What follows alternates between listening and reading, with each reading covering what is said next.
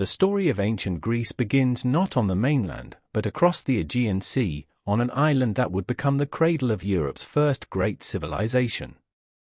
Crete, the largest of the Greek islands, stretches approximately 160 miles from east to west, its rugged landscape dominated by mountain ranges that reach heights of over 8,000 feet. It was here, in the warm waters of the eastern Mediterranean, that a sophisticated Bronze Age culture emerged around 3650 BCE, a society we now call Minoan, named after the legendary King Minos by the British archaeologist Sir Arthur Evans, who excavated its remains in the early 20th century. The island's geography made it uniquely suited for the development of a powerful maritime civilization. Positioned at the crossroads between Europe, Asia, and Africa, Crete enjoyed a temperate climate, fertile valleys capable of supporting agriculture, and numerous natural harbors along its coastline. These advantages allowed the inhabitants to develop complex social structures and architectural achievements that would not be surpassed in the Aegean world for centuries. The civilization reached its zenith during what archaeologists term the Neo-Palatial period, spanning from approximately 1700 BCE to 1450 BCE. This era witnessed the construction and habitation of elaborate palatial complexes that served as administrative, religious, and economic centers. The most famous of these structures was the palace at Knossos, located just south of modern Heraklion on Crete's northern coast. Knossos itself covered an area of approximately 20,000 square meters, making it the largest of all Minoan palatial sites. The complex featured multiple stories, hundreds of interconnected rooms, advanced drainage systems, and sophisticated architectural elements including light wells that brought illumination to interior spaces. The palace walls were decorated with vibrant frescoes depicting religious ceremonies, natural scenes, and courtly life. These paintings employed a color palette of reds, blues, yellows, and whites derived from mineral pigments, and they provide us with invaluable insights into Minoan culture and values. When Sir Arthur Evans began excavating Knossos in 1900 CE, he uncovered a labyrinthine structure of such complexity that he immediately connected it to the Greek myth of the Minotaur and the labyrinth. However, the reality of the palace's function was far more prosaic than legend suggested. The building served as an administrative hub where economic activities were coordinated, religious rituals performed, and surplus goods stored in massive storage magazines filled with large ceramic vessels called pithoi. Palace culture dominated Minoan society during the civilization's height. Similar complexes existed at Phaistos, Malia, and Zakros, each serving as a regional center controlling the surrounding agricultural territory. These palaces were not fortified structures, suggesting that the Minoans enjoyed a period of relative peace, either through diplomacy or through the protective advantage of their naval capabilities. The palace administration employed a sophisticated system of record-keeping using a script known as Linear A, which appeared around 1800 BCE. Linear A remains one of the great unsolved mysteries of ancient history. Despite numerous attempts at decipherment, the script has resisted translation because the underlying language appears to be unrelated to any known language family. The script consists of approximately 90 syllabic signs and a smaller number of ideographic symbols representing commodities such as grain, oil, and livestock. Thousands of clay tablets inscribed with Linear A have been discovered across Crete, primarily in palatial contexts, indicating their use in administrative record-keeping. The tablets document economic transactions, inventories, and what appear to be religious offerings, but without understanding the language itself, our interpretation remains limited. The economic foundation of Minoan civilization rested upon agriculture, craft production, and maritime trade. The Minoans cultivated wheat, barley, olives, and grapes in the island's fertile regions. They developed advanced techniques for producing olive oil and wine, storing these products in the enormous pithoi found in palace storage rooms. Archaeological evidence suggests that the Minoans engaged in extensive trade networks stretching across the Mediterranean and into the Near East. Minoan artifacts have been discovered in Egypt, the Levantine coast, Cyprus, Anatolia, and various Aegean islands, while foreign goods found in Cretan contexts include copper from Cyprus, tin possibly from Afghanistan or Anatolia, gold from Egypt, and ivory from Syria or Egypt. This widespread distribution of goods has led historians to characterize Minoan Crete as a thalassocracy, a state whose power derives primarily from naval supremacy. The Greek historian Thucydides, writing in the 5th century BCE, claimed that King Minos ruled over the Aegean Sea and controlled many of the islands, suppressing piracy to facilitate trade. While we cannot verify the existence of a historical King Minos, the archaeological evidence supports the notion of Minoan maritime dominance during the Bronze Age. Minoan ships, depicted in frescoes and on seal stones, appear to have been technologically advanced for their era. These vessels featured both sails and oars, allowing for efficient travel regardless of wind conditions.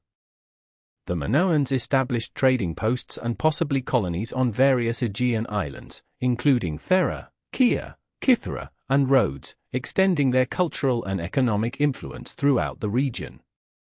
One of the most distinctive aspects of Minoan culture depicted in palace frescoes is the practice of bull leaping.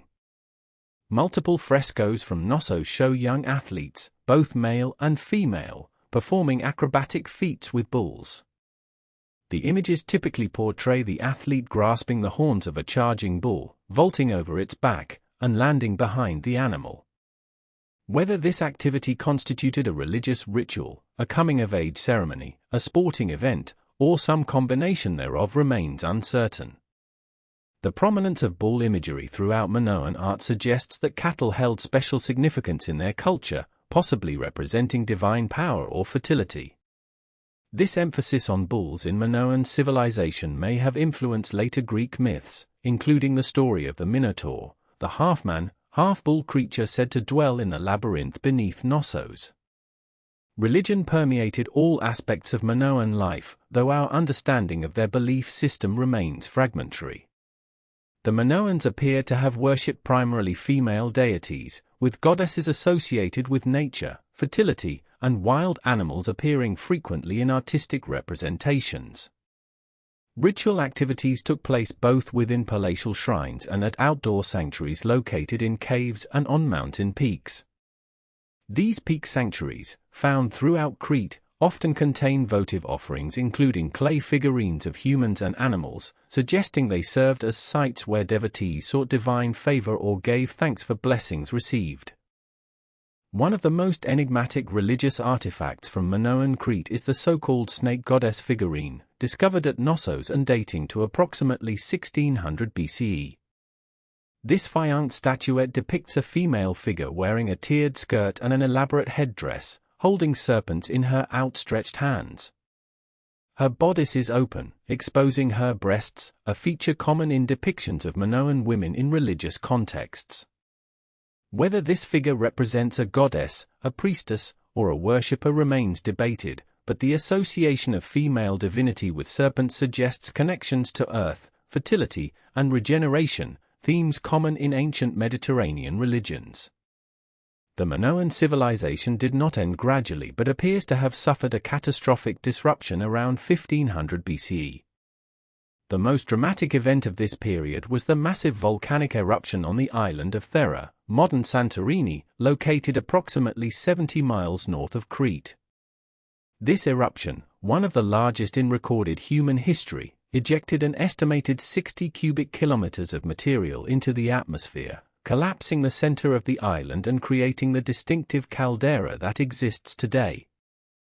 The eruption generated massive tsunamis that would have struck Crete's northern coast, potentially devastating coastal settlements and the Minoan fleet. The precise impact of the Thera eruption on Minoan civilization continues to be debated among scholars. Radiocarbon dating of organic material from Thera suggests the eruption occurred around 1600 BCE, while archaeological evidence from Crete indicates the major palace destructions occurred closer to 1450 BCE.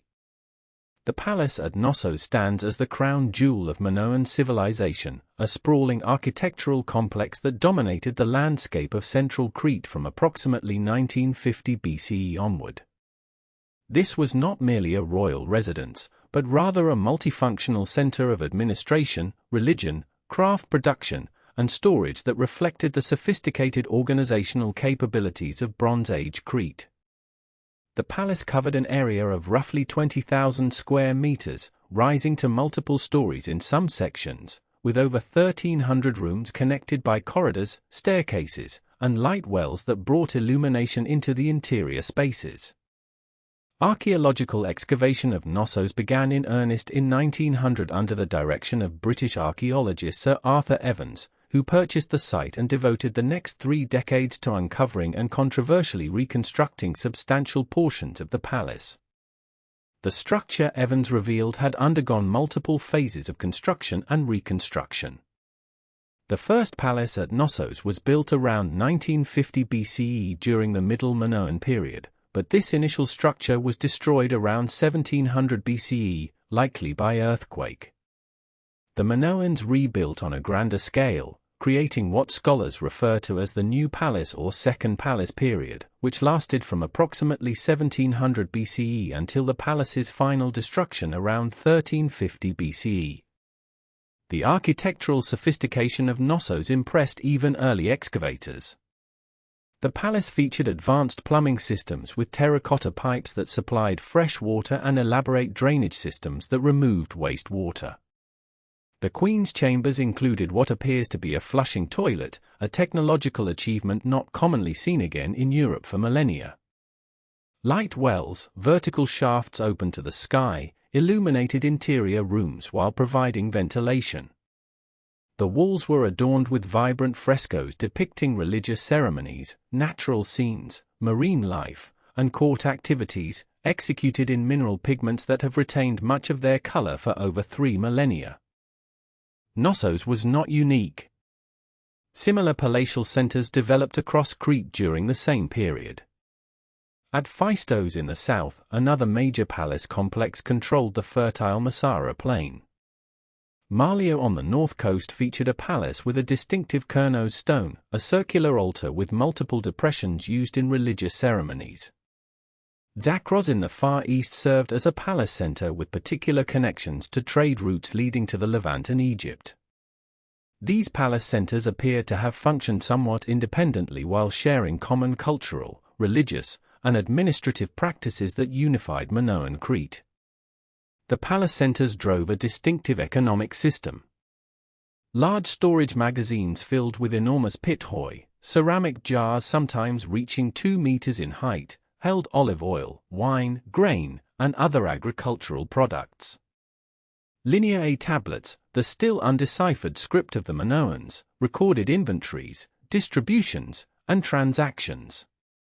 The palaces controlled agricultural surplus from the surrounding countryside, managed craft production of ceramics, textiles, and metalwork, and coordinated long-distance trade that connected Crete to the broader Mediterranean world. Religious practice permeated Minoan palace culture. Shrines within the palaces contained sacred objects including the famous faience snake goddess figurines discovered at Knossos.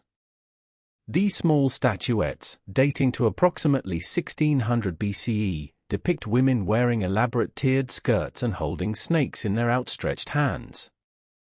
The exact meaning of these figures remains subject to scholarly debate, but they clearly represent female divinities or priestesses central to Minoan religious practice.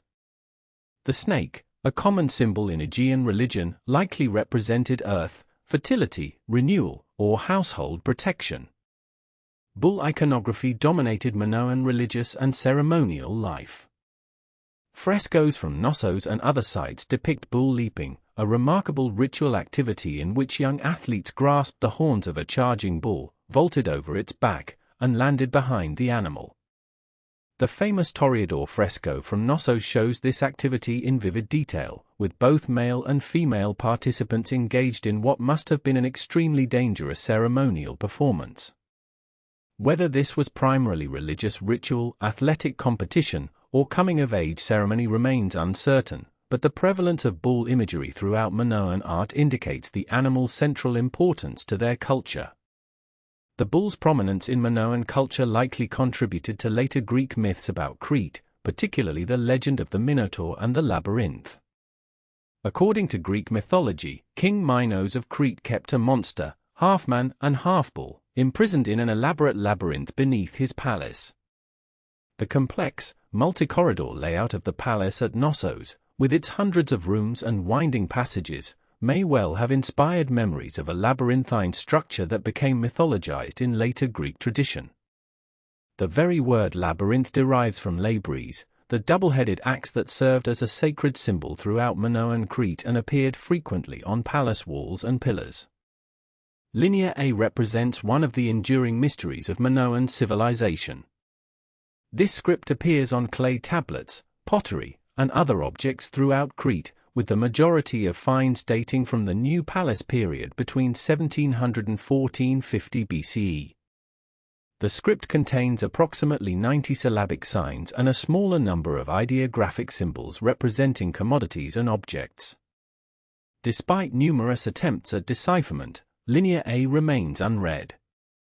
Scholars can identify the script as recording an administrative language concerned with economic transactions, religious offerings, and inventory management, but the underlying language itself appears unrelated to any known language family. This undeciphered script means that the Minoans remain silent in their own voices, their history interpreted solely through material culture and later Greek traditions. Minoan civilization extended far beyond Crete itself through an extensive network of maritime trade connections. The term thalassocracy, meaning sea power or maritime empire, has been applied to Minoan civilization since ancient times. The Greek historian Thucydides, writing in the 5th century BCE, stated that Minos was the first to organize a navy and controlled most of the Aegean Sea. While later Greek tradition cannot be taken as entirely reliable historical evidence, archaeological findings confirm that Minoan trade networks were remarkably extensive. Minoan pottery has been discovered at sites throughout the Aegean Islands, the Greek mainland, the western coast of Anatolia, Cyprus, the Levantine coast, and Egypt. At Tel El Daba in the Egyptian Nile Delta, excavations have revealed Minoan-style frescoes decorating an Egyptian palace, evidence of either Minoan artists working abroad or Egyptian patrons commissioning work in the Minoan style. Minoan exports included fine pottery, textiles, olive oil, and wine. In return, Crete imported copper from Cyprus, tin from sources possibly as distant as Afghanistan, gold from Egypt and Nubia, ivory from Syria and Egypt, and luxury materials including lapis lazuli, carnelian, and amethyst. The island of Thera, modern Santorini, located approximately 110 kilometers north of Crete, played a significant role in the Minoan world until catastrophe struck. A Minoan settlement at Akrotiri on Thera's southern coast thrived during the Late Bronze Age, with multi-story buildings decorated with sophisticated frescoes rivaling those of Crete itself. Around 1600 BCE, the Theran volcano began showing signs of increased activity. The inhabitants of Akrotiri apparently recognized the warning signs and evacuated, as excavations have revealed no human remains in the destroyed settlement. The eruption that followed ranks among the largest volcanic events in human history. The volcanic explosivity index estimates it between 6 and 7, making it significantly larger than the 1815 eruption of Mount Tambora and many times more powerful than the 1883 Krakatoa eruption. The explosion ejected an estimated 60 cubic kilometers of rock, ash, and pumice. The volcano's central portion collapsed, creating the distinctive caldera that gives modern Santorini its crescent shape. Ash from the eruption has been identified in ice cores from Greenland and in sediment cores from across the eastern Mediterranean. The effects of the Thera eruption on Minoan Crete have been extensively debated. Initial theories proposed that the eruption directly caused the decline of Minoan civilization, but chronological evidence has complicated this straightforward explanation. The eruption occurred around 1600 BCE, while the palaces continued to flourish for another century and a half. Ash deposits on Crete from the eruption are relatively thin, generally only a few centimeters deep, suggesting limited direct agricultural impact. However, the eruption certainly disrupted maritime trade networks and may have generated tsunamis that damaged coastal settlements. The longer-term effects on climate, agriculture, and trade patterns may have contributed to stresses that made Minoan civilization increasingly vulnerable. By 1450 BCE, dramatic changes swept across Crete. Most of the major palaces were destroyed, with only Knossos continuing to function. The administrative script at Knossos changed from Linear A to Linear B, a script that has been deciphered and proven to record an early form of Greek. This evidence indicates that Mycenaean Greeks from the mainland had gained control of Knossos, either through conquest or gradual infiltration. The distinctive Minoan culture, while influential on the developing Mycenaean civilization, was in its final century of independent existence. The consequences of the catastrophic eruption on Thera around 1628 BCE reverberated across the Aegean world for generations to come. While the Minoan civilization demonstrated remarkable resilience in the immediate aftermath, the cumulative effects of this natural disaster set in motion a series of changes that would fundamentally alter the balance of power in the Bronze Age Mediterranean. The palace at Knossos, though damaged, was rebuilt and continued to function as a major administrative center. Archaeological evidence suggests that this reconstruction phase incorporated new architectural elements and decorative motifs that differed subtly from earlier periods. The pottery styles evolved, transitioning from the elaborate marine style that had characterized the period immediately before the eruption to what scholars designate as the palace style, marked by more rigid, formalized designs. The trade networks that had been the lifeblood of Minoan thalassocracy underwent significant reorganization during this period. While Minoan merchants continued to operate throughout the eastern Mediterranean, their dominant position gradually eroded. Settlements in the Cycladic islands that had served as waypoints for Minoan commerce showed signs of abandonment or significant population decline in the decades following the Thera eruption. The power vacuum created by this disruption allowed other maritime powers to expand their commercial activities. Mycenaean merchants from mainland Greece began to appear more frequently in archaeological records from ports throughout the Aegean and eastern Mediterranean. The relationship between Minoan Crete and Mycenaean Greece during this transitional period remains one of the most debated aspects of Bronze Age archaeology. Linear B tablets, discovered at Knossos and dated to approximately 1450 to 1375 BCE, provide crucial evidence for this discussion. Linear B, successfully deciphered by Michael Ventris and John Chadwick in 1952, proved to be an early form of Greek.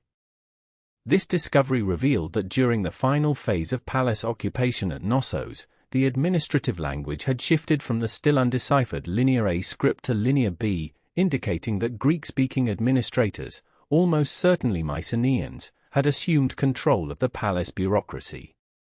The mechanism and timing of this transition from Minoan to Mycenaean control at Knossos has generated extensive scholarly discussion. Some researchers propose a violent conquest, pointing to evidence of destruction layers at various sites across Crete dating to approximately 1450 BCE. Others suggest a more gradual process of cultural assimilation and political integration, perhaps involving Mycenaean elites marrying into Minoan ruling families or being invited as military leaders or administrators. The archaeological record shows both continuity and change during this period. Traditional Minoan artistic motifs and religious practices persisted, but new elements associated with Mycenaean culture became increasingly prominent. The administrative records preserved in Linear B tablets from Knossos provide detailed insights into the palace economy during this late period.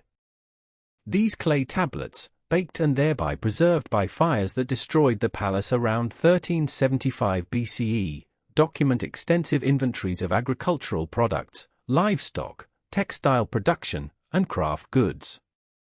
The tablets record quantities of wheat and barley, numbers of sheep and their wool yields, allocations of bronze for tool and weapon production, and lists of personnel assigned to various workshops and agricultural estates.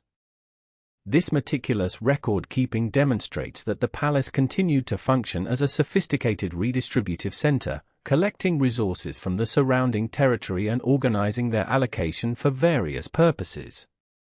The religious practices documented in these Linear B tablets show a fascinating blend of traditions. Deities whose names would later be familiar in classical Greek religion appear in the Knossos tablets, including Potnia, meaning lady or mistress, Zeus, Athena, and Dionysus.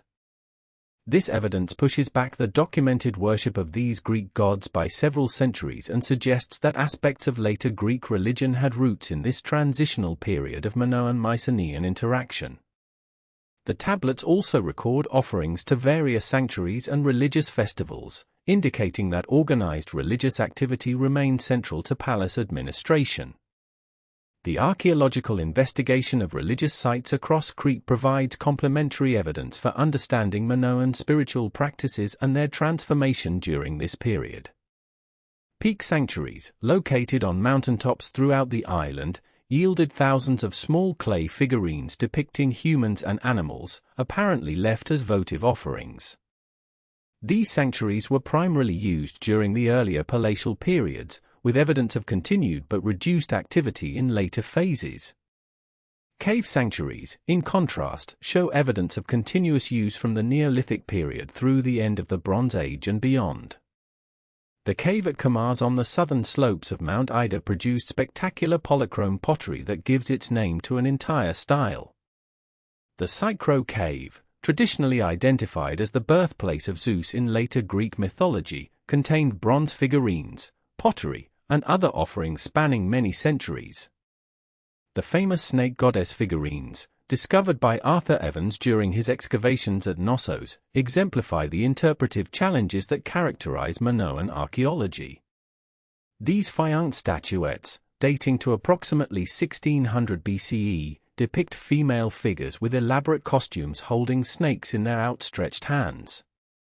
Evans interpreted these as representations of a mother goddess, the central deity of what he believed was a matriarchal Minoan religion.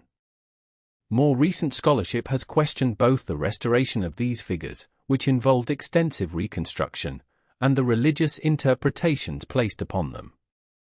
Some researchers suggest they may represent priestesses rather than deities, or that they served purposes not directly related to worship. The snake motif appears frequently in Minoan art and may have held symbolic associations with renewal, protection, or the underworld that we cannot fully recover. The gradual decline of Cretan power during the 14th century BCE occurred within a broader context of upheaval across the eastern Mediterranean. This period witnessed significant movements of peoples, disruptions to established trade routes, and the collapse or severe weakening of several major Bronze Age civilizations. The Hittite Empire in Anatolia faced increasing pressure on its borders. Egyptian records from the reigns of Merneptah and Rameses III describe attacks by groups the Egyptians called the Sea Peoples, coalitions of maritime raiders whose origins and identities remain subjects of intense scholarly debate. Some researchers have proposed that refugees or displaced populations from Crete or other Aegean islands may have joined these Sea Peoples' migrations, though concrete evidence for this connection remains elusive. On Crete itself, the final destruction of the palace at Knossos around 1375 BCE marked the end of palatial civilization on the island. Other palace sites had already been abandoned or destroyed. Phaistos, Malia, and Zagros show no evidence of reoccupation after major destructions in the 15th century BCE. The causes of these destructions have been variously attributed to earthquakes, internal social conflicts, external invasions, or combinations of these factors. Following the end of the palace period, Cretan society underwent a process of decentralization and simplification.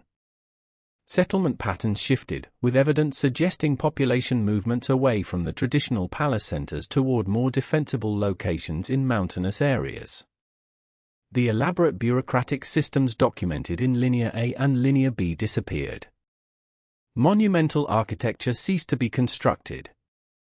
The memory of Minoan Crete persisted in later Greek tradition through myths and legends that preserved distorted echoes of the Bronze Age past.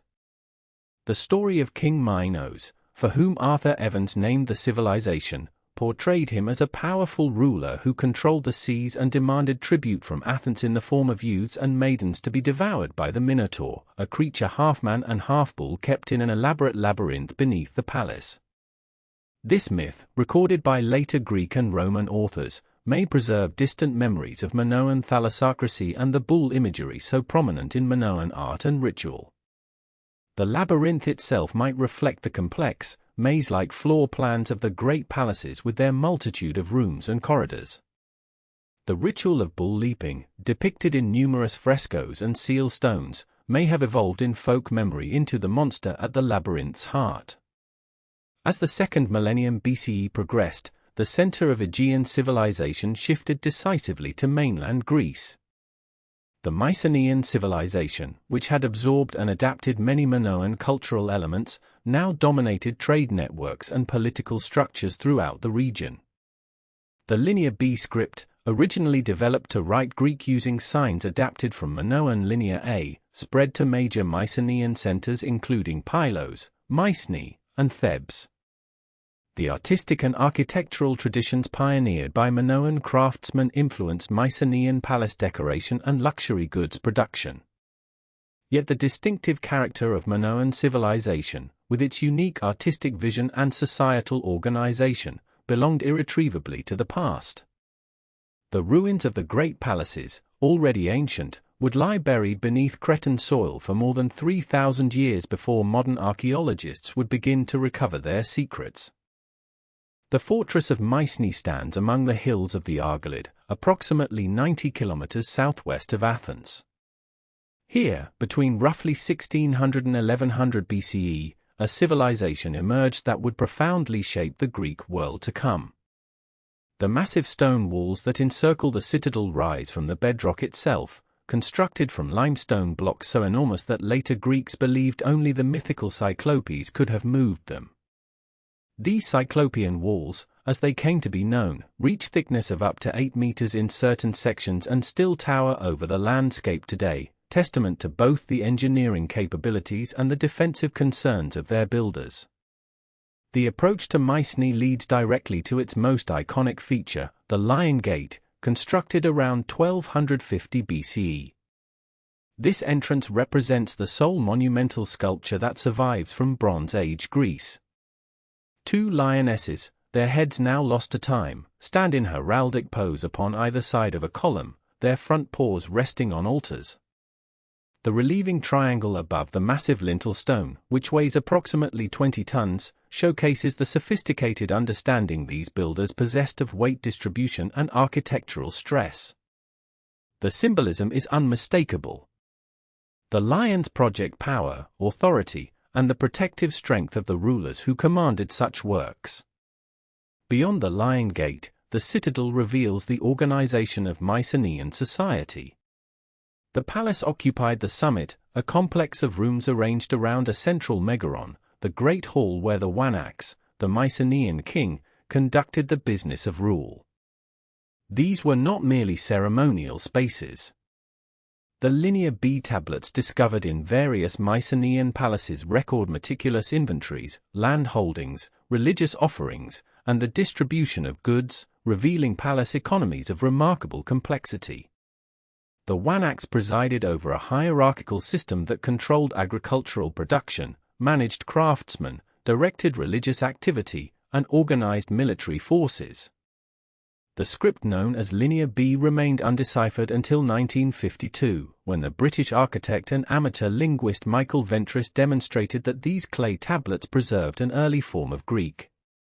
This revelation fundamentally altered scholarly understanding of Mycenaean civilization. The tablets reveal a world of palace bureaucrats tracking sheep, recording bronze implements, noting quantities of grain, and listing personnel by occupation. We find mentions of shepherds, bronze smiths, textile workers, and rowers. we encounter religious functionaries serving gods whose names would remain familiar to classical Greeks 1,000 years later: Poseidon, Zeus, Athena, Dionysus. The tablets document religious festivals, offerings of oil and honey, and dedications of gold vessels. The warrior aristocracy that dominated Mycenaean society expressed its identity through martial prowess and conspicuous display of wealth. The shaft graves discovered by Heinrich Schliemann in 1876, dating to approximately 1600 to 1500 BCE, contained extraordinary treasures. Gold death masks, one of which Schliemann famously identified with Agamemnon despite predating the legendary king by centuries, covered the faces of deceased nobles. Bronze daggers inlaid with scenes of lion hunts in gold, silver, and niello demonstrated technical mastery of metalworking. Swords with ivory pommels, bronze armor, and hundreds of gold ornaments accompanied these warriors into the afterlife. As Mycenaean civilization matured, burial practices evolved. The Tholos tomb, or beehive tomb, represented architectural achievement on a monumental scale. The treasury of Atreus, constructed around 1300 BCE, exemplifies this tomb type at its most sophisticated. The approach way, or dromos, cuts 36 meters into the hillside. The doorway stands 5.5 meters high, topped by a massive lintel consisting of 2 stones, the inner of which weighs approximately 120 tons. The interior chamber rises in a perfect dome through 33 courses of carefully shaped blocks, reaching a height of 13.2 meters. The precision of the corbelling technique, where each successive course projects slightly inward, creates a structure that has stood for more than 3,000 years without mortar. Bronze Age warfare in the Mycenaean world combined elements that would seem familiar to later Greek hoplites with tactics quite foreign to classical practice. The Linear B tablets enumerate chariot wheels, leather armor, and bronze weapons. Archaeological evidence reveals that Mycenaean warriors employed thrusting spears, swords, and body shields of figure-8 or tower design. Chariots, requiring flat terrain and considerable resources to maintain, served as marks of elite status. The appearance of boar's tusk helmets in both archaeological contexts and artistic representations demonstrates continuity with the warfare described in Homer's Iliad, composed centuries after the Bronze Age collapse. The palace economies that sustained this warrior elite functioned through centralized redistribution. The Wanax controlled land allocation, managed workshops producing luxury goods, and directed agricultural surplus into palace storerooms. Extensive facilities for storing oil, wine, and grain occupied significant portions of palace complexes. At Pylos, in the southwestern Peloponnese, excavators uncovered tablets recording the collection of flax, the allocation of bronze for weapon production, and coastal guard arrangements that suggest concerns about seaborne threats. This economic system required constant administrative oversight, documented in the meticulous record-keeping preserved in Linear B archives. Trade networks extended Mycenaean influence throughout the eastern Mediterranean. Mycenaean pottery appears in Egypt, the Levant, Cyprus, and throughout the Aegean.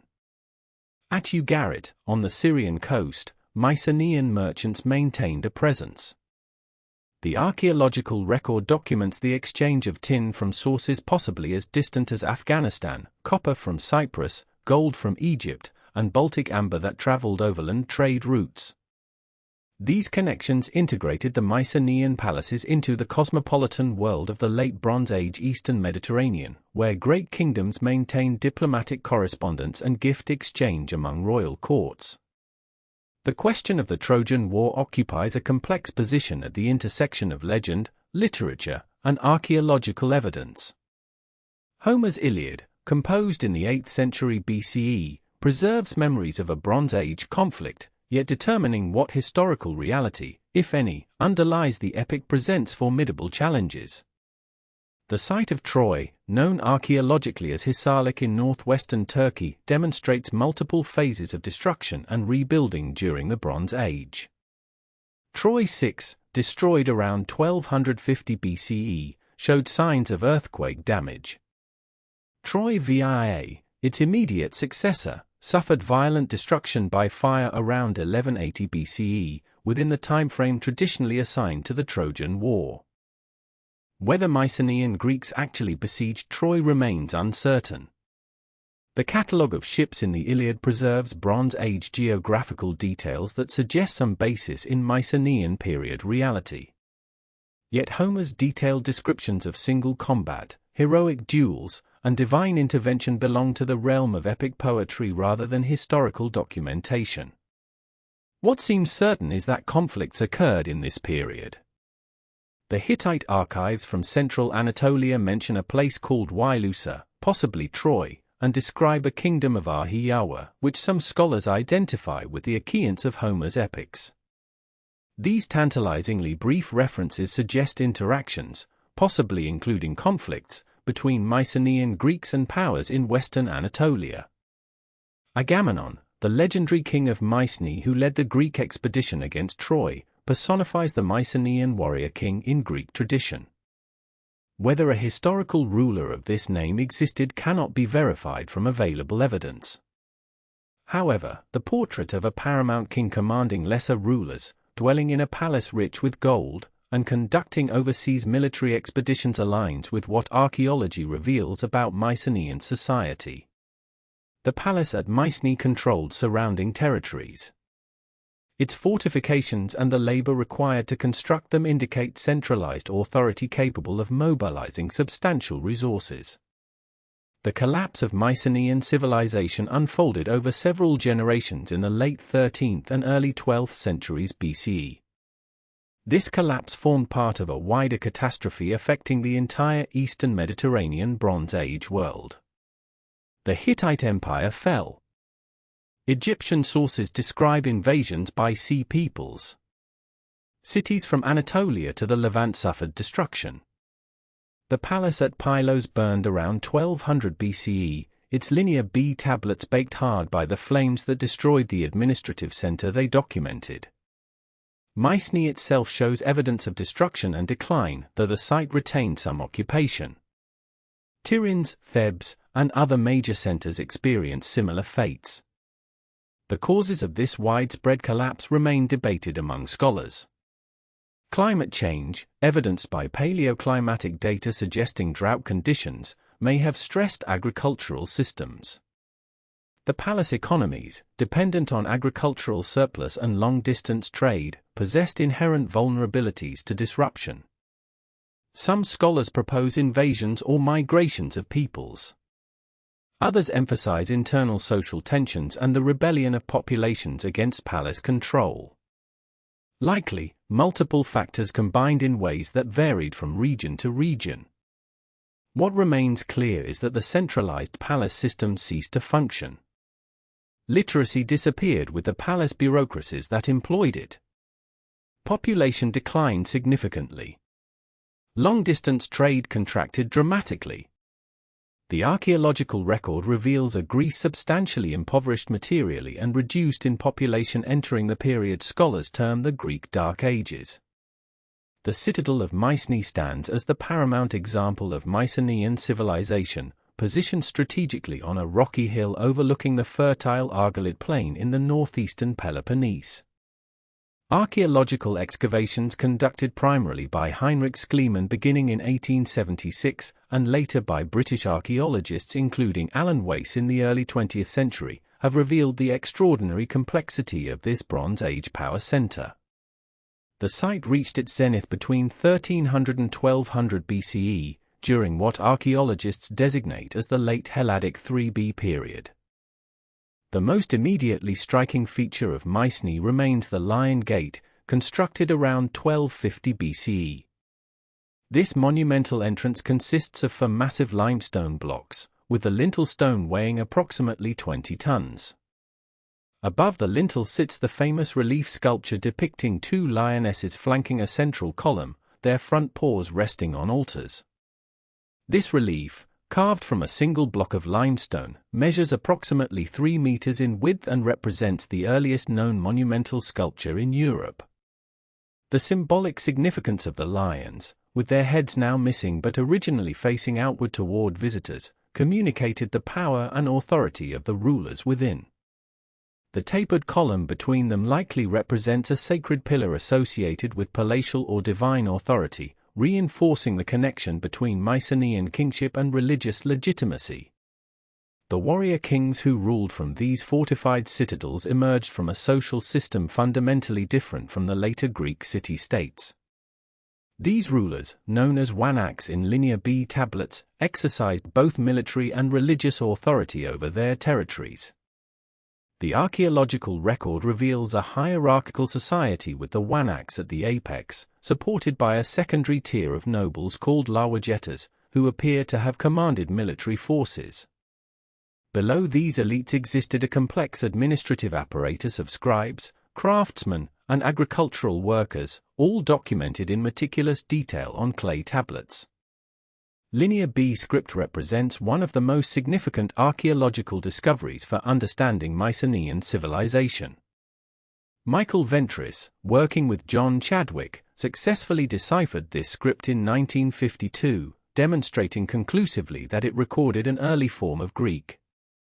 The script itself consists of approximately 90 syllabic signs and numerous ideographic symbols representing commodities and livestock.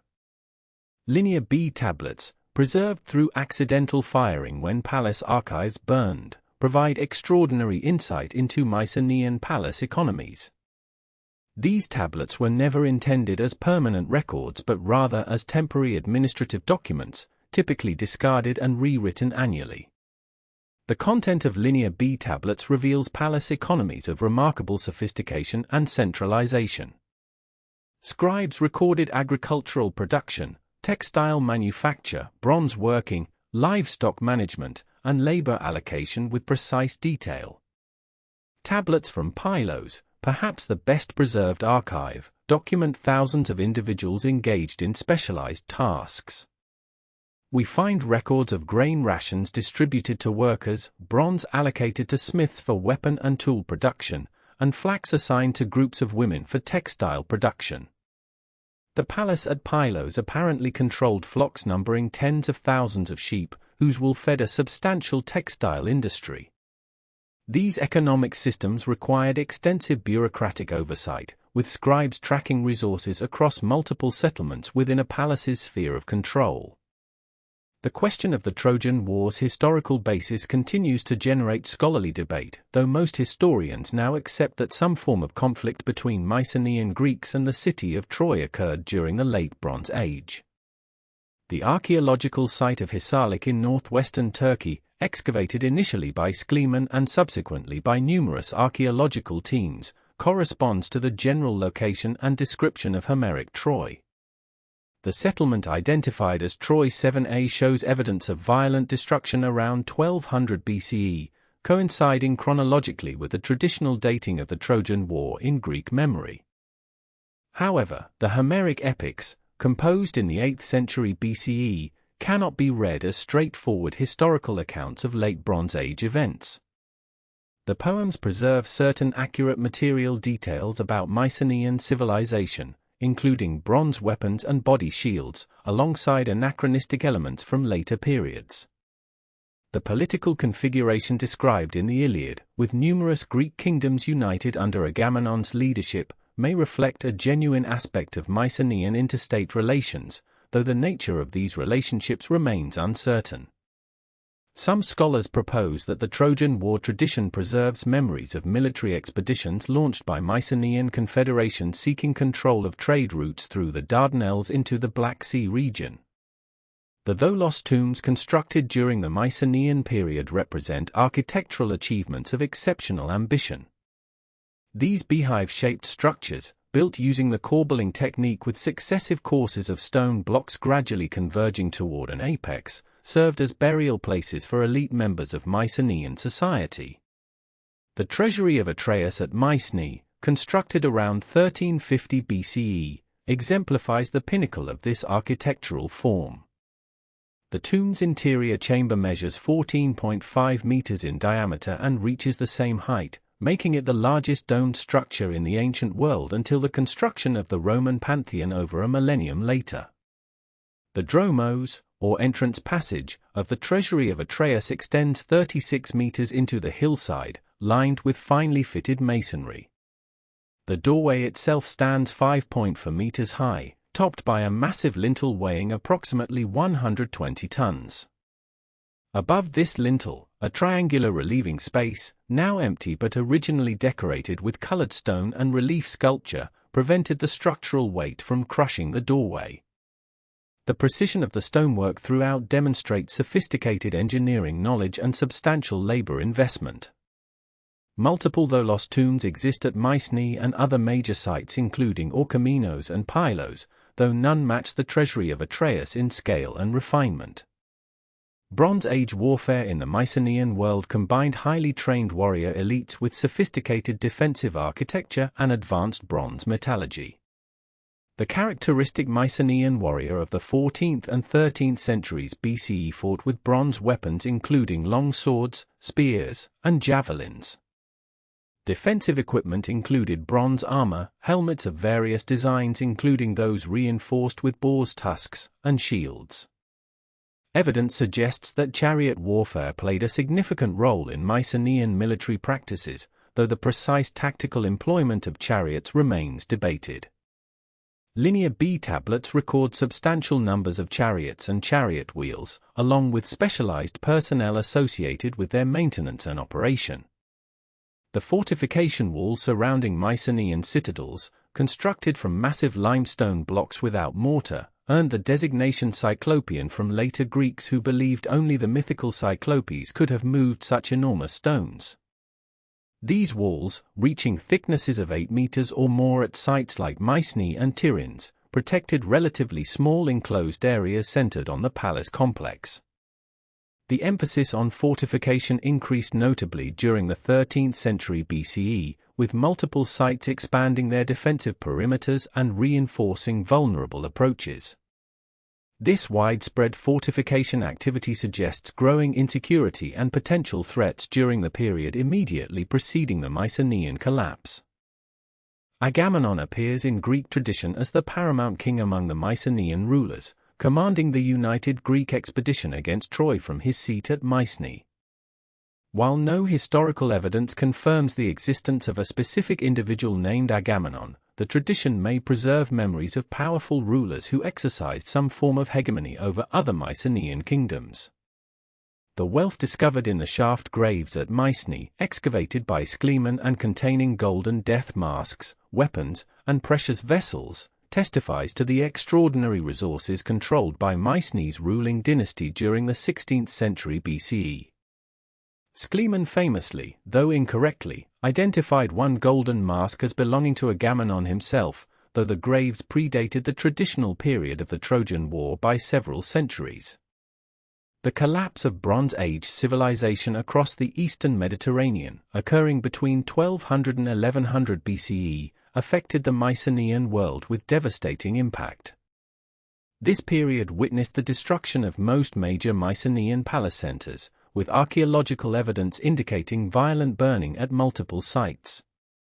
Pylos, Mycenae, Tiryns, and numerous other settlements show destruction layers dated to this period. Following these destructions, the palace economies disappeared entirely, Linear B writing ceased, and population levels declined sharply.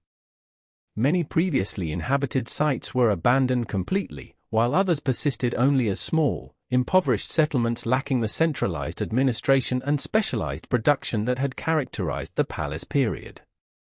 The causes of this collapse remain intensely debated within archaeological and historical scholarship.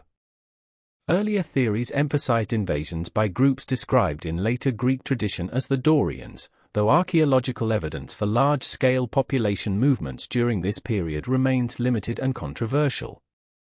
Alternative explanations include systems collapse resulting from overextension of palace economies, climate change affecting agricultural productivity, earthquakes damaging multiple sites, and disruption of trade networks essential for bronze production and distribution. Most contemporary scholars favor multi-causal explanations, recognizing that various stresses operating simultaneously or in sequence likely precipitated the collapse rather than any single catastrophic event. The palace economies of Mycenaean Greece represented a complex administrative achievement that would not be matched in the Greek world for centuries to come. These centralized systems, documented extensively through the Linear B tablets discovered at Pylos, Knossos, and Mycenae itself, reveal a society organized around the meticulous recording of resources, labor, and production.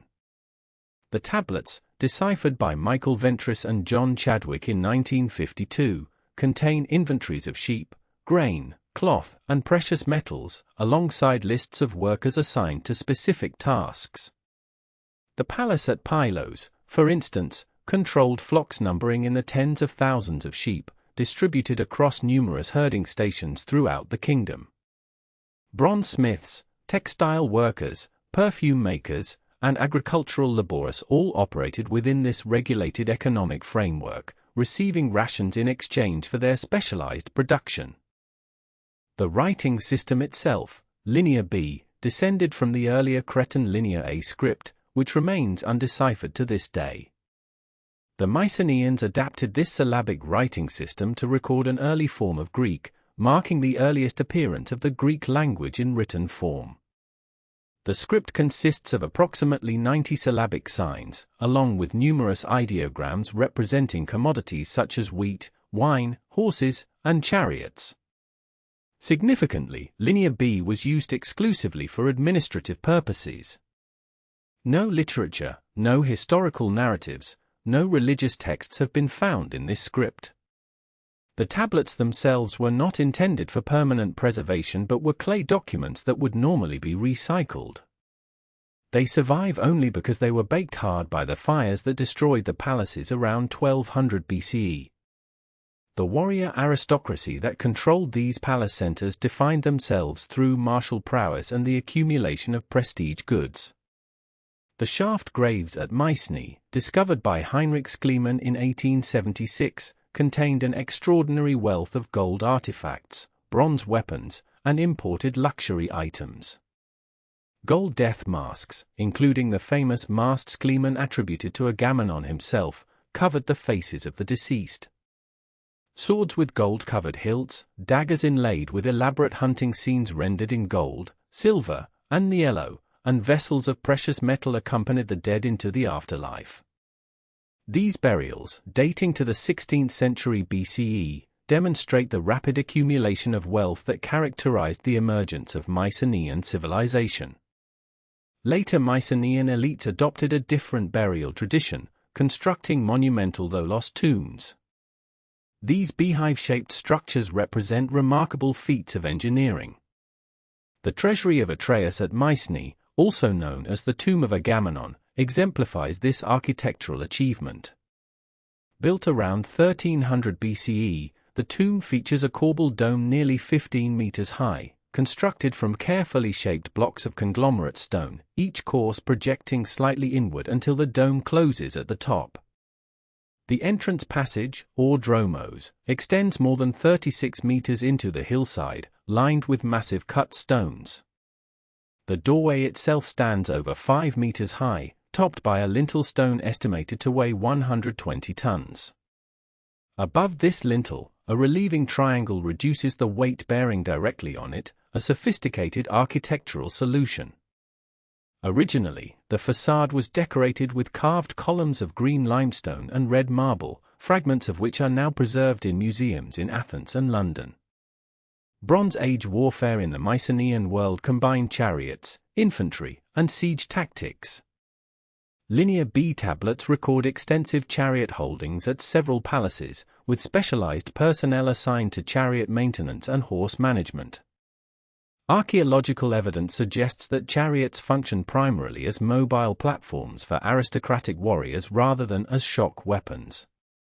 The warriors themselves wore bronze armor, including cuirasses, helmets, and greaves, and carried large figure-of-8 shields or smaller round shields.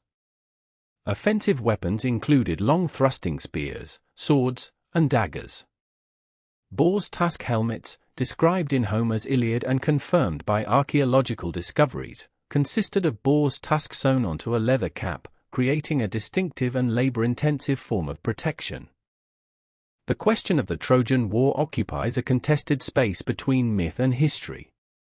The archaeological site of Troy, located at Hisarlik in northwestern Turkey, was occupied continuously through multiple phases during the Bronze Age.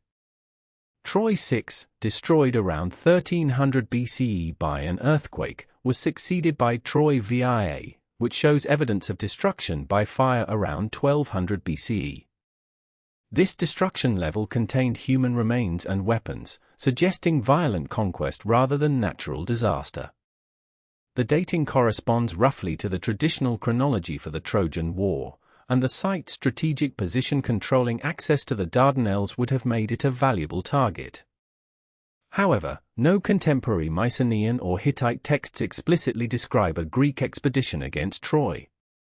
The Hittite records do mention a place called Wailusa in western Anatolia, which some scholars identify with Ilios, another name for Troy, and they record conflicts in this region during the 13th century BCE.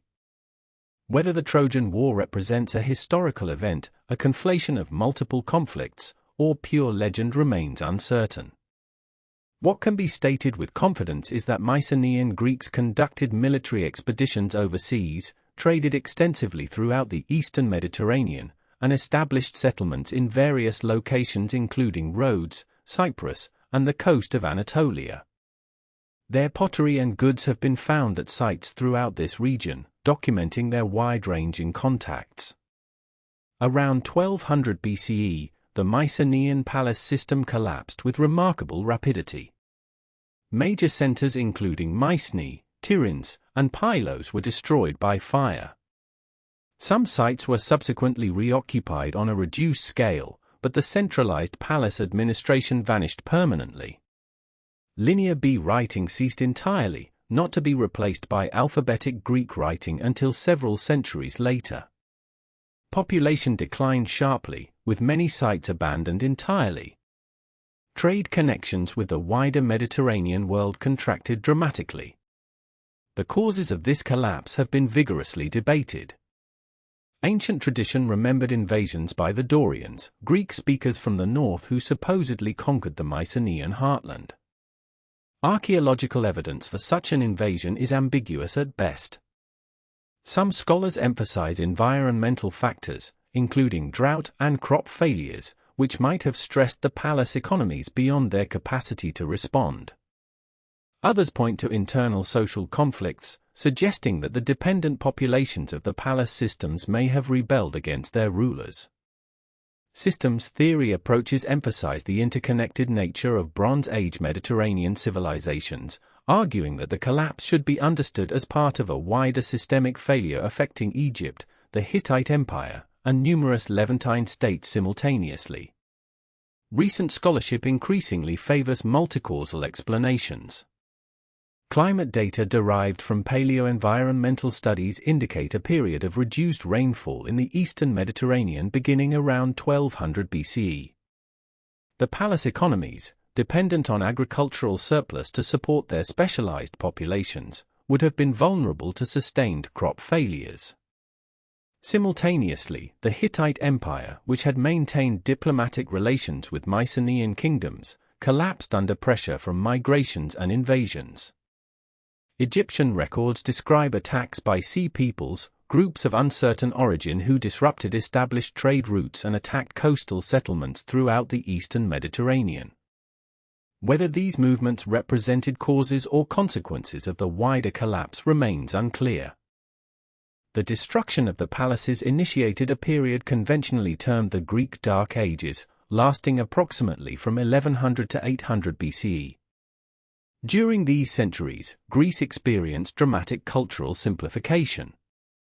Monumental architecture ceased. Representational art largely disappeared. Settlements contracted in size and complexity. Long-distance trade diminished to a fraction of its Bronze Age volume. Population appears to have declined significantly, with many regions supporting far fewer inhabitants than in the Mycenaean period. Yet this period was not one of complete cultural void.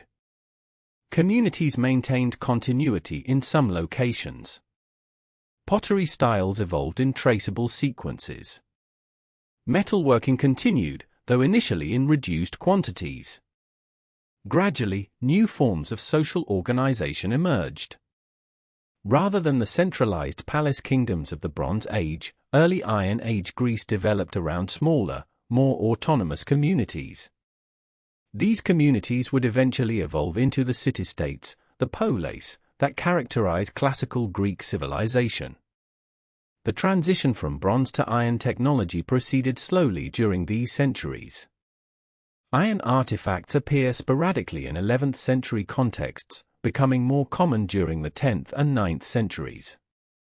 Iron requires different smelting techniques than bronze, operating at higher temperatures. However, iron ore is far more widely available than the copper and tin required for bronze production. The adoption of iron technology, while gradual, eventually democratized access to metal tools and weapons, eliminating the dependence on long-distance trade networks for essential materials that had characterized the Bronze Age. The memory of the Mycenaean Age persisted in oral tradition, transmitted through generations of poets who would eventually produce the Homeric epics. These poems, composed in their current form during the 8th century BCE, preserve genuine Bronze Age details including boar's tusk helmets and tower shields alongside contemporary Iron Age elements. The poems remember a time of powerful kingdoms, wealthy rulers, and great expeditions overseas, a lost age of heroes fundamentally different from the world of their Iron Age audiences. The collapse was not sudden, though to those who lived through it, the changes must have seemed catastrophic. Between approximately 1100 and 800 BCE, the Greek world underwent a transformation so profound that later Greeks would possess only the dimmest memories of what had come before. The great palatial centers of the Mycenaean civilization, those administrative hubs that had dominated the landscape for nearly 4 centuries, fell silent one by one. Their massive walls, constructed from blocks so large that later Greeks would attribute them to the mythical Cyclopes, stood as mute witnesses to a world that had vanished. The archaeological evidence paints a picture of dramatic depopulation across the Greek mainland and the islands of the Aegean. Estimates suggest that the population of Greece declined by perhaps 50 to 60% during the 12th century BCE alone.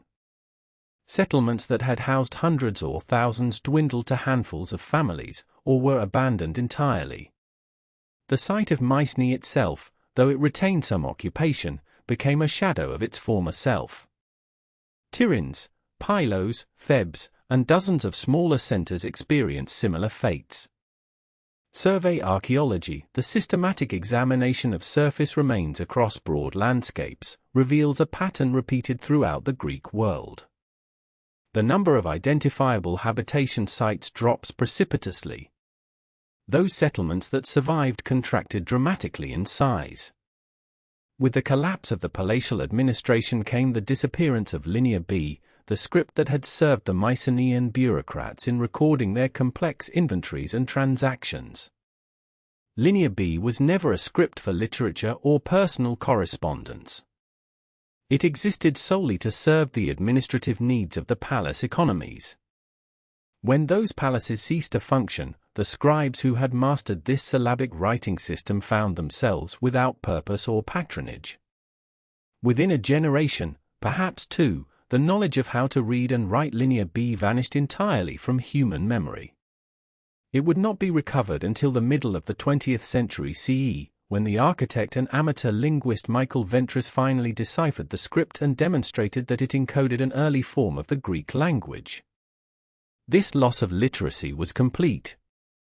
For approximately 4 centuries, from roughly 1100 BCE until the adoption and adaptation of the Phoenician alphabet around 800 BCE, the Greek world existed without written records. We possess no contemporary accounts of this period, no administrative documents, no royal inscriptions, no letters or literature. The silence is profound and nearly absolute. What we know of these centuries comes from archaeology, from later traditions preserved through oral transmission, and from careful analysis of the changes in material culture that occurred during this long span of time. The reasons for this collapse remain subjects of scholarly debate. No single explanation satisfies all the evidence. Natural disasters, including earthquakes and drought, certainly played a role in some regions. The disruption of trade networks, both those connecting the Aegean with the Near East and those facilitating exchange within the Greek world itself, contributed to economic stress. The mysterious group known to Egyptian sources as the Sea Peoples, who appear in records from the eastern Mediterranean in the late 13th and early 12th centuries BCE, may have been both symptom and cause of broader instabilities. Systems collapse theory suggests that the highly centralized Mycenaean palace economies may have been inherently fragile, unable to withstand simultaneous pressures on multiple fronts. Into this context of collapse and transformation came population movements that would reshape the ethnic and linguistic map of the Greek world. Ancient Greek tradition preserved memories of migrations and invasions, most notably the account of the Dorian invasion. According to these later traditions, the Dorians, a Greek-speaking people from the mountainous regions of northwestern Greece, moved southward into the Peloponnese and beyond, displacing or subjugating earlier populations. The descendants of Heracles, the Heraclidae, were said to have led this migration, claiming their rightful inheritance in the lands that Heracles himself had once conquered. Modern scholarship has approached the Dorian invasion theory with considerable caution. The archaeological evidence does not support a sudden, violent conquest by an identifiable foreign population. Instead, what appears in the material record is a more gradual process of cultural change, with new pottery styles and burial customs appearing over an extended period. The linguistic evidence, however, confirms that significant population movements did occur. By the time written records resume in the 8th century BCE, the Greek language had differentiated into several major dialect groups, including Doric, distributed across the southern Peloponnese, Crete, and the southern Aegean islands. The mechanisms and chronology of how these dialect distributions arose remain uncertain, but some form of population movement during the Dark Ages seems undeniable. The transition to iron provides one of the few clear chronological markers for this obscure period. Bronze, an alloy of copper and tin, had been the prestige metal of the Late Bronze Age, used for weapons, tools, and valuable objects. The disruption of long-distance trade networks made tin, which was not locally available in most of the Aegean, increasingly difficult to obtain. Iron ore, by contrast, while requiring more sophisticated metallurgical techniques to work effectively, was relatively abundant in many regions of Greece. The earliest iron objects found in Greece date to the 11th century BCE, though these initial examples were rare and often decorative rather than functional. By the 10th century BCE, iron tools and weapons became increasingly common, though bronze continued to be used for many purposes. This technological shift did not cause the collapse of Mycenaean civilization, nor did it single-handedly bring about recovery, but it marked a fundamental change in the material culture and reflected the adaptation of Greek communities to new circumstances. Life during these centuries contracted to a more local scale. The elaborate administrative apparatus of the Mycenaean palaces, with its scribes and officials, its storage facilities and taxation systems, belonged to the past. Communities survived through subsistence agriculture and animal husbandry, producing primarily for their own consumption rather than for tribute or trade. Settlement patterns suggest that most people lived in small villages or isolated farmsteads. The architectural evidence from the Dark Ages stands in stark contrast to the monumental buildings of the Mycenaean period. Houses were simple structures, often single rooms or small clusters of rooms, built with stone foundations and mud brick walls, with roofs of thatch or clay tiles. Yet within this apparent impoverishment, continuities persisted. The Greek language survived and evolved. Religious practices, though they undoubtedly changed, maintained connections to earlier traditions. Certain sanctuaries, including Delphi and Olympia, though they would not achieve their later prominence until after the Dark Ages, show evidence of cult activity continuing through this period. The preservation and transmission of cultural memory occurred not through written records but through oral tradition, through the songs and stories passed from one generation to the next. The figure of Homer stands at the culmination of this oral tradition. Whether Homer was a single individual or a name attached to a poetic tradition, whether the Iliad and Odyssey reached their final forms in the 8th or 7th century BCE, these epic poems represent the flowering of centuries of oral composition and performance. The poems tell of events supposedly from the very end of the Mycenaean period, the Trojan War and its aftermath, yet they incorporate elements from various chronological layers, including details from the Dark Ages themselves and from the emerging world of the 8th century. The technique of oral composition employed by the Greek epic poets involved not memorization of fixed texts but rather the creative combination of traditional formulaic phrases and narrative patterns. Phrases like rosy-fingered dawn and wine-dark sea, epithets like swift-footed Achilles and wily Odysseus, these formulaic elements served as building blocks that allowed the oral poet to compose lengthy narratives in performance. The meter of Greek epic, the dactylic hexameter, provided a rhythmic framework that aided both composition and memory. The world depicted in the Homeric epics, while set in the heroic age of the Trojan War, reflects in many ways the society of the Dark Ages. The poems describe a world without the palatial bureaucracy of linear B-tablets, a world of basileis, chiefs or petty kings who ruled over relatively small communities. These leaders derived their authority not from elaborate administrative systems but from personal prowess, from success in warfare, from their ability to provide hospitality and protection to their followers. The values celebrated in the poems, honor and glory, shame and reputation, reflected the social dynamics of face-to-face communities where individual standing depended heavily on public recognition. The transformation of Greek civilization following the collapse of the Bronze Age palaces was neither instantaneous nor uniform across the Aegean world. Archaeological evidence indicates that between 1200 and 1100 BCE, the population of the Greek mainland declined by an estimated 60 to 70%. Sites that had once supported thriving communities of thousands were reduced to scattered settlements of perhaps a few hundred souls. The region of Messenia in the southwestern Peloponnese, which had boasted a population density comparable to modern agricultural societies during the Mycenaean period, saw its inhabited sites drop from 165 to 14 between the 13th and 11th centuries. This demographic catastrophe manifested differently across various regions. The Argolid Plain, home to Mycenae itself, experienced near-total abandonment of its smaller rural sites, with the population clustering in a handful of defensible positions. The island of Crete, which had maintained a degree of continuity after the fall of the Minoan palaces, now witnessed the desertion of most coastal settlements. Populations moved inland to more secure locations in the mountainous interior, abandoning the maritime trading networks that had sustained earlier civilizations. The Great Palace at Knossos, which had survived in some form until approximately 1100 BCE, was finally and permanently abandoned.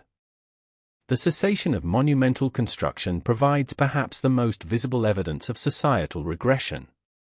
No temples, no fortifications, no administrative buildings were erected during the earliest phase of this period. The Cyclopean walls of Mycenae and Tiryns stood as silent monuments to capabilities that the survivors no longer possessed. The technique of dressed stone masonry disappeared from the archaeological record. Even basic pottery production showed marked decline in both quantity and quality. The sophisticated figured scenes and elaborate decorative schemes of Mycenaean ceramics gave way to simple geometric patterns applied with less skill to vessels of cruder manufacture. Among the most significant losses was the skill of writing.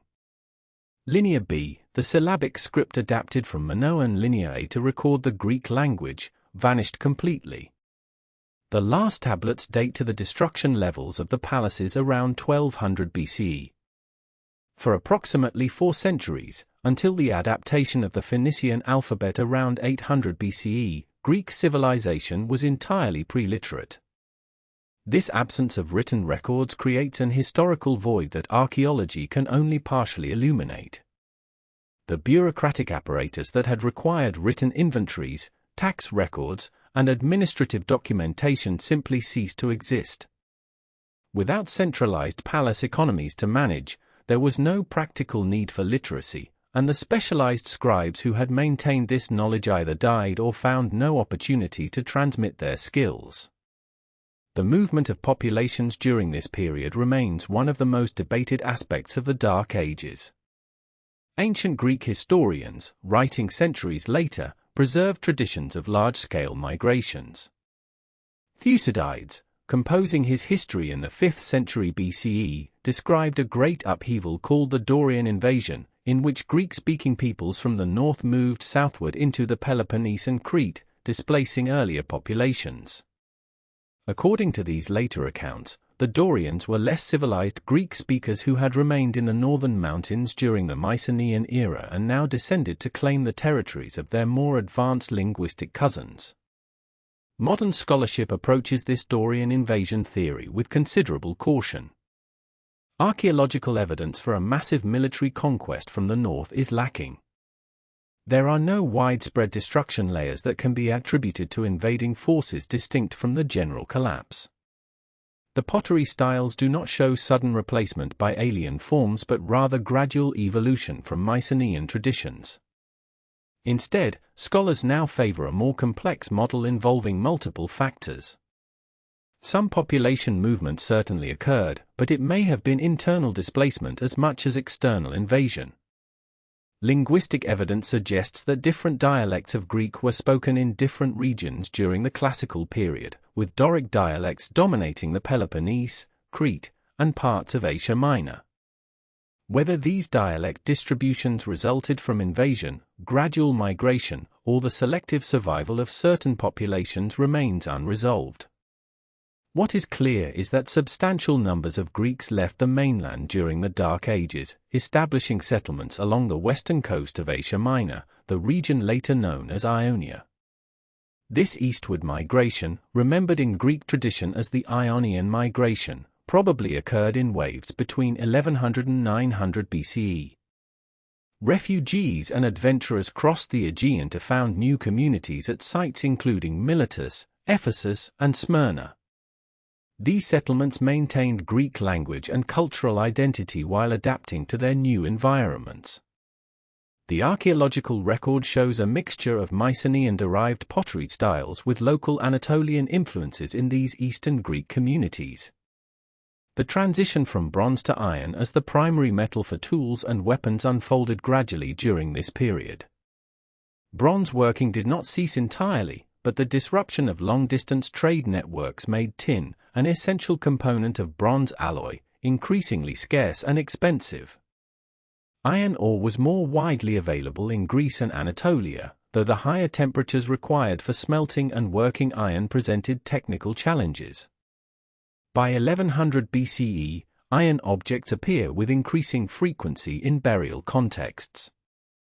Initially, iron seems to have been used for small items and ornaments, perhaps valued for its relative rarity. By 1000 BCE, iron swords and spearheads begin to replace bronze weapons. The adoption of iron technology had profound economic implications. While bronze working had been controlled by palace workshops with access to trade networks, iron could be worked by local smiths using locally available ores. This democratization of metallurgy weakened the monopolistic control that earlier elites had exercised over weapons production. The village blacksmith became a figure of importance and respect, possessing skills that any community needed but few individuals could master. In the absence of writing, Greek culture became almost entirely dependent on oral tradition for the preservation and transmission of knowledge. Stories, genealogies, legal precedents, and cultural values were memorized and passed from generation to generation through spoken word. Professional singers developed elaborate techniques for remembering vast quantities of verse, using formulaic expressions and repeated epithets as mnemonic devices. Archaeological evidence suggests that some form of poetic tradition survived from the Mycenaean Age, incorporating memories of the Bronze Age world into an evolving oral corpus. This oral tradition reached its highest expression in the epic poetry attributed to Homer. The Iliad and the Odyssey, composed sometime in the 8th century BCE, preserve cultural memories of the Mycenaean world viewed through the lens of Dark Age society. The poems describe kings and palaces, bronze armor, and organized warfare, yet many details reflect the simpler world of Homer's own time. The debate over whether Homer was a single individual or a representative name for a tradition of singers continues, but the poems themselves demonstrate the sophisticated level that oral composition had achieved. The use of formulaic phrases such as rosy-fingered dawn and wine-dark sea allowed poets to fit language to the demands of dactylic hexameter while improvising performances that could last for hours. The communities that endured the Dark Ages were small, isolated, and largely self-sufficient. Villages might contain 50 to 200 individuals organized around kinship groups. Each household produced most of what it needed, with limited trade even with neighboring settlements. Leadership appears to have been provided by local chiefs or kings, though these were not the powerful monarchs of the palace period. The basileus of the Dark Ages was more like a first among equals, a leading man whose authority derived from personal prowess, control of the best land, and the respect of his community rather than from bureaucratic apparatus or standing armies. Yet even in this reduced state, the Greeks maintained certain cultural continuities. Religious practices continued, though the great festivals and cult centers of later ages had not yet emerged. Zeus, Hera, Athena, and other deities who would become the Olympian pantheon were worshipped at simple altars and sacred groves. Burial practices evolved from the elaborate chamber tombs of the Mycenaeans to simpler inhumation, and eventually to cremation, with ashes placed in urns and buried with modest grave goods. By approximately 900 BCE, signs of recovery began to appear in the archaeological record. Pottery styles showed increased sophistication and new decorative motifs. Population slowly increased. Settlements that had been abandoned were reoccupied. Most significantly, the process of synikismos, the coming together of households, began to create larger community structures. Multiple villages might unite for common defense or religious purposes, forming the earliest protopolis, the city-states that would define classical Greek civilization. These developments were tentative and localized, but they represented the first stirrings of revival after centuries of darkness. The collapse of the Bronze Age palatial centers brought with it a dramatic reduction in the population of the Greek mainland. Archaeological surveys conducted across the Peloponnese, central Greece, and the Aegean islands reveal a pattern of site abandonment that is both striking and consistent. In Messenia, the number of inhabited settlements dropped from approximately 150 during the Late Bronze Age to a mere 14 during the early Dark Age period. This represents a population decline of more than 90% in certain regions. Similar patterns emerge across the Greek world. In Laconia, Boeotia, and the Argolid, the material evidence suggests that populations fell to perhaps 10 to 15% of their Bronze Age levels. This demographic collapse was not uniform across all regions. Some areas, particularly those that had been less densely populated during the Mycenaean period, experienced less severe declines. The island of Euboea, for instance, maintained a relatively stable population, as did certain coastal areas of Ionia. The reasons for these regional variations remain subjects of ongoing scholarly debate, but they likely relate to differences in agricultural capacity, access to trade routes, and the degree to which local populations had been integrated into the palatial economic systems. The loss of Linear B writing represents one of the most significant cultural regressions of this period. Linear B had been an administrative tool, used exclusively for palace record-keeping and inventory management. It was never a medium for literature or personal correspondence. When the palatial bureaucracies collapsed, the scribes who had maintained this specialized knowledge disappeared with them. By approximately 1100 BCE, Linear B was no longer in use anywhere in the Greek world. For the next 3 to 4 centuries, Greece was functionally illiterate. This loss of writing had profound implications for the transmission of knowledge, the complexity of economic organization, and our modern understanding of this period. Without written records, our knowledge of the Greek Dark Ages relies almost entirely on archaeology and later oral traditions. The period between 1100 and 800 BCE witnessed significant population movements throughout the Aegean world. The eastern shores of the Aegean, the coast of Asia Minor, became a destination for Greek-speaking migrants from the mainland. This movement, traditionally known as the Ionian Migration, saw the establishment of Greek settlements at sites such as Miletus, Ephesus, Colophon, and Smyrna. Archaeological evidence suggests that this migration occurred in waves rather than as a single event, beginning perhaps as early as the 11th century and continuing through the 10th.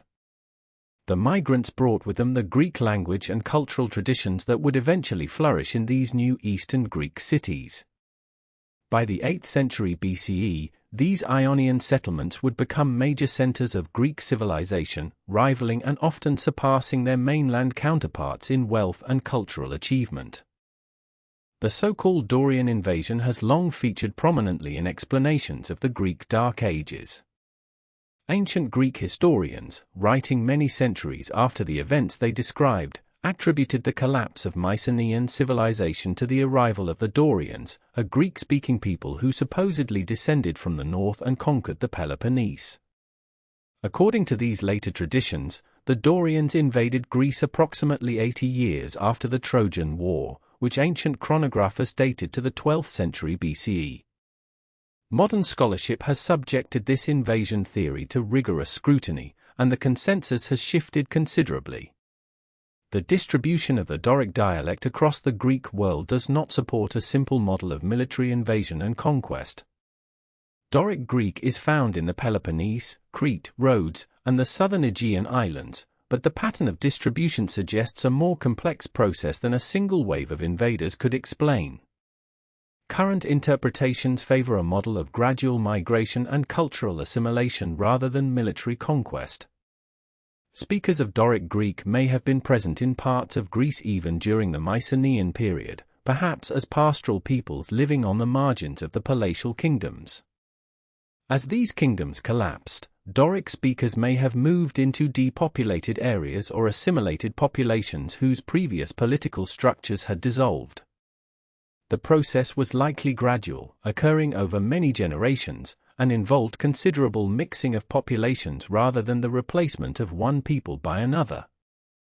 The linguistic geography of Greece that emerged by the end of the Dark Ages reflected these complex population movements and interactions. The transition from bronze to iron as the primary material for tools and weapons occurred during this same period, though the chronology varies by region. Iron had been known in the Aegean during the Bronze Age, but it was rare and used primarily for decorative objects. The techniques for smelting iron ore and working iron metal are more complex than those required for bronze, and iron ore deposits are distributed differently across the landscape than the copper and tin sources necessary for bronze production. The earliest iron objects in Greece date to the 11th century BCE, but iron did not become the dominant material for tools and weapons until the 10th or 9th centuries. The adoption of iron technology had several important consequences. Iron ore was more widely available than the copper and tin needed for bronze, potentially democratizing access to metal tools and weapons. At the same time, the expertise required to work iron effectively created new forms of specialized craft knowledge.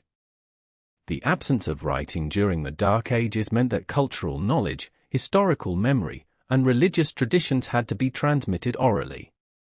Greek society developed sophisticated oral traditions to preserve and transmit information across generations. Professional singers, later known as aoidos or rhapsodes, memorized and performed long narrative poems that told stories of gods and heroes. These oral poets used formulaic language, repeated epithets, and conventional scenes to aid memory and structure their performances. The tradition of oral epic poetry that flourished during the Dark Ages would eventually culminate in the compositions attributed to Homer. The Iliad and the Odyssey, the two epic poems that stand at the foundation of Greek literature, represent the culmination of this oral tradition. The poems are set in the heroic age of the Bronze Age palaces, but they were composed much later, during the 8th century BCE. The exact date and circumstances of their composition remain matters of scholarly debate. Most specialists place the composition of the Iliad around 750 to 720 BCE, with the Odyssey following perhaps 1 or 2 decades later. Whether these poems were composed by a single individual named Homer, by multiple poets, or represent the crystallization of a longer oral tradition remains uncertain. What is clear is that the poems preserve memories of the Bronze Age world mixed with details from the Dark Age period and the emerging Archaic Age during which they reached their final form. The Homeric epics provide valuable, if complex, evidence for understanding the Dark Ages. Certain elements in the poems clearly derive from Bronze Age reality, such as the mention of bronze weapons and armor, the description of a boar's tusk helmet of a type used in the 15th century BCE, and geographical knowledge of Bronze Age sites. Other elements reflect the poet's own time, including references to iron, descriptions of cremation burial practices that became common only in the Dark Ages, and social structures that better match 8th century conditions than Mycenaean ones. The poems thus serve as a kind of palimpsest, with multiple historical layers visible to the careful reader. During the most difficult centuries of the Dark Ages, Greek communities survived through subsistence agriculture and animal husbandry. Settlements were small, typically consisting of a few dozen individuals, perhaps 100 at most. Excavations at sites such as Nicoria in Messenia and Lefkandi in Euboea reveal oval or apsidal houses built with stone foundations and mud brick walls. The archaeological record shows evidence of local pottery production, basic metalworking, and the continuation of religious practices, including the worship of deities who would become the familiar gods of classical Greece. Long-distance trade diminished dramatically but did not cease entirely. Small quantities of Near Eastern objects found at Greek sites demonstrate that some contact with the wider Mediterranean world continued even during the darkest centuries. By the late 9th and early 8th centuries BCE, signs of recovery began to emerge. Population started to grow again. The archaeological record shows an increase in the number of inhabited sites and in the size of individual settlements. At Lefkandi, excavations have revealed a remarkable building from the 10th century BCE, sometimes called the Harun or Hero Shrine. This structure measured over 40 meters in length and contained rich burial offerings, including gold ornaments and bronze vessels. Its very existence demonstrates that even during the Dark Ages, some communities could marshal significant resources and labor for monumental construction projects. The transition from the dispersed villages of the Dark Ages to the organized city-states of the Archaic period occurred gradually between the 9th and 8th centuries BCE. The process involved the synecism or coming together of previously separate small settlements into larger political units. Physical evidence of this process includes the establishment of communal sanctuaries that served multiple villages, the development of regular town plans, and the emergence of public spaces such as the agora or marketplace. These proto-cities would become the polis, the independent city-states that would define Greek political organization in the centuries to come. From the ashes of the Dark Age, a new Greece began to emerge in the 8th century before Christ. The transformation was gradual, almost imperceptible at first, but by the middle of that century, the scattered communities of the Greek world were coalescing into something unprecedented in human history. The polis, the city-state, would become the fundamental unit of Greek civilization, shaping everything from political thought to military organization for centuries to come. The formation of the polis was not a single event but a process that unfolded across generations. In the earlier Dark Age, Greeks had lived in small, isolated villages, each centered around the household of a local chieftain or basileus. These settlements were largely self-sufficient, with minimal contact between communities. But as population gradually increased and agricultural techniques improved, these villages began to merge.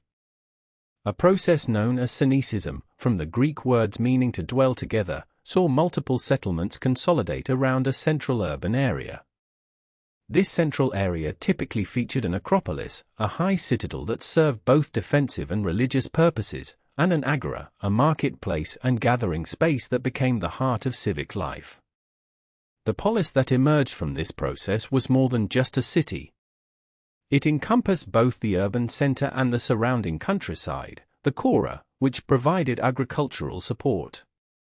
More significantly, the polis represented a new conception of community. Citizens, or politai, understood themselves as members of a collective entity with shared laws, customs, and religious practices. The polis was where one participated in public life, where one's identity was formed and expressed. As Aristotle would later observe, man is by nature a political animal, and it was within the polis that this nature found its fullest expression. Different regions developed their polis at different rates and in different ways. Athens in Attica underwent synecism relatively early, with tradition attributing the unification of the various Attic villages to the legendary king Theseus, though the actual process certainly occurred over a longer period. Sparta in the Peloponnese developed a unique dual structure, with 5 villages that never fully merged into a single urban center. Corinth, strategically positioned on the isthmus connecting central Greece to the Peloponnese, grew prosperous through trade. By 700 before Christ, hundreds of independent polis dotted the Greek landscape, from the islands of the Aegean to the coasts of Asia Minor. This proliferation of city-states coincided with a dramatic expansion of the Greek world through colonization. Beginning around 750 before Christ and continuing for roughly 2 centuries, Greeks established settlements throughout the Mediterranean and Black Sea regions. The motivations for this great colonization were varied. Land hunger drove many colonists, as populations outgrew the agricultural capacity of their home territories. The mountainous Greek terrain could support only so many people, and younger sons who would not inherit family land looked abroad for opportunities. Political strife also played a role, with losing factions in civic conflicts sometimes choosing or being forced to seek new homes overseas. The process of colonization followed established patterns. A mother city, or metropolis, would organize an expedition, appointing a founder, an oikist, to lead the colonists. These expeditions carried fire from the sacred hearth of the mother city to kindle the hearth of the new foundation, creating a symbolic and religious link between old and new. The colonists sought locations with good harbors, defensible positions, and access to fertile land. They also needed to navigate relationships with indigenous populations, which ranged from peaceful coexistence to violent conflict. The colonies themselves stretched across vast distances. To the west, Greeks settled in southern Italy and Sicily in such numbers that the region became known as Magna Graecia, Greater Greece. Cities like Syracuse, founded by Corinthians around 733 before Christ, and Taras, modern Taranto, established by Spartans around 706 before Christ, became major powers in their own right. Greeks also moved north to the shores of the Black Sea, establishing settlements like Byzantium, the future Constantinople and Istanbul, around 660 before Christ. To the south, they founded Cyrene in North Africa around 630 before Christ. Even Egypt's or Greek settlement at Naucratis, established with the permission of the Egyptian pharaoh around 620 before Christ. This expansion had profound economic consequences. The colonies provided access to raw materials unavailable in Greece proper, including timber, metals, and grain. They also created new markets for Greek manufactured goods, particularly pottery and metalwork. Trade networks expanded dramatically, connecting the Greek world in ways unimaginable during the Dark Age. Merchant vessels crossed the Mediterranean with increasing frequency, carrying not just goods but ideas, technologies, and cultural practices. The revival of trade brought Greeks into contact with the more advanced civilizations of the Near East, particularly the Phoenicians. These Semitic-speaking peoples, based in cities along the coast of modern Lebanon, were master sailors and traders who had maintained commercial networks throughout the Dark Age. From the Phoenicians, the Greeks adopted what would become one of their most significant cultural achievements, the alphabet. The Phoenician writing system was consonantal, representing only consonant sounds. Greek adapted this system in a crucial way, adding symbols for vowels. This innovation, which occurred sometime in the 8th century before Christ, created a writing system of remarkable flexibility and precision. The Greek alphabet could represent the sounds of the language with far greater accuracy than syllabic systems like Linear B. Different regions of Greece developed slightly different versions of the alphabet, but all shared the basic principle of consonants and vowels. The alphabet spread rapidly, and by the 7th century before Christ, Greeks were using it for everything from commercial records to poetry. The very word alphabet derives from the first two Greek letters, alpha and beta, themselves borrowed from the Phoenician aleph and beth. Cultural developments paralleled economic and technological changes. In 776 before Christ, according to later Greek tradition, the first Olympic Games were held at Olympia in the northwestern Peloponnese. The games honored Zeus and featured athletic competitions that drew participants from across the Greek world. Initially, the Olympics consisted of a single event, a foot race called the Stadion, which covered roughly 192 meters. The victor of this race in 776 was Coroebus of Elis, a cook, whose name was preserved in the historical record. Over time, additional events were added, including longer foot races, wrestling, boxing, the pentathlon, and chariot racing. The Olympic Games served multiple functions in Greek society. They were religious festivals, honoring the gods with sacrifices and rituals. They provided opportunities for displays of individual excellence, or arete, a concept central to Greek values. They also created a sense of shared Greek identity, a pan-Hellenic consciousness that transcended the boundaries of individual city-states. Only Greeks could compete, and during the Games, a sacred truce protected travelers journeying to Olympia. The Games were so significant that Greeks used Olympiads, the 4-year periods between Games, as a dating system.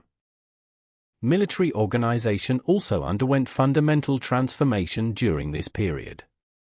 The development of hoplite warfare revolutionized how Greeks fought. The hoplite was a heavily armed infantryman who fought in close formation with others of his kind. He wore a bronze helmet, breastplate, and greaves to protect his legs. He carried a large round shield, the hoplon or aspis, on his left arm and fought with a spear and short sword.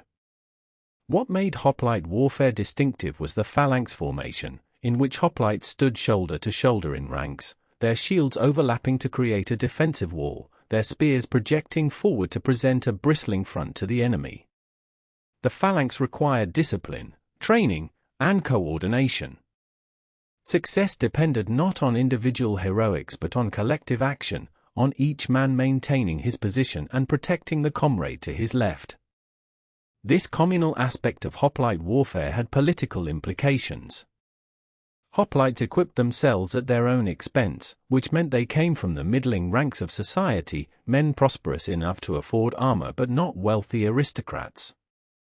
These men, who now bore the primary burden of defending their cities, naturally expected a voice in political decisions. The rise of the hoplite class thus created pressure for broader political participation. Political tensions within the developing city-states often erupted into conflict between traditional aristocracies and other groups seeking power or reform. In many poleis, individuals emerged who seized power outside constitutional frameworks. The Greeks called such figures tyrannoi, from which our word tyrant derives, though initially the term carried no negative connotation. A tyrannos was simply someone who held power without traditional or legal authority. The physical landscape of Greece itself shaped the development of these independent city-states. Mountain ranges divided the peninsula into isolated valleys and coastal plains, each forming a natural unit of settlement. The polis, as these city-states came to be known, consisted of an urban center and its surrounding agricultural territory. At the heart of each polis stood the Acropolis, a fortified high place that served initially as a refuge during attacks and later as a religious sanctuary. Below the Acropolis lay the Agora, an open marketplace that became the commercial and civic center of Greek life. Athens provides perhaps the clearest example of this urban development. The Athenian Acropolis rose prominently above the plain, its steep limestone cliffs offering natural defenses. Around its base, settlements gradually coalesced during the 8th century before Christ. The surrounding region of Attica, encompassing approximately 1,000 square miles, fell under Athenian control through a process the Greeks called synikismos, the bringing together of houses. This unification of Attica under Athens occurred peacefully, unlike the violent conquests that marked city-state formation elsewhere. The result was a single political entity, though villages throughout Attica retained their local identities and religious festivals. As the population of Greece recovered from the Dark Age decline, pressure on available land intensified. Families divided their holdings among sons generation after generation, creating parcels too small to sustain a household. This agricultural crisis, combined with political upheaval and the spirit of adventure, drove Greeks to establish colonies throughout the Mediterranean world. The Great Age of Colonization began in the mid-8th century before Christ and continued for roughly 200 years. Colonization followed established patterns. A mother city, or metropolis, would officially sponsor an expedition, appointing a founder called an oikist to lead the colonists. These settlers, numbering perhaps 200 individuals, would sail to a predetermined location where they would establish a new and independent polis. The colony maintained religious and sentimental ties to its mother city but functioned as a sovereign state. Colonies frequently arose from Corinth, Megara, Miletus, and other commercially oriented cities, though nearly every significant Greek polis eventually participated in this movement. The Western Mediterranean received particular attention from Greek colonizers. Settlers from Euboea established Cumae on the Italian coast around 750 before Christ, the earliest Greek colony in the West. Corinth founded Syracuse on Sicily in 733, a colony that would eventually surpass its mother city in power and wealth. Greek settlement spread throughout southern Italy and Sicily so densely that the region became known as Magna Graecia, Great Greece. Further west, settlers from Phocaea in Asia Minor established Massalia, modern Marseilles, around 600 before Christ. The northern Aegean and the Black Sea coasts also attracted colonists. Miletus alone claimed to have founded 90 colonies around the Black Sea, though this number represents exaggeration. These northern settlements gave Greeks access to grain from the Ukrainian steppes and to the gold, timber, and slaves of Thrace. Byzantium, later Constantinople and Istanbul, began as a colony of Megara in the mid-7th century, positioned strategically where the Bosporus narrows. Colonization stimulated trade throughout the Mediterranean world. The isolated self-sufficiency of the Dark Age gave way to expanding commercial networks. Greek merchants exchanged olive oil, wine, and manufactured goods for grain, metals, timber, and slaves. Pottery provides archaeological evidence of these trade routes. Corinthian workshops produced distinctive vessels decorated with animal friezes that found markets from Spain to the Black Sea during the 7th century. Athens later dominated the pottery trade, its superior clay and innovative figure painting making Athenian vessels prized throughout the Greek world. Maritime commerce required vessels capable of carrying substantial cargo. The Greeks developed the merchant ship, a broad-beamed sailing vessel distinct from the narrow war galley. These ships, called holcades or round ships, could transport up to 150 tons of cargo, though most were smaller. Shipowners and merchants, often the same individuals, formed a distinct class within the polis, their wealth derived from trade rather than agricultural land. In the midst of this commercial expansion, Greeks adopted and adapted a revolutionary technology, alphabetic writing. The Phoenicians, Semitic seafarers from the Levantine coast, had developed an alphabet in which each symbol represented a single consonant sound. Greek traders encountered this Phoenician script during the 9th or early 8th century in ports throughout the eastern Mediterranean. The Greeks recognized the utility of this system but modified it fundamentally. Phoenician writing represented only consonants, leaving vowels to be inferred by the reader. The Greeks added separate symbols for vowel sounds, creating the first true alphabet in which signs corresponded systematically to the sounds of speech. This adoption transformed Greek culture over subsequent generations. Writing enabled the recording of laws, the preservation of poetry, and the keeping of commercial accounts. The earliest surviving examples of Greek alphabetic writing appear on pottery vessels from the mid-8th century, casual scratchings that suggest writing had already become familiar. The legendary poets Homer and Hesiod composed their works during this transitional period, their verses initially transmitted orally but soon recorded in written form. The year 776 before Christ marks the traditional date for the first Olympic Games, though modern scholars debate whether athletic competitions at Olympia began precisely then or somewhat earlier. What remains certain is that by the mid-8th century, Greeks from various city-states gathered every 4 years at Olympia in the northwest Peloponnese to honor Zeus through athletic competition. Initially, the games featured only a single event, a foot race of roughly 200 meters called the Stadion. Winners received no material prizes beyond an olive wreath, yet victory at Olympia brought immense prestige to both athlete and home city. Additional events gradually joined the program. The Diolos, a race of 2 starts, appeared in 724. Wrestling, boxing, and chariot racing followed. The pentathlon, combining running, jumping, discus throwing, javelin throwing, and wrestling, tested all-around athletic ability. By the 5th century, the games lasted 5 days and attracted competitors and spectators from throughout the Greek world. During the games, all hostilities between Greek states ceased under a sacred truce that allowed safe passage to participants and pilgrims. The evolution of warfare paralleled these cultural developments. The disorganized combat of the Dark Age gave way to a new form of fighting centered on heavily armed infantry. These soldiers, called hoplites from the round shield or hoplon they carried, wore bronze helmets, breastplates, and greaves. They fought with iron-tipped spears approximately 8 feet in length and carried short swords as backup weapons. The expense of this equipment meant that hoplites came from the middling ranks of society, farmers prosperous enough to afford armor but not wealthy aristocrats. Hoplite warfare depended entirely on collective discipline.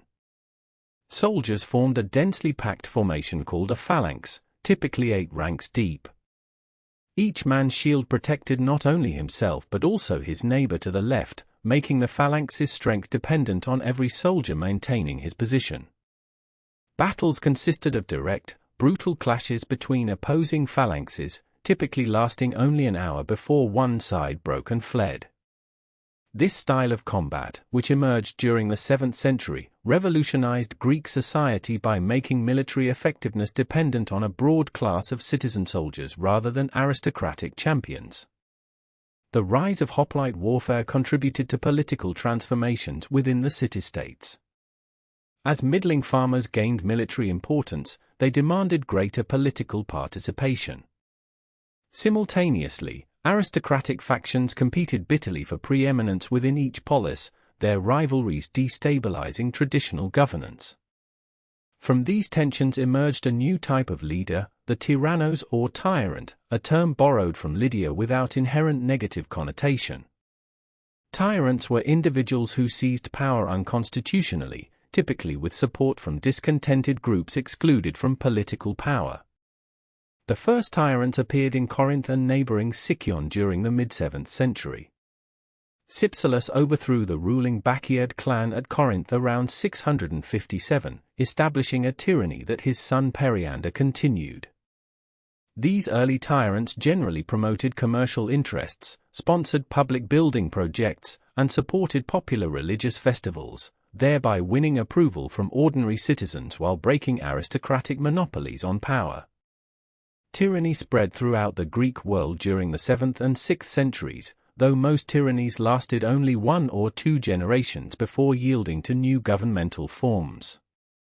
Alongside political upheaval came demands for written law codes. Previously, aristocratic magistrates had administered justice according to traditional customs known only to themselves, enabling favoritism and arbitrary judgments. Writing made possible the publication of laws accessible to all citizens. Athens provides the earliest and most famous example. In 621 before Christ, an Athenian lawgiver named Draco inscribed a law code, portions of which survived into later centuries. Later generations remembered draconian laws primarily for their harshness, claiming that nearly every offense warranted death. While this reputation contains exaggeration, Draco's code apparently did prescribe severe penalties, reflecting the violence of the age. Draco's laws failed to resolve Athens' mounting social crisis. Debt slavery threatened many Athenian farmers, their land mortgaged to wealthy creditors. Class tensions approached civil war in the early 6th century. In 594 before Christ, Athenians granted extraordinary powers to Solon, a respected aristocrat known for wisdom and moderation, empowering him to reform the state. Solon cancelled existing debts and prohibited future debt slavery, liberating those already enslaved for debt. He redistributed political rights according to wealth rather than birth, dividing citizens into 4 classes based on agricultural production. The independent city-states of Greece, having now established themselves as the dominant political structure of the Hellenic world, began to face a new challenge in the 8th century before the Common Era. The arable land within the territories of these polis could not sustain their growing populations. Archaeological evidence from cemetery sites across the Greek mainland indicates a significant demographic expansion during this period, with burial grounds at Argos, Athens, and Corinth showing marked increases in interments. This population pressure created an imperative that would reshape the Mediterranean world for centuries to come. The solution arrived in the form of systematic colonization. Beginning around 750 before the Common Era, Greek city-states dispatched organized expeditions to establish daughter colonies throughout the Mediterranean basin and along the shores of the Black Sea. These were not random migrations of desperate peoples, but carefully planned ventures sanctioned by the mother city, known as the metropolis. The colonists, called apoikoi, carried fire from the sacred hearth of their home city to light the hearth of their new settlement, maintaining a spiritual and cultural connection across the waters. Chalcis and Eretria on the island of Euboea were among the earliest cities to pursue colonization aggressively, establishing settlements in southern Italy and Sicily. The city of Cumae, founded by Chalcis around 740 before the Common Era near modern Naples, became the first Greek colony on the Italian mainland. Corinth followed, founding Syracuse on the eastern coast of Sicily in 733 before the Common Era. This colony would eventually surpass even its mother city in wealth and power. Megara established Byzantium at the entrance to the Black Sea around 660 before the Common Era, a site whose strategic importance would echo through 2 millennia of history. The colonization movement transformed the Greek world from a collection of communities clustered around the Aegean Sea into a far-flung network of interconnected cities stretching from the coast of modern Spain to the eastern shores of the Black Sea. Massalia, modern Marseilles, was founded by Phocia around 600 before the Common Era. Siron in North Africa was established by Thera in 630 before the Common Era. The northern Aegean and the Black Sea coasts became dotted with Greek settlements, providing access to the grain fields that would feed the growing populations of the mainland cities. This expansion coincided with and facilitated a revival of maritime trade that had been dormant since the collapse of the Mycenaean palace economies. The intervening dark centuries had seen Mediterranean commerce dominated by Phoenician merchants from the Levantine coast.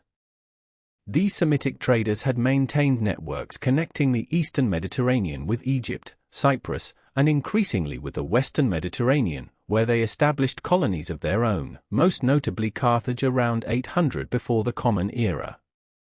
Greek merchants, now venturing forth from their new colonial outposts, encountered these Phoenician traders and entered into both competition and cooperation with them.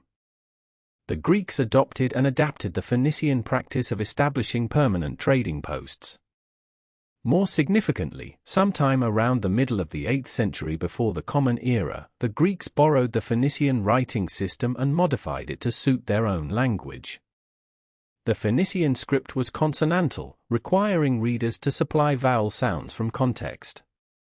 The Greeks added separate characters for vowel sounds, creating the first true alphabet in the modern sense of the term. This adoption of alphabetic writing occurred independently in various Greek regions, resulting in several local variations of letter forms and conventions. The earliest surviving examples of Greek alphabetic writing appear in pottery inscriptions from Athens and from the island of Ischia off the coast of Italy, both dating to approximately 750 before the Common Era. The spread of literacy, though still confined to a small percentage of the population, had profound implications for Greek society. Written laws became possible. Poetry could be recorded and preserved. Commercial contracts could be documented with precision. The year 776 before the Common Era marks a singular moment in this transforming Greek world. In that year, according to later Greek tradition, the Olympic Games were established at Olympia in the northwestern Peloponnese, in the territory of Elis. While athletic competitions and religious festivals were certainly nothing new to Greek culture, the Olympic Games represented something different in scope and organization. Held every 4 years, the Games brought together competitors and spectators from across the Greek world to honor Zeus at his sacred precinct. The first several Olympiads featured only a single event, the Stagion, a foot race of approximately 192 meters. The victor of the first recorded Olympics was a cook from Elis named Coroebus. Additional events were added in subsequent celebrations. The Diolos, a double-length foot race, was introduced in the 14th Olympiad. Wrestling, boxing, and chariot racing followed. The Games served multiple functions beyond athletic competition. They provided a regular occasion for representatives of different city-states to meet on neutral ground. They reinforced a sense of common Hellenic identity among peoples who were often at war with one another. They became a chronological reference point, with Greeks dating events by Olympiad numbers. The transformation of Greek society in this period extended to the fundamental nature of warfare. The earlier aristocratic mode of combat, in which individual noble warriors sought personal glory in single combat, gave way to a new system based on collective discipline and the participation of a broader segment of the population. This was the era of the hoplite phalanx. The hoplite was a heavily armed infantry soldier, equipped with a large round shield called an aspis or hoplon, a bronze breastplate, greaves for the legs, a helmet, a thrusting spear, and a short sword for close combat. The effectiveness of hoplite warfare depended not on individual prowess but on maintaining formation. Hoplites fought shoulder to shoulder in ranks typically 8 men deep, their overlapping shields creating a wall of bronze.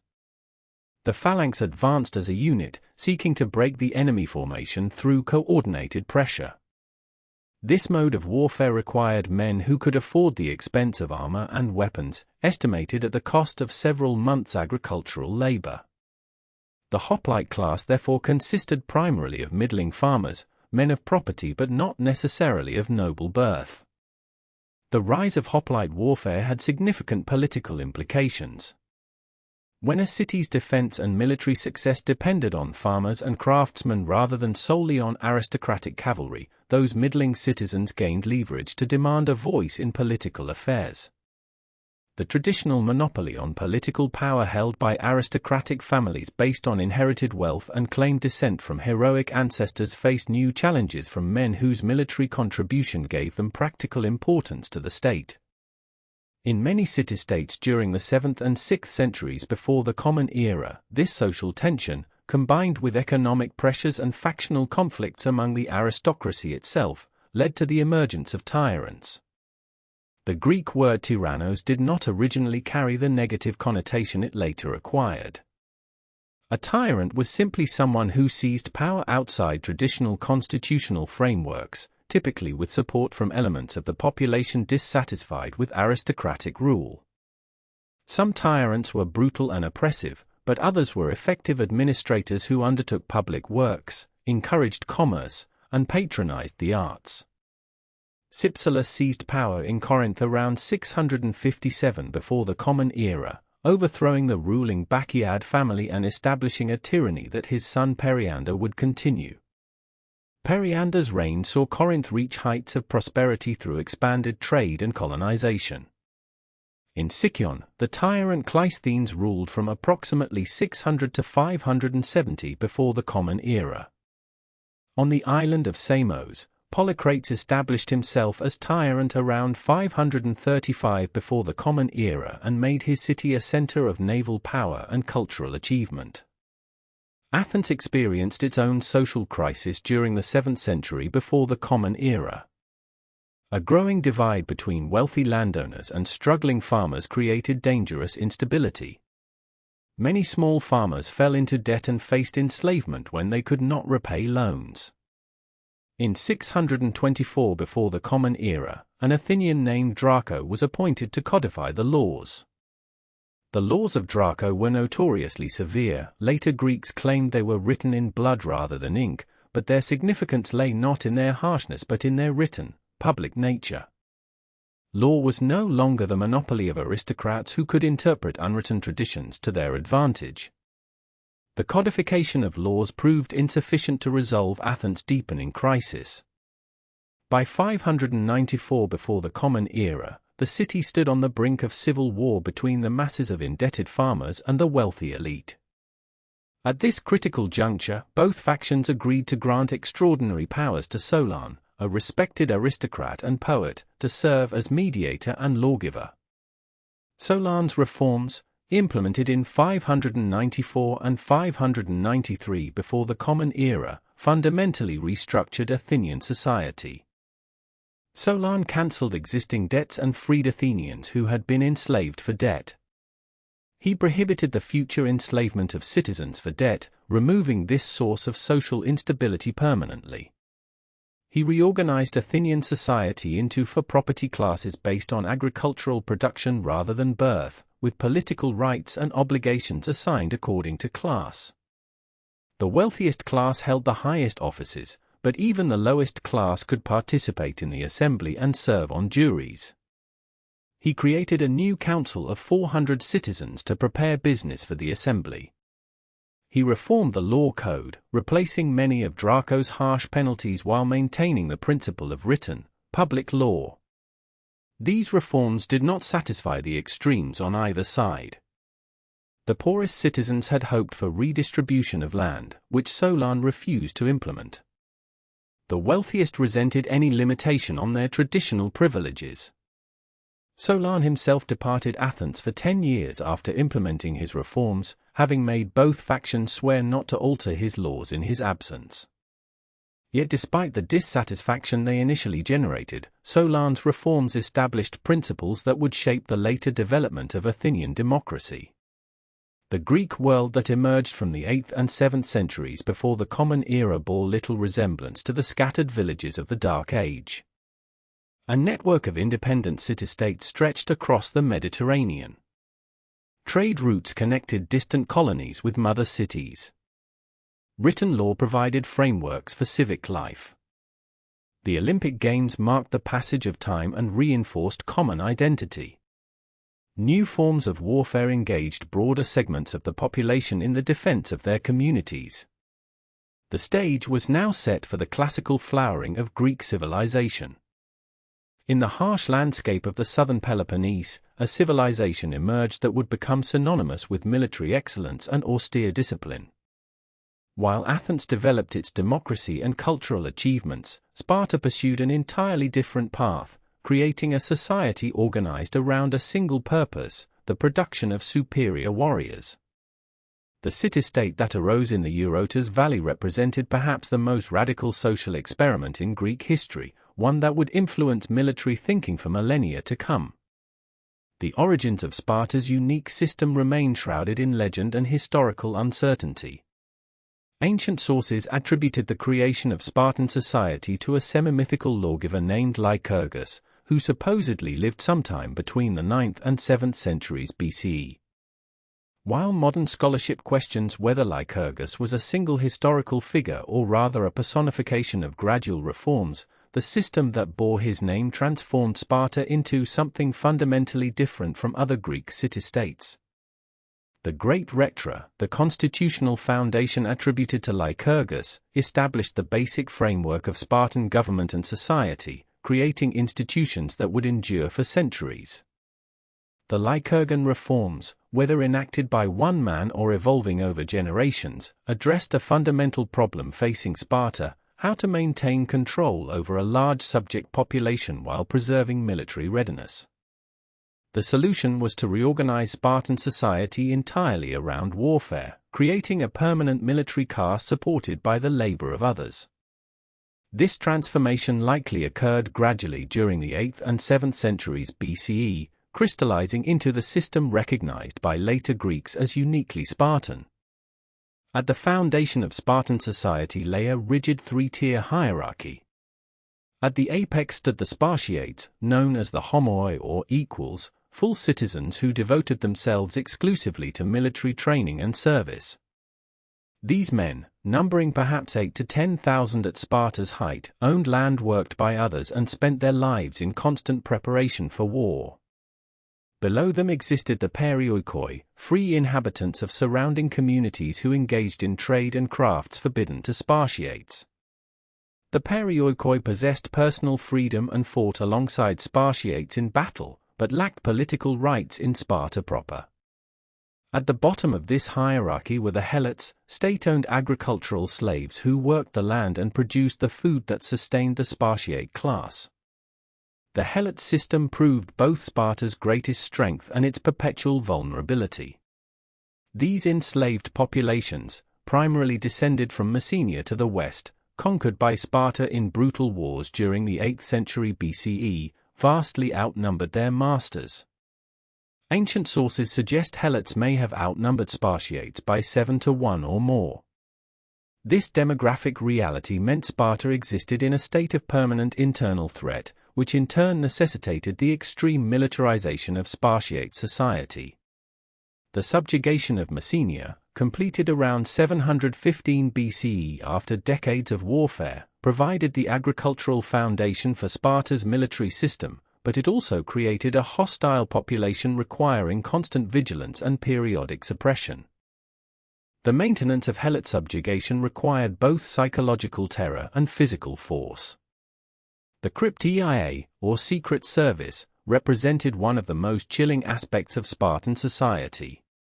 This institution involved young Spartan men, selected for their promise, being sent into the countryside armed only with daggers and minimal provisions. Their mission was to surveil the helot population and to kill any helots deemed dangerous or potentially rebellious, particularly targeting those who showed exceptional physical strength or leadership qualities. These operations, conducted under cover of darkness, served multiple purposes. They eliminated potential helot leaders, spread fear among the subject population, and hardened young Spartans for the psychological demands of warfare. Each year, the Spartan ephors, the 5 annually elected magistrates who held significant executive power, formally declared war on the helots, making their killing legally permissible within Spartan religious law. The creation of Spartan warriors began not in adolescence but at birth. Newborn infants were examined by tribal elders who assessed their physical fitness. Those deemed weak or deformed were allegedly exposed on the slopes of Mount Aegitus, though the historical reality of this practice remains debated among modern scholars. Children who passed this initial selection remained with their families only until age 7, when boys entered the agoge, the state-controlled education and training system that would dominate the next 13 years of their lives. The agoge represented education reduced to its most functional elements. Boys lived in communal barracks under the supervision of older youths and adult mentors. The curriculum emphasized physical toughness, weapons training, and absolute obedience to the state. Deliberately underfed, boys were expected to supplement their rations by stealing food, though harsh punishment awaited those caught, not for stealing itself but for the incompetence of being detected. They wore minimal clothing regardless of weather, slept on reed mats they gathered themselves, and endured regular beatings to build pain tolerance. Reading and writing received minimal attention. One Spartan described their education as teaching boys to obey commands, endure hardship, and conquer in battle. As youths progressed through the agoge, training intensified. They learned to fight in the phalanx formation, the dense infantry array that dominated Greek warfare, where each man's shield protected his neighbor and collective discipline mattered more than individual prowess. They studied music and choral singing, not for artistic expression but because coordinated movement and rhythm proved essential for phalanx cohesion. At age 20, having survived the agoge's rigors, young men became eligible for selection to the syssitia, the common mess groups where Spartiates took their meals. Acceptance into a syssitium was required for full citizenship, and each existing member could veto a candidate. These messes, typically consisting of about 15 men, became a Spartan's primary social unit for life, bonds forged stronger than family ties. Even after completing the agoge and gaining acceptance to a syssitium, Spartan men did not achieve full autonomy. Until age 30, they lived in barracks, visiting wives only through secretive nocturnal encounters. Military training continued throughout adult life, with Spartiates drilling constantly to maintain the precision and discipline their warfare demanded. Unlike other Greek city-states where citizens farmed their own land and served as soldiers when needed, Spartiates were professional warriors, freed from economic concerns by helot labor and dedicated entirely to military readiness. Sparta's government structure reflected its military values while incorporating unusual features. At its head stood two hereditary kings from separate royal houses, the Agiads and Eurypontids, families claiming descent from Heracles. This dual kingship, unique among Greek states, emerged from Sparta's early history, possibly representing a merger of separate communities. The kings held religious authority and commanded armies in wartime, though their power was balanced by other institutions. The Gerousia, a council of 28 elders over age 60 plus the two kings, proposed legislation and served as a high court. The 5 ephors, elected annually from the entire citizenry, wielded considerable executive power, even possessing authority to prosecute kings. The citizen assembly, the appella, voted on proposals but could not initiate legislation or debate, responding only with shouts of approval or rejection. This constitutional arrangement, with its checks and balances between monarchic, oligarchic, and democratic elements, impressed later political theorists.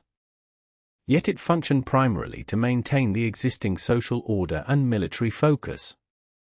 Political participation for Spartiates was both universal and constrained, with elaborate systems preventing any individual or faction from gaining excessive power that might disrupt the militarized equality of the citizen body. The role of women in Spartan society diverged dramatically from patterns elsewhere in Greece.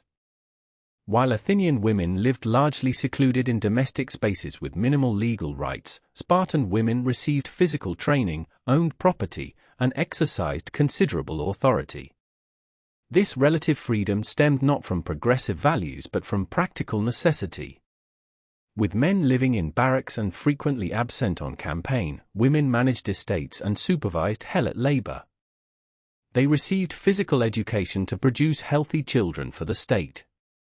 Ancient sources noted that Spartan women engaged in athletic exercises, sometimes exercising unclothed alongside men, behavior that scandalized other Greeks. They could inherit and own land, and some accumulated substantial wealth.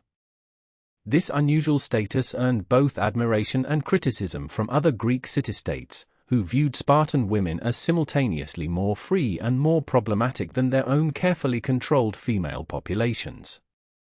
The transformation of Sparta into a warrior society is traditionally attributed to the reforms of Lycurgus, a semi-legendary lawgiver whose very existence remains debated among scholars.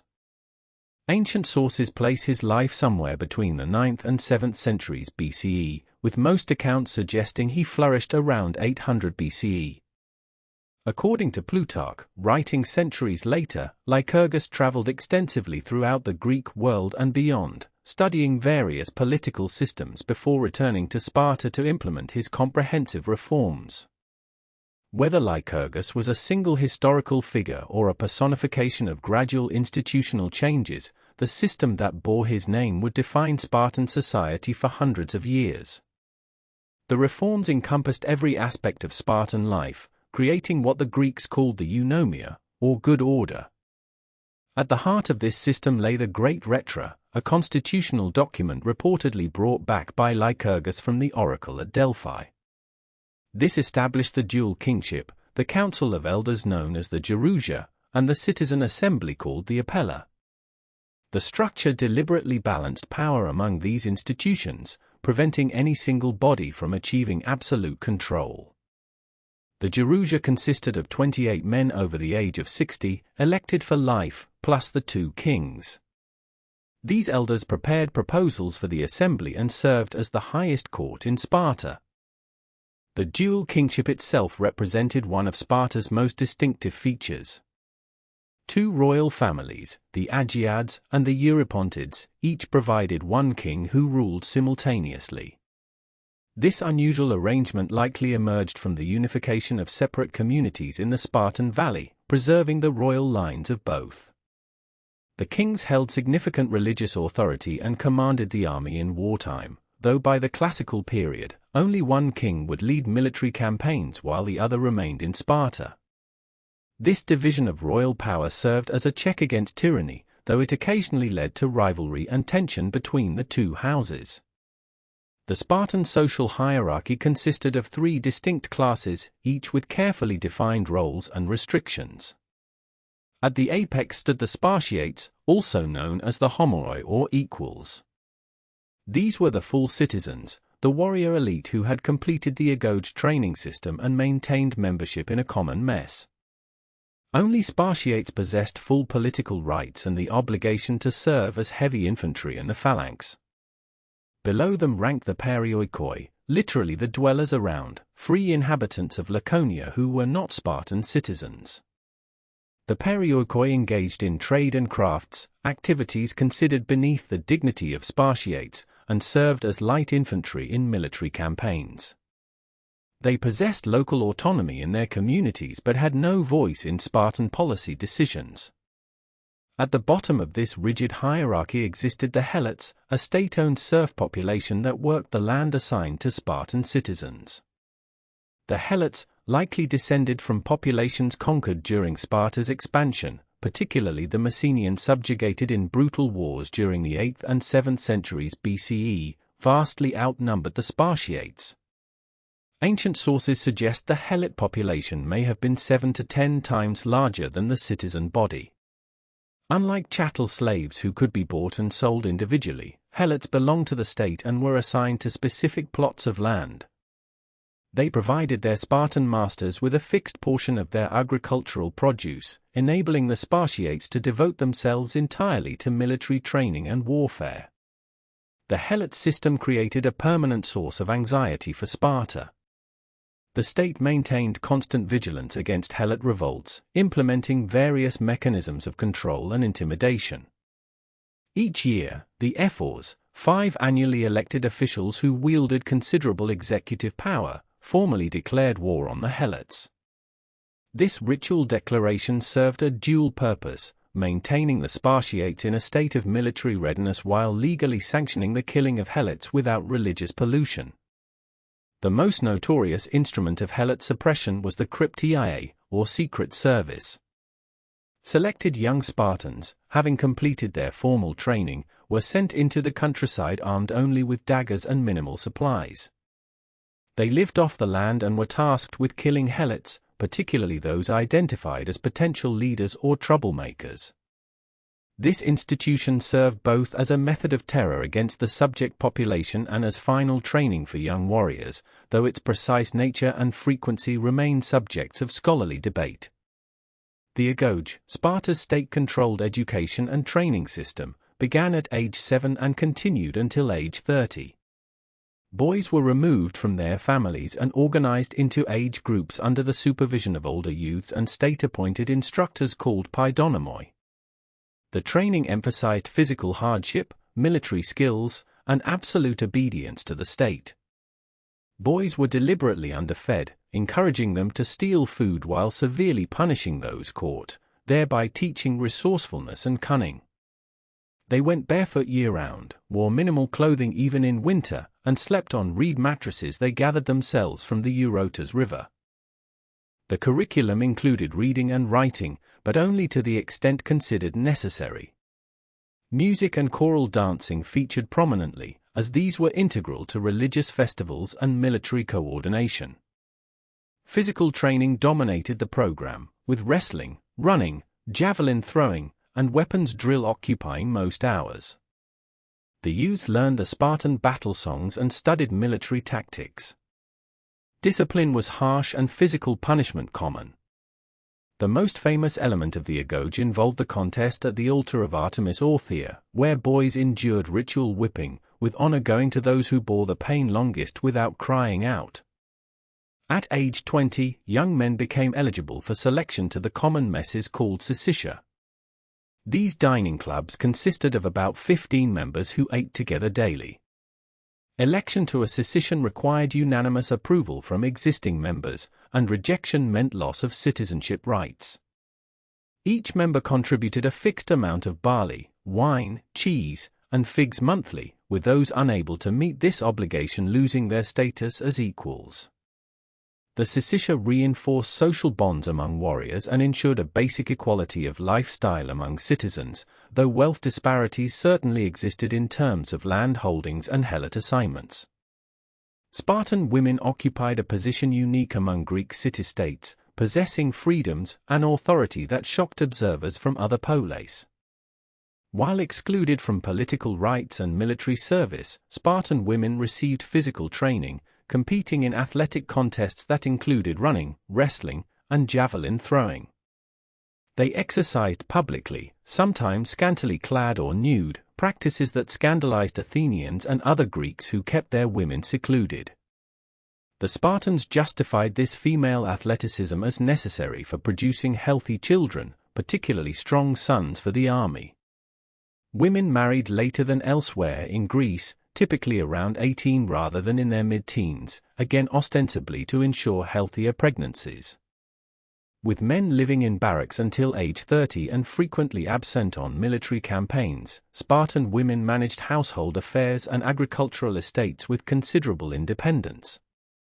They could own and inherit property, with ancient sources indicating that by the 4th century BCE, women controlled substantial portions of Spartan land.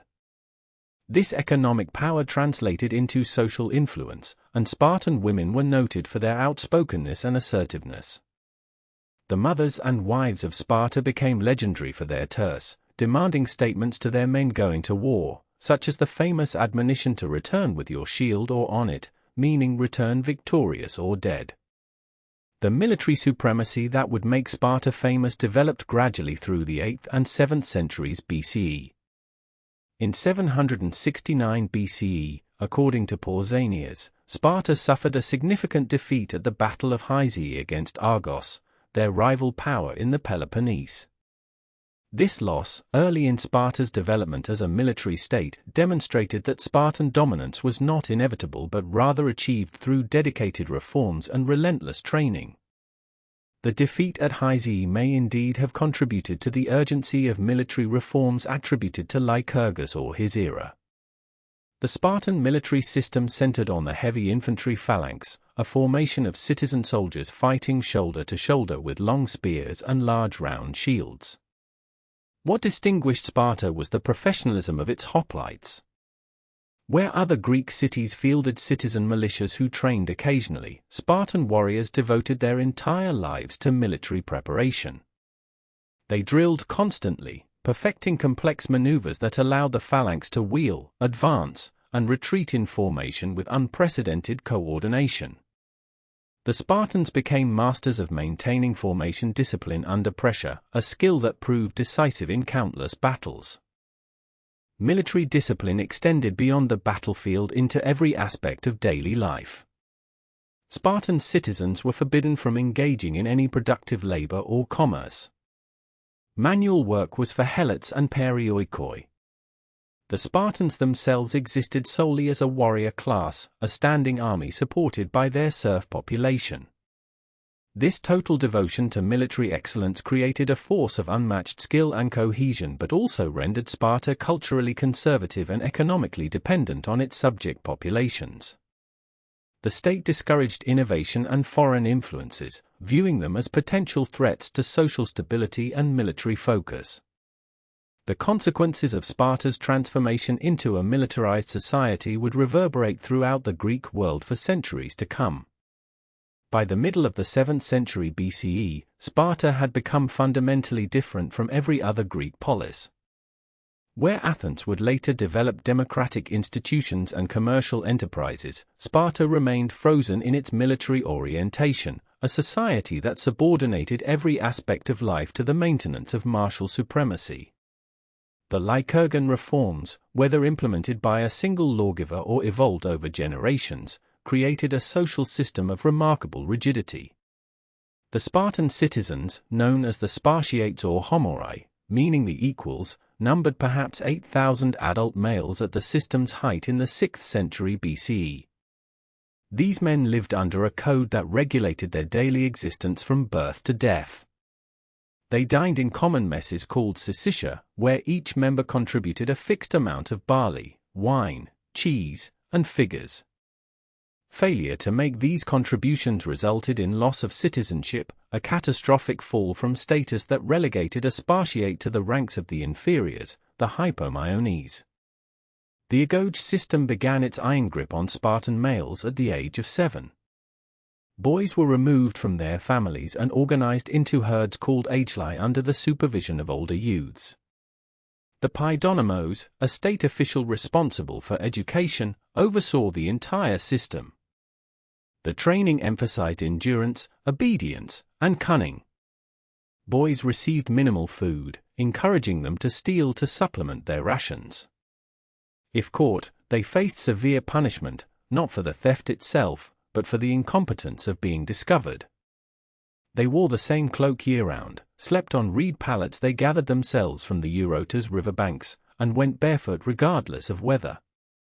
At age 12, the training intensified. Each boy was assigned an older youth as a mentor, relationships that often carried romantic overtones within the bounds of Spartan custom. Physical training occupied much of each day: wrestling, running, javelin throwing, and weapons practice. Musical education focused on war songs and poetry that glorified military valor. The Spartans sang the verses of Tertius, a poet who may have lived in the 7th century BCE, whose martial elegies urged soldiers to stand firm in the phalanx and embrace a glorious death in battle. The young men remained in this system until age 20, when they became eligible for military service. Yet full citizenship did not arrive until age 30, when a Spartiate could finally participate in the assembly and, in theory, live with his wife, though he continued to dine with his mess group. This prolonged adolescence created warriors of extraordinary cohesion and discipline, men who had known no other life than collective military existence. The Helot population made this entire system possible. These were the conquered peoples, primarily Mycenaeans, and the inhabitants of Laconia itself, reduced to a status between slavery and serfdom. The Helots worked the land assigned to individual Spartiates, providing the agricultural surplus that freed Sparta's citizens for constant military training. Ancient sources suggest Helots outnumbered Spartiates by as much as 7-1, perhaps more. This massive subject population lived under constant threat and surveillance. Each year, the Spartan ephors, the 5 elected officials who exercised considerable power alongside the kings, formally declared war on the Helots. This ritual declaration provided legal cover for the Cryptii, the secret police force composed of young Spartan men in their final years of training. Selected for their cunning and ruthlessness, these youths roamed the countryside by night, armed with daggers and operating under orders to kill any Helot who appeared particularly strong, capable, or potentially rebellious. The ancient historian Plutarch described this institution with evident distaste, noting that it combined military training with terrorization of the subject population. The massacre of Helots served a dual purpose in Spartan thinking. It culled potential leaders from the subject population while providing young warriors with their first experience of killing. The Cryptii operated in the shadows of Spartan society, an officially sanctioned murder campaign that maintained the demographic balance through systematic violence. Helots who showed exceptional ability or strength disappeared, their bodies left as warnings or disposed of in the night. The perioikoi, meaning those who dwell around, occupied an intermediate position in Spartan society. These free inhabitants of Laconia lived in their own communities, conducted trade and craft production forbidden to Spartiates, and served in Sparta's army as hoplites in separate units from the Spartiates themselves. They paid taxes, provided military service when required, but possessed no political rights in Sparta proper. The perioikoi manufactured weapons, pottery, and other goods, maintaining the economic infrastructure that Sparta's exclusive focus on military training would otherwise have left unattended. Sparta's dual kingship represented an unusual constitutional arrangement, with 2 royal houses, the Agiads and Eurypontids, each providing a hereditary monarch. These kings served primarily as military commanders and religious officials, their power checked by the ephors and the Gerousia, a council of 28 men over 60 years of age plus the 2 kings. The kings led armies in the field and performed important sacrifices, but could not dictate policy unilaterally. This division of authority prevented either monarch from accumulating excessive power, though individual kings of strong personality could still dominate Spartan politics. Spartan women occupied a position unique among Greek city-states. While they held no formal political power, they enjoyed freedoms that shocked other Greeks. Spartan girls received physical training, exercising and competing in athletics with a vigor that scandalized Athenians. The rationale was eugenic: healthy mothers would bear strong sons for Sparta's armies. Women could own property, manage estates during their husbands' frequent absences, and speak with a boldness considered unseemly elsewhere in Greece. Ancient sources preserve numerous examples of laconic wit from Spartan women, mothers who reputedly told their sons to return from battle with their shields or on them, meaning victorious or dead. The concentration on military excellence produced results on the battlefield. By the late 7th century BCE, Sparta had developed the most formidable heavy infantry force in Greece. The Spartiate hoplites trained together for decades, achieving a coordination and discipline unmatched by citizen militias of other poleis who drilled only occasionally. In formation, moving as one entity, responding to orders conveyed by flute players rather than trumpets, Spartan phalanxes advanced with mechanical precision. Yet this military machine was not invincible in its early development. The Battle of Hyzee in 669 BCE saw Sparta suffer a significant defeat at the hands of Argos, its rival in the Peloponnese.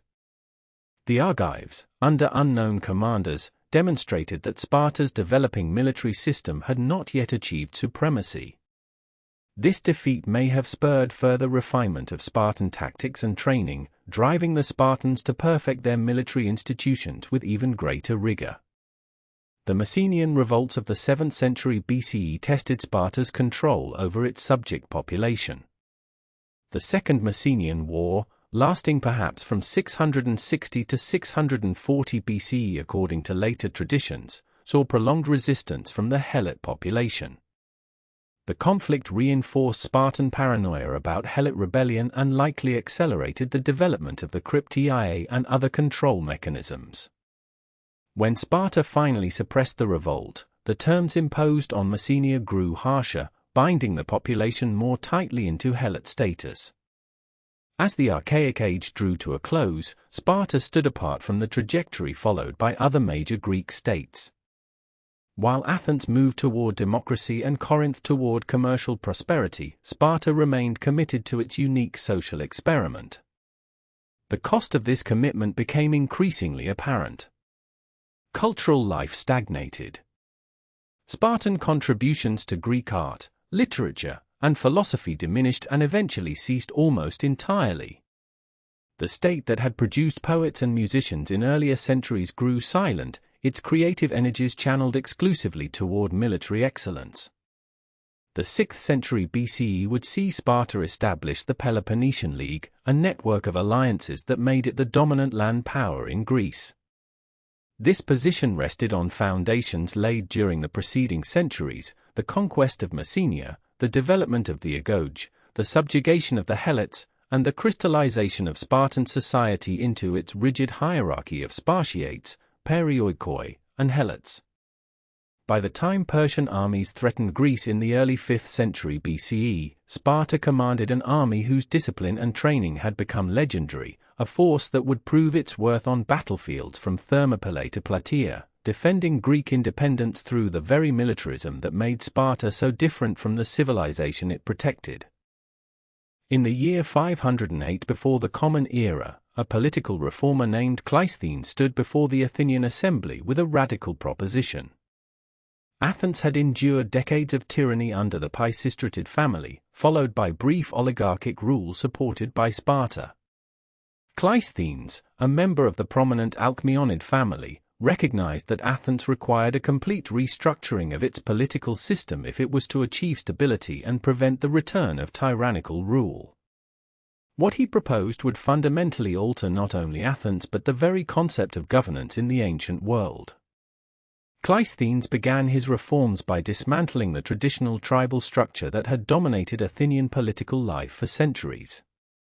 Athens had been organized into four tribes based on kinship groups, a system that concentrated power in the hands of aristocratic families who controlled these tribes through traditional loyalties and obligations. Cleisthenes abolished these four tribes and created 10 new ones. Crucially, these new tribes were not based on kinship or aristocratic lineage but on geographical location. He divided the territory of Attica, the region surrounding Athens, into 3 areas: the city itself, the coastal region, and the inland territory. Each of the 10 new tribes contained demes, or local districts, from all 3 areas. This meant that no single tribe could be dominated by one aristocratic family or region. A coastal fishing village, an inland farming community, and an urban neighborhood would all belong to the same tribe, forcing citizens from different backgrounds and locations to work together. The implications of this reorganization were profound. By breaking the traditional kinship structures, Cleisthenes weakened the power of aristocratic families who had previously controlled Athenian politics through inherited loyalties. Citizens now identified primarily with their deme and their artificially constructed tribe rather than with ancestral clans. This restructuring created the foundation upon which Athenian democracy would be built. At the heart of Cleisthenes' system stood the ecclesia, the citizens' assembly. The ecclesia was not a new institution, but Cleisthenes transformed it into the supreme decision-making body of the Athenian state. The assembly met on the Pnyx, a hill west of the Acropolis. Any male citizen who had reached his 18th year and completed his military training could attend the ecclesia, speak during debates, and vote on matters brought before it. The assembly met approximately 40 times per year, and attendance fluctuated between a few thousand citizens during routine meetings to as many as 6,000 when particularly important matters required decision. the ecclesia possessed extraordinary powers. It declared war and made peace. It approved treaties with foreign states. It voted on legislation. It elected generals and other high officials. It could levy taxes, authorize public expenditures, and even decide matters of citizenship. The assembly's authority was theoretically unlimited, constrained only by tradition and the practical realities of governance. When the ecclesia met, a herald would call out the ritual question, "Who wishes to speak?" Any citizen could then step forward to address his fellow Athenians, proposing policy or arguing for or against measures under consideration. To manage the business of the state between assembly meetings and to prepare the agenda for those meetings, Cleisthenes created the Boule, a council of 500 members.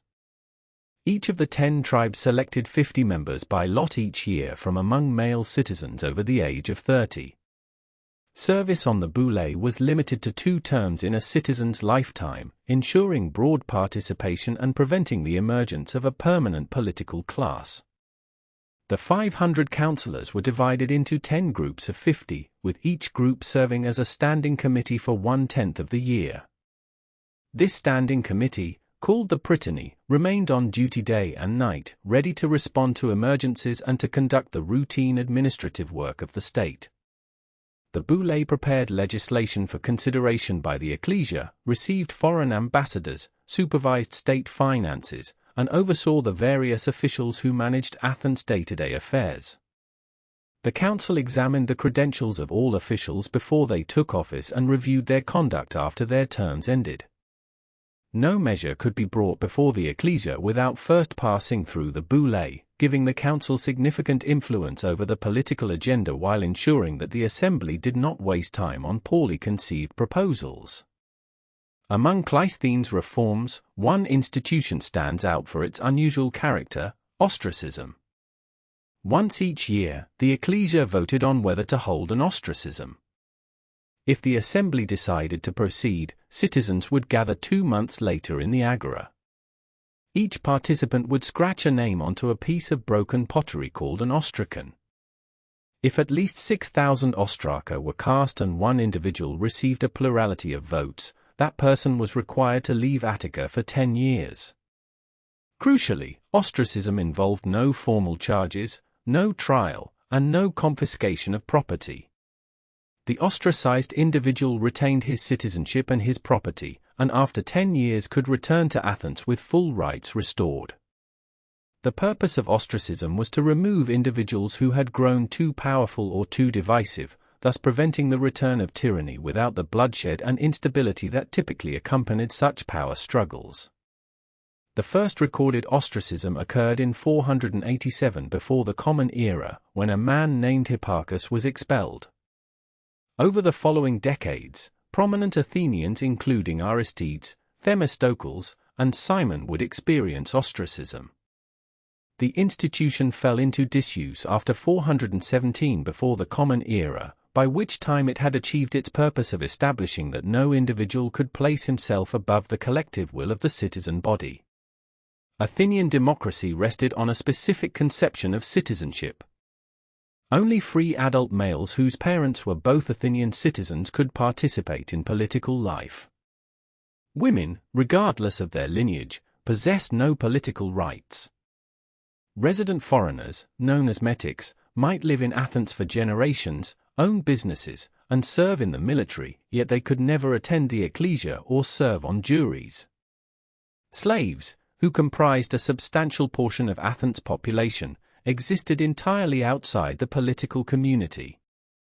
The Athenian understanding of democracy did not remotely approach modern notions of universal suffrage, yet within its limited sphere, it represented a radical expansion of political participation compared to contemporary societies. The practical functioning of Athenian democracy required resources, and Athens found those resources in the silver mines of Laurium, located in southeastern Attica. These mines had been worked since at least the 6th century before the Common Era, but a particularly rich vein of ore was discovered around 583. Silver from Laurium allowed Athens to mint coins, facilitating trade and commerce. The mines themselves were state property, leased to private contractors who exploited them using slave labor under brutal conditions. Thousands of slaves worked deep underground in narrow shafts, extracting all that would be processed into the silver that funded Athens' rise to prominence. In 483 before the Common Era, an Athenian politician named Themistocles proposed a use for laurium silver that would alter the course of Greek history. A new, exceptionally productive vein had been discovered, promising substantial revenue. The customary practice would have been to distribute this windfall among the citizens. Themistocles instead convinced the ecclesia to invest the silver in naval construction. He argued that Athens needed a fleet to protect itself against the island state of Aegina, with which Athens was engaged in a naval conflict. In truth, Themistocles had a larger vision. He understood that the Persian Empire, which had invaded Greece 2 decades earlier and been turned back at Marathon, would return. When that happened, Athens would need a navy. The assembly approved Themistocles' proposal, and Athens began constructing triremes, the warships that dominated Mediterranean naval warfare. A trireme measured approximately 120 feet in length and required a crew of 200 men, most of them rowers arranged in 3 tiers along each side of the vessel. These ships were fast, maneuverable, and capable of ramming enemy vessels with a bronze-tip battering ram mounted at the prow. By 480 before the Common Era, Athens possessed approximately 200 triremes, transforming it into a major naval power. Themistocles' naval program had implications beyond military preparedness. Operating a fleet of 200 triremes required 40,000 rowers, and these rowers were drawn primarily from the lowest property class of Athenian citizens, men too poor to afford the armor and weapons required for hoplite infantry service. As these citizens took up the oars, they gained leverage in Athenian politics. The men who powered Athens' fleet naturally expected political influence commensurate with their military contribution, and the democratic reforms of the 5th century increasingly reflected their interests. Chapter 6, Part 2, Main Events and Details. In the year 508 BCE, following the expulsion of Hippias and the subsequent political turmoil, a man named Cleisthenes emerged as the architect of a revolutionary political transformation. Cleisthenes belonged to the Alcmaeonid family, the same aristocratic clan that had been exiled by the tyrants decades earlier. His rival in the immediate post-tyranny period was Isagoras, another aristocrat who favored a return to oligarchic rule dominated by the traditional noble families. When Isagoras gained the upper hand and attempted to restrict political participation to a narrow group of citizens, Cleisthenes made a momentous decision. He turned to the common people of Athens, the demos, and proposed reforms that would fundamentally alter the structure of Athenian society.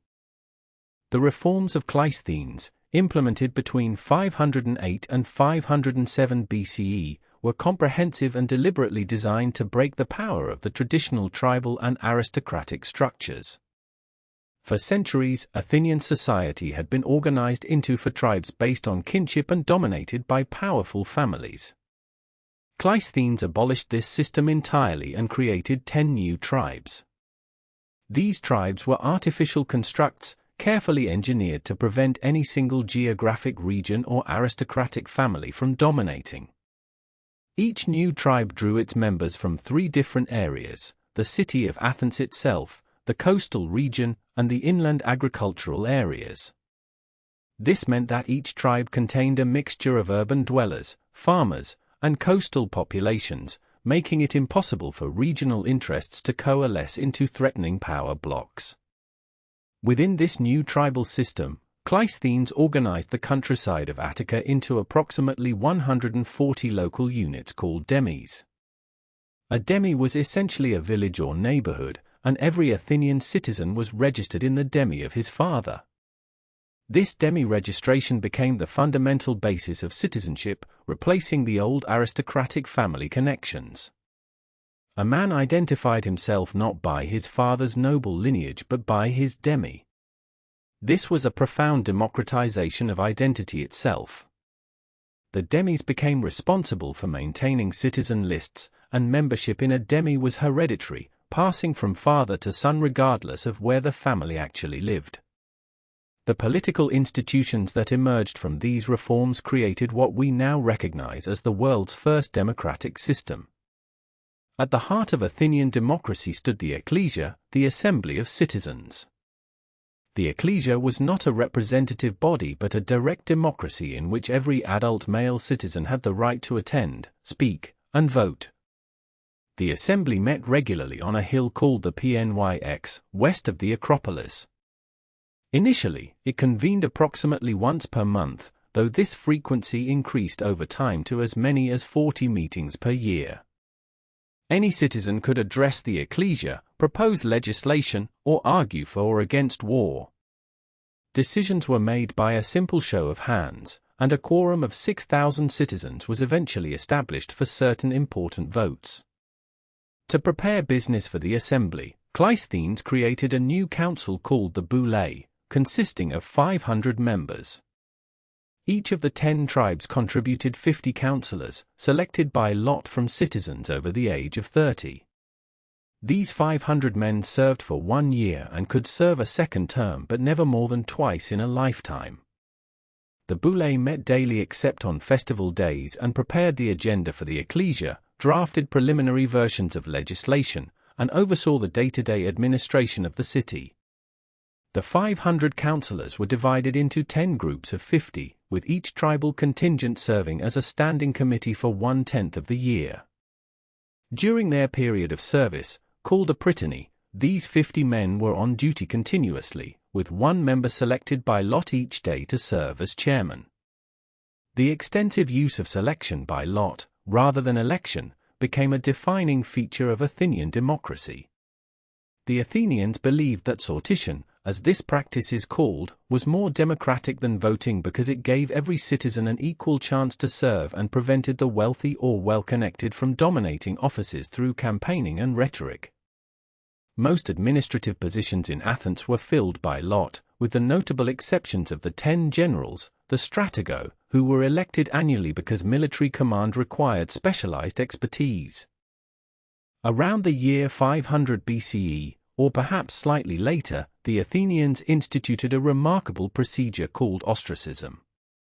Once each year, the assembly voted on whether to hold an ostracism. If the decision was affirmative, citizens gathered in the agora approximately 2 months later. Each citizen could scratch a name on a broken piece of pottery, an ostracon, and deposit it in a designated area. If at least 6,000 votes were cast, the man whose name appeared most frequently was required to leave Attica for 10 years. Critically, ostracism carried no other penalty. The ostracized man retained his property and citizenship and could return after the decade had elapsed. The purpose was to remove individuals who had become too powerful or who threatened civil peace, serving as a safety valve to prevent the emergence of new tyrants without resorting to execution or permanent exile. Athenian citizenship, so carefully defined by the reforms of Cleisthenes, remained restrictive by modern standards. Only adult males born to Athenian parents could be citizens. Women, slaves, and resident foreigners called metics had no political rights, though they participated in religious festivals and economic life. The total population of Attica in the 5th century BCE has been estimated at between 250,000 and 300,000 people, of whom perhaps 30,000 to 60,000 were adult male citizens. This meant that the direct democracy of Athens was practiced by a distinct minority of the total population, yet it represented a dramatic expansion of political participation compared to any previous system. The economic foundations of Athens' growing power were transformed in the early 5th century by the exploitation of silver deposits at Laurium, in southeastern Attica. Silver had been mined at Laurium for centuries, but around 483 BCE, extraordinarily rich new veins were discovered. The mines were operated through a combination of private initiative and state control.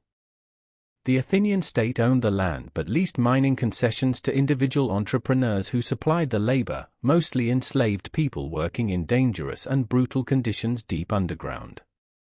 The silver extracted belonged to the lessee, but the state collected revenue through leasing fees and various taxes.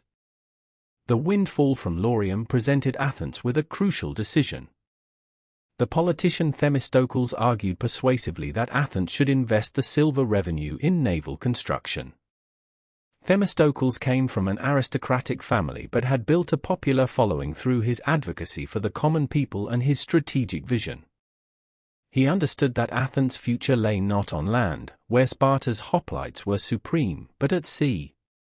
In 483 BCE, Themistocles convinced the assembly to use the laurium silver to build a fleet of 200 warships, specifically triremes. The trireme was a revolutionary warship design, approximately 40 meters long and powered by 170 oarsmen arranged in 3 levels.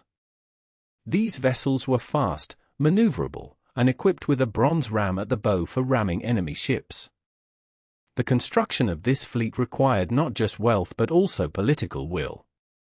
The decision meant foregoing immediate distribution of the silver to individual citizens in favor of collective security. It also meant creating a new social and political constituency. Unlike hoplite warfare, which required citizens to provide their own armor and weapons and therefore favored the middle class, rowing in a trireme required no equipment beyond one's body and willingness. The poorest citizens, the Thetes who owned no land and could not afford hoplite armor, became essential members of the navy. This gave them a claim to political respect and influence that they had never previously possessed. The navy was both a military force and a democratizing institution.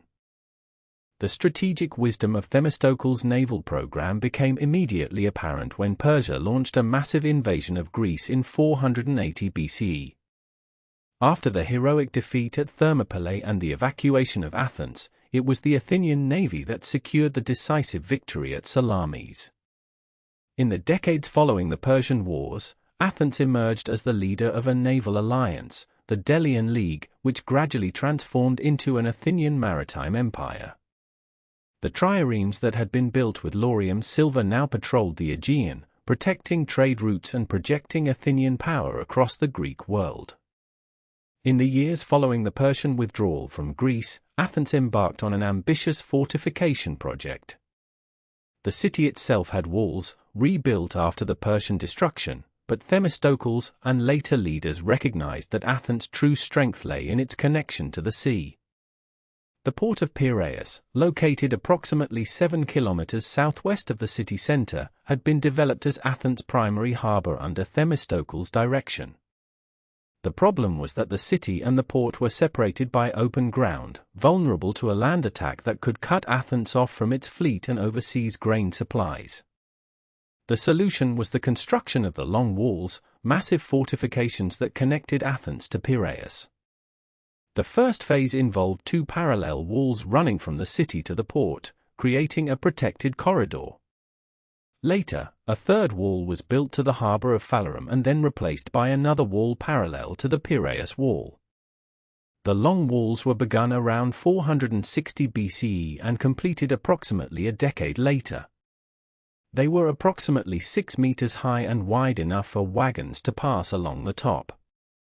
With these walls in place, Athens became effectively an island. Even if a Spartan army ravaged the countryside of Attica, Athens could receive supplies by sea indefinitely.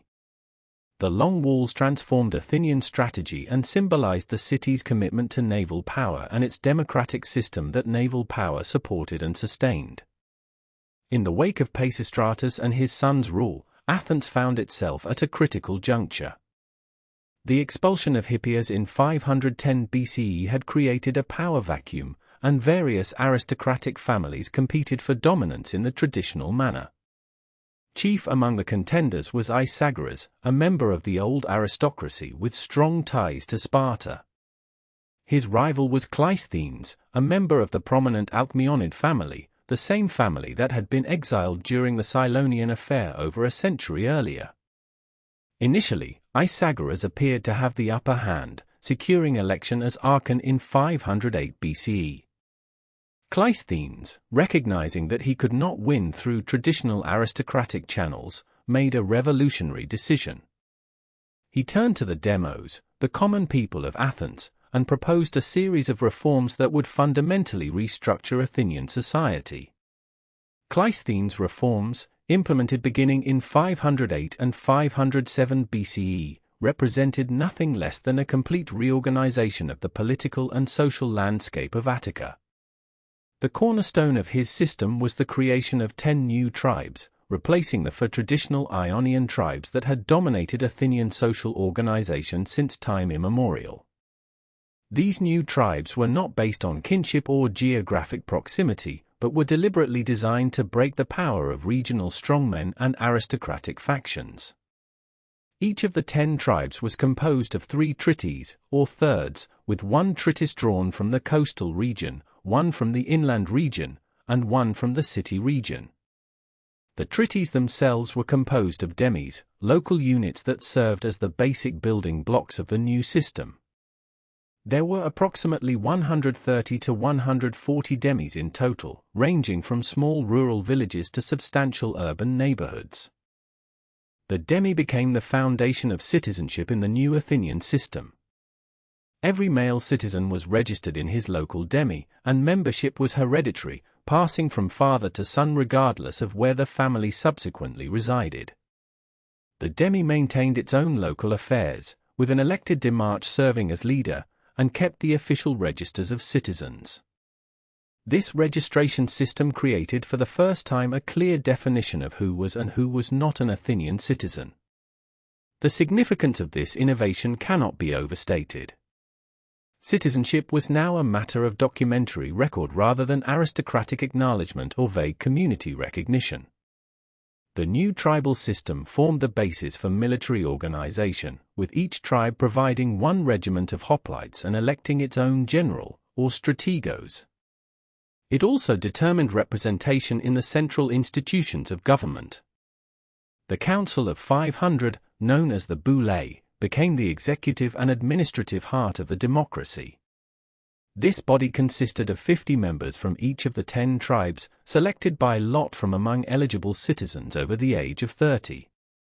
Members served for 1 year and could serve a maximum of 2 terms in their lifetime, though not consecutively. The Boule prepared the agenda for meetings of the assembly, received foreign ambassadors, supervised the various magistrates and administrative boards, and generally conducted the day-to-day business of the state. The assembly, or ecclesia, stood as the supreme authority in the Athenian state. All male citizens over the age of 18 were entitled to attend and vote in the ecclesia, which met approximately 40 times per year, or roughly once every 9 days. Meetings were held on the Pnyx, a hill west of the Acropolis with a natural amphitheater shape. The assembly made all major decisions regarding war and peace, legislation, appointment of magistrates not chosen by lot, and public expenditure. Any citizen could speak in the assembly and propose a motion, though in practice this right was exercised primarily by experienced politicians and skilled orators. Decisions were made by simple majority vote, initially by show of hands, with attendance at important meetings sometimes reaching 6,000 or more citizens. Cleisthenes introduced one particularly innovative mechanism to protect the new democratic system from tyranny. The procedure known as ostracism allowed the assembly to vote once per year on whether to exile any citizen for 10 years without loss of property or civic rights. If the assembly voted to hold an ostracism, each citizen would scratch a name on a broken piece of pottery called an ostracon. If at least 6,000 votes were cast and one individual received a plurality, that person had to leave Attica within 10 days. The first ostracism was not held until 487 BCE, suggesting that the procedure was not originally part of Cleisthenes' reforms but was added shortly thereafter. The practice served as a safety valve, allowing the people to remove dangerous or overly ambitious individuals without the violence and bloodshed of civil strife. The Athenian definition of citizenship remained restrictive by modern standards. Only free adult males born to Athenian parents qualified for full political rights. Women, slaves, and foreign residents called metics had no voice in the political system, though they played essential roles in Athenian economic and social life. The total number of adult male citizens in the early 5th century BCE is estimated at approximately 30,000 to 40,000, out of a total population of Attica perhaps as high as 250,000 or 300,000, including women, children, slaves, and metics. The economic foundation that would allow Athens to become the dominant Greek power in the 5th century BCE lay in the silver mines of Laurium, located in southeastern Attica. These mines had been worked on a small scale for generations, but in 483 BCE, an exceptionally rich vein of silver ore was discovered. The revenues from Laurium provided the Athenian state with substantial income, as the mines were publicly owned and leased to private operators who paid fees to the treasury. The question of how to use this unexpected windfall sparked intense debate in the assembly. The debate was crystallized in a confrontation between two visions for Athens' future. Aristides, a respected politician and general, advocated distributing the silver revenues directly to the citizens, a straightforward approach that would have provided immediate benefit to the population. His opponent in this debate was Themistocles, a younger politician of relatively modest background who had risen to prominence through his strategic vision and political acumen. Themistocles argued passionately that Athens should invest the silver revenues in building a fleet of warships. He pointed to the ongoing conflict with the nearby island state of Aegina and emphasized the growing threat from Persia, which had crushed the Ionian revolt and appeared increasingly likely to seek revenge against the Greek states that had supported the rebels. Themistocles prevailed in the assembly, and Athens began a massive shipbuilding program. By 480 BCE, the city had constructed a fleet of 200 triremes, the standard warship of the era. The trireme was approximately 120 feet long and required a crew of 170 rowers arranged in 3 banks, plus officers, marines, and archers. Building and maintaining such a fleet required not only substantial financial resources but also a large pool of trained rowers. This need created a new political dynamic in Athens. The Thetes, the poorest class of citizens who could not afford hoplite armor, found valuable service as rowers in the fleet. Their contribution to Athens' military power translated into increased political influence, further democratizing the city's political culture.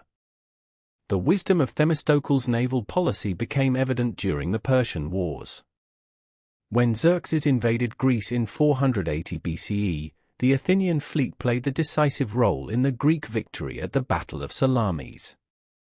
Following the Persian withdrawal, Athens emerged as the leading naval power in the Greek world and established the Delian League, an alliance of Greek city-states ostensibly formed to continue the war against Persia but increasingly serving Athenian interests. Themistocles continued to shape Athenian strategy in the years following the Persian Wars. He oversaw the rapid reconstruction of Athens' walls, despite Spartan objections, and conceived the plan for the Long Walls, fortifications that would connect Athens to its port at Piraeus, approximately 5 miles away. The construction of the Long Walls, begun around 461 BCE and completed by approximately 456 BCE, transformed Athens into what was effectively an island. As long as the city controlled the sea, it could not be starved into submission by a land-based siege. Supplies could always arrive by ship through Piraeus and be brought into the city along the protected corridor formed by the parallel walls. The Long Wall symbolized Athens' commitment to naval power and its transformation from a traditional land-based polis into a maritime empire. The system created a secure link between the urban center and the harbor, allowing Athens to project power throughout the Aegean while maintaining security at home. This infrastructure would prove essential during the Peloponnesian War, when Spartan invasions of Attica became an annual occurrence. The fortifications represented not merely military engineering but a strategic vision that recognized the changing nature of Greek warfare and the possibilities created by naval supremacy. The reforms of Cleisthenes and the strategic innovations of Themistocles had transformed Athens from one Greek city-state among many into a unique political entity. The democratic institution centered on the ecclesia and boule provided unprecedented popular participation in government. The wealth from laurium financed both the physical infrastructure and the naval forces that secured Athenian power. The stage was set for Athens' Golden Age. The relationship between the Greek city-states and the mighty Persian Empire, which stretched from the Aegean coast to the borders of India, would fundamentally reshape the course of Mediterranean history in the early 5th century before the Common Era. This confrontation did not emerge suddenly, but rather developed through a complex series of events that began along the western edge of Persian territory, in the Greek cities of Ionia. The Ionian Greeks, residing in coastal settlements along what is now western Turkey, had fallen under Persian control during the reign of Cyrus the Great in the mid-6th century. These prosperous trading cities, including Miletus, Ephesus, and Samos, maintained their Greek culture and institutions but paid tribute to Persian satraps, the regional governors who administered the vast empire. For several decades, this arrangement persisted with varying degrees of tension. The Ionians chafed under Persian rule, particularly resenting the tyrants whom the Persians installed to govern individual cities. These tyrants, while Greek themselves, derived their authority from Persian backing rather than the consent of their citizens. In 499 before the Common Era, this simmering discontent erupted into open rebellion. The catalyst was Aristotle, the tyrant of Miletus, who found himself in a precarious political position after a failed military expedition against the island of Naxos. Fearing Persian retribution, Aristotle made the calculated decision to renounce his tyranny and proclaim Miletus a democracy, thereby positioning himself as a champion of Greek freedom rather than a failed Persian client. He traveled throughout Ionia, encouraging other cities to overthrow their Persian-backed tyrants and join the revolt. Aristotle understood that the Ionian cities alone could not withstand Persian military might. He sought assistance from mainland Greece, crossing the Aegean to appeal first to Sparta, the preeminent military power of the Greek world. The Spartans, however, declined to send forces so far from the Peloponnese. Aristotle found a more receptive audience in Athens. The Athenians, who considered themselves the mother city of the Ionian Greeks and shared with them a common dialect and cultural heritage, voted to send 20 triremes to support the rebellion. The city of Eretria on the island of Euboea contributed an additional 5 ships. This Athenian intervention, though modest in scale, would have profound consequences. In 498, the combined Greek forces launched a bold strike against Sardis, the regional capital of the Persian satrapy of Lydia. They captured and burned the lower city, though the citadel held out. The destruction of Sardis, particularly the burning of a temple sacred to the local goddess Cybele, deeply angered the Persian king Darius I. According to the historian Herodotus, Darius commanded a servant to remind him 3 times before every meal to remember the Athenians. The Ionian revolt continued for 6 years, with varying fortunes. The Persians methodically reconquered the rebellious cities, employing both military force and diplomatic cunning. The decisive engagement came in 494 at the Battle of Lade, a naval encounter near Miletus. The Ionian fleet, weakened by defections and internal discord, suffered a crushing defeat. Miletus fell shortly thereafter, and the Persians razed the city, selling its population into slavery. By 493, the revolt had been completely suppressed. Darius, however, had not forgotten the mainland Greeks who had aided the rebellion. The Persian king began preparations for a punitive expedition across the Aegean. In 492, he dispatched his son-in-law Mardonius with a substantial force to reassert Persian control over Thrace and Macedonia, which had been acquired earlier but had grown restive during the Ionian troubles. Mardonius succeeded in these aims but lost a significant portion of his fleet to a storm off Mount Athos. The expedition withdrew without directly confronting Athens or Eretria. 2 years later, in 490, Darius launched a more focused campaign. He appointed 2 commanders, Datis and Artaphernes, and gave them a clear mandate: punish Eretria and Athens for their interference in the Ionian revolt. The Persian fleet, numbering perhaps 600 ships, sailed directly across the Aegean, island-hopping through the Cyclades. The Persians brought with them Hippias, the aged former tyrant of Athens who had been expelled 2 decades earlier and now hoped for restoration under Persian auspices. Eretria fell after a brief siege when traitors opened the gates. The Persians burned the city's temples in retribution for Sardis and enslaved the population. The fleet then crossed the narrow strait to Attica and landed at Marathon, a coastal plain approximately 26 miles northeast of Athens. The location was carefully chosen. The beach provided suitable landing grounds for the Persian cavalry, and Hippias, who accompanied the expedition, knew the terrain from his youth. Athens faced a grave crisis. The Athenian assembly dispatched an urgent appeal to Sparta, carried by a professional long-distance runner named Phidippides. According to tradition, Phidippides covered the 140 miles to Sparta in 2 days. The Spartans agreed to send help but explained they could not march immediately due to religious observances. They were celebrating the festival of Carneia, and their laws forbade military campaigns during this sacred period. They would come, they promised, after the full moon. Unable to wait for Spartan assistance, the Athenian general Miltiades convinced his fellow citizens that they must march out to confront the Persians immediately. The Athenian hoplite army, numbering approximately 9,000 men, took position in the hills above the plain of Marathon. They were joined by about 1,000 hoplites from the small city of Plataea, Athens's loyal ally. For several days, the 2 armies faced each other without engaging. Miltiades then made a bold tactical decision. The Athenians descended from the hills and charged across the plain at a run, covering the final distance to the Persian lines at speed to minimize their exposure to Persian archery.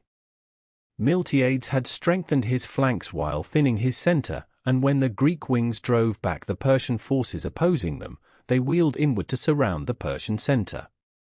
The fighting was fierce, but the heavily armored Greek hoplites proved superior in close combat. The Persians broke and fled to their ships. Athens lost 192 men. The Persians left approximately 6,400 dead on the field. The Athenian army then marched rapidly back to Athens to prevent the Persian fleet from landing near the city itself.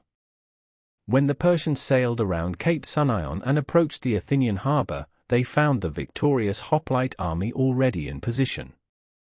Datis and Artaphernes decided against attempting another landing and sailed back to Asia. The tradition of Phidippides running from Marathon to Athens to announce the victory before dying of exhaustion appears to be a later conflation of stories, but the human drama of the runner became embedded in Greek memory. Darius planned another, larger expedition to subjugate Greece, but a revolt in Egypt and then his death in 486 prevented its launch. His son Xerxes inherited both the throne and the determination to punish Athens and extend Persian dominion over Greece. Xerxes spent for years preparing an invasion on an unprecedented scale. He ordered the construction of a canal through the peninsula of Mount Athos to avoid the storms that had wrecked Mardonius's fleet. He commanded engineers to bridge the Hellespont, the narrow strait separating Asia from Europe, with a double pontoon bridge of boats. In 480, Xerxes began his march. Ancient sources claim his army numbered in the millions, though modern scholars estimate the actual fighting force at perhaps 150 to 200,000 men, still an enormous host by ancient standards. The fleet that accompanied the army comprised perhaps 600 to 1,200 warships. This was not a punitive raid but a full-scale invasion intended to incorporate Greece permanently into the Persian Empire. News of the Persian preparations had reached Greece, and some of the city-states, led by Athens and Sparta, formed a defensive alliance. Many Greek cities, however, chose to submit to Xerxes, offering the tokens of earth and water that signified acceptance of Persian rule. The northern Greek states, lying directly in the path of the invasion, had little choice. Thebes and other Boeotian cities also medized, as Greek collaboration with Persia was termed. The alliance of resistant states, meeting at Corinth, debated strategy. They initially positioned forces at the Vale of Tempe in northern Thessaly but withdrew when they realized the position could be outflanked. The Greeks fell back to Thermopylae, a narrow pass between the mountains and the sea in central Greece.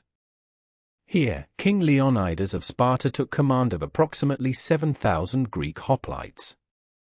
The exact number remains debated, but Leonidas brought with him 300 Spartan peers, the elite warrior class of Sparta. The seeds of the Great Persian Wars were sown not in mainland Greece, but across the Aegean Sea in the Greek cities of Ionia, located along the western coast of Asia Minor. These prosperous Greek settlements had fallen under Persian control during the expansion of the Achaemenid Empire in the mid-6th century BC. By the year 499 BC, the Ionian Greeks had grown increasingly resentful of Persian rule, particularly the system of tyrants appointed by the Persian satraps to govern their cities. The catalyst for rebellion came when Aristotle, the tyrant of Miletus, found himself in political difficulty after a failed military expedition. Seeking to preserve his position, he made the calculated decision to renounce his tyranny and incite a general revolt against Persian authority. Aristotle traveled to mainland Greece seeking military assistance for the Ionian cause. He found a receptive audience in Athens, which sent 20 ships to aid the rebels, while the city of Eretria on Euboea contributed 5 additional vessels. This assistance would prove fateful. In 498 BC, the combined Ionian and Athenian forces launched a bold strike inland, marching to Sardis, the administrative center of the Persian satrapy of Lydia. The rebels captured and burned the lower city, though the citadel held out. This act of defiance and destruction, particularly the burning of the important temple of Cybele in Sardis, would not be forgotten by the Persian court. Despite this initial success, the Ionian revolt soon encountered severe difficulties. The Athenians, recognizing the overwhelming power they faced, withdrew their support after the Sardis campaign. The Persians methodically organized their response, bringing their superior resources to bear against the scattered rebel cities. The decisive engagement came in 494 BC at the Battle of Lade, a naval confrontation near Miletus. The Ionian fleet, weakened by defections and poor coordination, suffered a crushing defeat. Miletus itself fell to the Persians shortly thereafter and was brutally sacked, its population killed or enslaved. The revolt was systematically crushed city by city, and by 493 BC, Persian control over Ionia had been completely restored. However, the Persian king Darius I had not forgotten the participation of Athens and Eretria in the burning of Sardis. According to the historian Herodotus, Darius commanded a servant to remind him 3 times each day at dinner to remember the Athenians. Whether this account is literally true or not, it reflects the determination with which Persia now turned its attention westward. In 492 BC, Darius dispatched his son-in-law Mardonius with a substantial force to reassert Persian authority in Thrace and Macedonia, and to punish the Greek cities that had supported the Ionian revolt. This expedition achieved some success in the north, but the fleet was severely damaged by a storm off Mount Athos, forcing a withdrawal. 2 years later, in 490 BC, Darius launched a more direct expedition. A Persian fleet commanded by Datis and Artaphernes, carrying perhaps 25,000 troops, sailed across the Aegean. The Persians first struck Eretria, besieging and capturing the city after 6 days when it was betrayed from within. The inhabitants were enslaved. The fleet then crossed the narrow strait to Attica, landing on the plain of Marathon, approximately 26 miles northeast of Athens. This landing site was likely chosen on the advice of the exiled Athenian tyrant Hippias, who accompanied the expedition and hoped to be restored to power. The Athenians faced a grave crisis. Their army, numbering perhaps 10,000 hoplites, marched out to Marathon under the command of 10 generals, among whom Miltiades held particular influence. The Athenians had sent a professional runner named Phidippides to Sparta to request assistance. According to Herodotus, Phidippides covered the distance of approximately 140 miles in 2 days, an extraordinary feat of endurance. The Spartans agreed to help but explained they could not march immediately due to religious observances connected with the festival of Carneia. They would come after the full moon. This delay meant the Athenians would have to face the Persians with only the support of their loyal ally Plataea, which sent approximately 1,000 hoplites. For several days, the two armies faced each other across the plain of Marathon. The Athenian commanders debated whether to give battle or wait for Spartan reinforcements. Finally, on a day in late summer for 90 BC, the decision was made to attack. The exact circumstances remain debated by historians, but it appears the Athenians noted that a portion of the Persian cavalry was absent, perhaps already embarked on ships. Miltiades ordered the Greek hoplites to advance. In an innovative tactical decision, the Athenian line was strengthened on both wings while the center was deliberately thinned. As the Greeks charged across approximately 1 mile of open ground, the Persian archers had limited time to inflict casualties. In the fierce hand-to-hand combat that followed, the stronger Greek wings enveloped the Persian flanks in a double encirclement, even as the Greek center was pushed back. The Persian army broke and fled to their ships, suffering heavy casualties. Ancient sources claim Persian losses of over 6,000 men, while Athenian casualties numbered only 192. The Persian fleet did not immediately sail for home. Instead, it rounded Cape Sunion, attempting to reach Athens before the Greek army could return. However, Miltiades marched his exhausted troops back to Athens with great speed, and when the Persian ships arrived off the coast, they found the Athenian army arrayed and ready. The Persians chose not to attempt a landing and sailed back to Asia. The improbable victory at Marathon became a defining moment in Athenian history and Greek consciousness. The Athenian dead were cremated and buried beneath a mound on the battlefield that remains visible to this day. The defeat at Marathon did not end Persian ambitions toward Greece. Darius began preparations for a much larger expedition, but his death in 486 BC and a subsequent revolt in Egypt delayed these plans. It fell to his son and successor, Xerxes I, to complete the enterprise. Xerxes spent years assembling an enormous invasion force, unprecedented in scale. Ancient sources provide impossibly high numbers, but modern scholars estimate the Persian army at perhaps 150 to 200,000 troops, supported by a fleet of perhaps 600 to 1,200 warships. This was, by any measure, the largest military force yet assembled in the ancient world. In 480 BC, this vast army began its march from Asia into Europe, crossing the Hellespont on 2 pontoon bridges. The scale of preparation was extraordinary. A canal was dug through the peninsula at Mount Athos to allow the fleet safe passage. Supply depots were established along the route. The army moved through Thrace and Macedonia and entered Thessaly in northern Greece. The advance of this enormous host sent waves of fear through the Greek world. Many Greek states chose to submit to Persian demands for earth and water, the tokens of submission. However, a coalition of Greek states, led by Sparta and Athens, chose to resist. The Greek allies determined to make their stand at Thermopylae, a narrow pass between the mountains and the sea in central Greece. This position, where the road was at points only 50 feet wide, would neutralize the Persian numerical advantage. In August of 480 BC, a Greek force numbering perhaps 7,000 men took position at Thermopylae. The Spartan king Leonidas commanded the Greek force, having brought with him 300 Spartan warriors who formed the elite core of the defense.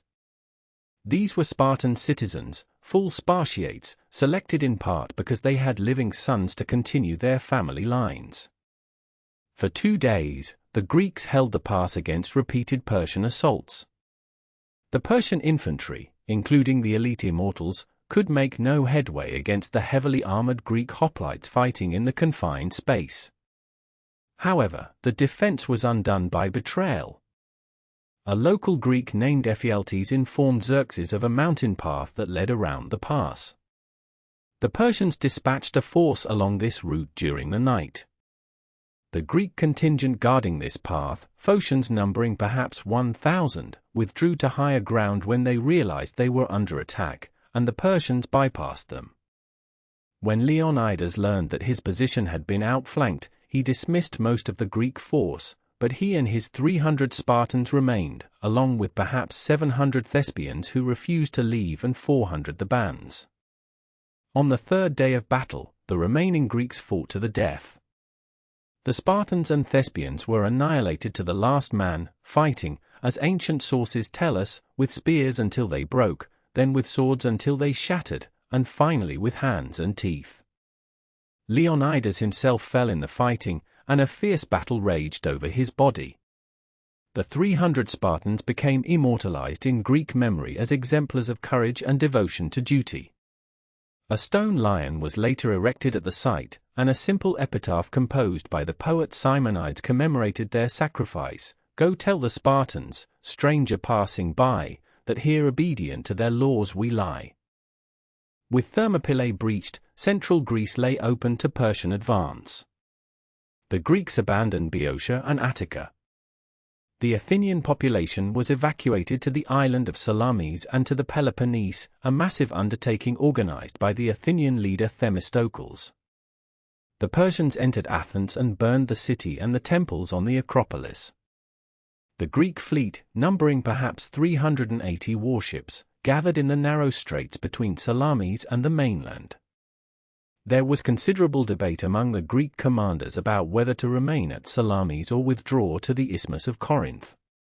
According to tradition, Themistocles secretly sent a message to Xerxes suggesting the Greeks were about to flee, thereby provoking the Persian king to order an immediate attack. In late September 80 BC, the Battle of Salamis commenced. The larger Persian fleet, perhaps numbering 700 to 800 warships, entered the confined waters of the straits. The Greek triremes, more maneuverable in the restricted space, achieved tactical superiority. The Persian ships, crowded together and unable to use their numbers effectively, suffered a devastating defeat. Ancient sources describe the waters choked with wreckage and bodies. Xerxes, who watched the battle from a throne set up on the shore, witnessed the destruction of a substantial portion of his fleet. Following this defeat, Xerxes withdrew to Asia with part of his army, leaving his general Mardonius with a still substantial force to winter in Thessaly and continue the campaign the following year. In 479 BC, Mardonius attempted diplomatic initiatives to split the Greek alliance, particularly targeting Athens. When these failed, he reoccupied Athens, which had been reoccupied by its citizens after Salamis. The Athenians evacuated once more. Finally, a large Greek army, perhaps numbering 40,000 hoplites, assembled under Spartan command and marched north into Boeotia.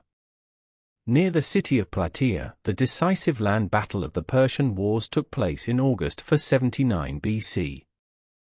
The Greek hoplite infantry, after complex maneuvering and several days of stalemate, achieved a complete victory over the Persian forces. Mardonius himself was killed in the fighting. According to tradition, on the same day as Plataea, the Greek fleet achieved another victory over Persian naval forces at Mycale on the coast of Asia Minor. The twin victories at Plataea and Mycale effectively ended the Persian threat to mainland Greece. The success of the Greek resistance was remarkable, achieved against an empire of vastly greater resources and population. Several factors contributed to the outcome. Greek hoplite armor and tactics proved superior in direct combat. The Greek triremes and their trained crews were more effective in the waters of the Aegean. Greek knowledge of local terrain and conditions provided advantages. Most critically, despite their legendary disunity, the Greek city-states had managed to cooperate effectively at crucial moments, subordinating local rivalries to the common threat. In the aftermath of victory, the Greek alliance, led by Athens, transformed into a more permanent organization. In 478 BC, the Delian League was formed, named after the sacred island of Delos where its treasury was kept and representatives met. Ostensibly created to continue the war against Persia and liberate Greek cities still under Persian control, the Delian League would gradually evolve into an Athenian empire, setting the stage for future conflicts within the Greek world itself. The aftermath of the Persian Wars fundamentally transformed the Greek world in ways that would resonate for centuries. The immediate consequences were visible across the Aegean, from the smoldering ruins of Persian garrisons to the newly confident city-states that had discovered their collective strength. The victory at Plataea in 479 had not merely repelled an invasion. It had created a new political reality that demanded fresh institutions and alliances to secure what had been won through such extraordinary sacrifice. In the months following Plataea, Greek forces pursued a campaign of liberation across the Aegean islands and the Ionian coast. The Spartan commander Pausanias led an allied fleet to Cyprus and then to Byzantium, securing control of the vital straits connecting the Black Sea to the Mediterranean. This aggressive posture marked a significant departure from traditional Spartan policy, which had long focused on maintaining dominance within the Peloponnese rather than projecting power across the sea. However, Pausanias soon alienated the other Greeks through his arrogant behavior and his adoption of Persian dress and customs. Accusations emerged that he was negotiating secretly with the Persian court, seeking to establish himself as a tyrant over Greece under Persian patronage. Whether these charges were entirely accurate remains uncertain, but Sparta recalled Pausanias in 478 and subsequently withdrew from active leadership of the anti-Persian coalition. This Spartan withdrawal created a vacuum that Athens was exceptionally well positioned to fill. The Athenian fleet had grown to nearly 200 triremes by this time, making it the dominant naval power in the Greek world. The tactical brilliance demonstrated at Salamis had elevated Athens's military reputation, while the city's complete destruction by Xerxes had paradoxically freed it from old constraints. Without existing structures to limit expansion, Athens could rebuild according to new plans that emphasized maritime power and commercial enterprise. Under the leadership of Themistocles, the Athenians immediately began reconstructing their city walls despite Spartan objections that any fortified city outside the Peloponnese represented a potential stronghold for Persian forces should they invade again. The threat of renewed Persian aggression remained very real. Although Xerxes had withdrawn to his capital at Persepolis, the Persian Empire retained vast resources and had historically demonstrated patience in pursuing its objectives. The Ionian cities, which had sparked the entire conflict with their revolt decades earlier, remained vulnerable to reconquest. The islands of the Aegean, many of which had provided ships and supplies to Xerxes, needed protection from Persian reprisals. It became clear that a permanent defensive alliance was necessary to secure Greek independence. In 477, representatives from numerous Greek city-states gathered on the sacred island of Delos to establish what would become known as the Delian League. The choice of Delos as the meeting place and treasury site was significant. As the mythological birthplace of Apollo and Artemis, Delos held religious importance for all Greeks. Its central location in the Cyclades made it accessible to member states, and its small size and lack of military power meant it posed no threat of dominating the alliance. The stated purpose of the League was to continue the war against Persia and to liberate Greek cities still under Persian control. Each member state would contribute either ships or money to a common defense fund. Assessments were calculated by Aristides the Just, an Athenian statesman renowned for his fairness, who traveled throughout the Aegean determining each city's appropriate contribution based on its resources and population. The initial membership included most of the Aegean islands, the Greek cities of Ionia and the Hellespont region, and some cities in Thrace and northern Greece. Conspicuously absent were the major Peloponnesian powers including Sparta, Corinth, and their allies. This geographical distribution meant that the Delian League was primarily a maritime alliance of states that relied on seaborne trade and were therefore most vulnerable to Persian naval power. Athens, with its massive fleet, naturally provided the majority of ships while smaller states typically contributed tribute payments. The League's assembly met regularly on Delos, with each member theoretically holding equal voting rights regardless of size. However, from the beginning, Athenian influence predominated due to its naval superiority and administrative infrastructure. The League proved immediately effective in its military objectives. Between 476 and 460, Greek forces under Athenian command captured the remaining Persian garrisons in Thrace, cleared pirates from the Aegean, and liberated numerous cities along the Anatolian coast. The most significant victory occurred around 467 at the Eurymedon River in southern Anatolia, where the Athenian commander Cimon destroyed a Persian fleet and army in a single day, ending any realistic Persian hope of reasserting control over the Aegean basin. These successes validated the League's existence and seemed to fulfill its founding purpose. However, the League's character began to change as the immediate Persian threat receded. When the island of Naxos attempted to withdraw from the League in the late 470s, Athens besieged the city and forced it to remain a member, now paying tribute rather than providing ships. This set a precedent that would be repeated with other cities seeking to leave the alliance.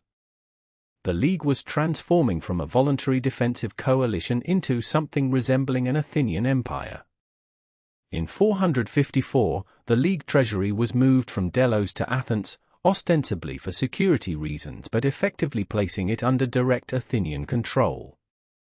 Member states increasingly found their internal affairs subject to Athenian interference, with democratic governments often imposed to replace oligarchies, and legal disputes requiring resolution in Athenian courts.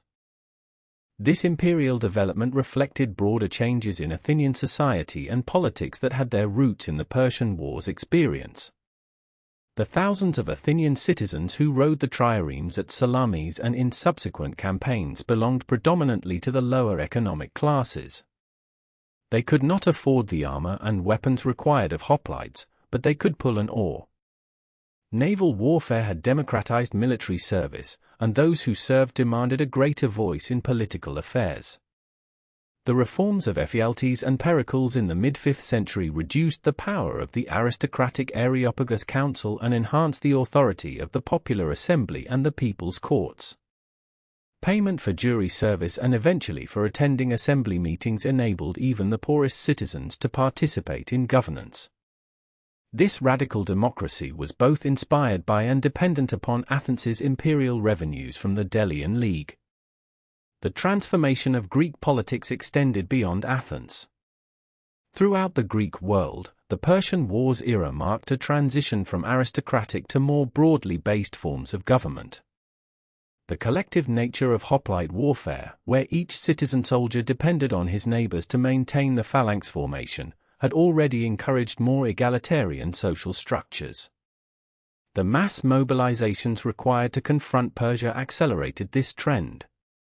Small farmers and craftsmen who had fought at Marathon, Thermopylae, Salamis, and Plataea returned home less willing to accept political exclusion. The very concept of Greekness, which the Persian threat had helped to crystallize, implied shared values that transcended individual city boundaries. Nevertheless, this emerging Greek identity coexisted with fierce local loyalties and interstate rivalries. Sparta viewed the growth of Athenian power with increasing concern. The militaristic Spartan state, with its Helot-based agricultural economy and conservative social structure, represented a fundamentally different model from Athens's commercial, democratic, and increasingly imperial system. Other significant powers including Corinth, Thebes, and Argos pursued their own regional interests, sometimes cooperating with and sometimes opposing the major powers. The Greek unity that had been essential to defeating Persia proved impossible to sustain in peacetime. The period following the Persian Wars also witnessed remarkable cultural and intellectual flourishing, particularly at Athens. The wealth flowing into the city through tribute and trade funded ambitious building programs, most notably the reconstruction of the Acropolis under Pericles' direction. The Parthenon, begun in 447, stood as both a temple to Athena and a monument to Athenian achievement. Tragic playwrights including Aeschylus, who had fought at Marathon, explored themes of hubris, fate, and the relationship between mortals and gods in ways that resonated with the recent historical experience. The historian Herodotus, composing his inquiry into the causes and course of the Persian Wars, created a new form of historical investigation that sought to understand events through research and critical analysis rather than simply recording tradition. The confidence generated by victory over Persia also encouraged new forms of intellectual inquiry. Natural philosophers proposed explanations of physical phenomena based on observation rather than mythology. Anaxagoras taught that the sun was not a god but an enormous hot stone. Democritus developed atomic theory. The sophists offered instruction in rhetoric and argumentation, skills essential for democratic participation. These developments laid foundations for the extraordinary philosophical achievements of the later 5th and 4th centuries, when Socrates, Plato, and Aristotle would establish frameworks for Western thought that remain influential today. Yet the very success of the Greeks in defeating Persia contained seeds of future conflict. The Delian League, established to defend Greek freedom, had become an instrument of Athenian domination. The democratic reforms that empowered Athenian citizens depended on tribute from subject allies. The confidence born of victory encouraged both Athens and Sparta to assert their interests more aggressively. By the mid-5th century, tensions between these incompatible systems would erupt into the Peloponnesian War, a devastating conflict that would ultimately exhaust both sides and leave the Greek world vulnerable to external conquest. The Persian threat that had unified Greece thus gave way to internal divisions that would define the classical period and shape its eventual conclusion. In the year 443 before the Common Era, Athens stood at the zenith of its power and influence. The Persian threat had been decisively repulsed, the Delian League had transformed into an Athenian empire, and the city itself was about to undergo a transformation that would define classical civilization for millennia to come. At the center of this remarkable period stood Pericles, son of Xanthippus, a statesman whose name would become synonymous with the Golden Age of Athenian culture and power. Pericles had been born around 495 before the Common Era into one of Athens' most distinguished families. His father Xanthippus had commanded Athenian forces at the Battle of Mycale in 479, while his mother Agariste belonged to the influential Alcmaeonid family. This aristocratic background provided Pericles with the education and connections necessary for political life, yet he would become the champion of democracy's most radical expression. By the mid-440s, Pericles had achieved a position of such dominance in Athenian politics that the historian Thucydides would later describe Athens as nominally a democracy but in reality ruled by its first citizen. The Athens that Pericles dominated was a city of perhaps 40,000 adult male citizens, alongside a roughly equal number of resident foreigners known as metics, and a slave population that may have numbered 100,000 or more. The city's wealth derived not merely from its silver mines at Laurium or its agricultural production, but increasingly from its position at the head of an empire. The Delian League, originally founded in 478 as a voluntary alliance against Persian aggression, had by the 450s transformed into something quite different. The League's treasury had been moved from the island of Delos to Athens itself in 454, a symbolic assertion of Athenian control that left little doubt about who truly commanded the alliance. The tribute system that sustained Athenian power was administered with remarkable efficiency. Each year, representatives from the allied cities would bring their required payments to Athens during the Great Panathenaea festival. These tributes were assessed according to each city's capacity to pay, with the total annual income reaching 600 talents by the time of Pericles' ascendancy. 1/60th of this tribute was dedicated to Athena, the city's patron goddess, while the remainder funded Athens' naval operations, administrative expenses, and increasingly, its ambitious building program. The Athenians maintained a fleet of 300 triremes, requiring crews of approximately 60,000 men when fully manned, a naval force unmatched anywhere in the Greek world.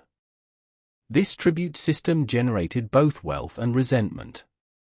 Cities that attempted to withdraw from the League faced swift military intervention.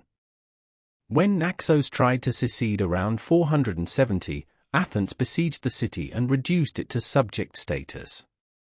Similar treatment was meted out to Thasos in 463 after that island's rebellion. The Athenian Empire, for such it had undeniably become, rested on maritime supremacy and the implicit threat that rebellion would be met with overwhelming force.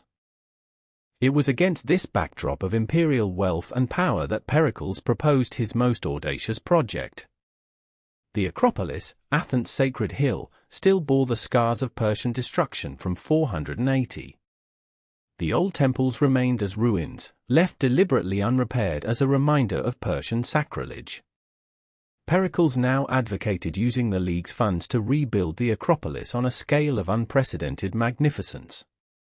This proposal sparked considerable controversy, both within Athens and among the allied cities. Critics argued that using tribute money for Athenian building projects amounted to theft, that Athens was adorning itself like a vain woman with gold and jewels paid for by its subjects. Pericles countered that so long as Athens protected the allies from Persian attack, the city had the right to use surplus funds as it saw fit. His argument prevailed. Construction of the Parthenon, the great temple of Athena Parthenos, began in 447 before the Common Era. The architects Iktinos and Callicrates were commissioned to design a structure that would surpass all previous Greek temples in scale and refinement. The building would measure approximately 69 meters in length and nearly 31 meters in width, constructed entirely of marble quarried from Mount Pentelicus, located 16 kilometers northeast of Athens. This marble, prized for its fine grain and subtle golden hue, was transported to the Acropolis by thousands of workers over the course of construction. The Parthenon's design incorporated sophisticated optical refinements that demonstrated the advanced understanding of visual perception possessed by Greek architects. The temple's platform curved slightly upward at its center, a feature known as curvature, preventing the optical illusion of sagging that would occur with a perfectly flat base. The columns tilted imperceptibly inward and varied in spacing and diameter, all calculated to create an impression of perfect regularity when viewed by human eyes. These subtle adjustments required extraordinary precision in cutting and placing each stone block, yet the Parthenon's construction proceeded with remarkable efficiency. The basic structure was completed by 438, though work on the sculptural decoration continued for several more years. The sculptural program of the Parthenon was entrusted to Phidias, son of Charmides, who stood as antiquity's most celebrated sculptor. Phidias served as the overall artistic director of the Periclean building program, and his workshop on the Acropolis employed numerous assistants and craftsmen. The Parthenon's sculptural decoration comprised three main elements. The pediments at each end of the temple featured freestanding sculptures depicting the birth of Athena and her contest with Poseidon for patronage of Athens. The metopes, rectangular panels placed above the outer colonnade, numbered 92 in total and portrayed various mythological battles including the conflict between Lapiths and Centaurs and the Trojan War. Most innovative was the continuous frieze running around the inner building, depicting the Panathenaic procession in low relief with over 300 human figures and 200 animals. Phidias himself created the Parthenon's cult statue, the Athena Parthenos, which stood inside the temple's inner chamber. This chryselephantine statue, constructed with gold plates and ivory over a wooden core, rose approximately 12 meters in height. Athena was depicted standing, wearing her aegis, holding a statue of Nike, the personification of victory, in her right hand and a shield in her left. The statue's gold components alone weighed approximately 40 talents, constituting an enormous monetary value.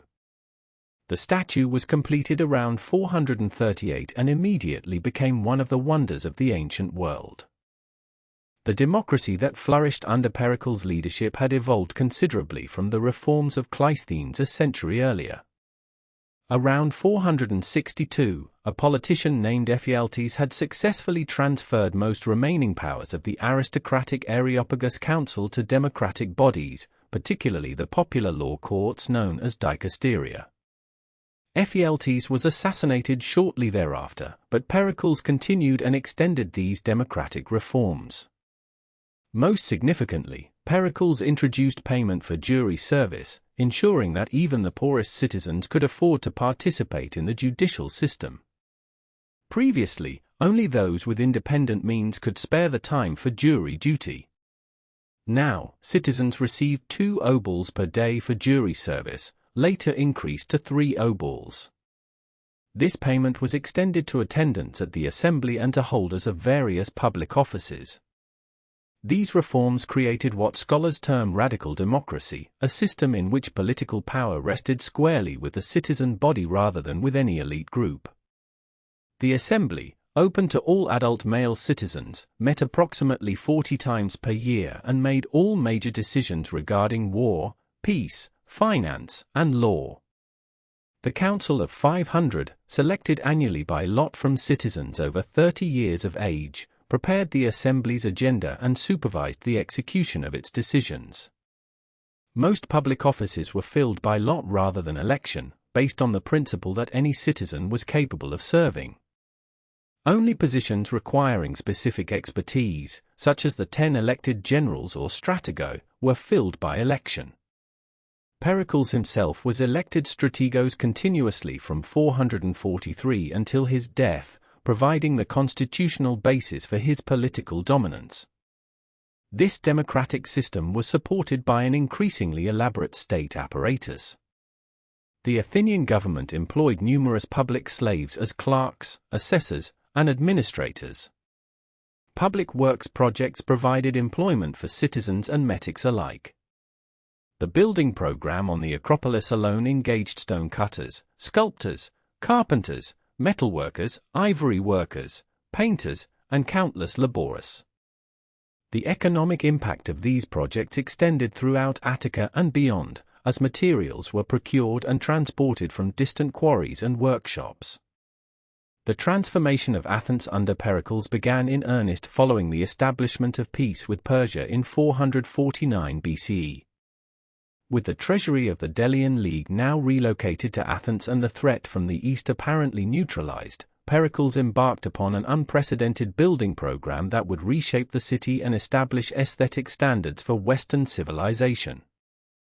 The Acropolis, which had lain in ruin since its destruction by Xerxes in 480 BCE, became the focus of this architectural renaissance.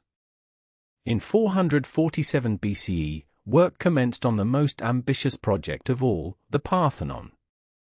This temple to Athena Parthenos, the virgin goddess and patron deity of Athens, was designed by the architects Ictinus and Callicrates. The structure represented a refinement of Doric temple architecture that had never been achieved before. Measuring 228 feet in length and 101 feet in width, the Parthenon employed white marble from Mount Pentelicus, located approximately 10 miles northeast of Athens.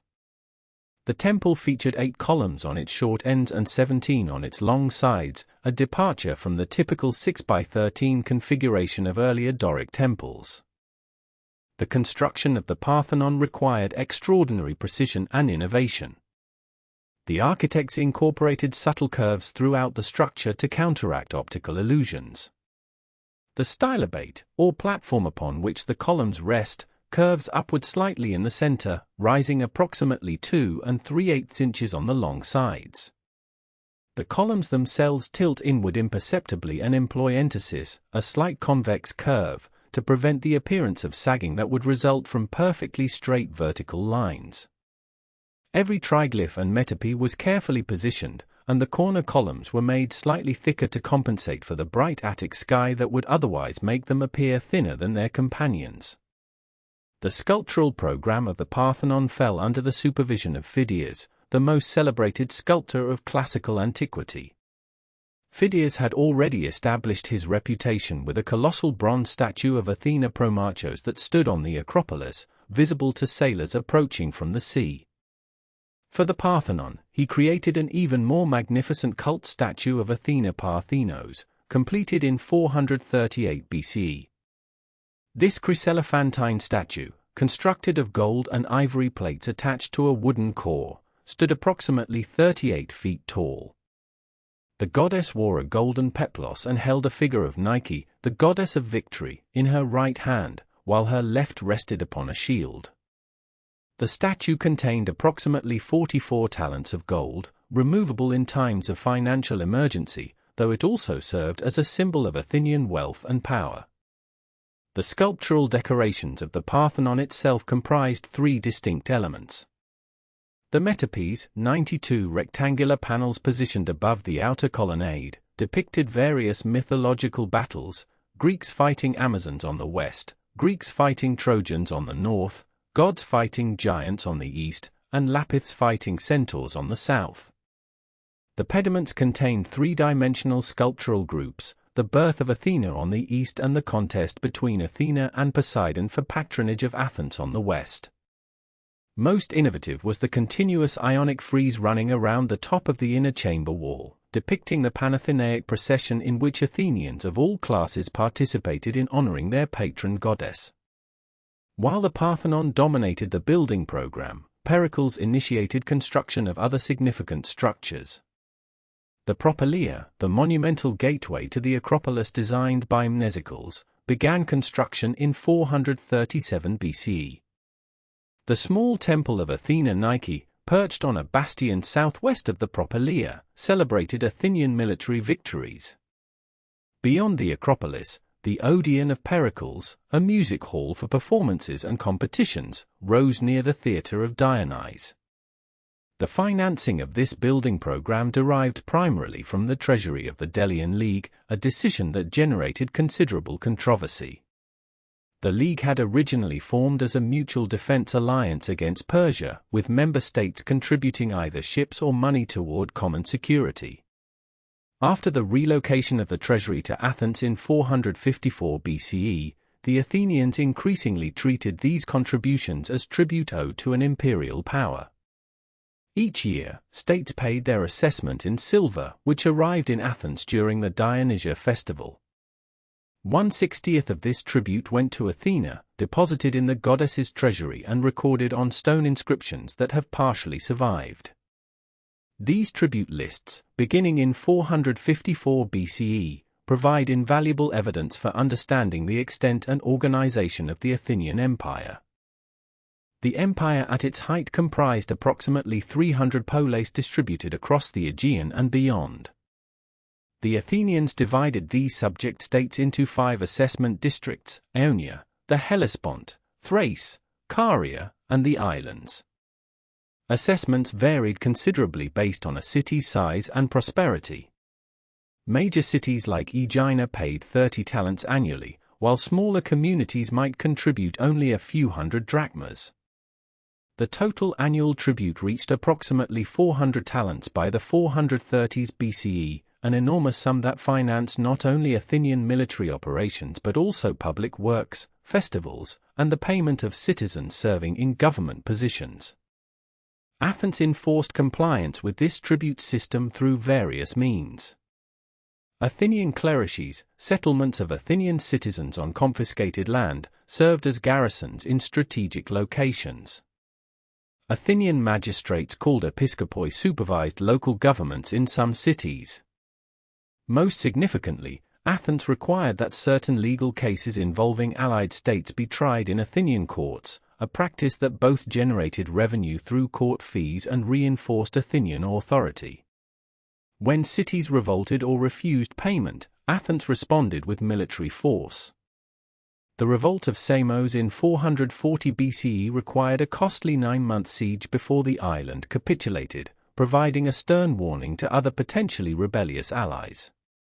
This imperial system supported the radical democracy that characterized Periclean Athens. Building upon reforms initiated by Ephialtes in 462 BCE, Pericles further democratized Athenian government by introducing pay for public service.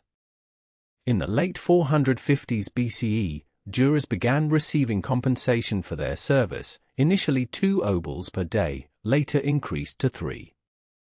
This payment enabled poorer citizens to participate in the judicial system without suffering economic hardship. Subsequently, payment extended to members of the Boule, the Council of 500, and to other officials.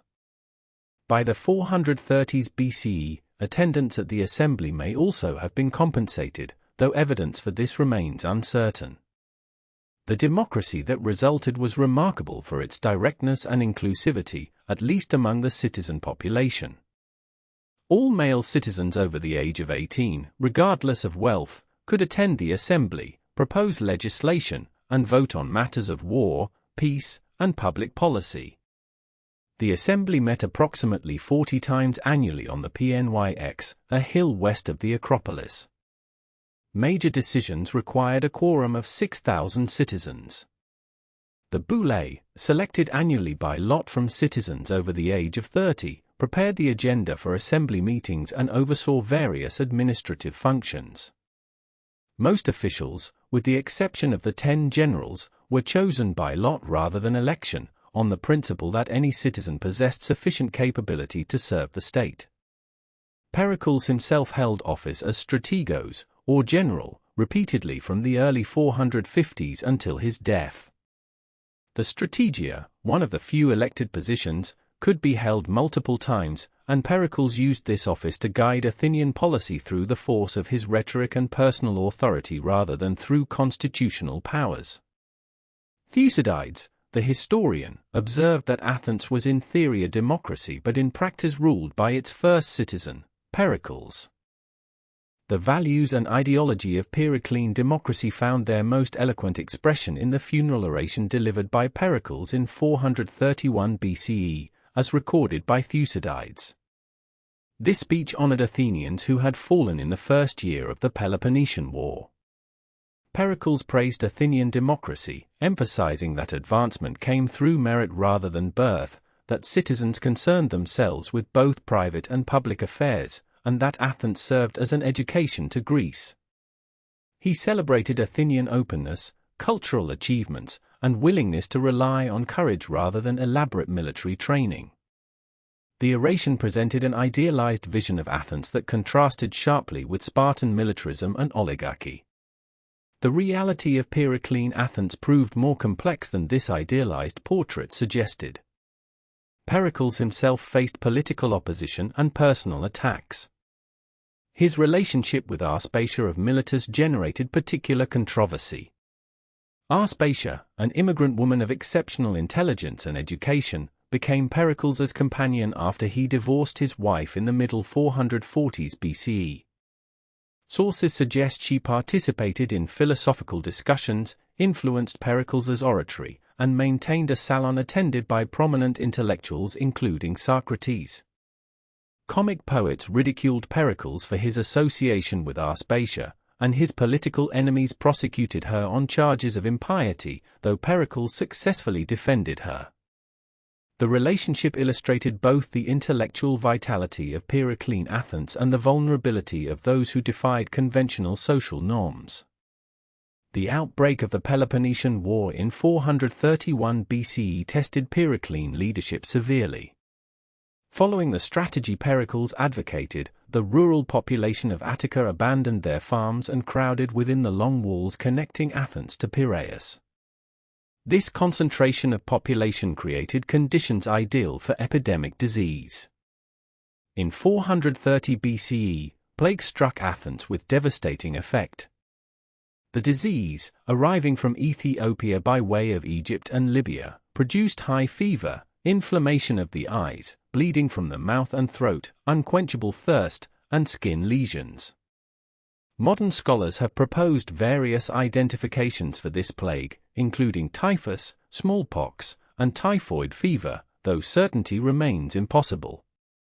The plague killed approximately 1/4 of Athens's population over several years, returning in 427 and again in 426 BCE. Pericles himself succumbed in 429 BCE, along with his two legitimate sons from his earlier marriage.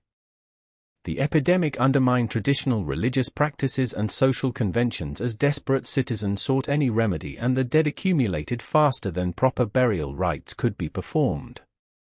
Thucydides, who contracted the disease but recovered, left a detailed clinical description of its symptoms and social effects.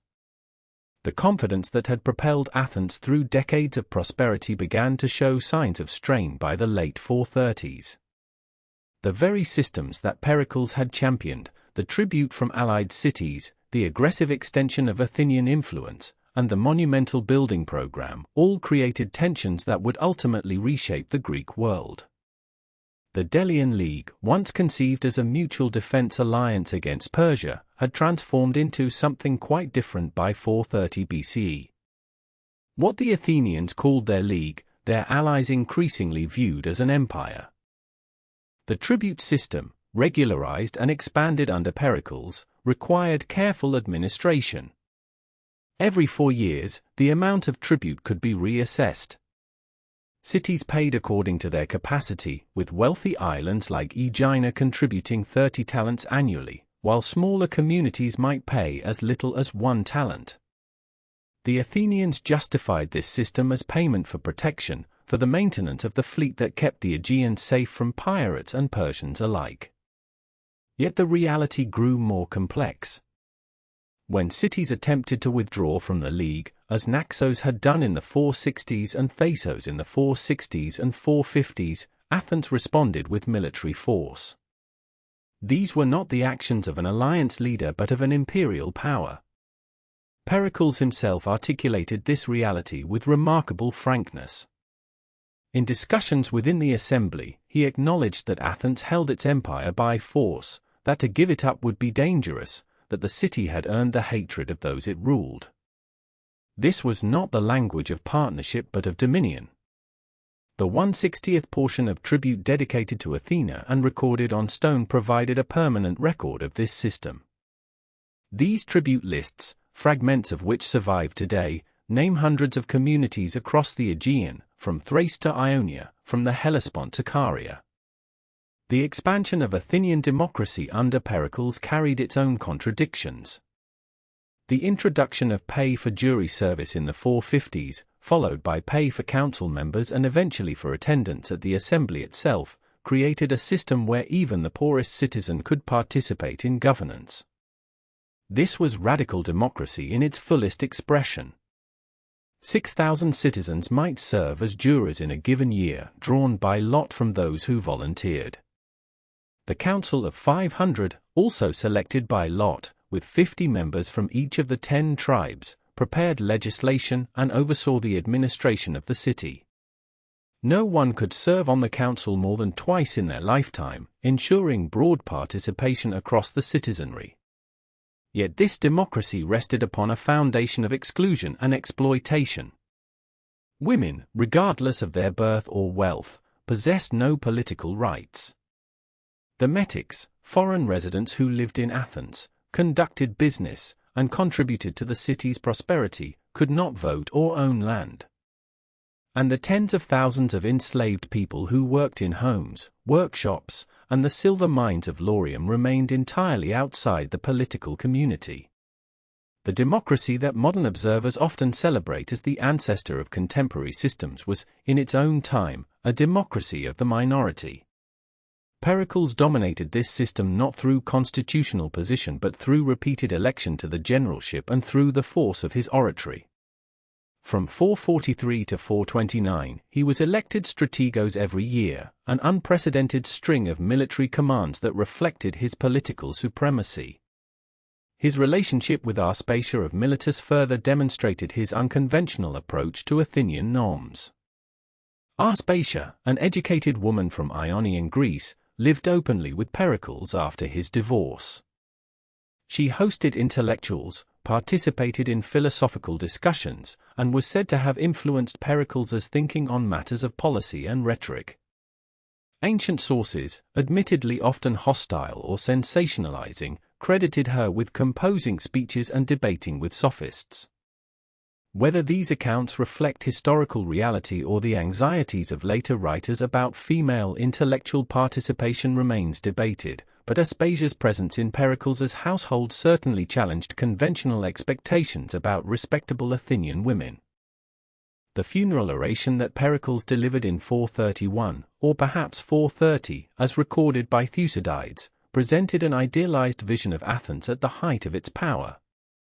Speaking over the bodies of those who had fallen in the first year of the Peloponnesian War, Pericles offered not a recounting of their individual deeds but a meditation on why Athens deserved such sacrifice.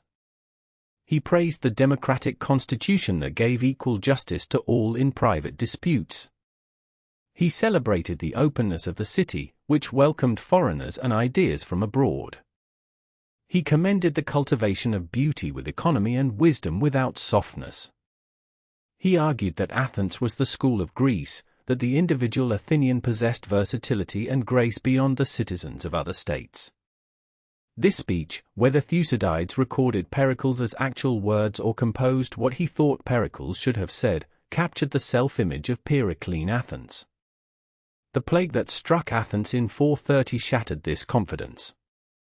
The disease, whose exact nature remains uncertain despite modern medical analysis of Thucydides' detailed description, entered Athens in the summer through the port of Piraeus. Some ancient sources suggested it originated in Ethiopia, passed through Egypt and Libya, and reached Athens through maritime trade networks.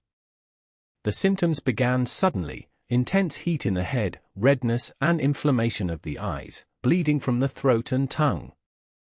The internal fever was so severe that sufferers could not bear the lightest clothing and sought relief by plunging into cold water. Unquenchable thirst accompanied delirium.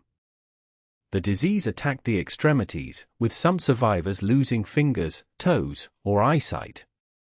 The plague killed perhaps 1/4 of the Athenian population over the course of 3 years, with a particularly severe outbreak in 430 and a recurrence in 427. The crowded conditions created by Pericles' strategy contributed to its spread. When the Peloponnesian War began in 431, Pericles had advocated abandoning the countryside and concentrating the entire population of Attica within the walls of Athens and the long walls connecting the city to Piraeus. This strategy, sound from a military perspective, proved disastrous from a public health standpoint. Refugees from the countryside crowded into makeshift shelters during the hot summer months, creating ideal conditions for disease transmission. Thucydides, who contracted the plague and survived, recorded not just the physical symptoms but the social breakdown the disease produced. Traditional burial rites became impossible as bodies accumulated faster than families could dispose of them. People began using others' funeral pyres, either placing their own dead on pyres prepared for others or throwing bodies atop those already burning. The breakdown of religious and social norms extended to daily behavior. Seeing the swift reversal of fortune, with wealthy men dying suddenly and poor men inheriting their property, Athenians began to seek immediate gratification. What previously had been done in secret was now done openly. Piety and honor lost their restraining power when death might come tomorrow regardless of one's conduct. Pericles himself fell victim to the plague in 429, though the ancient sources differ on the exact nature of his final illness. Plutarch suggests a lingering disease rather than the acute form that killed so many others. Before his death, Pericles had faced prosecution, fined by the assembly as popular sentiment turned against him amid the suffering of the plague and the hardships of war. Yet shortly before his death, the Athenians re-elected him to the generalship, a final acknowledgement of his indispensability. According to Plutarch, when friends gathered around his sickbed and began recounting his achievements, the battles won and the trophies erected, Pericles interrupted to note that they had forgotten his greatest accomplishment: no Athenian had put on mourning because of him. The death of Pericles in 429 marked the end of an era in more than chronological terms. The political system he had perfected, the radical democracy with its pay for service and its reliance on skilled oratory, continued. But the generation of leaders that followed lacked his combination of aristocratic background, military credibility, and rhetorical skill. Cleon, a tanner who rose to prominence in the assembly through his aggressive advocacy of harsh measures against Athens's enemies, represented a new type of political leader. Thucydides, in his history, drew a sharp contrast between Pericles, who led the people rather than being led by them, and the demagogues who followed, competing with one another for popular favor and subordinating policy to political advantage. The Athenian Empire survived the plague and the death of Pericles, but the combination of external war and internal disease had revealed vulnerabilities in the entire system. The tribute continued to flow, the fleet continued to patrol, and the democracy continued to function, but the sense of inevitable Athenian supremacy had been broken. The Golden Age, if such it was, gave way to a longer, harder struggle for survival. The transition from the Periclean era to the later phases of the Peloponnesian War was not a sudden collapse but a gradual recognition that the confident assumptions of Athenian exceptionalism required re-evaluation in the face of persistent challenge and recurring catastrophe. The revolution in human thought that emerged from the Greek world between the 6th and 4th centuries before the Common Era represents one of the most consequent intellectual transformations in recorded history. While earlier civilizations had produced sophisticated religious texts, legal codes, and practical wisdom, the Greek philosophers initiated something fundamentally different, a systematic inquiry into the nature of reality itself, conducted through reasoned argument rather than appeals to tradition or divine authority. This philosophical awakening began not in Athens, but along the coast of Ionia, in the prosperous Greek cities of Asia Minor. Here, in approximately 585 BCE, a merchant and statesman named Thales of Miletus proposed something remarkable. Thales suggested that beneath the apparent diversity and chaos of the natural world lay a single, unifying substance. For Thales, this fundamental element was water. What matters here is not whether Thales was correct, but rather his method. He had moved beyond mythological explanations to seek natural causes for natural phenomena. Thales was attempting to understand the cosmos through observation and reason alone. Thales belonged to what we now call the pre-Socratic philosophers, a designation that encompasses the thinkers who preceded Socrates and who were primarily concerned with questions about the physical nature of the universe. These men were not merely philosophers in our modern sense. They were also mathematicians, astronomers, and what we might call proto-scientists. Thales himself was credited with predicting a solar eclipse and with various geometric proofs. He represented a new type of thinker, one who believed that the universe operated according to rational principles that human beings could discover and understand. Following Thales, other pre-Socratic thinkers proposed their own theories about the fundamental nature of reality. Anaximander, also from Miletus, suggested that the basic substance was something he called the apeiron, or the boundless, an infinite and indefinite material from which all things emerged and to which all things returned.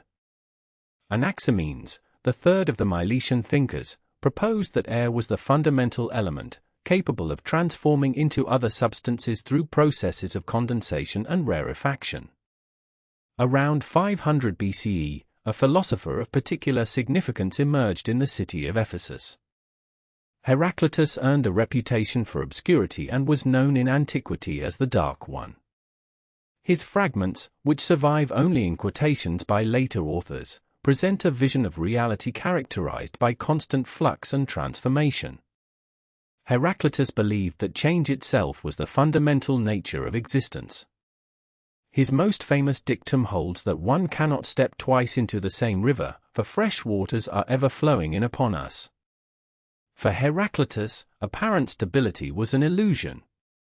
All things were in a state of perpetual becoming, held together by what he called the logos, a universal principle of order and reason that governed the cosmic process. He identified fire as the primary element, seeing in its transformative power an apt symbol for the ceaseless change that characterized all existence. In direct opposition to Heraclitus stood Parmenides of Elea, who flourished around 475 BCE. Where Heraclitus saw constant change, Parmenides argued for absolute permanence. Through a remarkable exercise in pure logic, Parmenides concluded that change itself was impossible, merely an illusion produced by our unreliable senses. His reasoning proceeded from a deceptively simple premise: what exists must exist, and what does not exist cannot exist. From this, he argued that coming to be and passing away were logically impossible, for they would require something to emerge from or disappear into non-being. True reality, according to Parmenides, was a single, unchanging, eternal, and indivisible whole. The world of change and multiplicity that we perceive through our senses was merely appearance, not genuine reality. This radical distinction between appearance and reality would profoundly influence all subsequent Greek philosophy.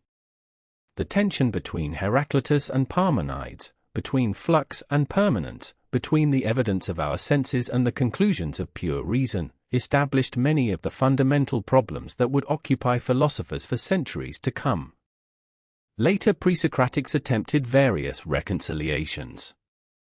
Empedocles proposed for eternal elements, earth, air, fire, and water, which combined and separated under the influence of two cosmic forces he called love and strife. Anaxagoras suggested an infinite number of qualitatively different substances, organized by a cosmic mind or nous. Democritus and Leucippus developed atomic theory, proposing that reality consisted of an infinite number of indivisible particles moving through empty space. By the latter half of the 5th century BCE, the focus of Greek intellectual life had shifted decisively to Athens. Here, a group of itinerant teachers known as sophists offered instruction in rhetoric, argument, and the skills necessary for success in democratic political life. The sophists were controversial figures. They charged fees for their teaching, which many traditional Greeks found distasteful. More significantly, they tended toward relativism, suggesting that truth and morality were matters of convention rather than nature, variable from one society to another. It was in this context that Socrates emerged. Born in Athens around 470 BCE, Socrates came from modest circumstances. His father was a stonemason, his mother a midwife. Socrates himself never wrote anything, and our knowledge of him comes primarily from the writings of his student Plato, supplemented by accounts from Xenophon and references in Aristophanes. Distinguishing the historical Socrates from Plato's literary creation remains one of the persistent challenges of ancient philosophy. What seems clear is that Socrates represented a fundamental shift in philosophical inquiry. Where the pre-Socratics had concerned themselves primarily with the nature of the physical world, Socrates turned philosophy toward ethical and epistemological questions. His characteristic activity was to engage his fellow Athenians in dialogue, questioning them about concepts they claimed to understand: justice, courage, piety, virtue. Through persistent questioning, Socrates would demonstrate that his interlocutors did not truly understand these concepts they claimed to know. This method, which came to be called the Socratic method or elenchus, was not designed simply to embarrass. Socrates believed that recognizing one's ignorance was the first step toward genuine knowledge. Central to Socrates' philosophy was his conviction that the unexamined life was not worth living for a human being. He believed that virtue was knowledge, that no one knowingly does wrong, and that the most important task for any person was the care of the soul. Socrates claimed to be guided by a divine sign, a daimonic voice that would warn him away from certain actions. He insisted that he was the wisest of men only in that he alone recognized his own ignorance. These activities and claims made Socrates a controversial figure in Athens. In 399 BCE, at the age of 70, he was brought to trial on charges of impiety and corrupting the youth of Athens. The historical context matters here. Athens had recently suffered devastating defeat in the Peloponnesian War. The democracy had been briefly overthrown by the 30 tyrants, several of whom had been associates of Socrates. Though the democracy was restored, the city remained fractious and insecure. Socrates, with his persistent questioning of traditional values and his associations with aristocratic young men, made a convenient scapegoat. The trial took place before a jury of 500 Athenian citizens. Socrates conducted his own defense, but rather than adopting a conciliatory tone, he maintained his characteristic irony and continued to challenge his accusers. He was found guilty by a margin of some 30 votes. According to Athenian legal procedure, the prosecution proposed a penalty of death, while Socrates was expected to propose an alternative. Instead of suggesting exile or a substantial fine, Socrates initially proposed that Athens should reward him with free meals in the Prytaneum, an honor reserved for Olympic victors and public benefactors. This did not endear him to the jury. When he finally suggested a modest fine, it was too late. The jury voted for death by a larger margin than had voted for conviction. Socrates spent his final weeks in prison, where he continued philosophical discussions with his students. His friends arranged for his escape, but Socrates refused, arguing that to flee would be to violate the laws of Athens, to which he had given implicit consent by choosing to live his entire life in the city. In a final conversation recorded in Plato's Phaedo, Socrates discussed the immortality of the soul before drinking the hemlock poison that ended his life. Part 2, Main Events and Details. The earliest Greek philosophers, known to us as the Pre-Socratics, emerged in the 6th century before the Common Era along the coast of Ionia, in what is now western Turkey. These thinkers represented a radical departure from mythological explanations of the natural world. Rather than attributing phenomena to the whims of gods and goddesses, they sought natural principles and rational explanations for the cosmos. Thales of Miletus, who flourished around 585 BCE, is traditionally regarded as the first philosopher in the Western tradition. A merchant and mathematician, Thales famously predicted a solar eclipse, likely that of May 28, 585 BCE, which interrupted a battle between the Lydians and the Medes. His most significant philosophical contribution was his proposal that water constituted the fundamental substance underlying all reality. While this may appear simplistic to modern understanding, Thales's assertion represented a revolutionary conceptual leap. He was seeking a single, natural principle that could explain the diversity of phenomena in the observable world. Water, he observed, could exist in multiple states, could nourish life, and seem present in all living things. For the first time in recorded history, a thinker was attempting to explain the cosmos without recourse to divine intervention or mythological narrative. The tradition Thales initiated was carried forward by other Milesian philosophers. Anaximander, his younger contemporary, proposed that the fundamental substance was not water but something he called the apeiron, the infinite or the boundless. Anaximenes suggested air as the primary substance. What united these early thinkers was not their specific conclusions, but their methodology, the application of reason and observation to understand the natural world. Heraclitus of Ephesus, who lived approximately from 535 to 475 BCE, introduced a more dynamic conception of reality. Known for his obscure and paradoxical style, which earned him the nickname the Dark One, Heraclitus proposed that fire was the fundamental element, representing constant change and transformation. His most famous doctrine held that everything flows, that one cannot step into the same river twice, for fresh waters are ever flowing in upon us. For Heraclitus, reality was characterized by perpetual flux and the unity of opposites. Day turns to night, life gives way to death, hot becomes cold. These apparent contradictions were not mere changes but represented a deeper unity, a logos or rational principle that governed all transformations.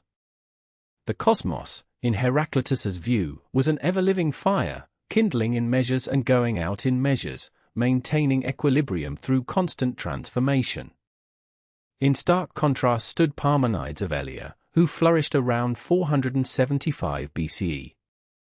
Parmenides presented his philosophy in the form of a hexameter poem, of which substantial fragments survive. His central argument proved enormously influential for subsequent Greek thought. Through rigorous logical reasoning, Parmenides concluded that change and motion were impossible, mere illusions of the senses. True reality, which he called being, was one, eternal, unchanging, and indivisible. His argument proceeded from a simple premise: what is, and what is not, is not. Nothing cannot exist, and therefore nothing cannot come from nothing. If being were to change, it would have to become something it was not, which would involve non-being, an impossibility. Therefore, all apparent change and multiplicity in the world must be illusory. Only being itself, permanent and unchanging, constituted reality.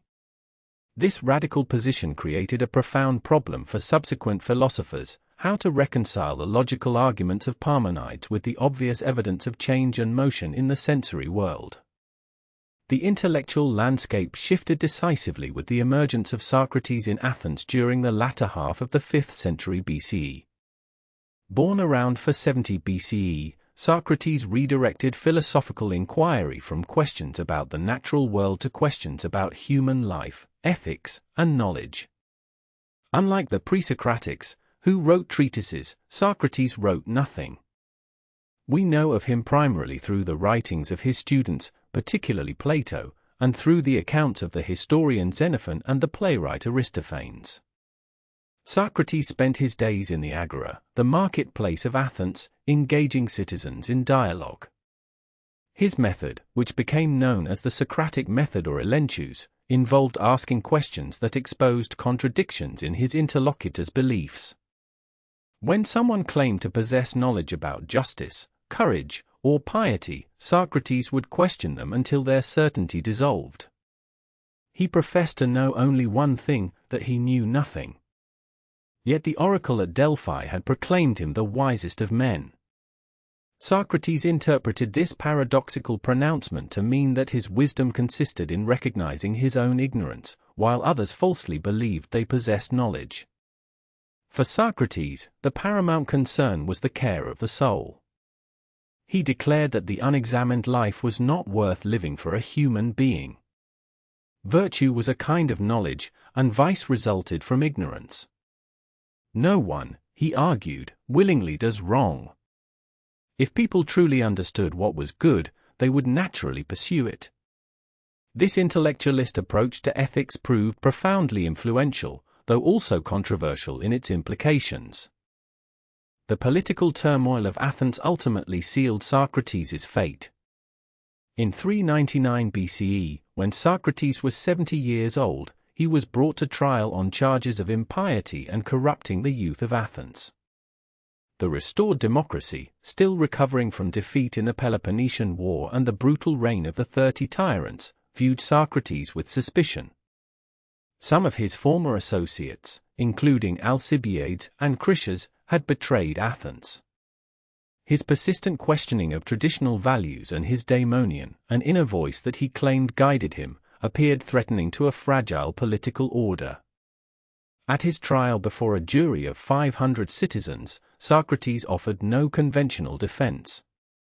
Instead, he insisted he had been performing a service to Athens, acting as a gadfly to sting the lazy horse of state into wakefulness. He refused to abandon his philosophical mission, even when it might have saved his life. The jury found him guilty by a margin of votes.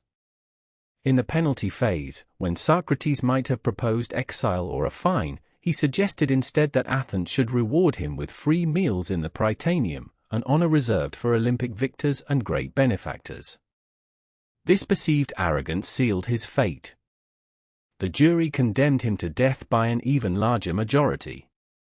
Socrates spent his final days in prison, continuing to discuss philosophy with his companions. When offered the opportunity to escape, which his wealthy friend Crito had arranged, Socrates refused. To flee would be to violate the laws of Athens, laws he had implicitly agreed to obey by choosing to remain a citizen. On the appointed day, he drank the cup of hemlock with apparent calm, discussing the immortality of the soul with his friends until the poison took effect. He died in 399 BCE, leaving no writings but an indelible mark on Western philosophy. Plato, born around 428 BCE to an aristocratic Athenian family, had been a devoted follower of Socrates. The execution of his teacher profoundly affected him and shaped his subsequent philosophical development. Around 387 BCE, after travels to southern Italy and Sicily, Plato founded the Academy in Athens, establishing what became effectively the first university in Western civilization. Located in a grove sacred to the hero Academus, the institution would continue for over 900 years. Plato's philosophy, articulated in a series of dialogues featuring Socrates as the main character, developed a comprehensive metaphysical system. His theory of forms proposed that the physical world perceived by our senses constituted merely a realm of shadows and imperfect copies. True reality consisted of eternal, unchanging forms or ideas, accessible only through reason. For every class of objects or concepts, there existed a perfect form. Individual horses in the physical world were imperfect instantiations of the form of horse itself. The form represented the essence, the perfect exemplar that particular horses imperfectly resembled. This theory addressed the problem raised by Parmenides while accounting for the observable diversity of the world. The forms were eternal and unchanging, satisfying Parmenides' requirements for true being. The physical world, constantly in flux as Heraclitus observed, participated in or imitated these forms but never fully embodied them. Knowledge, for Plato, consisted in grasping these eternal forms through rational inquiry, not in observing the ever-changing physical world. Plato's Republic, composed around 380 BCE, applied his philosophical principles to political theory. In this extensive dialogue, Socrates and his interlocutors construct an ideal city in speech, ultimately to illuminate the nature of justice in the individual soul. Plato's ideal state featured three classes corresponding to three parts of the soul: the rulers or guardians, possessed of wisdom and philosophical knowledge; the auxiliaries or soldiers, characterized by courage and spirit; and the producers, farmers and craftsmen, governed by appetite and desire. Justice consisted in each class performing its proper function, with philosophers, who understood the form of the good, ruling the state. Aristotle of Stagira, born in 384 BCE, entered Plato's academy at age 17 and remained for 20 years until Plato's death in 347 BCE. Though profoundly influenced by his teacher, Aristotle ultimately developed a philosophical system that diverged significantly from Platonic doctrine. After spending time at various Greek cities and serving as tutor to the young Alexander of Macedon, Aristotle returned to Athens in 335 BCE and founded his own school, the Lyceum, named for the grove of Apollo Lyceus where it was located. Aristotle rejected Plato's theory of forms, arguing instead that form and matter were inseparable in actual existing things. The form of a horse did not exist in some separate realm but was embodied in actual individual horses. The philosophical revolution that began with Thales and developed through the pre-Socratics, Socrates, Plato, and Aristotle would fundamentally transform not only Greek civilization but the entire trajectory of Western intellectual history. The consequences of this philosophical awakening extended far beyond the lifetimes of these thinkers, creating institutional structures and methodological approaches that would endure for millennia. The academy that Plato established in Athens around 387 BCE continued to function as a center of philosophical learning for over 900 years, until the Emperor Justinian ordered its closure in 529 CE. This extraordinary longevity made it perhaps the longest-lasting educational institution in Western history. Throughout these 9 centuries, the academy evolved considerably from Plato's original vision, yet it remained a place where serious philosophical inquiry was pursued with rigor and dedication. Students came from across the Mediterranean world to study there, ensuring that Platonic thought spread throughout the Hellenistic Kingdoms and later into the Roman Empire. Similarly, Aristotle's Lyceum, though it did not endure quite as long as the academy, established patterns of systematic research and teaching that became fundamental to later educational institutions. The Lyceum's emphasis on collecting and organizing knowledge, its practice of collaborative research, and its integration of empirical observation with theoretical reasoning created a model that universities would eventually adopt and refine. Aristotle's vast corpus of writings on logic, natural philosophy, ethics, politics, and metaphysics provided subsequent generations with both a systematic methodology and an encyclopedic body of knowledge to engage with, critique, and expand upon. The influence of Greek philosophy on Hellenistic thought became particularly pronounced following the death of Alexander the Great in 323 BCE and the subsequent division of his empire. The great centers of learning that emerged in this period, most notably the Library and Museum of Alexandria in Egypt, were direct descendants of the philosophical schools established in Athens. The scholars who gathered at Alexandria pursued the systematic collection and organization of knowledge that Aristotle had pioneered. They brought together texts from across the known world, translated works from multiple languages into Greek, and engaged in textual criticism and commentary that preserved ancient learning for future generations. The Hellenistic Age also saw the emergence of new philosophical schools that built upon the foundations laid by the classical philosophers. Epicureanism, founded by Epicurus in Athens around 307 BCE, developed a systematic philosophy based partly on the atomism of Democritus and Leucippus. Stoicism, established by Zeno of Citium around 300 BCE, synthesized elements from Socratic ethics, Heraclitean physics, and Aristotelian logic into a comprehensive philosophical system. Both schools established themselves in Athens and competed for students and influence alongside the older Academy and Lyceum. The existence of these multiple schools engaging in sustained philosophical debate created an intellectual environment of remarkable vitality. The methodology developed by Greek philosophers proved as influential as their specific doctrines. The Socratic method of questioning assumptions and subjecting beliefs to logical scrutiny became a fundamental tool of critical thinking. Aristotle's development of formal logic provided subsequent thinkers with precise tools for analyzing arguments and detecting fallacies. The practice of rational discourse, where positions were defended through reasoned argument rather than appeals to tradition or authority, established standards of intellectual rigor that became central to Western academic culture. Greek philosophy also profoundly influenced the development of science. The pre-Socratic commitment to explaining natural phenomena through natural causes rather than divine intervention established the principle of naturalism that underlies scientific inquiry. Aristotle's emphasis on careful observation and systematic classification of natural phenomena, despite the many errors in his specific conclusions, demonstrated the importance of empirical investigation. His work in biology, particularly his detailed studies of marine life and animal reproduction, showed that systematic observation could yield genuine knowledge about the natural world. The political thought developed by Plato and Aristotle shaped debates about governance and the good society for centuries. Plato's Republic, with its systematic analysis of different forms of government and its proposal for a state governed by philosopher kings, became a touchstone for subsequent political philosophy.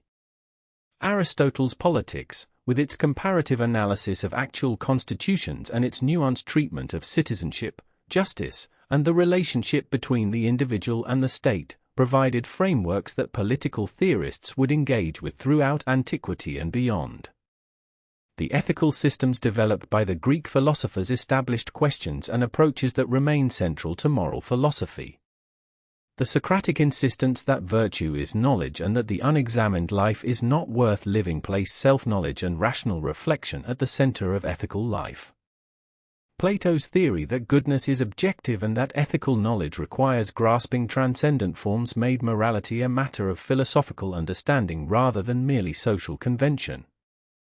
Aristotle's virtue ethics, with its emphasis on character formation, practical wisdom, and the cultivation of excellence through habit and practice, offered an alternative framework that continues to find adherents among contemporary moral philosophers. As Greek political power waned and Rome rose to dominance in the Mediterranean world, Greek philosophy found new life in Roman culture. Educated Romans studied Greek philosophy intensively, often traveling to Athens to attend the philosophical schools there. Roman statesmen and writers like Cicero worked to translate Greek philosophical concepts into Latin and to demonstrate their relevance to Roman political and social life. The Roman Emperor Marcus Aurelius, writing his Meditations in Greek during the 2nd century CE, showed how deeply Greek philosophical ideas had penetrated Roman culture, even at its highest levels. The encounter between Greek philosophy and early Christianity produced one of the most consequential intellectual syntheses in Western history. Early Christian thinkers, seeking to defend and articulate their faith in terms comprehensible to educated Greco-Roman audiences, drew extensively on Greek philosophical concepts and methods. The Logos theology developed in the Gospel of John shows Platonic influence. The Church Fathers, particularly those educated in Greek philosophical schools, used concepts from Plato and Aristotle to formulate Christian doctrines about God, the soul, and the nature of reality. This synthesis of Greek philosophy and Christian theology would dominate European intellectual life for over 1,000 years. The preservation of Greek philosophical texts through the Middle Ages represents another crucial consequence of the philosophical revolution. In the Byzantine Empire, scholars continued to copy, study, and comment on the works of Plato and Aristotle. In the Islamic world, scholars translated Greek philosophical works into Arabic and engaged deeply with Greek philosophical ideas, producing sophisticated commentaries and original philosophical works that built upon Greek foundations. When these texts were later translated into Latin in medieval Europe, they sparked a renaissance of philosophical and scientific thinking. The rediscovery of Aristotle's complete works in Western Europe during the 12th and 13th centuries had an electrifying effect on European intellectual life. Scholars like Thomas Aquinas worked to reconcile Aristotelian philosophy with Christian theology, creating comprehensive philosophical systems that dominated European universities for centuries. The recovery of Greek philosophical texts during the Renaissance inspired humanist scholars to return to original sources and to revive the study of Greek language and culture. This engagement with Greek philosophy contributed significantly to the intellectual transformations that produced modern science and philosophy. The transition from the classical period of Greek philosophy to the Hellenistic Age marked a shift in emphasis while maintaining fundamental continuity. While classical philosophy had focused primarily on metaphysics, epistemology, and political thought, Hellenistic philosophy tended to emphasize ethics and the question of how to live a good life in an uncertain world.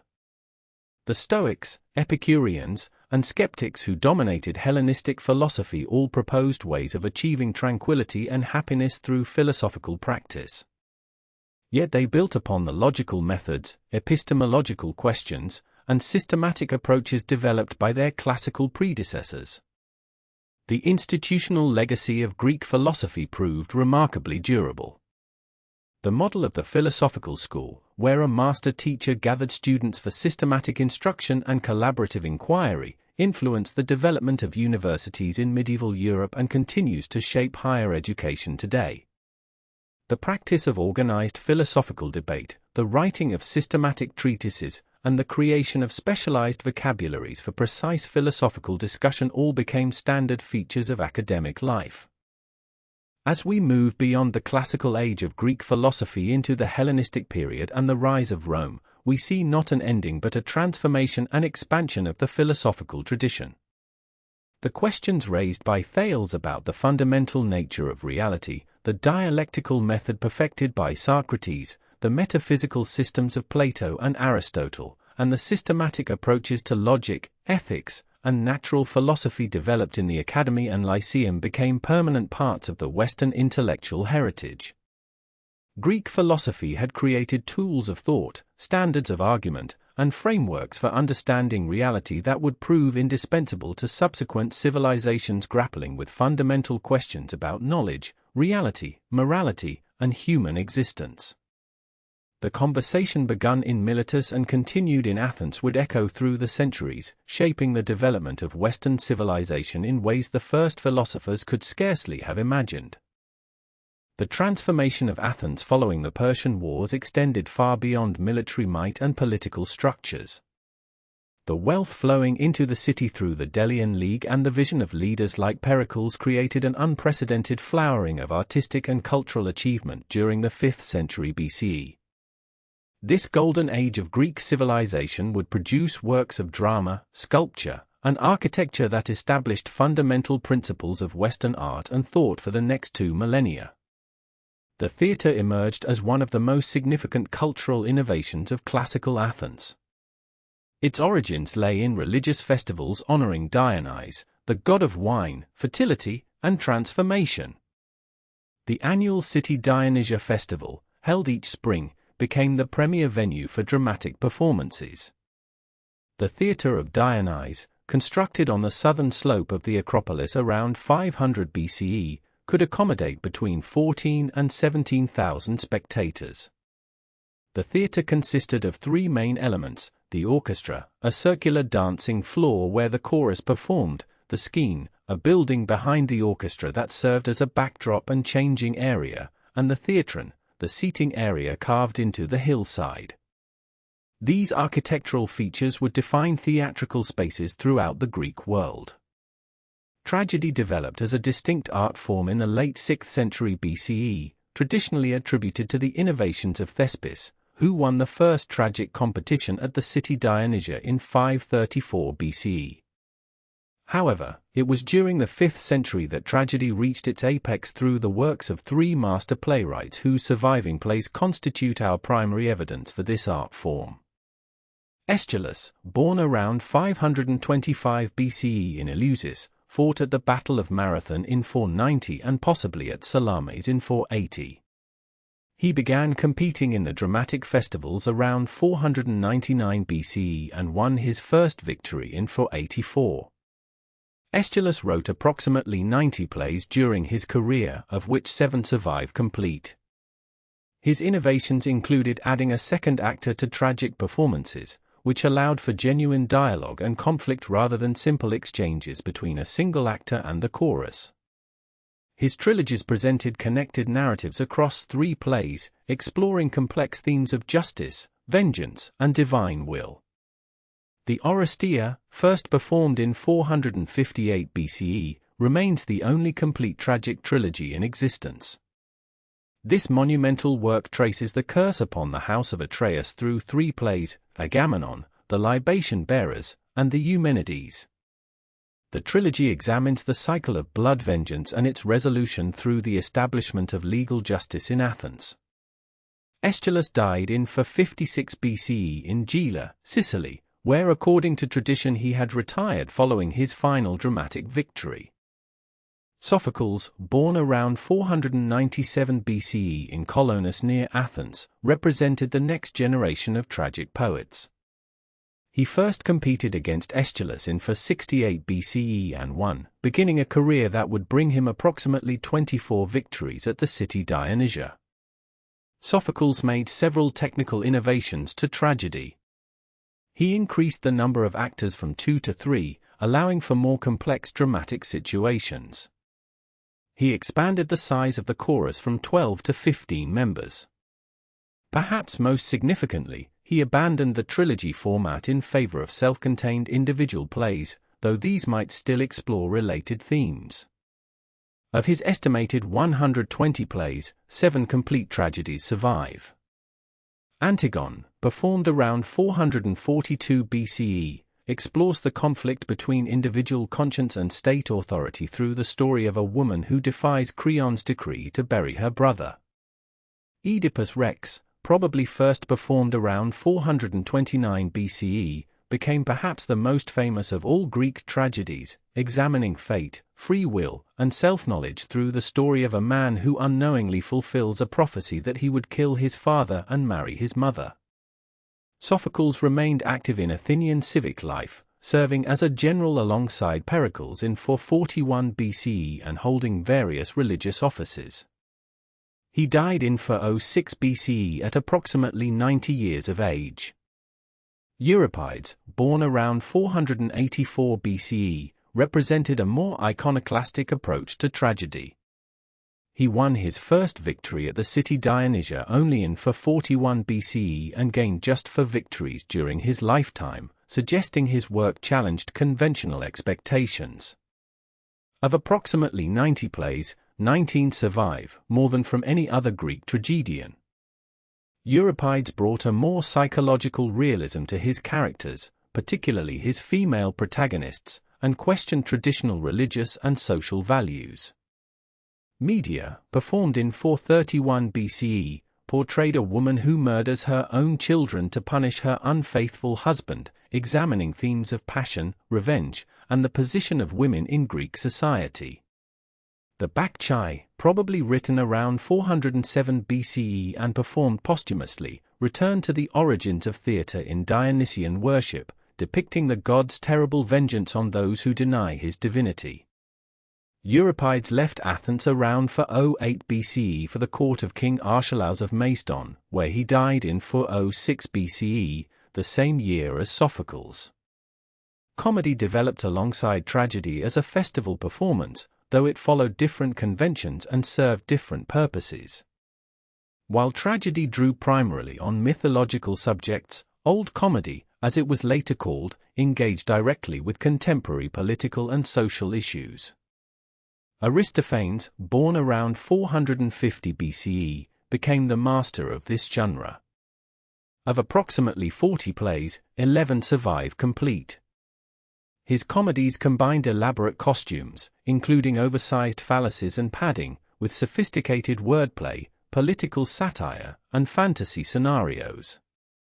The Acharnians, performed in 425 BCE during the Peloponnesian War, featured a farmer who makes a private peace treaty with Sparta. The Knights, performed in 424 BCE, savagely attacked the demagogue Cleon. The Clouds, performed in 423 BCE, parodied Socrates and the Sophists. Lysistrata, performed in 411 BCE, imagined the women of Greece staging a sex strike to force their husbands to end the war. Aristophanes continued writing into the 4th century, with his last surviving play, Wealth, performed around 388 BCE. Greek sculpture underwent a profound evolution during the Archaic and Classical periods. Archaic sculpture, produced roughly between 650 and 480 BCE, showed the influence of Egyptian art in its rigid frontality and stylized features. The Kourouros, a standing nude male youth, and the Kourei, a standing draped female figure, represented the characteristic forms. These figures displayed the archaic smile, a stylized facial expression, and maintained symmetrical, rigid postures. However, even within this period, sculptors gradually developed greater naturalism and understanding of human anatomy. The transition to classical sculpture accelerated following the Persian Wars. The severe style, predominant roughly between 490 and 450 BCE, abandoned the archaic smile and achieved greater anatomical accuracy while maintaining a certain solemnity. The Critios boy, created around 480 BCE, demonstrated the new understanding of contrapposto, the natural stance in which the body's weight rests on one leg, creating a subtle S-curve through the torso. This innovation revolutionized sculpture by suggesting movement and life rather than static pose. High classical sculpture, flourishing between approximately 450 and 400 BCE, achieved the idealized naturalism that would influence Western art for centuries. Myron's Discobolus, created around 450 BCE, captured an athlete in mid-motion, frozen at the moment of greatest tension before releasing the discus. Polykleitos of Argos developed a mathematical system of proportions for the ideal male body, demonstrated in his Dorophoros or spear-bearer, created around 440 BCE. He recorded his theories in a treatise called the Canon, now lost, which established principles of symmetry and proportion. Phidias, the most celebrated sculptor of the age, supervised the sculptural program of the Parthenon and created the massive chryselephantine statue of Athena Parthenos that stood inside the temple, completed around 438 BCE.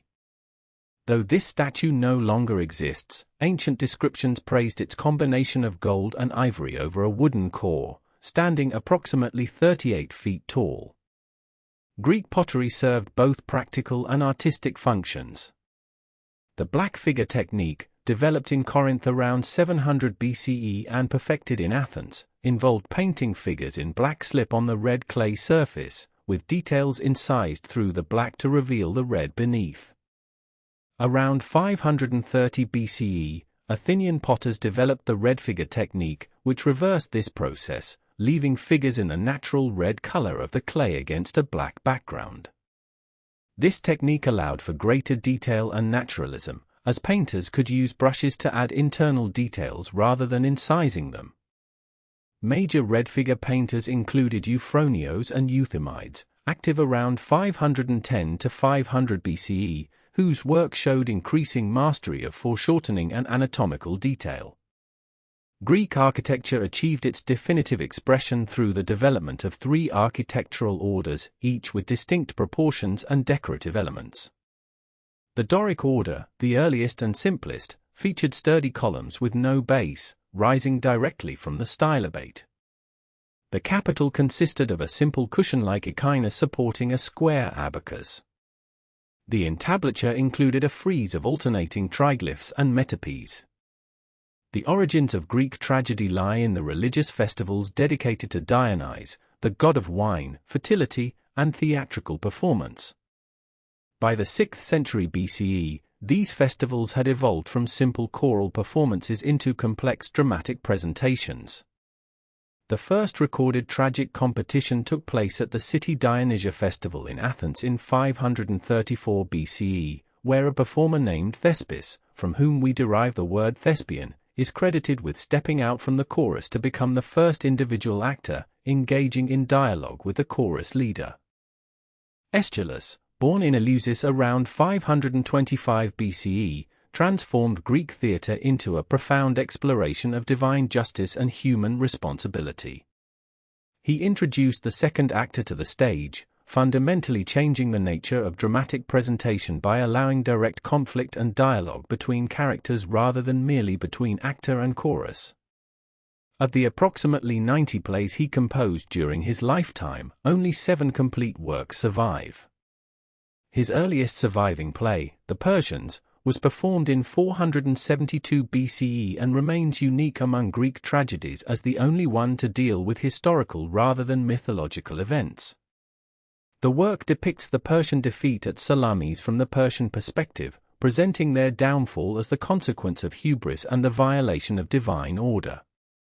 The Oresteia trilogy, performed in 458 BCE, represents Aeschylus at the height of his powers. This three-part work consisting of Agamemnon, the libation bearers, and the Eumenides traces the curse upon the house of Atreus through multiple generations. The trilogy examines the transformation from blood vengeance to civic justice, culminating in the establishment of the Areopagus court in Athens. Aeschylus died in Gela, Sicily, in 456 BCE. According to tradition, his epitaph made no mention of his dramatic achievements but instead commemorated his participation in the Battle of Marathon. Sophocles, born in Colonus around 496 BCE, introduced the third actor to Greek drama and increased the size of the chorus from 12 to 15 members. These innovations allowed for greater complexity in plot construction and character interaction. During his long career, Sophocles won the first prize at the city Dionysia approximately 24 times. Ancient sources credit him with writing 123 plays, though only 7 complete tragedies survive. His Antigone, performed around 441 BCE, explores the conflict between divine law and human authority through the confrontation between Antigone and King Creon. The play examines the nature of civil disobedience and the limits of political power.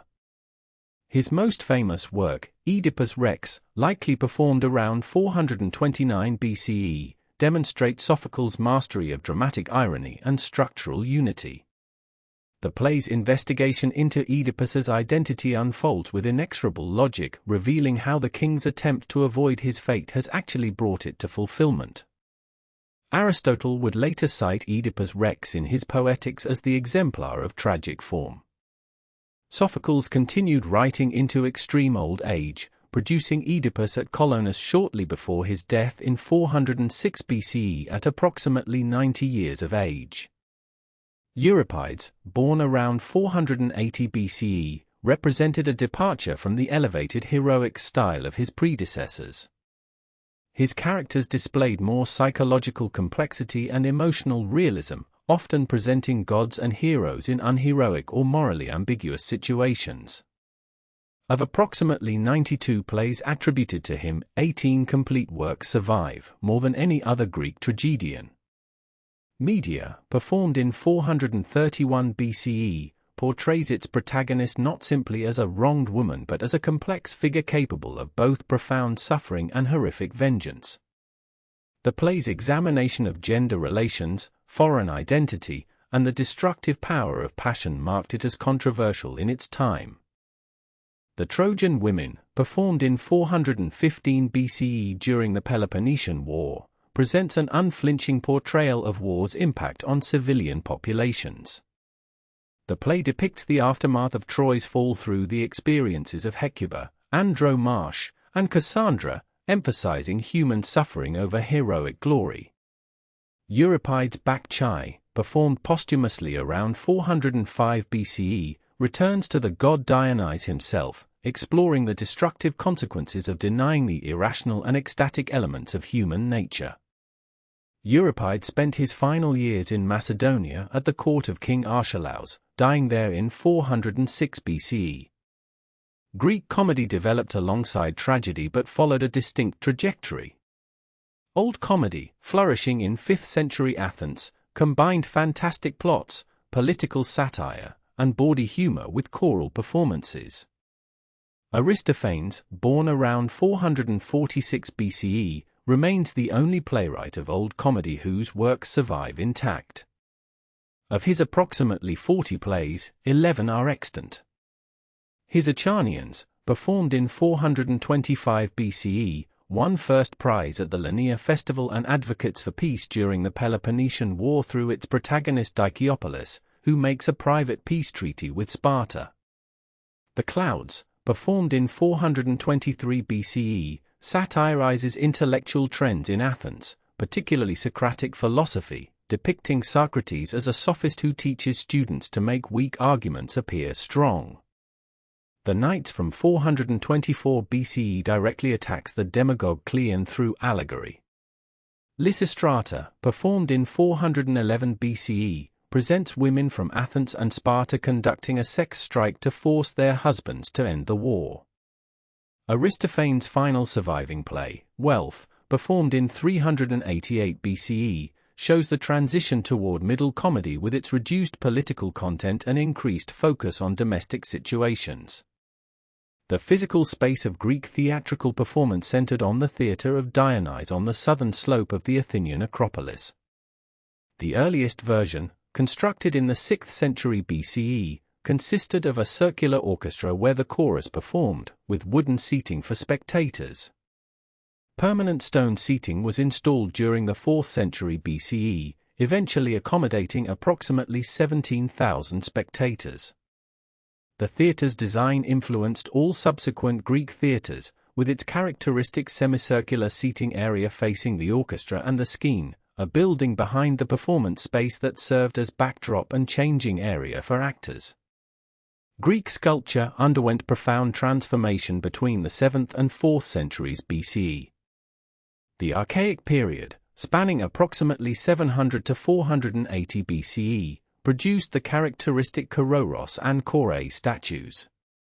These representations of young men and women displayed the influence of Egyptian sculpture in their frontal poses and stylized anatomy. The kourouros figures stood nude with arms at their sides and one foot forward, featuring the distinctive archaic smile.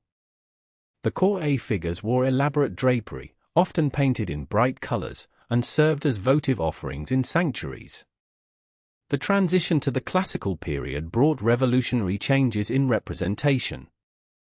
The Critios boy, created around 480 BCE, demonstrates the beginning of contrapposto, a natural standing pose where the figure's weight rests on one leg, creating a subtle S-curve through the body. This innovation, possibly developed by the sculptor Critios, freed Greek sculpture from its archaic rigidity. Myron's Discobolus, created around 460 BCE, captures an athlete in mid-motion, frozen at the moment before releasing the discus.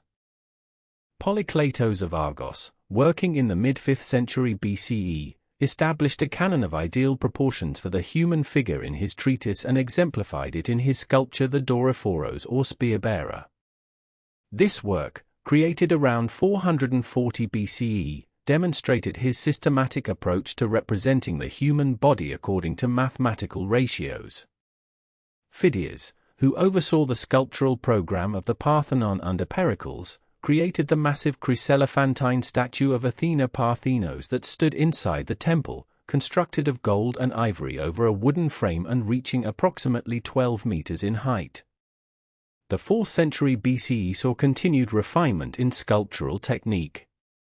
Praxiteles introduced a softer modeling of flesh and more relaxed poses, as seen in his Aphrodite of Knidos, created around 360 BCE, the first major sculpture to depict a female nude. Lysippos, court sculptor to Alexander the Great, modified Polykleitos' proportions, creating more slender figures with smaller heads, as exemplified in his Apoxiomenos, depicting an athlete scraping oil from his body. Greek pottery served both practical and artistic functions, with painted decoration providing invaluable evidence of daily life, mythology, and artistic development.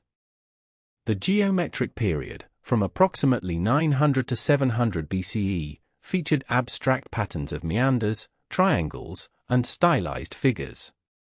The Orientalizing period that followed incorporated animal friezes and plant motifs influenced by Near Eastern art. Black figure technique, developed in Corinth around 700 BCE and perfected in Athens during the 6th century, involved painting figures in black slip on the natural red clay, with details incised through the black to reveal the clay beneath. Red figure technique, invented in Athens around 530 BCE, reversed this process, leaving figures in the natural red clay against a black background, with details painted rather than incised. This innovation allowed for greater naturalism and subtlety in representation. The Andocides painter is credited with developing this technique. The 5th century BCE saw the full flowering of red figure pottery, with artists like the Berlin painter and the Cleophrades painter producing works of remarkable sophistication. Greek architectural orders established principles that would influence Western architecture for millennia. The Doric order, emerging in the 7th century BCE in mainland Greece, featured sturdy columns with simple capitals and no bases, rising directly from the stylobate. The Parthenon, constructed between 447 and 432 BCE, represents the perfection of Doric design. The Ionic order, developing in the Greek cities of Asia Minor, employed more slender proportions, with columns featuring bases and capitals decorated with volutes. The erect Hyon on the Athenian Acropolis, completed around 405 BCE, demonstrates the elegance of the Ionic order. The Corinthian order, appearing in the late 5th century BCE, featured elaborate capitals decorated with acanthus leaves. The earliest known example appears inside the temple of Apollo Epicurus at Bassae, designed by Ictinos around 420 BCE. The symposium formed a central institution of Greek aristocratic culture, a ritualized drinking party following the evening meal where men reclined on couches, consuming wine mixed with water in specific ratios. These gatherings served as venues for philosophical discussion, poetry recitation, musical performance, and political conversation. Symposium pottery, including craters for mixing wine and water, kylix drinking cups, and various serving vessels, provides extensive pictorial evidence of these practices. Music permeated Greek life, accompanying religious ceremonies, theatrical performances, athletic competitions, and private gatherings. The lyre and kithara, stringed instruments associated with Apollo, provided accompaniment for poetry and solo performance. The aulos, a double-reed instrument similar to an oboe, featured in Dionysian worship and theatrical productions. Though no complete musical scores survive from the classical period, fragments of notation and literary descriptions indicate a sophisticated musical culture with distinct modes, rhythmic patterns, and performance traditions intimately connected to poetry and drama. The final decades of the 5th century witnessed an evolution in tragic theatre that reflected Athens' changing relationship with certainty and tradition. Euripides, the youngest of the three great tragedians, brought a distinctly different sensibility to the theatre of Dionysus.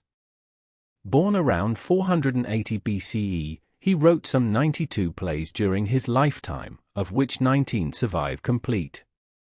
Where Aeschylus had explored cosmic justice and Sophocles had examined human nobility in the face of fate, Euripides turned his attention to psychological realism and the deconstruction of heroic myths.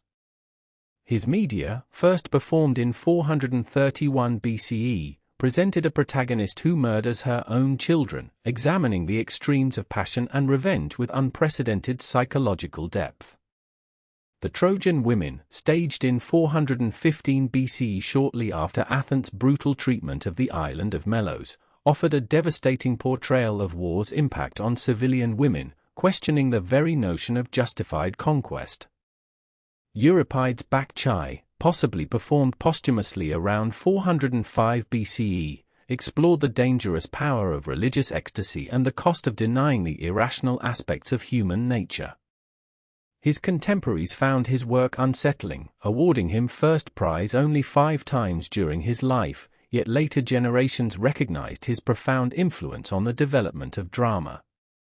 Alongside tragedy, comedy emerged as a vital force in Athenian theatrical culture. Old Comedy, as it came to be known, combined political satire, obscene humor, and fantastical situations in ways that would be difficult to imagine in most other ancient societies. Aristophanes, born around 446 BCE, composed approximately 40 comedies, of which 11 survive intact. His works provide extraordinary insight into Athenian popular culture, political debates, and social anxieties. The Acharnians, performed in 425 BCE during the Peloponnesian War, featured a protagonist who makes a private peace treaty with Sparta, satirizing both war policy and those who profited from conflict. The Knights of 424 BCE directly mocked the politician Cleon, representing him as a slave competing for influence over the personified Athenian people. The Clouds, staged in 423 BCE, lampooned Socrates and the new education, presenting the philosopher as running a school that taught dishonest argumentation. Lysistrata, from 411 BCE, imagined the women of Greece refusing sexual relations with their husbands until peace was achieved, combining sexual comedy with genuine anti-war sentiment.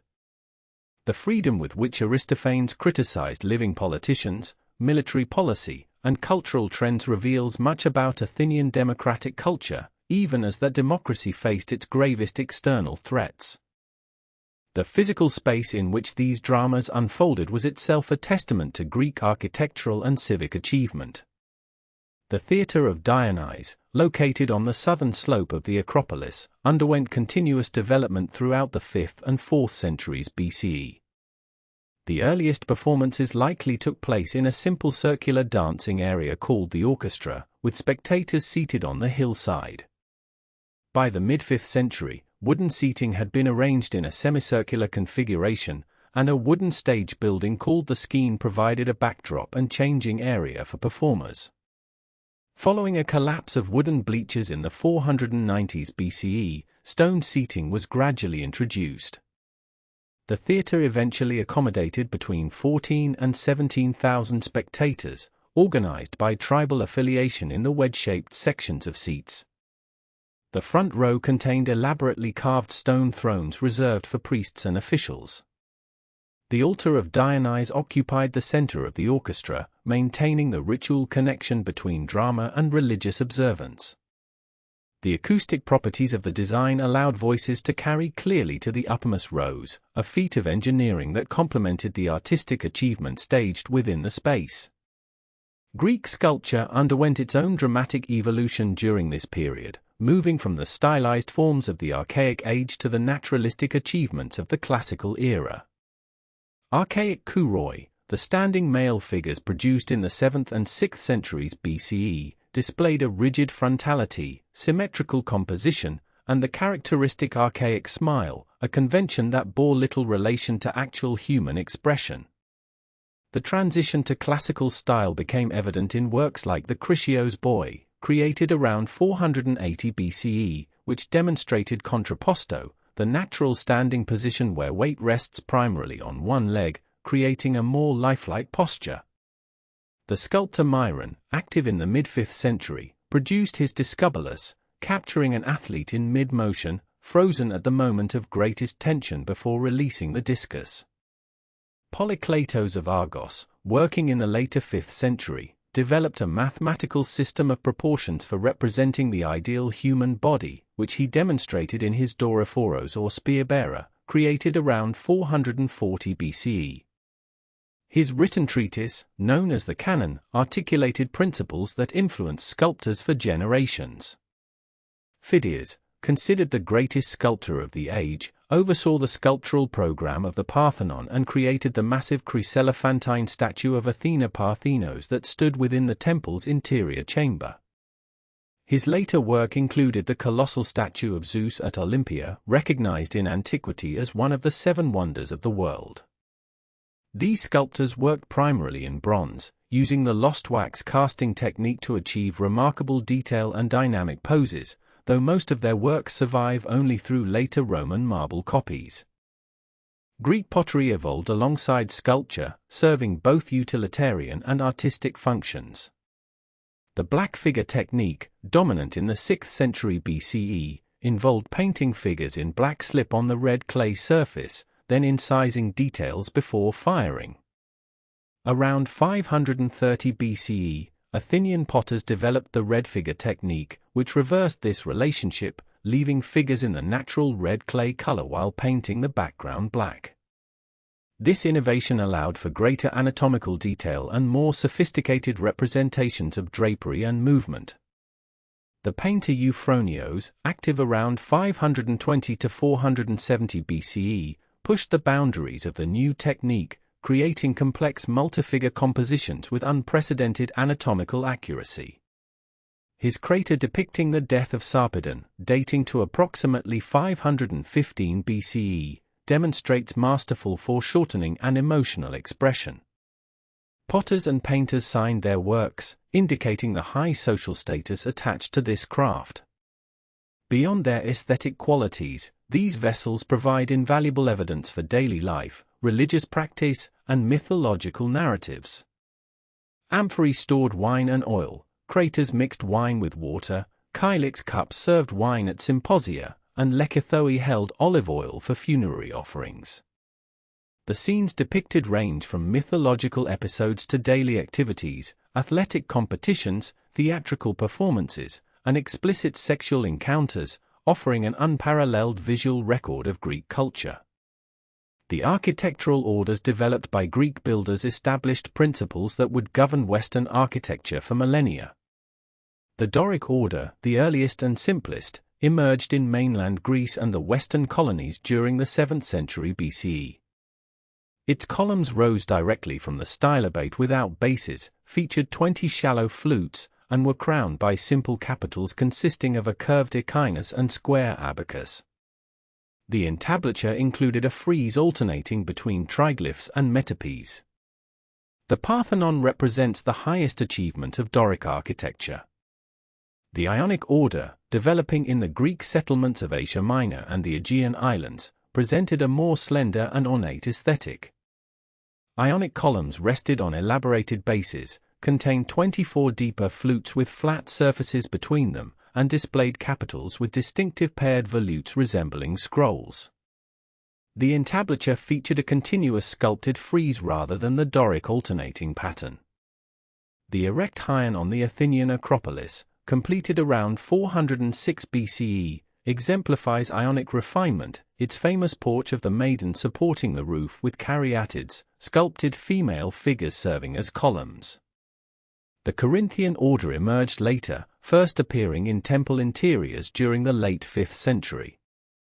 Its slender proportions resembled the Ionic order, but its capital featured elaborate carved acanthus leaves and small volutes at the corners. The earliest known external use of Corinthian columns occurred at the Temple of Apollo Epicurus at Bassae, designed by Ictinos around 450 BCE. These architectural orders represented more than decorative choices, they embodied mathematical relationships, regional identities, and aesthetic philosophies that expressed Greek ideas about harmony, proportion, and the proper relationship between structural necessity and visual beauty. Beyond the public sphere of theatre and monumental architecture, Greek culture found expression in the intimate setting of the symposium. These drinking parties, restricted to male citizens and occasionally attended by female entertainers called hetairai, served as crucial venues for social bonding, political discussion, and cultural transmission. Participants reclined on couches arranged around the walls of the andron, the men's dining room, drinking wine mixed with water from a central crater. A symposiarch, chosen for the evening, determined the wine-to-water ratio and organized entertainment. Activities included singing traditional songs called scholia, reciting poetry, engaging in philosophical discussion, playing the game of kottabos, which involved flicking wine dregs at a target, and riddling contests. The poet Theognis and the drinking songs preserved in various collections reveal the values transmitted in these settings: proper behavior among social equals, loyalty to companions, moderation in pleasure, and the cultivation of refined tastes. The symposium reinforced aristocratic identity and provided a space for the oral performance and preservation of poetry before widespread literacy made private reading common. Music permeated Greek life, accompanying religious rituals, theatrical performances, athletic competitions, military activities, and private gatherings, yet it remains among the most elusive aspects of ancient Greek culture. The Greeks recognized music's power to shape character and emotion, developing sophisticated theoretical frameworks to describe modes, scales, and rhythmic patterns. The lyre and kithara, stringed instruments played by plucking, accompanied poetry and solo song. The aulos, a double-reed instrument often incorrectly translated as flute, provided music for choruses in drama and for Dionysian revelry. The surviving fragments of Greek musical notation, including the Seikilos epitaph from the 1st century CE and earlier papyrus fragments, confirm that Greek music employed a variety of modes with different emotional characters, though the actual sounds remained subject to scholarly reconstruction and debate. The tensions that had been building between Athens and Sparta for decades finally erupted into open warfare in 431 before the Common Era.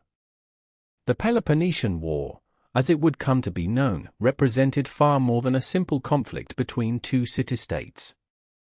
It was a confrontation between two fundamentally different visions of Greek civilization, two opposing systems of governance and military power, and two alliance networks that encompass nearly the entire Hellenic world.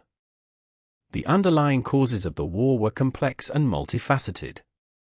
At the most fundamental level, Sparta feared the growing power of Athens. The Athenian Empire, built upon the foundations of the Delian League, had expanded dramatically in the decades following the Persian Wars.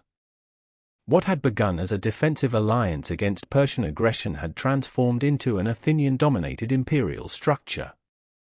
Athens controlled the Aegean Sea through its powerful navy, extracted tribute from its subject allies, and extended its influence throughout the Greek world. This expansion inevitably brought Athenian interests into conflict with those of Sparta and its allies in the Peloponnesian League. More immediate factors also contributed to the outbreak of hostilities. The city of Epidamnus, located on the Adriatic coast, experienced civil strife in 435 before the Common Era.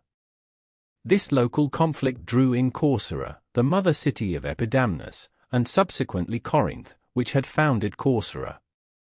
When Athens allied itself with Corcyra against Corinth, a key Spartan ally, the diplomatic situation deteriorated rapidly. The following year, Athens issued the Megarian Decree, which banned merchants from Megara, another Spartan ally, from trading in Athenian-controlled ports throughout the empire. This economic warfare struck directly at Megara's prosperity and demonstrated Athens's willingness to use its imperial power aggressively. The situation in Potidæa provided another flashpoint. This city was both a tribute-paying member of the Athenian Empire and a colony of Corinth. When Athens demanded that Potidæa tear down part of its walls and send hostages to Athens, the city revolted with Corinthian support. Athens besieged Potidæa, further straining relations with Corinth and, by extension, with Sparta. Our primary source for understanding the Peloponnesian War is the historian Thucydides, an Athenian who lived through the conflict and wrote what he intended to be an objective, analytical account of the war. Thucydides had served as a general for Athens but was exiled after failing to prevent the Spartan capture of Amphipolis in 424. This exile gave him the opportunity to gather information from both sides of the conflict. Unlike his predecessor Herodotus, Thucydides eschewed divine intervention and mythological explanations, instead focusing on human motivations, political calculations, and the nature of power itself.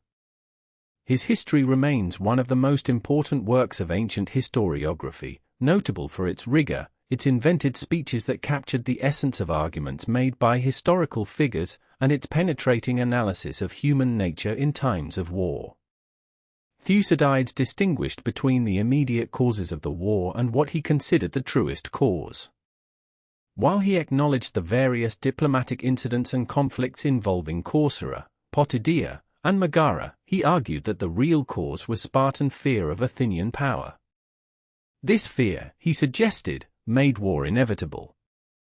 The Spartans, observing Athenian expansion and the transformation of the Delian League into an Athenian empire, concluded that if they did not act, Athens would eventually become too powerful to resist.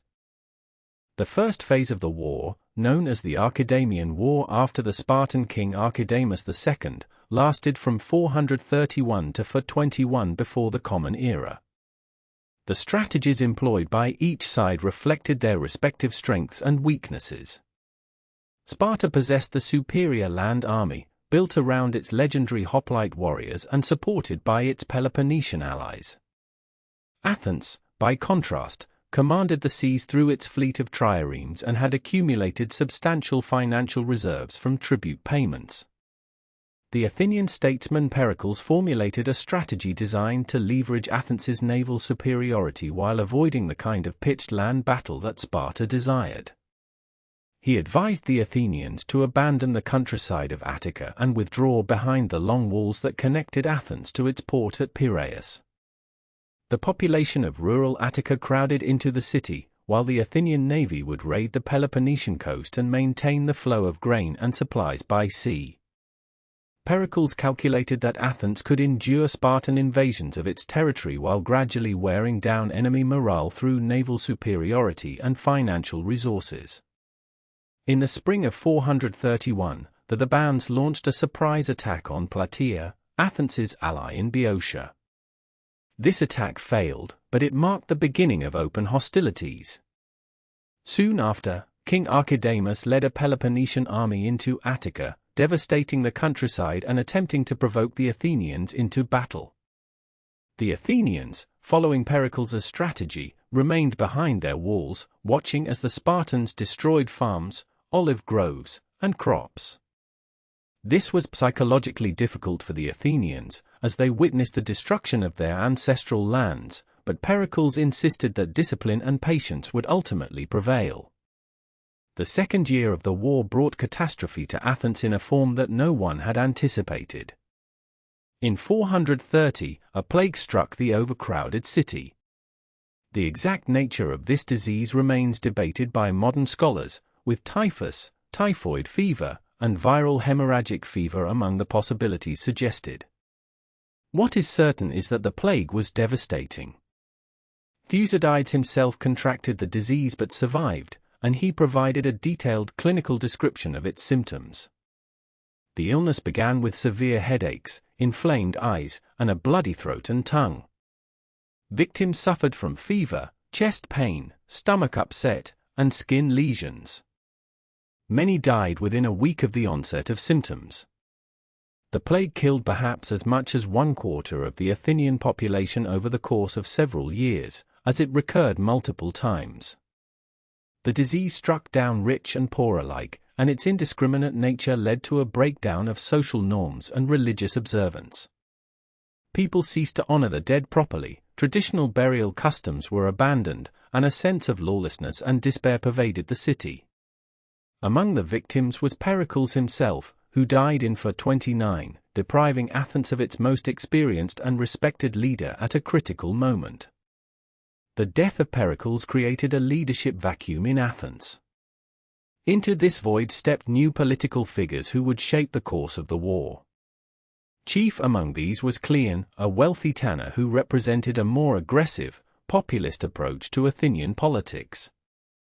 Ancient sources, particularly those influenced by the comic playwright Aristophanes, portray Cleon unfavorably as a warmonger and demagogue. However, modern historians recognize that he was an effective leader who understood the realities of imperial power. Cleon advocated for a more aggressive prosecution of the war and rejected compromise with Sparta. On the Spartan side, a general named Brasidas emerged as a particularly capable and energetic commander. Unlike many Spartan leaders, Brasidas showed strategic creativity and a willingness to campaign far from the Peloponnese. In 424, he led an army northward to Thrace, where he succeeded in capturing several cities that were part of the Athenian Empire, including Amphipolis, an important source of timber and precious metals for Athens. His success in Thrace threatened Athenian interests in a vital region and demonstrated that Sparta could challenge Athenian power even in areas traditionally dominated by Athenian naval strength. The following year, Cleon led an Athenian force to recapture Amphipolis. The two aggressive commanders, Cleon and Brasidas, met in battle near the city in 422. Both men were killed in the engagement, removing from each side its most vocal advocate for continuing the war. Their deaths created conditions favorable for peace negotiations. In 421 before the Common Era, Athens and Sparta concluded the Peace of Nisches, named after the Athenian general who negotiated the treaty. The peace was intended to last 50 years and called for the return of captured cities and prisoners. In theory, it restored the situation to the status quo before the war. However, the Peace of Nisches was flawed from the outset. Several of Sparta's key allies, including Corinth, Thebes, and Megara, refused to accept its terms. The fundamental rivalry between Athens and Sparta remained unresolved, and neither side fully trusted the other to honor the agreement. The peace proved to be less a genuine resolution than a temporary cessation of major hostilities, a breathing space in a conflict that would soon resume with even greater intensity. The underlying causes of the Peloponnesian War were both immediate and structural, rooted in the fundamental tensions that had been building between Athens and Sparta since the conclusion of the Persian Wars. The growth of Athenian power, documented so meticulously by the historian Thucydides, had created what he identified as fear among the Spartans. This fear was not unfounded. The Delian League, originally established in 478 BC as a defensive alliance against Persia, had gradually transformed into an Athenian empire. Member states found themselves unable to withdraw, their tribute payments enriching Athens while their own naval capabilities atrophied. Sparta, by contrast, led the Peloponnesian League, a network of allied cities bound by mutual defense treaties but retaining far greater autonomy than their Athenian counterparts. Thucydides, who lived through these events and served as an Athenian general before his exile, provided an account that remains our primary source for understanding the war. He distinguished between the underlying causes and the immediate pretexts. The affair at Epidamnus in 435 BC set in motion a chain of events that would prove catastrophic. This distant colony appealed to Corcyra for assistance, and when rebuffed, turned to Corinth. Corcyra, possessing the second largest navy in Greece, then sought alliance with Athens. The Athenians, recognizing the strategic value of Corcyra's fleet and its position on the route to Italy and Sicily, agreed to a defensive alliance in 433 BC. When Corinthian and Corcyraean forces clashed at the Battle of Sabota, Athenian ships intervened, straining relations with Corinth, a crucial Spartan ally. The situation deteriorated further over the city of Potidaea, a Corinthian colony that was also a tribute-paying member of the Athenian Empire. In 432 BC, Athens demanded that Potidaea tear down its walls and send away Corinthian magistrates. Potidaea revolted instead, receiving support from Corinth and a promise of invasion from Sparta should Athens attack. Athens besieged Potidaea, and Corinth pressed Sparta to act. Additionally, Athens issued the Megarian decree, which excluded the city of Megara from all ports in the Athenian Empire. This economic embargo struck at a city located strategically between Athens and Corinth. At a congress of the Peloponnesian League in 432 BC, the Spartans voted that Athens had broken the 30 years peace concluded in 446 BC. War was declared in 431 BC.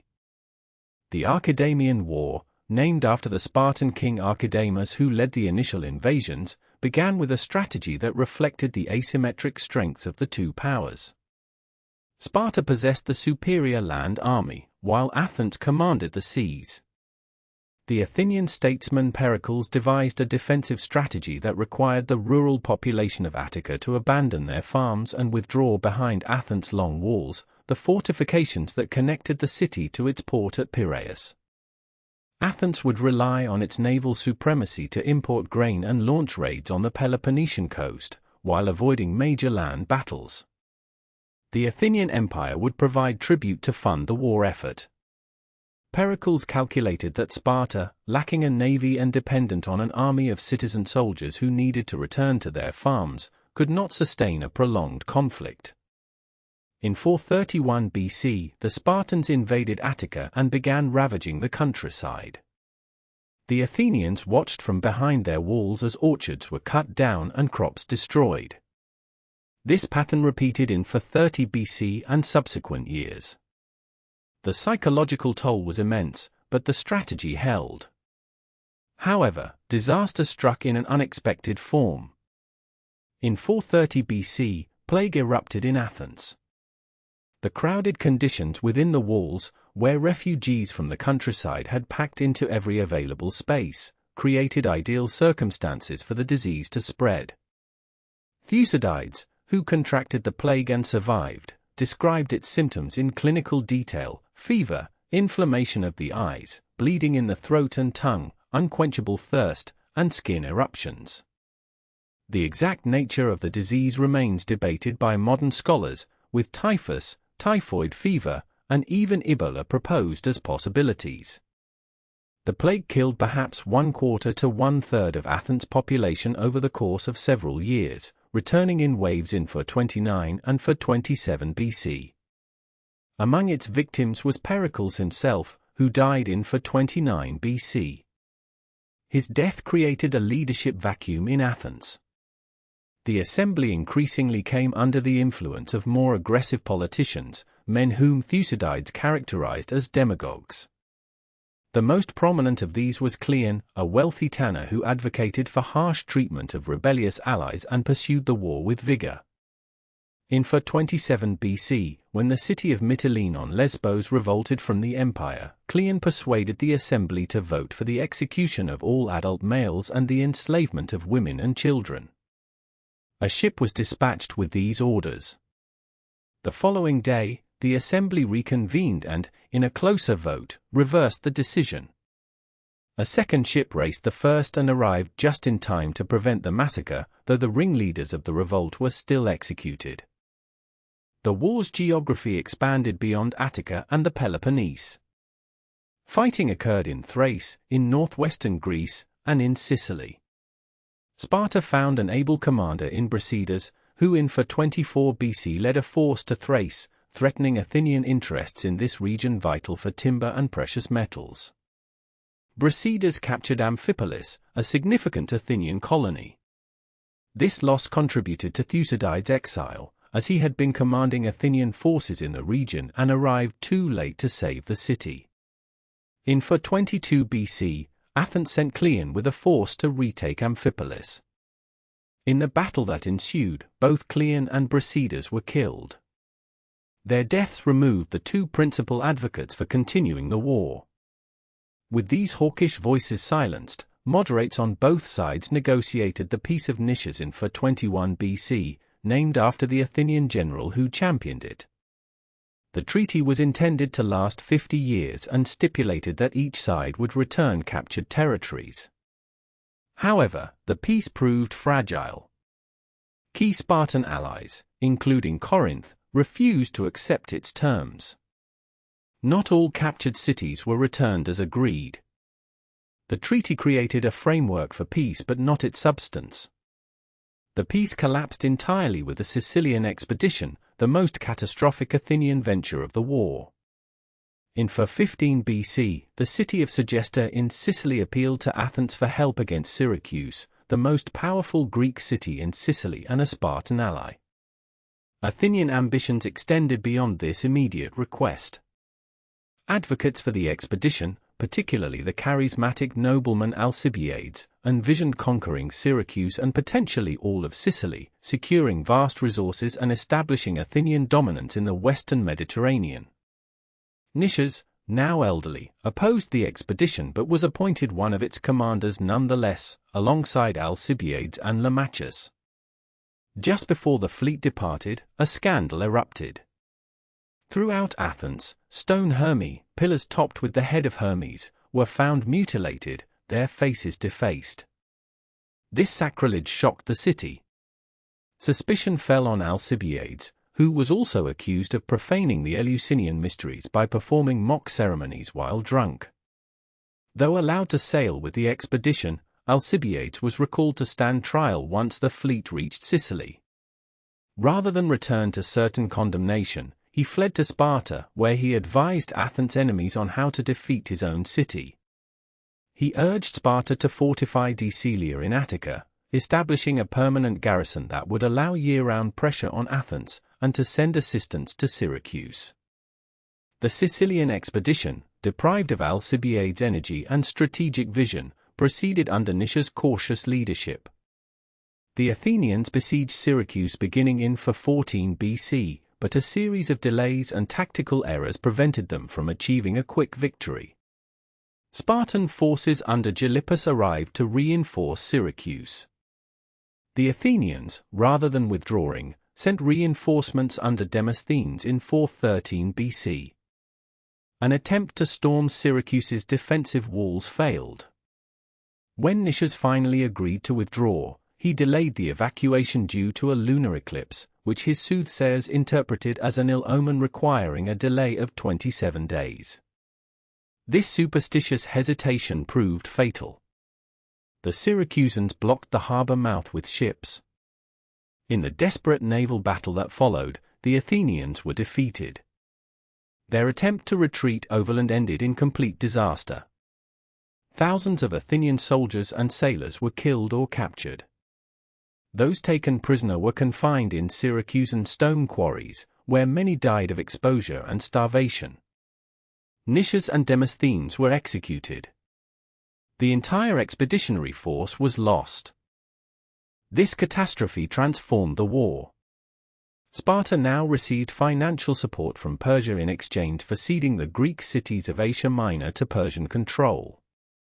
Athens' subject cities, sensing weakness, began to revolt.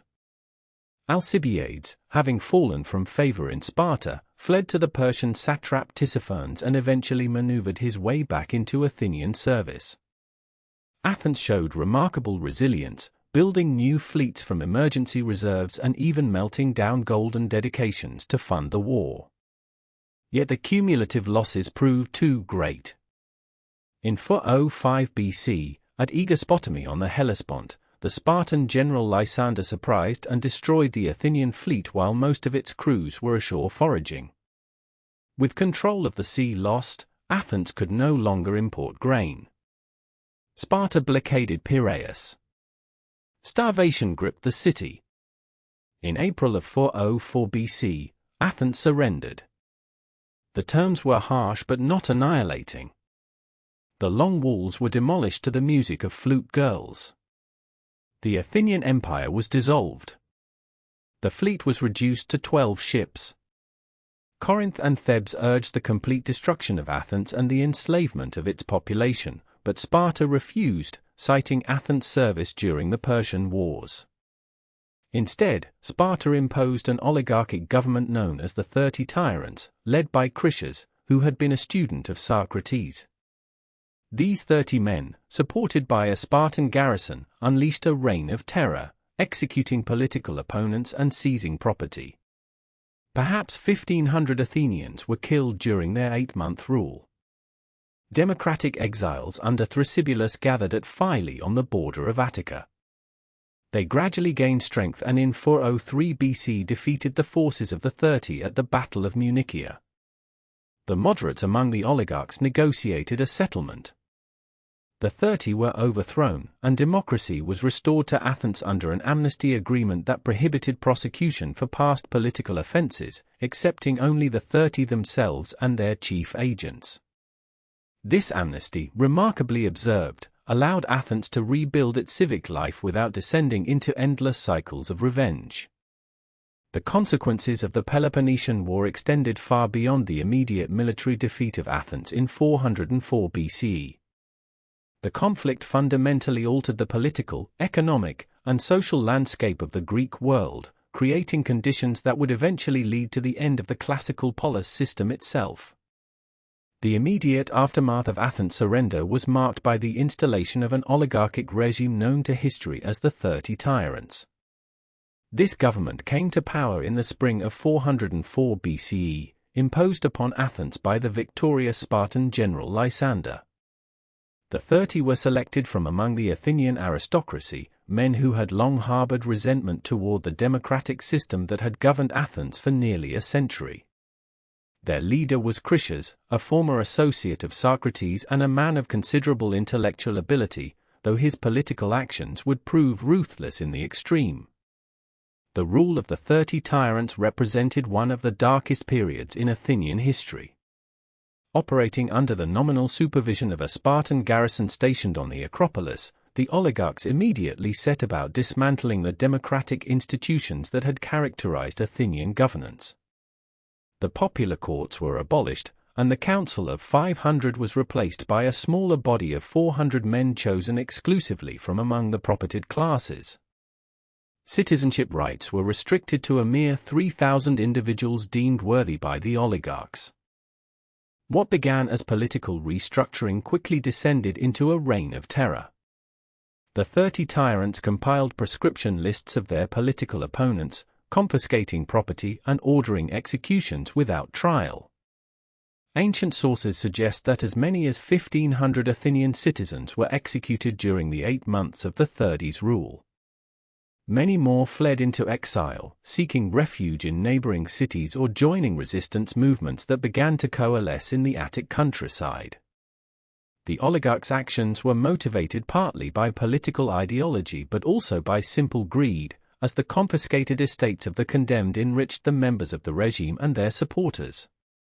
Among those who fled Athens was Thrasybulus, a democratic leader who established a base of operations at Phyle, a fortress in the mountains north of Athens. In the winter of 404 to 403 BCE, Thrasybulus gathered a force of approximately 70 exiles and seized this strategic position. Despite attempts by the 30 to dislodge him, Thrasybulus held firm, and his ranks began to swell with refugees from the oligarchic terror. By early 403 BCE, he commanded a force of roughly 1,000 men. The turning point came when Thrasybulus led his growing army to seize the Piraeus, Athens' vital port district. In the ensuing battle at Munichia, the forces of the 30 suffered a decisive defeat. Critias himself fell in the fighting, struck down in the combat. This loss threw the oligarchic regime into disarray.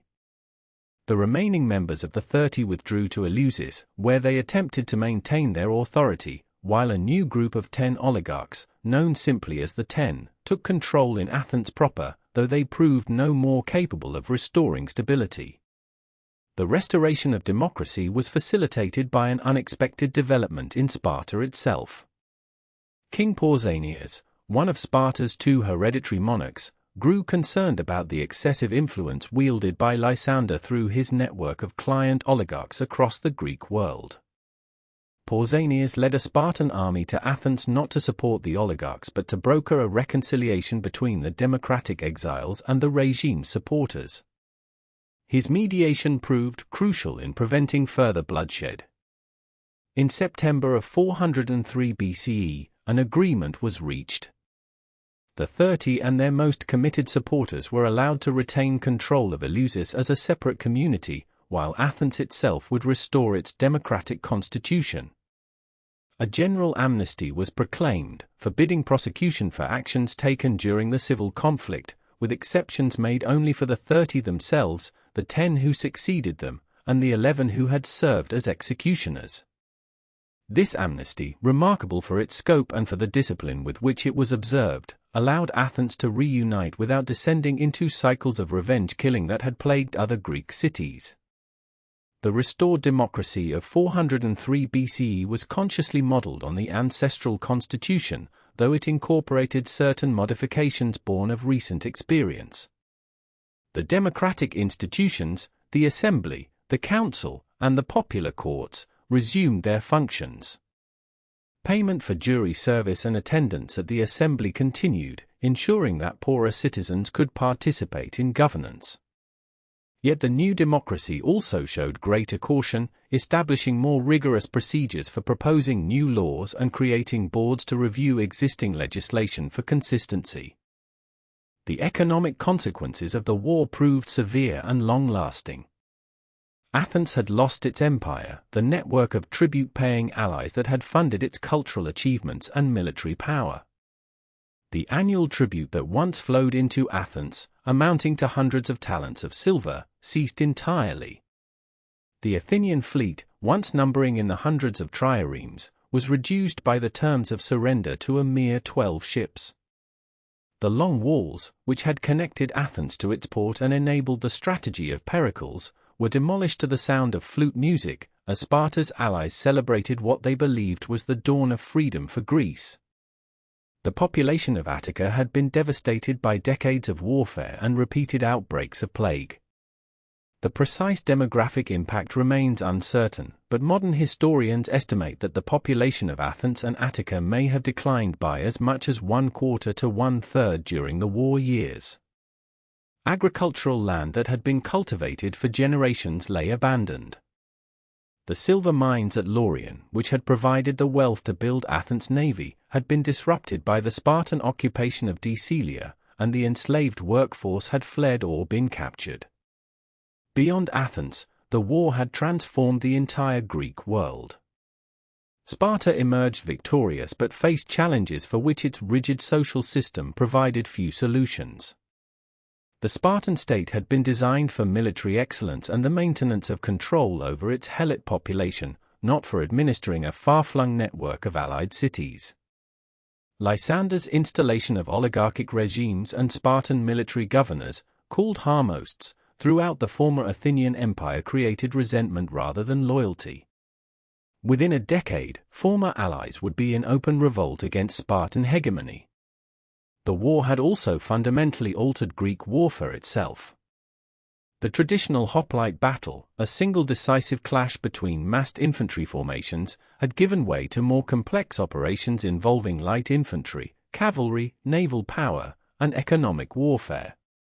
The conflict had demonstrated that wars between Greek states could no longer be resolved in a single campaigning season but might drag on for decades, consuming resources and undermining the stability of the polis itself. The intellectual and cultural impact of the war resonated through subsequent Greek thought. Thucydides' account of the conflict, composed during and after the war years, presented a new way of understanding human affairs, emphasizing rational analysis of power, interest, and human nature rather than divine intervention. His work would influence political and strategic thinking for millennia. The war had also provided the context for the development of rhetoric and sophistry, as democratic Athens had required citizens skilled in persuasive speaking, and the chaotic politics of the war years had shown both the power and the dangers of eloquence. The experience of the Peloponnesian War contributed to a growing crisis of confidence in traditional Greek values and institutions. The brutal realities of conflicts like the Melian dialogue and the Athenian massacre at Melos, the civil strife that tore apart cities like Corcyra, and the ultimate failure of both democratic Athens and oligarchic Sparta to provide stable, just governance all raised troubling questions about the polis system itself. These questions would occupy the great philosophers of the 4th century BCE, particularly Plato and Aristotle, both of whom developed their political theories in direct response to the failures they perceived in the Athens of the Peloponnesian War era. The end of the Peloponnesian War in 404 BCE thus marks a crucial transition in Greek history.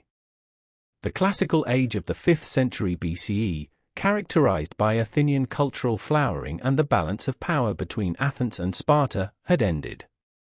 The 4th century would witness continued conflict among Greek states, the rise and fall of the Ban power, and ultimately the conquest of Greece by Philip of Macedon and his son Alexander. The interstate system that had allowed numerous independent polis to flourish had been fatally weakened by nearly 3 decades of total war. The Greek city-states had exhausted themselves in fratricidal conflict, creating conditions that would eventually permit external powers to impose unity from without, a unity that the Greeks themselves had proven unable to achieve from within.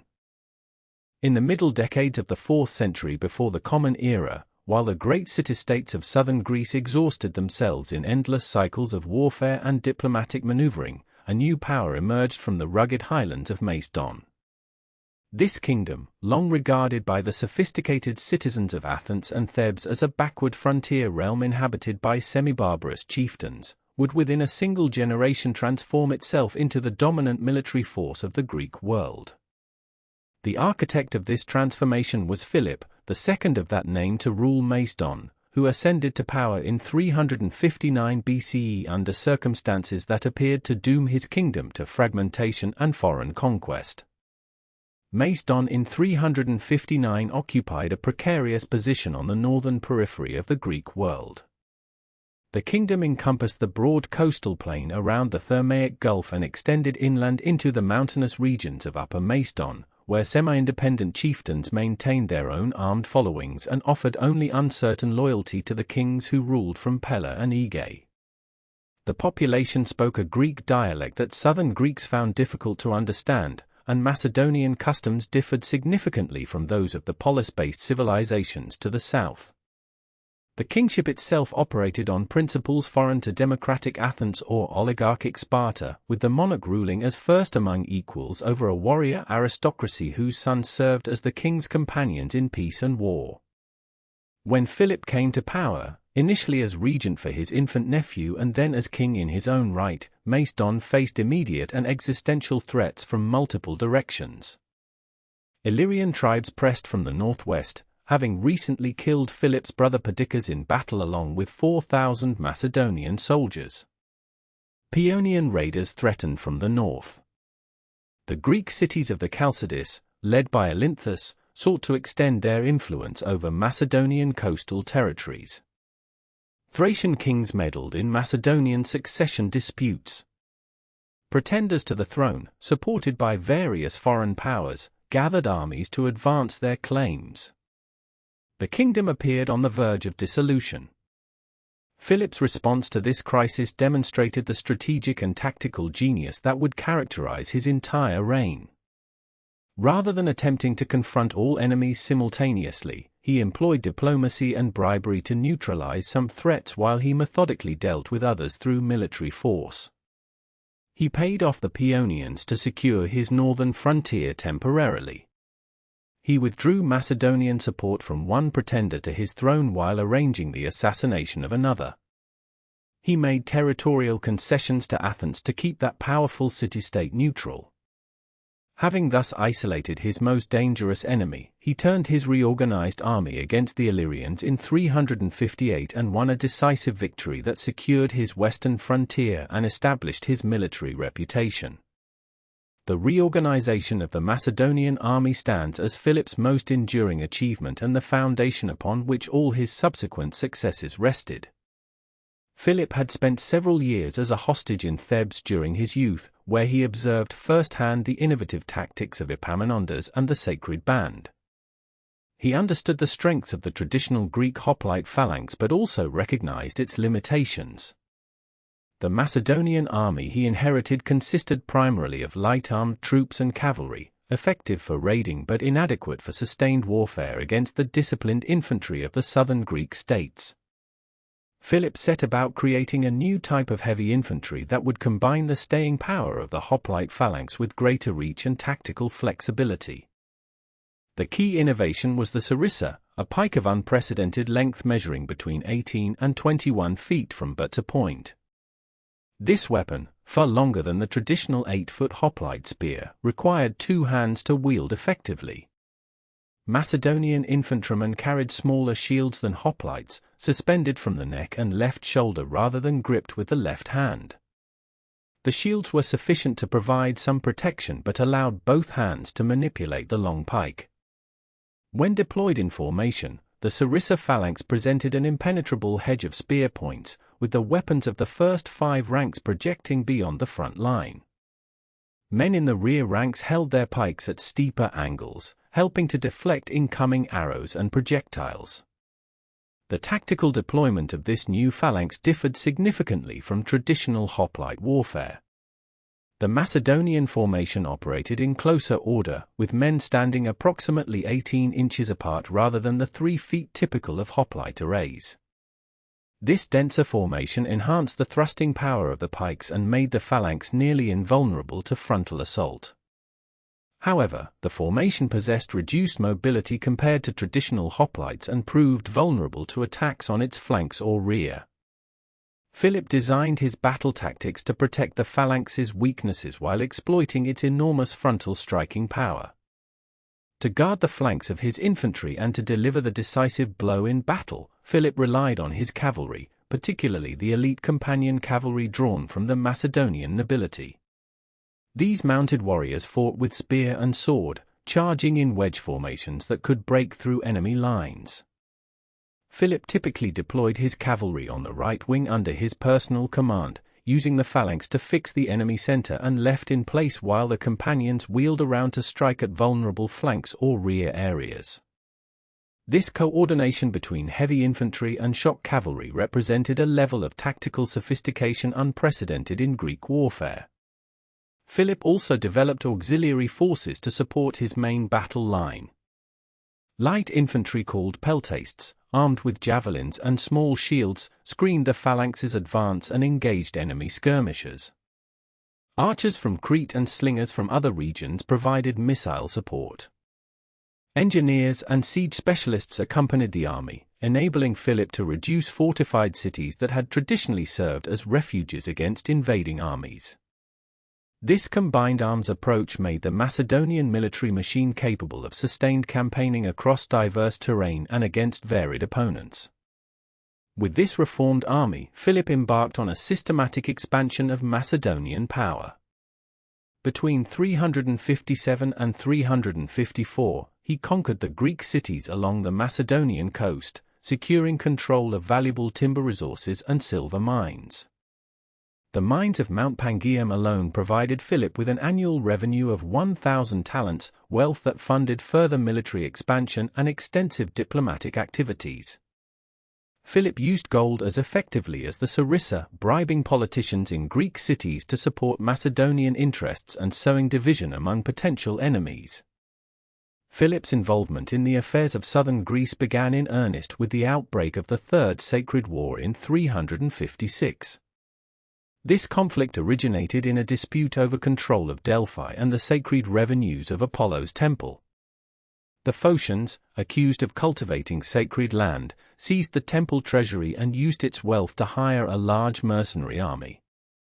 The Amphictyonic League, which administered the sanctuary, declared a sacred war against the sacrilegious Phocians. Philip, invited to intervene by Thessalian allies, saw an opportunity to establish Macedonian influence in central Greece. The sacred war dragged on for a decade, with Philip gradually extending his control over Thessaly and Thrace while the Greek city-states exhausted themselves in factional conflicts. Athens and Sparta supported Phocis to counter Macedonian expansion. Thebes led the Amphictyonic forces but lacked the resources to defeat Phocis without Macedonian assistance. Philip maneuvered between these competing interests, advancing when opportunities arose and exercising restraint when faced with unified opposition. In 346, he brought the war to a conclusion by crushing the Phocians and accepting their surrender. The Amphictyonic Council awarded Phocis seats to Macedon, giving Philip a legitimate voice in the religious affairs of Greece and a justification for future interventions. During these years, Philip faced determined opposition from Athens, or more precisely from the faction led by the orator Demosthenes. Beginning in 351 with his first Philippic, Demosthenes delivered a series of speeches warning the Athenians of the danger posed by Macedonian expansion. He accused Philip of seeking to enslave all Greeks and called for vigorous military action to contain Macedonian power. Demosthenes organized alliances and encouraged Greek cities to resist Philip's advances. However, Athenian military power had declined significantly since the 5th century, and the democracy proved reluctant to make the sustained sacrifices necessary for prolonged warfare. Philip meanwhile cultivated a peace party in Athens that advocated accommodation with Macedon. Philip ascended to the Macedonian throne in 359 BCE under circumstances that would have broken a lesser man. His brother Perdiccas had fallen in battle against the Illyrians, leaving Macedonia vulnerable on multiple fronts. The kingdom faced invasions from Paeonians to the north, Illyrians to the west, and Thracians to the east, while Athenian-backed pretenders to the throne gathered support in the coastal cities. Philip was 23 years old, inheriting not a kingdom but a crisis. Yet within 2 years, he had neutralized every threat and begun transforming Macedonia from a backward mountain realm into the most formidable military power the Greek world had ever seen. The key to Philip's success lay in his comprehensive reformation of the Macedonian military system. During his youth as a hostage in Thebes, Philip had studied under Epaminondas, observing firsthand the innovations that had made Thebes briefly supreme in Greece. He had watched the sacred band drill in their formations and learned the principles behind the oblique order that shattered Spartan invincibility at Leuctra.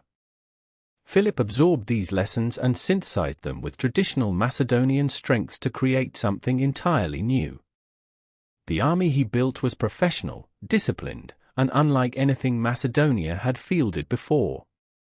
Where Greek city-states relied on citizen militias that gathered for seasonal campaigns, Philip created a standing army whose soldiers devoted themselves to warfare year-round.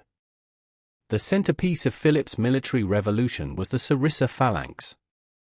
The sarissa itself was a pike of extraordinary length, measuring between 18 and 22 feet when fully assembled from its wooden sections connected by bronze sleeves.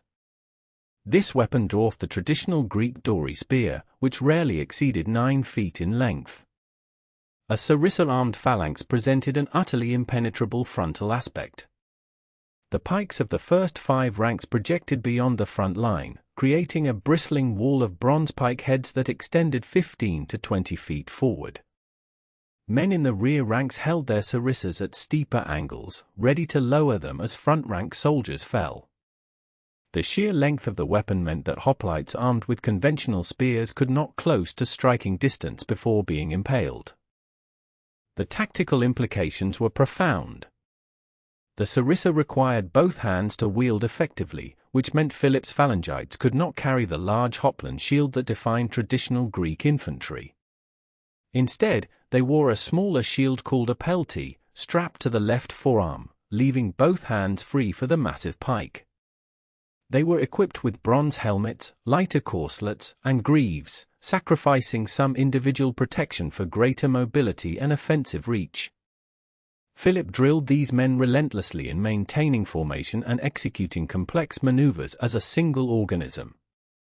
The phalanx could advance, wheel, and even march in oblique formations while maintaining its integrity.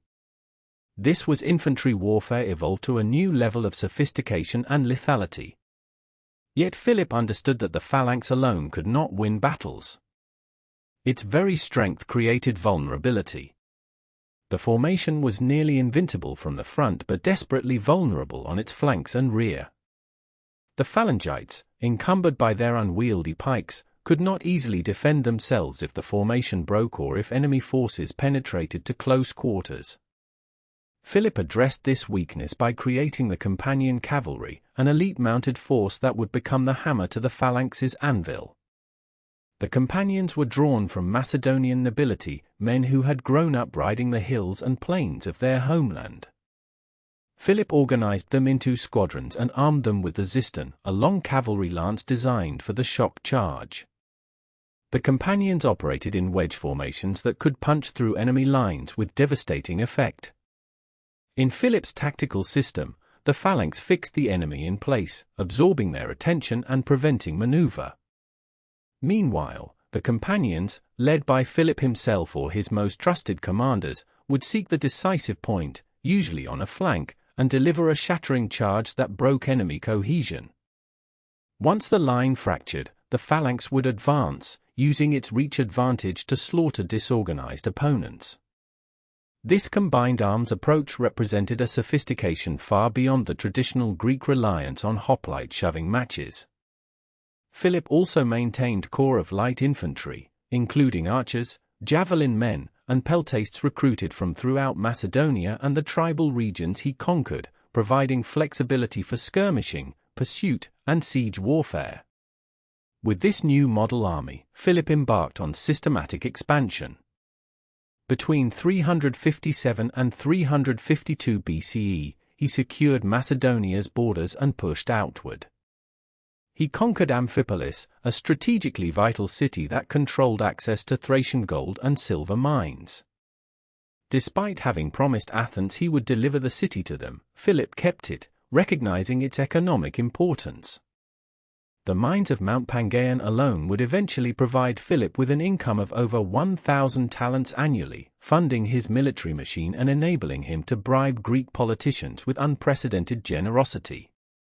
He seized Pydna and Potidæa, securing the Thermaic Gulf, then turned east to subjugate Thrace, west to defeat the Illyrians decisively, and south into Thessaly, where he was elected archon for life, gaining control of Thessaly's excellent cavalry and rich agricultural resources. As Philip's power grew, Athens finally recognized the threat. The orator Demosthenes delivered a series of passionate speeches, the Philippics, warning his fellow Athenians that Philip aimed at nothing less than the subjugation of all Greece. Demosthenes called for immediate action, for alliances and military preparedness, for resistance before it was too late. Yet Athens, enfeebled by decades of inconclusive warfare and internal division, responded sluggishly. Philip, meanwhile, employed a masterful combination of military force and diplomatic manipulation. He would intervene in Greek disputes as a mediator, present himself as a champion of traditional Greek values, bribe influential leaders in key city-states, and advance his territorial control incrementally, always careful not to provoke unified resistance until he was ready. The Third Sacred War, which erupted in 356 BCE over control of Delphi, provided Philip with his opportunity to intervene directly in central Greek affairs. The Phocians, accused of sacrilege, had seized the sanctuary and used its treasures to hire mercenaries. Philip positioned himself as a defender of Apollo, though his true interest lay in the strategic advantages intervention offered. By 346 BCE, Philip had effectively ended the war, punished the Phocians, and secured his position in the Amphictyonic Council, the body that administered Delphi. He now held a recognized, legitimate role in Greek religious and political affairs, no longer merely a barbarian outsider but a participant in Hellenic civilization. The final confrontation came in 338 BCE at Chaeronea in Boeotia. Demosthenes had finally succeeded in forging an alliance between Athens and Thebes, traditional enemies united by fear of Macedonian domination. The allied Greek army, numbering perhaps 35,000 men, took position across the plain near Chaeronea, blocking Philip's route south. Philip commanded a roughly equal force, but his men were veterans of continuous campaigning, superbly trained and utterly confident in their king and their methods. On Philip's left wing stood his 18-year-old son Alexander, commanding the companion cavalry. The right wing Philip commanded personally. The battle began with Philip's right wing executing a feigned retreat, drawing the Athenian hoplites forward in eager pursuit. As the Athenian line extended and gaps opened in the allied formation, Alexander led the companions in a devastating charge against the Theban left. The Macedonian cavalry smashed through, turning to take the Theban phalanx in the flank. The sacred band of Thebes, that elite corps that had never retreated from any battlefield, fought where they stood to the last man. Meanwhile, Philip's phalanx engaged the overextended Athenians, enveloping them with superior discipline and tactical coordination. By day's end, the allied army was destroyed. Thebes had lost the sacred band entirely. Athens lost 1,000 dead and 2,000 captured. Macedonian supremacy was absolute and undeniable. Philip treated the defeated Greeks with calculated magnanimity. He dealt harshly with Thebes, installing a garrison, but offered generous terms to Athens, returning prisoners without ransom and imposing no occupation. This clemency served Philip's larger purpose. In 337 BCE, he summoned representatives from all Greek city-states except Sparta to Corinth. There he established what modern historians call the League of Corinth, though contemporaries knew it as the Hellenic League. The member states swore oaths of mutual defense, agreed to prohibit internal warfare among Greeks, and recognized Philip as hegemon, supreme commander. In theory, the League preserved the autonomy of its members. In practice, Philip controlled Greece through a combination of garrisoned strongpoints in key cities, compliant oligarchies he had installed, and the sheer overwhelming power of Macedonia's military. Philip announced the League's purpose, a pan-Hellenic crusade against Persia to avenge Xerxes' invasion 150 years earlier. This was propaganda of genius, wrapping naked imperialism in the cloak of Greek patriotism and revenge. In 336 BCE, Philip sent an advance force of 10,000 men into Asia Minor under his generals Parmenion and Attalus. The Great Invasion would follow in 335 BC with Philip leading the full might of Macedonia and the League. But Philip would never cross into Asia. In October of 336 BCE, Philip was attending the wedding festivities of his daughter Cleopatra to Alexander of Epirus at the ancient Macedonian capital of Aigai. As Philip entered the theatre, a young man named Pausanias, a member of the royal bodyguard, rushed forward and stabbed the king through the ribs with a Celtic dagger. Philip died nearly instantly. Pausanias fled but was caught and killed by pursuing guards before he could be interrogated. The assassination's true motive remains disputed even in ancient sources. Personal grievance, a sexual scandal involving Philip's complicated court, Persian gold, or palace conspiracy have all been proposed. What is certain is that Philip II, at age 46, was dead at the very moment of his greatest triumph, leaving his throne, his army, and his Asian ambitions to his son Alexander. Alexander had been groomed for this inheritance from childhood. Philip had recognized his son's exceptional qualities early and provided him with the finest education available. From age 13 to 16, Alexander studied under Aristotle himself, the greatest philosopher of the age.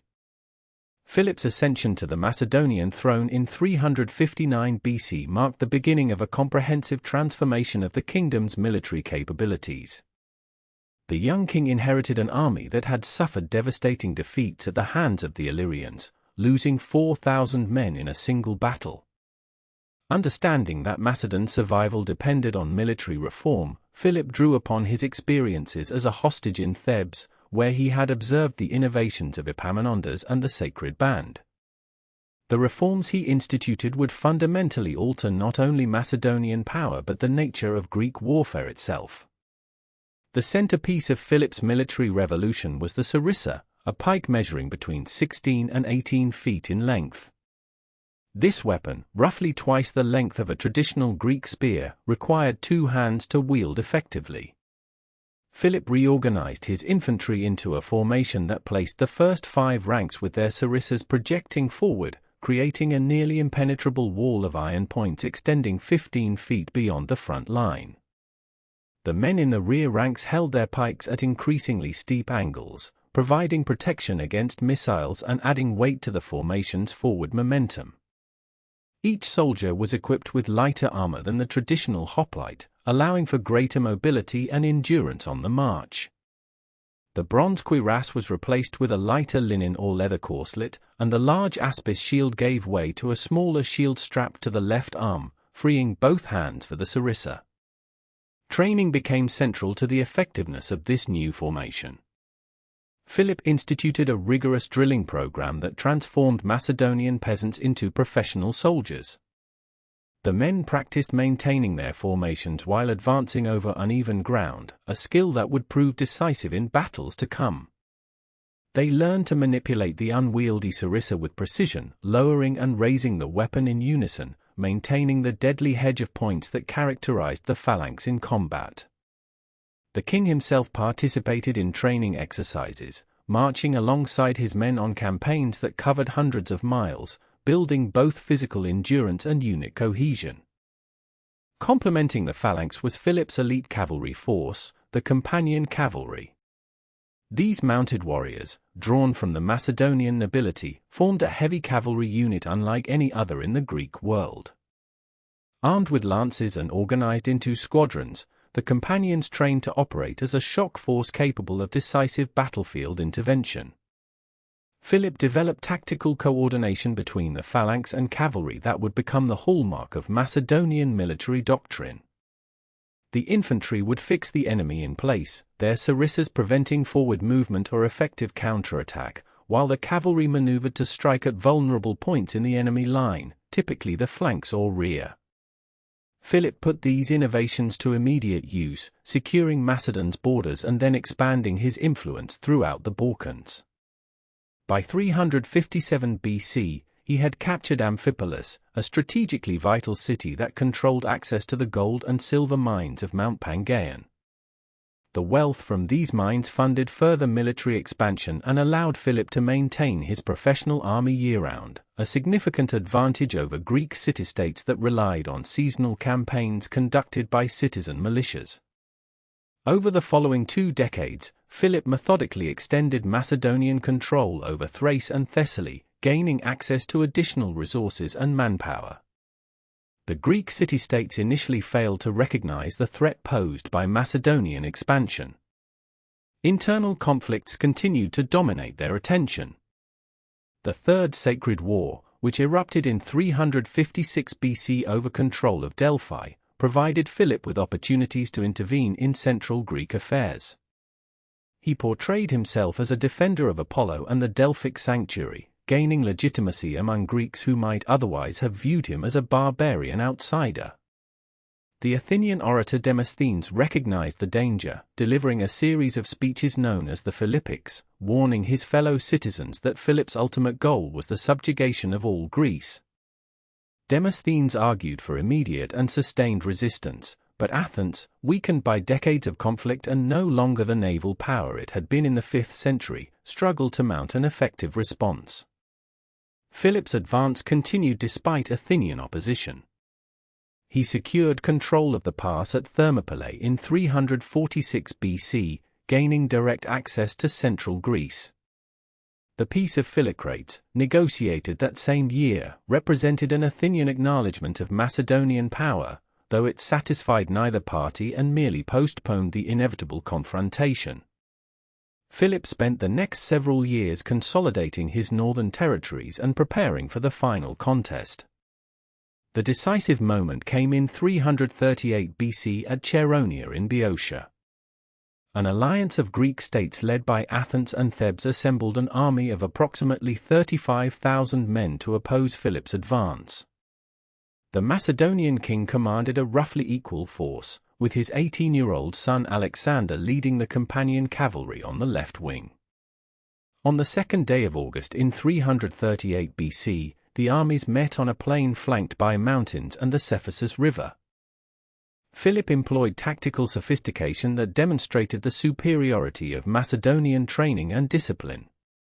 He personally commanded the right wing, engaging the Athenian contingent and then executing a carefully controlled withdrawal. The Athenians, interpreting this as a retreat, broke formation to pursue, opening a gap in the Allied line. At precisely this moment, Alexander led the companions in a charge against the sacred band holding the Allied left. The Macedonian phalanx in the center advanced into the gap created by the Athenian pursuit, while the right wing halted its withdrawal and counterattacked. The Allied line disintegrated under these coordinated pressures. The sacred band of Thebes, refusing to retreat, fought to the last man. Archaeological excavations at Chaeronea have revealed the Lion of Chaeronea monument, beneath which lie the remains of 254 men, believed to be the members of the sacred band who fell that day. The casualties at Chaeronea exceeded 1,000 Greeks, with 2,000 Athenians taken prisoner. Macedonian losses were comparatively light. Philip treated the defeated states with calculated magnanimity. He returned Athenian prisoners without ransom and made no attempt to occupy Athens itself. Thebes received harsher terms, including the installation of a Macedonian garrison. This combination of overwhelming military victory and strategic clemency achieved Philip's objective without provoking a protracted guerrilla resistance. In 337 BC, Philip convened representatives from the Greek city-states at Corinth. The resulting League of Corinth established a common peace among the Greek states and created a federal council with Philip as its hegemon or leader. The League's charter proclaimed an end to warfare among Greeks and announced a collective campaign against Persia to punish the empire for its invasions of Greece a century and a half earlier. This framing allowed Philip to position himself as the champion of Hellenic civilization rather than its conqueror. Sparta alone refused to join the League, but isolated and diminished, the Spartans posed no immediate threat to the new order. Philip spent the following months preparing for the Persian campaign. He sent an advance force under his generals Parmenion and Attalus to secure bridgeheads in Asia Minor. The main invasion was scheduled for 336 BC. However, in the summer of 336 BC, at a wedding celebration in the old Macedonian capital of Aegae, Philip was assassinated by Pausanias, a member of his own bodyguard. The motives for the assassination remain disputed. Ancient sources suggest personal grievances related to a court scandal, while some historians have speculated about involvement by Olympias, Philip's estranged wife, or even by elements of the Persian court seeking to forestall the invasion. Philip's death brought his son Alexander to power at the age of 20. The young king had received an extraordinary education under the philosopher Aristotle, whom Philip had invited to Macedon in 343 BC to serve as tutor to Alexander and other young nobles. For 3 years, at a rural retreat called the Miaza, Aristotle instructed Alexander in philosophy, literature, science, and medicine. The philosopher provided his student with an annotated copy of the Iliad, which Alexander reportedly kept with him throughout his campaigns, sleeping with it under his pillow alongside a dagger. The education emphasized Greek cultural achievement and may have instilled in Alexander a sense of Hellenic mission that would influence his later actions. Beyond his studies with Aristotle, Alexander had received practical military training from his father. He had commanded cavalry at Chaeronea while still a teenager, demonstrating both courage and tactical acumen. He had also served as regent of Macedon during Philip's absence on campaign, gaining administrative experience. Nevertheless, his youth and the suddenness of his accession created uncertainty about the stability of Macedonian power and the future of Philip's grand designs. The rise of Macedon under Philip II represented the end of the classical Greek city-state system as the dominant political form in the Hellenic world. The autonomous polis, which had shaped Greek civilization for centuries, now existed within a framework of Macedonian hegemony. The military innovations that made this transformation possible would be carried forward by Alexander, who would use his father's army to accomplish conquests that Philip himself could hardly have imagined. The stage was set for the Hellenistic Age, an era in which Greek culture would spread across vast territories, transformed by its encounter with the civilizations of Asia and Africa, creating a cosmopolitan world far removed from the intimate scale of the archaic and classical periods. In the spring of 336 before the Common Era, Philip II of Macedon fell to an assassin's blade during the wedding festivities of his daughter Cleopatra. The killer, Pausanias of Orestes, a member of Philip's own bodyguard, struck down the king as he entered the theatre at Aegae, the ancient Macedonian capital. The motives behind this act remain debated by historians, whether personal grievance or broader conspiracy, but its consequences were immediate and profound. Philip's death thrust his 20-year-old son Alexander onto the throne of Macedon at a moment when the kingdom stood poised to launch an unprecedented campaign against the Persian Empire. Alexander's succession was not entirely secure. The Macedonian monarchy operated under a system that required the army's acclamation of a new king, and several potential rivals existed within the royal family. Alexander moved swiftly to eliminate these threats. His cousin Amyntas, who held a competing claim to the throne as the son of Philip's predecessor Perdiccas III, was executed. Alexander also ordered the deaths of 2 princes from the house of Lyncestis, though he spared a third, also named Alexander, who had been among the first to hail him as king. These executions, orchestrated with the counsel of his mother Olympias and the support of his father's veteran general Antipater, secured Alexander's position within Macedonia itself. The news of Philip's death reverberated throughout the Greek world. The League of Corinth, the alliance Philip had forged to unite the Greek city-states under Macedonian hegemony, began to fracture.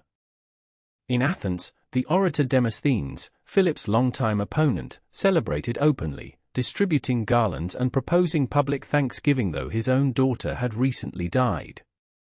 Thessaly, Macedon's crucial southern neighbor, wavered in its allegiance. The tribes along Macedonia's northern frontiers sensed opportunity in the transition of power. Most significantly, the city of Thebes saw in the young king's accession a chance to throw off Macedonian control. Alexander's response demonstrated the combination of swift military action and calculated political maneuvering that would characterize his reign. He marched south with his army in the autumn of 336, moving with such speed that resistance largely melted away before him. At the pass of Thermopylae, the Amphictyonic Council, which administered the shrine at Delphi, recognized his leadership. Athens, despite Demosthenes' rhetoric, chose accommodation over confrontation. The League of Corinth was reconvened, and Alexander was confirmed in his father's position as hegemon, with the mandate to lead the planned campaign against Persia reaffirmed. The following year, 335, Alexander turned his attention to Macedonia's northern frontiers. He conducted a campaign through Thrace and across the Danube River against the Getae, then westward into Illyria against the Taulantians and Glaucias. These operations served multiple purposes. They secured Macedonia's borders, they blooded Alexander's army and tested his generalship, and they reasserted Macedonian dominance over peoples who had seen Philip's death as an invitation to independence. The campaign was entirely successful, pushing Macedonian influence to the Danube and beyond. It was during this northern campaign that events in Thebes reached their crisis. In the summer of 335, false rumors circulated that Alexander had been killed in Illyria. Encouraged by these reports and supported by Persian gold, the democratic faction in Thebes rose in revolt. They besieged the Macedonian garrison that Philip had installed in the Cadmea, the city's acropolis, and called upon the other Greek cities to join them in a war of liberation. Athens debated supporting the bands. Other cities watched and waited. Alexander's response was devastating in its speed and finality. He covered the distance from Illyria to Thebes, some 400 kilometers, in approximately 13 days, a pace that left the bands unprepared and isolated. He appeared before the city's walls in September, offering terms of reconciliation that required only the surrender of the revolt's leaders. The Theban assembly, either from courage or miscalculation, rejected his offer and chose to fight. The assault on Thebes was brief and methodical. Alexander's forces found an entrance through an unguarded gate, and once inside the walls, the fighting became savage. The Macedonians were joined by troops from Phocis, Plataea, and other Boeotian cities that harbored old enmities against the Theban hegemony. When the battle ended, approximately 6,000 Thebans lay dead. Alexander referred the city's fate to the Council of the League of Corinth, which decreed total destruction. Thebes was razed to the ground, its population sold into slavery, some 30,000 men, women, and children. Only the temples and the house of the poet Pindar were spared. The annihilation of Thebes sent an unambiguous message throughout the Greek world about the cost of resistance to Macedonian authority. Athens hastily sent envoys to apologize for its wavering loyalty. With Greece secured, Alexander could turn to the great enterprise his father had begun planning. In the spring of 334, he crossed the Hellespont into Asia at the head of an army numbering approximately 48,000 men. This force consisted of Macedonian phalanx infantry, Thessalian and Macedonian cavalry, allied Greek contingents, and various specialist troops including archers, javelin men, and siege engineers. He left behind in Macedonia the veteran general Antipater with sufficient forces to maintain control of Greece and defend the home kingdom. The crossing of the Hellespont was laden with symbolic significance. Alexander personally steered his ship toward the Asian shore and was the first to plant his spear in the ground, claiming Asia as spear-won territory from the gods. He made sacrifice at the tomb of Protesilaus, the first Greek to land at Troy in the Homeric epics, and he visited the site of ancient Troy itself, where he honored Achilles at his tomb and took up a shield said to have dated from the Trojan War. These gestures linked his campaign to the legendary Greek expedition against Troy, casting the invasion of Persia as a pan-Hellenic crusade to avenge Xerxes's invasion of Greece a century and a half earlier. The Persian response was initially organized at the regional level. Darius III, who had ascended the Persian throne in 336 after the assassination of his predecessor Artaxerxes IV, did not immediately grasp the magnitude of the threat Alexander posed. Instead, the defense was entrusted to the satraps of the western provinces, who gathered their forces at the Granicus River in northwestern Asia Minor. Their army consisted primarily of Persian cavalry and Greek mercenary infantry, numbering perhaps 40,000 men in total, though ancient sources vary considerably in their estimates. The Battle of the Granicus was fought in May of 334. The Persians positioned their cavalry along the eastern bank of the river, with their Greek mercenaries held in reserve behind them. This deployment reflected their assessment that the battle would be decided by cavalry engagement. Alexander chose to attack immediately upon arrival, despite the late hour and the difficulty of the river crossing. He led the right wing of his cavalry personally, crossing the river at an oblique angle and engaging the Persian cavalry on the far bank. The fighting was intense and close. Alexander's helmet was split by a Persian blow, and he was saved from death only by the intervention of Cletus the Black, one of his officers, who killed the Persian nobleman about to strike Alexander down. The Macedonian cavalry gradually gained the upper hand, and once the Persian horsemen broke and fled, the Greek mercenaries found themselves isolated. They requested terms, but Alexander, determined to make an example that would discourage other Greeks from Persian service, ordered their destruction. Only 2,000 were taken prisoner, the rest were killed on the field. The victory at the Granicus opened Asia Minor to Macedonian conquest. The Greek cities of the Ionian coast, which had been under Persian control, welcomed Alexander as a liberator. Sardis, the principal Persian stronghold in western Asia Minor, surrendered without resistance.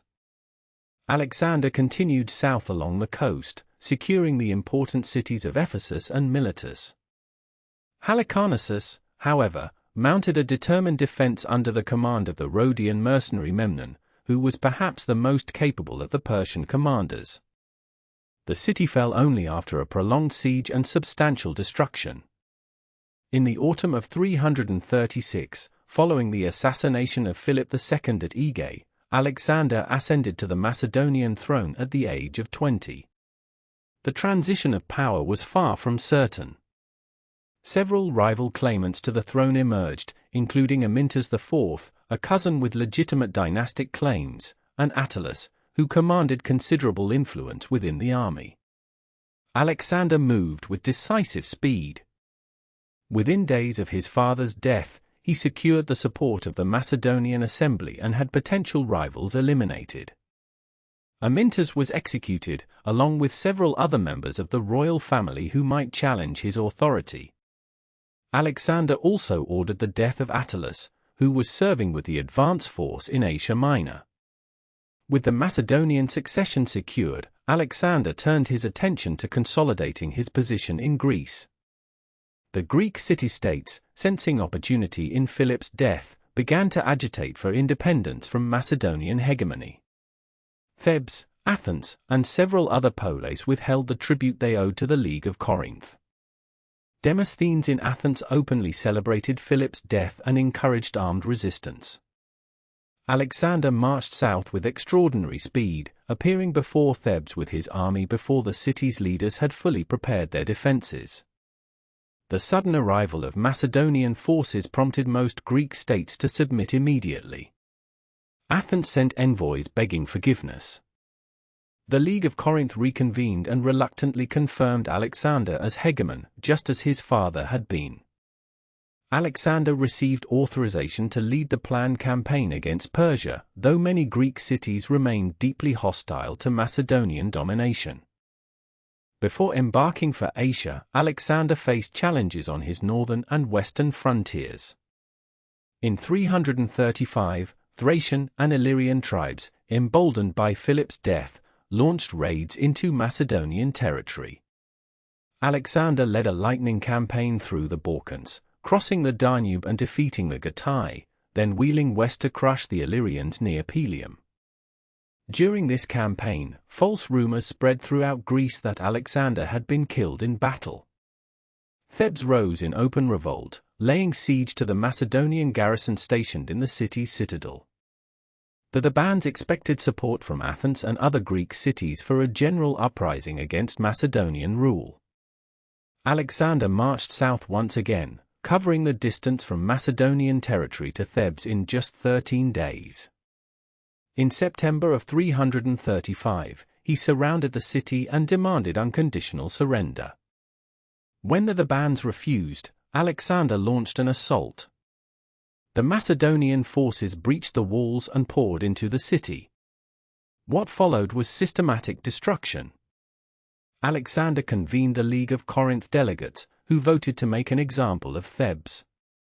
The city was razed to the ground. 6,000 Thebans were killed in the fighting, and the surviving 30,000 inhabitants were sold into slavery. Only the temples and the house of the poet Pindar were spared. The destruction of Thebes sent an unambiguous message to the Greek world. No further revolts materialized. Alexander's control over Greece was absolute. In the spring of 334, Alexander crossed the Hellespont into Asia with an army of approximately 48,000 men. The force consisted of 32,000 heavy infantry, including 12,000 Macedonian phalanx troops, along with 5,000 cavalry and a siege train. Alexander's second-in-command was Parmenion, Philip's most experienced general, now in his 60s. The stated purpose of the expedition was to liberate the Greek cities of Asia Minor from Persian rule and to exact revenge for Xerxes' invasion of Greece 150 years earlier. The actual scope of Alexander's ambitions at this stage remains uncertain. Whether he initially planned the complete conquest of the Persian Empire or merely intended to secure Asia Minor is a matter of historical debate. The first major engagement occurred in May of 334 at the Granicus River in northwestern Asia Minor. Persian satraps had assembled a defensive force of approximately 20,000 cavalry and 20,000 Greek mercenary infantry.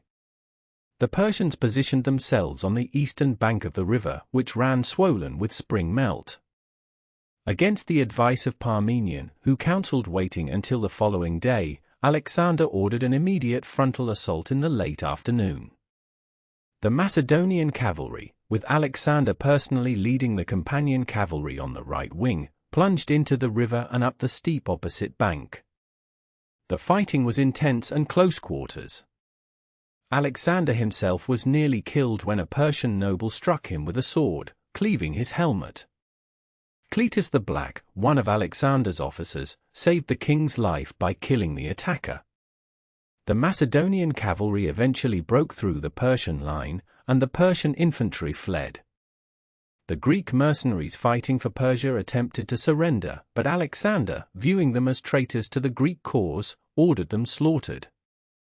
Only 2,000 were taken alive and sent to Macedonia as slave laborers.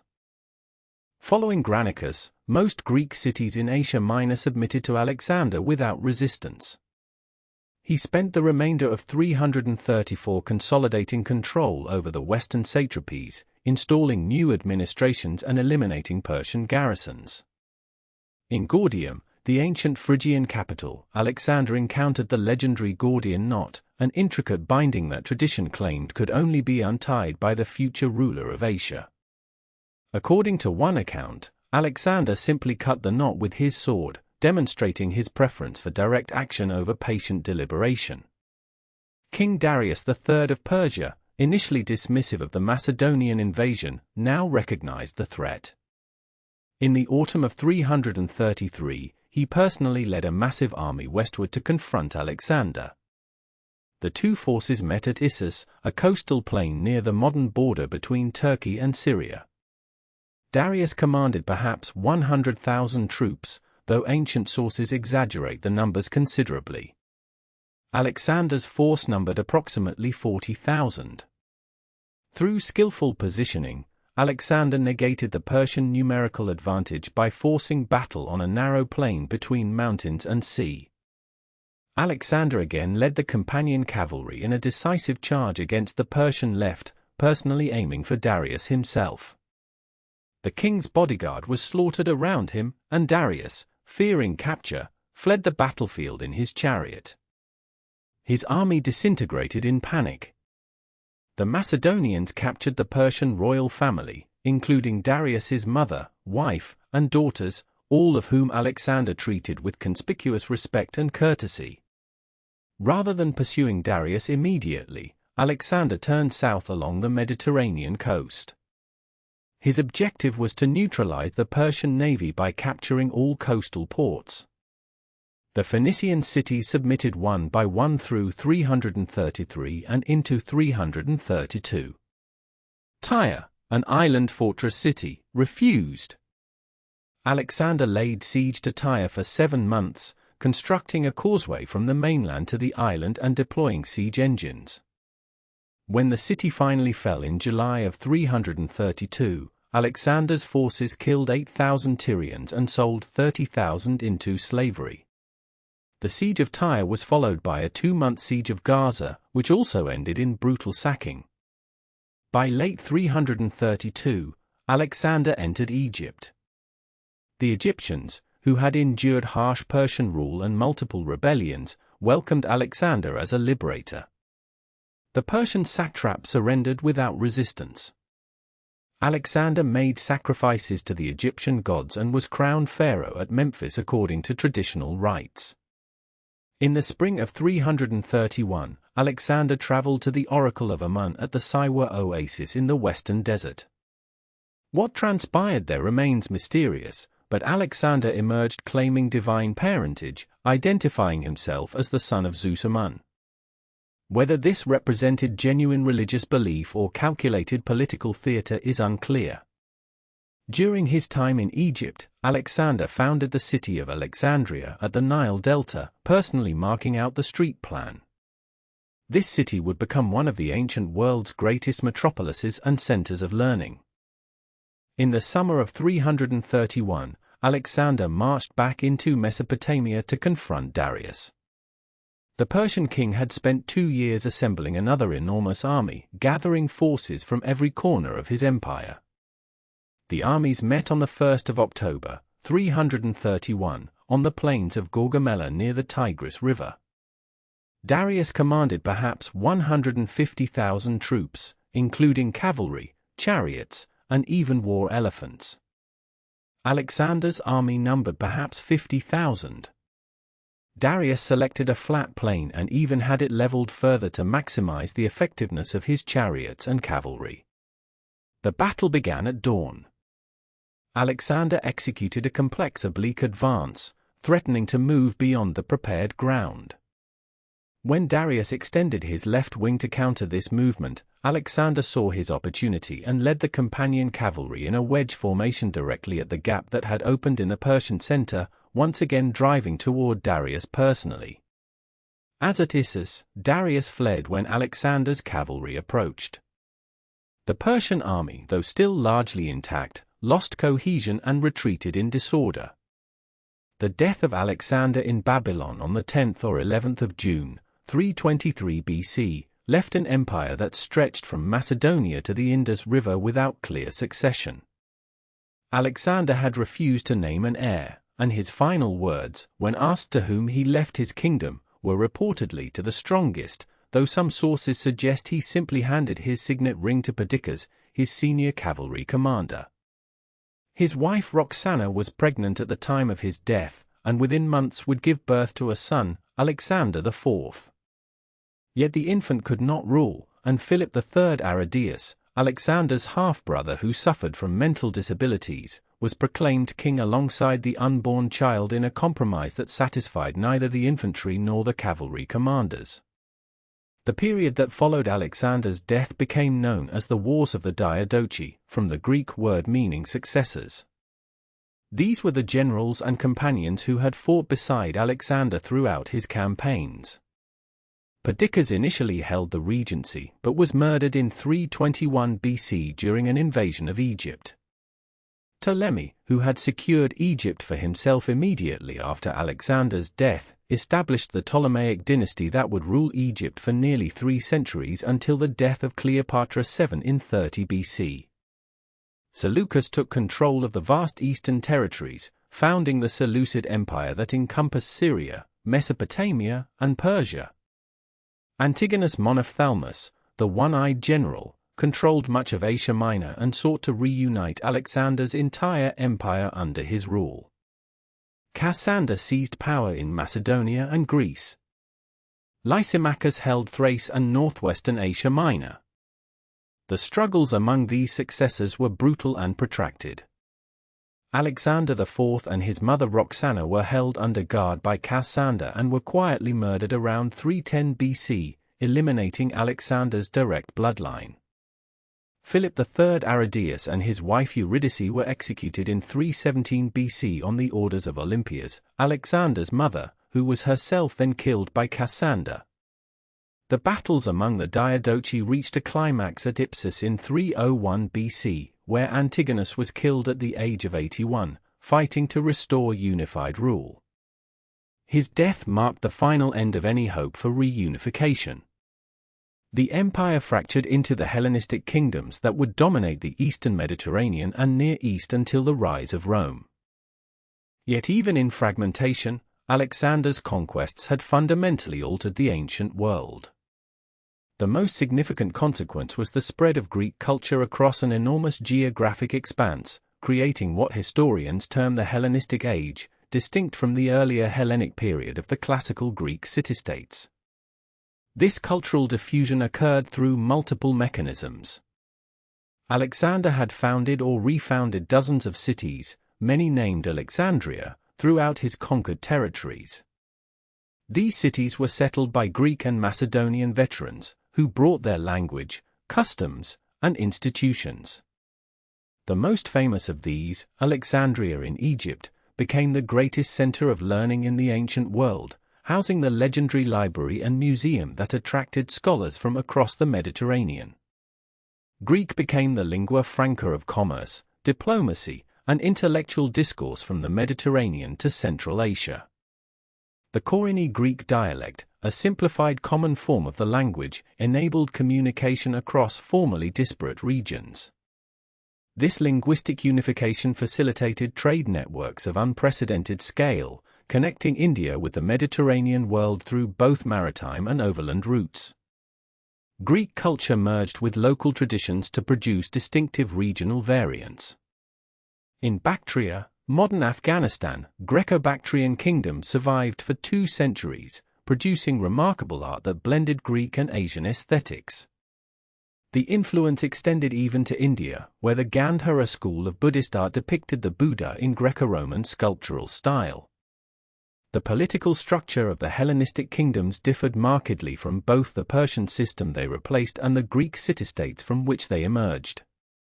The Hellenistic monarchies combined elements of Macedonian kingship, which emphasized military leadership and personal loyalty, with aspects of Persian imperial administration, including the divine or semi-divine status of the ruler.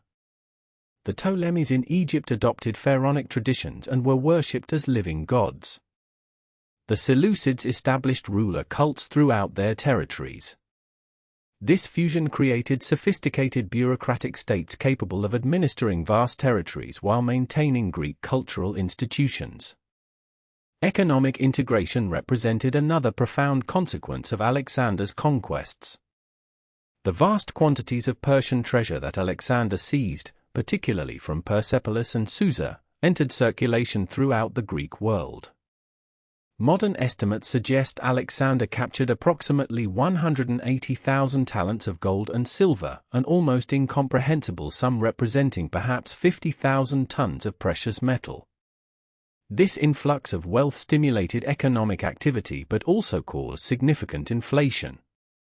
The Hellenistic period saw increased monetization of economies, standardization of weights and measures, and the development of banking and credit systems that anticipated later Roman and Byzantine practices.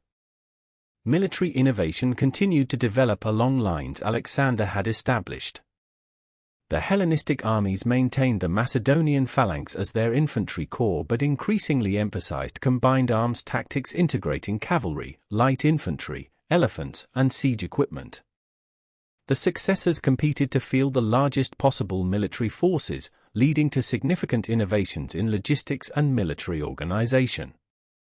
Naval warfare also evolved, with the development of ever larger warships. The arms race among Hellenistic kingdoms in the 3rd century BC produced vessels far exceeding anything from the classical period. In the realm of culture and intellectual achievement, the Hellenistic period produced remarkable advances. The patronage of the Ptolemies transformed Alexandria into an intellectual center without parallel. Euclid systematized geometry there around 300 BC. Eratosthenes calculated the Earth's circumference with remarkable accuracy. Aristarchus proposed a heliocentric model of the solar system 18 centuries before Copernicus. Archimedes of Syracuse made fundamental discoveries in mathematics, physics, and engineering. The poet Callimachus catalogued the holdings of the Library of Alexandria. Apollonius of Rhodes composed the Argonautica, an epic poem recounting Jason's quest for the Golden Fleece. These achievements occurred within institutional frameworks, particularly the museum at Alexandria, that represented new models for organized scholarly research. The religious landscape of the Mediterranean world underwent significant transformation as well. The movement of populations and ideas facilitated by Alexander's conquests promoted religious syncretism, the blending of Greek and Near Eastern religious traditions. The cult of Serapis, created under the early Ptolemies, combined aspects of Greek Zeus with Egyptian Osiris. The worship of Isis spread from Egypt throughout the Mediterranean world. These developments prepared the cultural ground for the later spread of Christianity by creating populations accustomed to religious ideas transcending narrow ethnic or geographic boundaries. Alexander's military reputation remained unmatched in the ancient world. Roman commanders studied his campaigns as models of strategic and tactical excellence. Julius Caesar reportedly wept before a statue of Alexander, lamenting that at an equivalent age Alexander had conquered the world while Caesar had accomplished nothing. Pompey the Great styled himself as Alexander's heir. Trajan invaded Parthia in conscious imitation of Alexander's Persian campaign. The Romance of Alexander, a fictionalized biography, became one of the most widely read texts of the medieval period, translated into dozens of languages from Icelandic to Malay. Modern historical assessment of Alexander necessarily grapples with the complex legacy of conquest and cultural transformation. The destruction wrought by his armies was immense.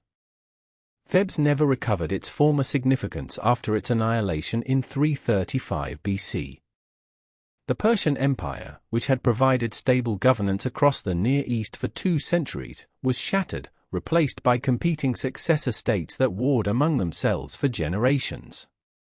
The campaigns in Central Asia involved brutal suppression of resistance, including mass executions and the destruction of cities. The Indian campaign brought Macedonian arms into regions with no previous connection to Mediterranean conflicts. Yet the cultural synthesis that emerged from these conquests shaped the subsequent development of Western civilization in fundamental ways. The Hellenistic world created by Alexander's campaigns provided the cultural and political context within which both Christianity and Rabbinic Judaism developed. The Greek translation of Hebrew scriptures known as the Septuagint was produced in Ptolemaic Alexandria. The cosmopolitan Hellenistic cities provided the initial framework for the spread of early Christianity. When Rome expanded eastward, it encountered and absorbed Greek culture primarily in its Hellenistic forms, transmitting these to Western Europe.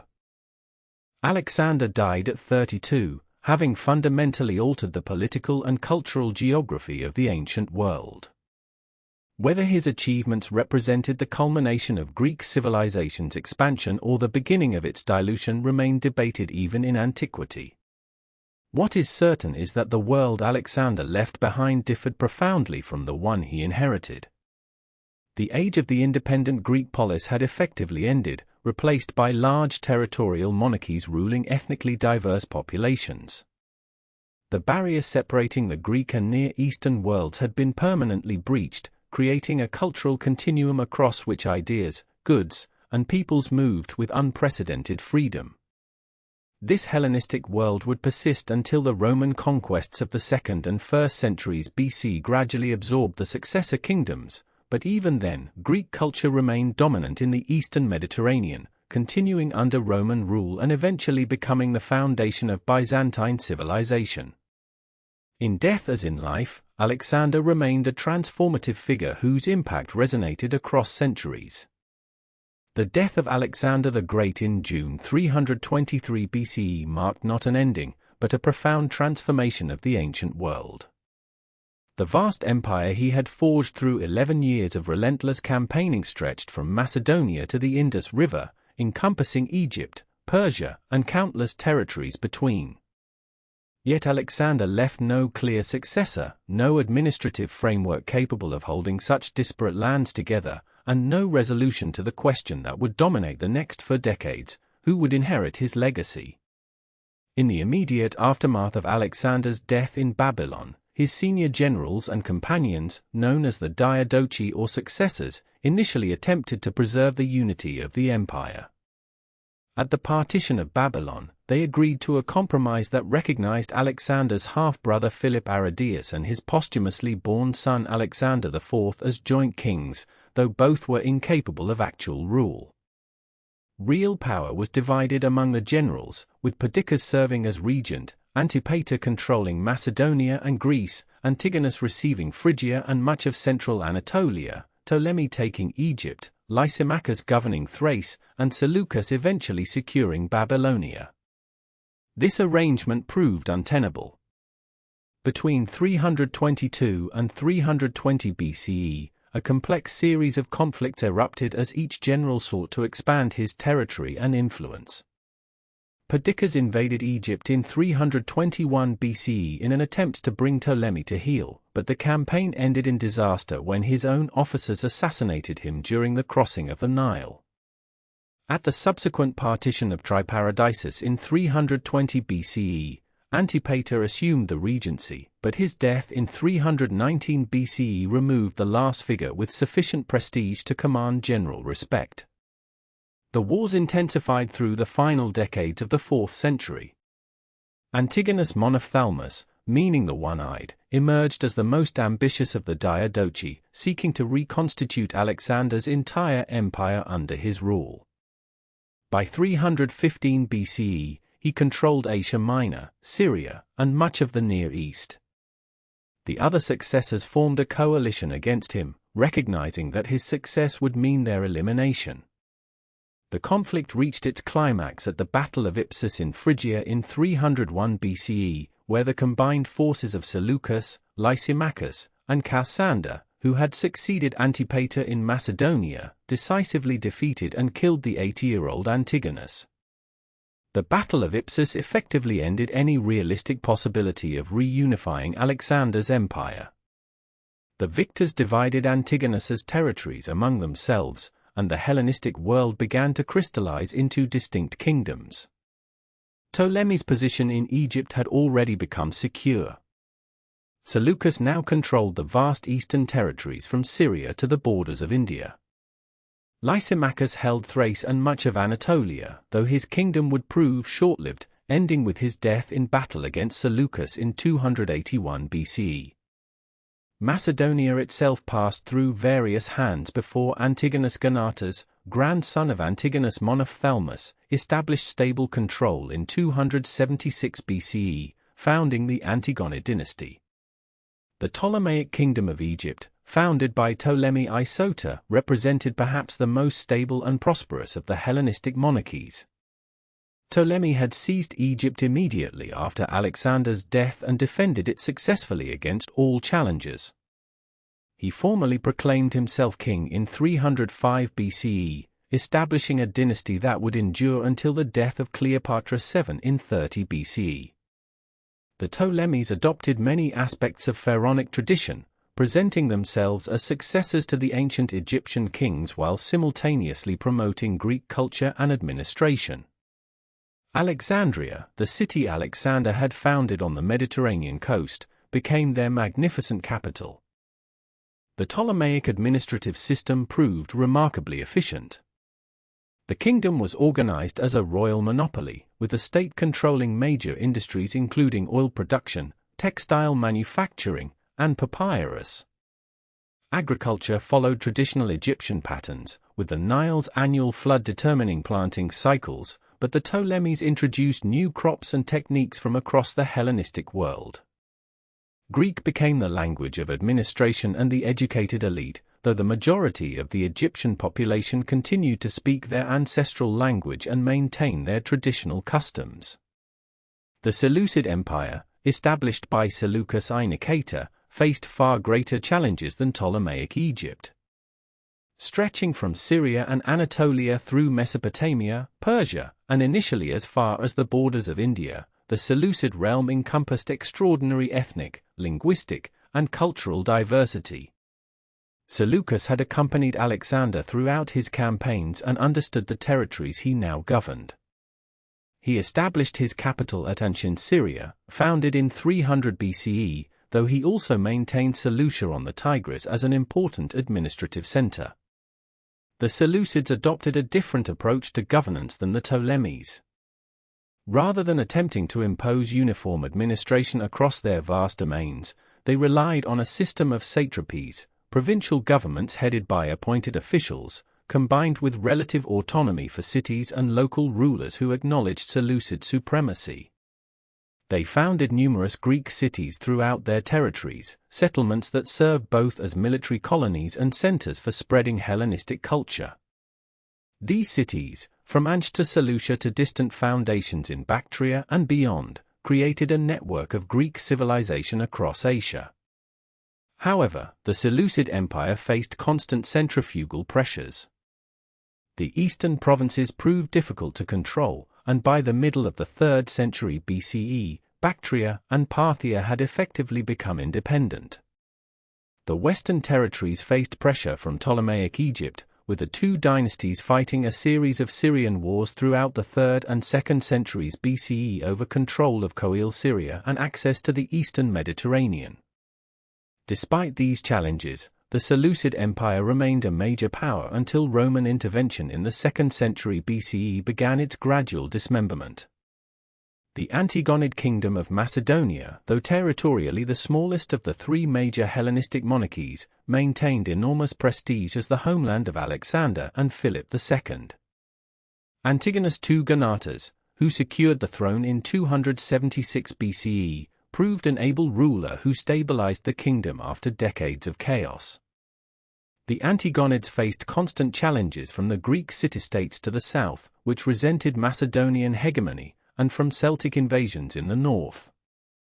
They maintained garrisons at strategic points in Greece, including Corinth, Chalcis, and Demetrias, the so-called fetters of Greece, ensuring Macedonian influence over Greek affairs. The Hellenistic period witnessed an unprecedented spread of Greek culture across the known world. The cities founded by Alexander and his successors became centers of Greek language, education, and customs in regions that had previously known nothing of Hellenic civilization. Greek became the lingua franca of the Eastern Mediterranean and Near East, the language of commerce, diplomacy, and learning. The gymnasium, that distinctively Greek institution combining physical training with education, appeared in cities from Spain to Afghanistan. Greek artistic styles, architectural forms, and literary traditions merged with local cultures, creating distinctive regional variants of Hellenistic civilization. Alexandria in Egypt emerged as the greatest cultural center of the Hellenistic world. Ptolemy I and his son Ptolemy II Philadelphus invested enormous resources in making their capital a worthy successor to Athens as the center of Greek intellectual life. The Library of Alexandria, established in the early 3rd century BCE, represented an unprecedented attempt to collect all human knowledge in one location. The Ptolemies dispatched agents throughout the Mediterranean world to purchase or copy manuscripts. Ships arriving in Alexandria's harbor were searched for books, which were confiscated, copied, and sometimes retained, with the copies returned to the original owners. The library eventually housed hundreds of thousands of scrolls, the exact number remaining uncertain, but ancient sources suggesting figures between 400,000 and 700,000 volumes. Attached to the library was the museum, not a museum in the modern sense but rather a research institute, a temple to the muses where scholars could pursue their studies supported by royal patronage. Here worked some of the greatest minds of the ancient world: Euclid, who systematized geometry, Eratosthenes, who calculated the Earth's circumference with remarkable accuracy, Aristarchus, who proposed a heliocentric model of the solar system, and countless others who advanced mathematics, astronomy, medicine, geography, and philology. The Lighthouse of Alexandria, known as the Pharos after the island on which it stood, ranked among the 7 wonders of the ancient world. Constructed during the reign of Ptolemy II Philadelphus and completed around 280 BCE, the lighthouse rose to a height estimated between 100 and 130 meters, making it one of the tallest structures of the ancient world. Its light, produced by a fire at the summit and reflected by mirrors, guided ships into Alexandria's harbor, serving both practical purposes and symbolic ones, announcing the city's magnificence to all who approached by sea. The death of Alexander the Great in 323 BCE created an immediate power vacuum of unprecedented scale. Without a clear successor, his empire, stretching from Macedonia to the Indus Valley, became the subject of intense competition among his generals. These commanders, known collectively as the Diadochi, meaning successors, would spend the next 4 decades engaged in a series of brutal conflicts that would ultimately reshape the political landscape of the ancient world. The initial struggle centered on the question of regency. Alexander's half-brother Philip Aridaeus, who suffered from significant mental disabilities, and his posthumously born son Alexander IV were both theoretically legitimate heirs.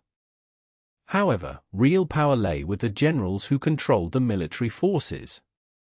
Perdiccas, who had received Alexander's signet ring on his deathbed, attempted to assert authority as regent, but his ambitions met fierce resistance from the other commanders. The First War of the Diadochi erupted almost immediately. Ptolemy, who had secured Egypt as his satrapy, intercepted Alexander's funeral cortege and brought the conqueror's body to Memphis, later moving it to Alexandria. This act was both symbolic and practical, lending legitimacy to Ptolemy's rule over Egypt. Perdiccas invaded Egypt in 321 BCE to retrieve the body and punish Ptolemy's defiance, but the campaign ended in disaster. Perdiccas's own officers assassinated him during the crossing of the Nile, where crocodiles reportedly devoured soldiers attempting the ford. Following Perdiccas's death, a new settlement was arranged at Triparadisus in Syria in 321 BCE. Antipater, the aged general who had governed Macedonia during Alexander's campaigns, became regent. Antigonus Monophthalmus, meaning the one-eyed, received a greatly expanded territory in Asia Minor and Syria. Seleucus controlled Babylon, while Ptolemy retained Egypt. Lysimachus held Thrace, and Cassander, Antipater's son, positioned himself to inherit Macedonia. The uneasy peace lasted only until Antipater's death in 319 BCE. The subsequent wars saw constantly shifting alliances. Antigonus emerged as the most powerful of the successors, controlling vast territories in Asia Minor, Syria, and Mesopotamia. His ambition to reunite Alexander's empire prompted the others to form a coalition against him. The conflict reached its climax at the Battle of Ipsus in Phrygia in 301 BCE. There, the combined forces of Seleucus, Lysimachus, and Cassander defeated and killed the 80-year-old Antigonus. His son Demetrius Poliorcetes, the besieger, escaped but saw his territories divided among the victors. Ipsus did not end the succession wars, but it effectively ended any possibility of reuniting Alexander's empire. The final major engagement occurred at Coropedium in 281 BCE, where Seleucus defeated and killed Lysimachus. Shortly afterward, Seleucus himself was assassinated, marking the conventional end of the Diadochi period. By this time, 3 major dynasties had emerged from the chaos. The Ptolemaic Kingdom of Egypt, founded by Ptolemy I Soter, became the wealthiest and most stable of the successor states. Ptolemy established his capital at Alexandria, the city Alexander had founded on the Mediterranean coast. The Ptolemies ruled Egypt as pharaohs, adopting many Egyptian customs and religious practices while maintaining their Greek identity and culture. Ptolemy II Philadelphus, who reigned from 283 to 246 BCE, brought the kingdom to its height of power and cultural achievement. The Ptolemaic economic system was highly centralized and extraordinarily efficient. The fertile Nile Valley, with its predictable flooding cycles, produced massive grain surpluses that made Egypt the breadbasket of the Mediterranean world. The Ptolemies controlled this production through a sophisticated bureaucracy, managing everything from seed distribution to harvest collection. Royal monopolies on oil production, textiles, and other industries generated enormous revenues. This wealth funded ambitious building projects, a powerful navy, and the cultural institutions that made Alexandria the intellectual center of the Hellenistic world. The Seleucid Empire, established by Seleucus I Nicator, was the largest of the successor kingdoms, stretching from western Asia Minor to the borders of India. However, its vast size proved to be both its strength and weakness. Seleucus founded numerous cities throughout his empire, many named after his father or Seleucia after himself. These urban centers served as nodes of Greek culture and administrative control in regions populated primarily by non-Greeks. The Seleucid capital moved several times, reflecting the empire's unwieldy geography. Seleucus initially ruled from Babylon but later established Seleucia on the Tigris as his primary capital. Ancient Syria, founded in 300 BCE, eventually became the western capital and principal residence of most Seleucid monarchs. The empire's heterogeneous population included Greeks, Macedonians, Persians, Babylonians, Jews, and numerous other ethnic groups, each with their own customs and traditions. The eastern provinces of the Seleucid Empire gradually broke away. Bactria became independent around 250 BCE under the Greek ruler Diodotus.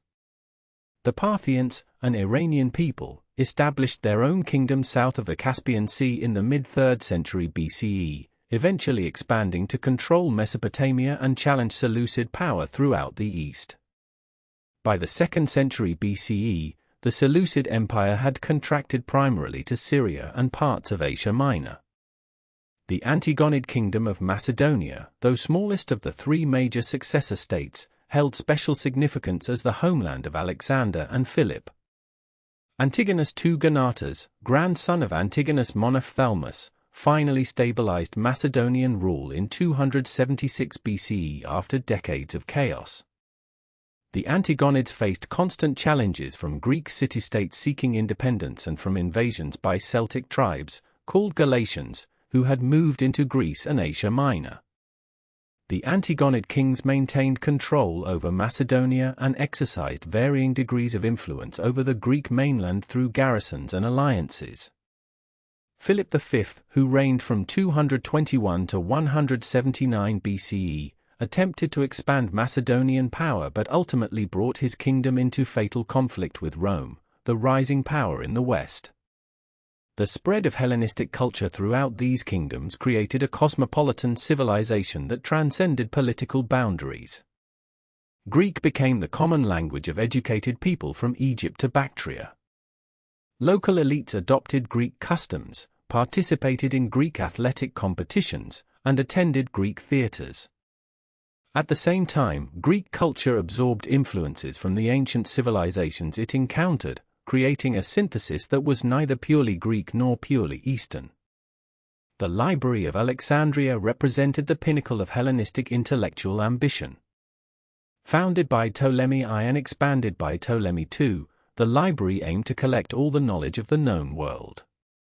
Scholars estimate it eventually contained between 400,000 and 700,000 scrolls, though exact figures remain uncertain.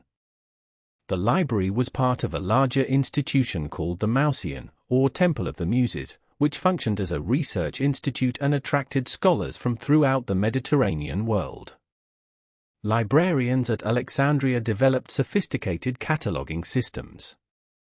Callimachus of Cyrene created the Pinarches, a 120-volume catalog that organized works by author and subject. The library employed scribes to copy texts, and ships arriving at Alexandria's harbor were required to surrender any books they carried for copying, with the copies supposedly returned to the owners while the originals remained in the library. The lighthouse of Alexandria, known as the Pharos, stood on an island connected to the city by a causeway. Constructed during the reign of Ptolemy II, the lighthouse rose over 100 meters in 3 tiers, a square base, an octagonal middle section, and a cylindrical top surmounted by a statue, possibly of Zeus or Poseidon. A fire burned at the summit, with mirrors reflecting its light far out to sea. Ancient sources report the light was visible for 35 miles. The Pharos became one of the 7 wonders of the ancient world and gave its name to lighthouses in many languages. The Hellenistic period witnessed the development of new philosophical schools that addressed the psychological and ethical challenges of living in vast, impersonal empires rather than intimate city-states. Stoicism, founded by Zeno of Citium around 300 BCE, taught that virtue consisted in living according to nature and reason. Stoics believed in a divine logos or rational principle pervading the universe. They advocated acceptance of fate, self-control, and fulfillment of one's duties regardless of external circumstances. Zeno taught in the Stoa Poikile, the painted colonnade in Athens, from which the school derived its name. Epicureanism, established by Epicurus of Samos, offered a different path to tranquility. Epicurus founded his school in Athens around 307 BCE in a garden, and his followers were often called the philosophers of the garden. Epicureans sought ataraxia, or freedom from anxiety, through the careful cultivation of pleasure, which they defined primarily as the absence of pain and disturbance. Contrary to later misunderstandings, Epicurus advocated moderation and intellectual pleasures over physical indulgence. He taught that the gods existed but did not intervene in human affairs, and that death was simply the dissolution of atoms, nothing to be feared. Cynicism, though originating earlier with Diogenes of Sinope, flourished during the Hellenistic period. Cynics rejected conventional social norms and material possessions, living in deliberate poverty and shocking the public with their behavior. They believed virtue was the only good and could be achieved through self-sufficiency and living according to nature. Diogenes reportedly lived in a large ceramic jar and carried a lamp in daylight, claiming to search for an honest man. Hellenistic art departed from the classical ideals of the 5th and 4th centuries BCE. While classical art emphasized harmonious proportions and serene, idealized beauty, Hellenistic artists explored emotion, individual character, movement, and dramatic situations. Sculptors depicted children, elderly people, and foreigners, subjects largely absent from classical art. The dying Gaul portrayed a wounded Celtic warrior in his final moments, capturing both physical agony and noble dignity. The Laocoon group showed the Trojan priest and his son struggling against serpents, their faces contorted in anguish. The death of Alexander the Great in June of 323 BCE created an immediate power vacuum that would reshape the entire Mediterranean and Near Eastern world. Without a clear successor and with an empire stretching from Greece to India, Alexander's generals, known as the Diadochi or successors, began a series of conflicts that would last for more than 40 years. These wars of succession would ultimately fragment Alexander's vast empire into several distinct kingdoms, each ruled by dynasties founded by his former commanders. The initial struggle centered on control of the regency.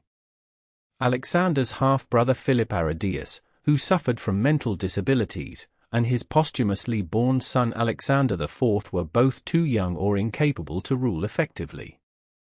Perdiccas, who had received Alexander's signet ring on his deathbed, attempted to claim the role of regent, but his ambitions were met with immediate resistance from the other generals. Ptolemy, who had secured Egypt, Antigonus Monophthalmus, who controlled much of Asia Minor, Lysimachus in Thrace, and Cassander in Macedonia all refused to acknowledge Perdiccas's authority. The First War of the Diadochi erupted in 322 BCE when Perdiccas invaded Egypt in an attempt to bring Ptolemy to heel. The campaign ended in disaster when Perdiccas was assassinated by his own officers in 321 BCE near Memphis after a failed attempt to cross the Nile. His death led to a temporary settlement at Triparadisus in Syria, where the empire was redistributed among the generals. Antipater became regent, while Antigonus received command of the royal armies in Asia. The conflicts continued with shifting alliances and betrayals characteristic of this tumultuous period. Antigonus emerged as the most powerful of the successors, controlling vast territories in Asia and harboring ambitions to reunite Alexander's empire under his own rule. By 315 BCE, his growing power alarmed the other Diadochi sufficiently that Ptolemy, Cassander, Lysimachus, and Seleucus formed a coalition against him. The resulting wars saw battles fought across the entire eastern Mediterranean, from Greece to Babylon. A crucial turning point came at the Battle of Ipsus in Phrygia in 301 BCE. Antigonus, now 80 years old, and his son Demetrius faced the combined forces of Lysimachus and Seleucus. The battle involved more than 70,000 infantry and 10,000 cavalry on each side, along with Seleucus's corps of war elephants acquired from India. Antigonus was killed in the fighting, struck down by javelins as he attempted to rally his forces. His death ended any realistic possibility of reuniting Alexander's empire and confirmed the permanent division into separate kingdoms. The most stable and enduring of these successor kingdoms was Ptolemaic Egypt. Ptolemy I Sota had wisely secured Egypt immediately after Alexander's death, recognizing its natural defensibility and immense wealth. He further legitimized his rule by hijacking Alexander's funeral cortege as it made its way to Macedonia and bringing the conqueror's body to Egypt, where it was eventually housed in a magnificent tomb in Alexandria. Ptolemy formally declared himself king in 305 BCE, establishing a dynasty that would rule Egypt for nearly 3 centuries until the death of Cleopatra VII in 30 BCE. The Ptolemaic kingdom became the wealthiest of the Hellenistic states. The Ptolemies adopted many aspects of traditional Egyptian pharaonic rule, presenting themselves as divine monarchs to their Egyptian subjects while maintaining Greek culture and administration for the ruling class. They developed a sophisticated bureaucratic system that controlled Egypt's agricultural wealth through state monopolies on key products including oil, salt, and papyrus. The capital at Alexandria became the greatest city of the Hellenistic world, a cosmopolitan center where Greek, Egyptian, Jewish, and other cultures intersected. The Seleucid Empire, founded by Seleucus I Nicator, controlled the vast territories of the former Persian Empire in Asia. After being driven from Babylon by Antigonus in 316 BCE, Seleucus fled to Ptolemy's protection but returned in 312 BCE, a date the Seleucids would use to mark the beginning of their era. Following the Battle of Ipsus, Seleucus controlled territory stretching from Syria to the borders of India. However, the sheer size and diversity of the Seleucid realm presented enormous administrative challenges. Unlike the compact and defensible Kingdom of Egypt, the Seleucid Empire encompassed numerous peoples, languages, and cultures. Seleucus established a policy of founding Greek cities throughout his domains, creating islands of Hellenistic culture across Asia. Cities named Ansh, after his son Antiochus, and Seleucia, after himself, appeared from Syria to Mesopotamia. These cities served as administrative centers and garrisons while also functioning as vehicles for spreading Greek culture, language, and institutions throughout the East. The Seleucids maintained a policy of religious tolerance, allowing local cults to continue while also promoting Greek deities and cultural practices. The Antigonid dynasty in Macedonia, founded by Antigonus II Gonatas, grandson of Antigonus Monophthalmus, proved to be the poorest but most culturally prestigious of the major successor kingdoms. Antigonus Gonatas finally secured control of Macedonia in 276 BCE after decades of instability following Cassander's death. The Antigonids faced constant challenges from Greek city-states seeking to maintain their independence and from Illyrian and Gallic invasions from the north. Nevertheless, control of Macedonia carried enormous symbolic weight as the homeland of Alexander and Philip II. The spread of Hellenistic culture throughout this fragmented political landscape represented one of the period's most significant developments. Greek became the lingua franca of the Eastern Mediterranean and Near East, used for commerce, administration, and intellectual discourse from Egypt to Bactria. Local elites throughout the successor kingdoms adopted Greek language, dress, and customs, while Greek settlers brought their institutions, including the gymnasium, theatre, and agora, to cities across Asia and Africa. The Library of Alexandria, founded under Ptolemy I and expanded by his son Ptolemy II Philadelphus, embodied the intellectual ambitions of the Hellenistic Age. The library aimed to collect all human knowledge, with scholars estimating its holdings eventually reached between 400,000 and 700,000 scrolls. The Ptolemies employed aggressive acquisition methods, including confiscating books from ships that entered Alexandria's harbor, having them copied, and returning the copies while keeping the originals. The library attracted scholars from throughout the Greek world, who received royal stipends to pursue their research. Associated with the library was the museum, a research institution dedicated to the Muses. Here, scholars like Euclid developed geometry, Eratosthenes calculated the Earth's circumference with remarkable accuracy, and Aristarchus of Samos proposed a heliocentric model of the solar system 18 centuries before Copernicus. Callimachus compiled the Pinarches, a comprehensive catalogue of Greek literature that represented the ancient world's most ambitious bibliographic project. The Lighthouse of Pharos, constructed during the reign of Ptolemy II between 280 and 247 BCE, stood as another monument to Ptolemaic ambition and Hellenistic engineering prowess. Rising approximately 100 meters from the island of Pharos at the entrance to Alexandria's harbor, the lighthouse guided ships safely to port while serving as a powerful symbol of Ptolemaic authority and wealth. Ancient sources describe 3 tiers, a square base, an octagonal middle section, and a cylindrical top supporting a fire that burned continuously. A system of mirrors reflected the light, making it visible for many miles across the Mediterranean. The lighthouse stood for over a millennium, finally destroyed by earthquakes in the 14th century CE. The political instability and cultural mixing of the Hellenistic period produced new philosophical systems that responded to the changed circumstances of the age. Unlike the classical philosophies of Plato and Aristotle, which had assumed the framework of the polis, these new schools addressed individuals seeking meaning and tranquility in a vast, uncertain world dominated by distant monarchs. Stoicism, founded by Zeno of Citium around 300 BCE, taught that virtue was the highest good and that external circumstances were ultimately indifferent to human happiness. The Stoics believed in living according to nature and reason, accepting fate with equanimity, and fulfilling one's duties regardless of emotional disturbance. This philosophy proved particularly attractive to both the wealthy and educated, offering a framework for maintaining dignity and purpose in an unpredictable world. Zeno taught in the Stoipoikile or painted porch in Athens, from which the school derived its name. Epicureanism, established by Epicurus who settled in Athens in 307 BCE, pursued happiness through the careful management of pleasure and pain.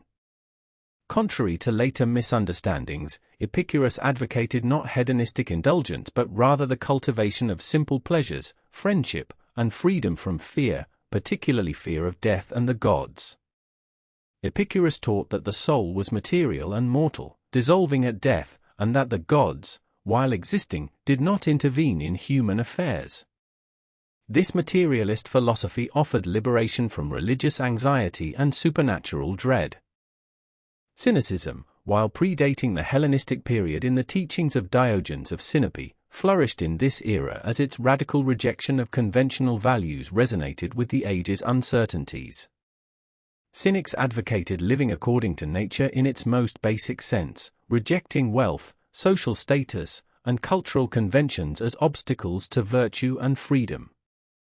They lived as beggars, preaching self-sufficiency and shamelessness, deliberately shocking respectable society to expose its hypocrisies.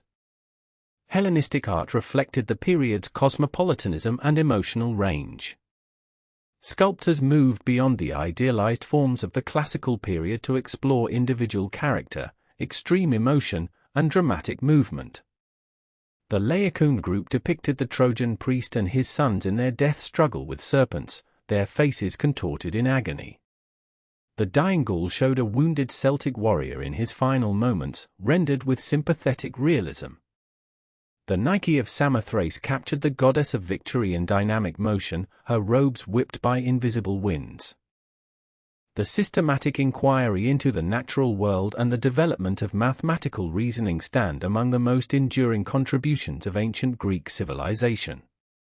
Between the 6th century before the Common Era and the 3rd century of the Common Era, Greek thinkers established methodologies and produced works that would shape intellectual endeavor for more than 2,000 years. Their approach to knowledge was distinctive, characterized by an insistence on logical demonstration, geometric proof, and rational explanation divorced from mythological frameworks. The foundations of Greek mathematics emerged in the 6th century before the Common Era with Pythagoras of Samos, who established a school in the Greek colony of Croton in southern Italy around 530 BCE. Pythagoras and his followers developed a philosophical system that placed number at the center of reality itself. They discovered the mathematical relationships underlying musical harmony, observing that pleasing musical intervals corresponded to simple numerical ratios. The Pythagoreans proved that the diagonal of a square is incommensurable with its side, a discovery that revealed the existence of irrational numbers and profoundly disturbed their worldview. The famous theorem attributed to Pythagoras, demonstrating the relationship between the sides of a right triangle, was known to earlier civilizations, but the Pythagorean school appears to have produced the first rigorous geometric proof of this relationship. Their work established mathematics as a discipline requiring demonstration rather than mere empirical observation. By the 3rd century before the Common Era, Alexandria in Egypt had emerged as the preeminent center of Greek mathematical and scientific achievement. The Museum and Library of Alexandria, established under the patronage of the Ptolemaic dynasty, attracted scholars from across the Mediterranean world. It was in this environment that Euclid compiled his Elements around 300 BCE. This monumental work organized the geometric knowledge of the Greek world into a systematic treatise consisting of 13 books. Euclid began with definitions, postulates, and common notions, then proceeded through a series of propositions, each proved with rigorous logical deduction from what had come before. The Elements covered plane geometry, number theory, and solid geometry. Its method of axiomatic development, beginning from self-evident truths and building complex theorems through pure reason, became the model for mathematical and scientific exposition for centuries. The 5th postulate, concerning parallel lines, would intrigue mathematicians for more than 2 millennia, ultimately leading to the development of non-Euclidean geometries in the 19th century. No mathematical text has been more influential or more widely studied than Euclid's Elements. Working in Syracuse on the island of Sicily during the 3rd century before the Common Era, Archimedes achieved mathematical and practical accomplishments that astonished his contemporaries and remain impressive today. Born around 287 BCE, Archimedes studied in Alexandria before returning to his native city. His mathematical work included determining methods for calculating the area of circles, the surface area and volume of spheres, and the area under a parabolic section. He developed techniques anticipating integral calculus by nearly 2,000 years. Archimedes determined that pi lay between 3 1/7 and 3 10/71, a remarkably accurate approximation. In mechanics, he established the law of the lever and the principle of buoyancy, discovering that a body immersed in fluid experiences an upward force equal to the weight of the fluid displaced.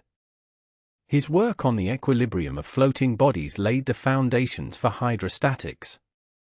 Archimedes also designed ingenious machines, including compound pulleys and the Archimedes screw, a device for raising water that remains in use in some parts of the world today. During the Roman siege of Syracuse in 212 BCE, he designed defensive weapons including catapults and devices to lift enemy ships from the water. Archimedes died during the Roman capture of the city, reportedly killed by a soldier while absorbed in mathematical contemplation. Another scholar working in Alexandria during the 3rd century before the Common Era achieved a measurement of extraordinary significance. Eratosthenes of Cyrene, born around 276 BCE, served as the 3rd head of the Library of Alexandria. Among his numerous accomplishments, he calculated the circumference of the Earth using geometric reasoning and simple observations. Eratosthenes knew that at noon on the summer solstice in Sine, modern Aswan, the sun stood directly overhead, casting no shadow in a deep well. He observed that at the same moment in Alexandria, approximately 5,000 stadia to the north, a vertical post cast a shadow indicating the sun stood about 7 degrees from vertical. Recognizing that this difference arose from the curvature of the Earth, he calculated that 7 degrees represented 1/50th of a complete circle. Multiplying the distance between the cities by 50, he determined the Earth's circumference to be approximately 250,000 stadia.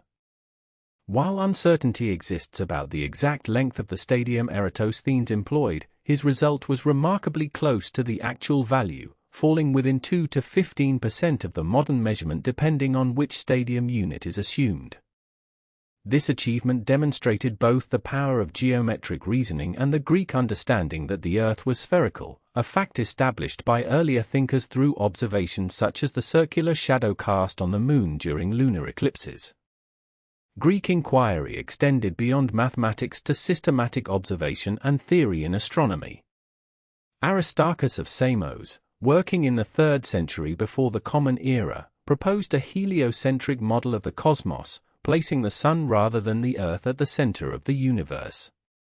In his surviving work on the sizes and distances of the Sun and Moon, he attempted to determine these measurements through geometric analysis of lunar phases and eclipses. Though his specific values were inaccurate due to the difficulty of making precise observations with available instruments, his geometric method was sound.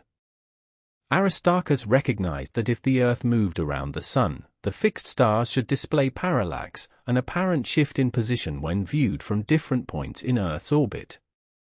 The failure to observe such parallax led most Greek astronomers to reject his heliocentric theory, unaware that the stars were so distant that parallax was undetectable with ancient instruments. The geocentric model remained dominant in Greek astronomy. This geocentric framework received its most sophisticated articulation in the 2nd century of the Common Era in the work of Claudius Ptolemy, working in Alexandria. His mathematical syntaxis, later known by its Arabic name, the Almagest, presented a comprehensive mathematical model of the cosmos.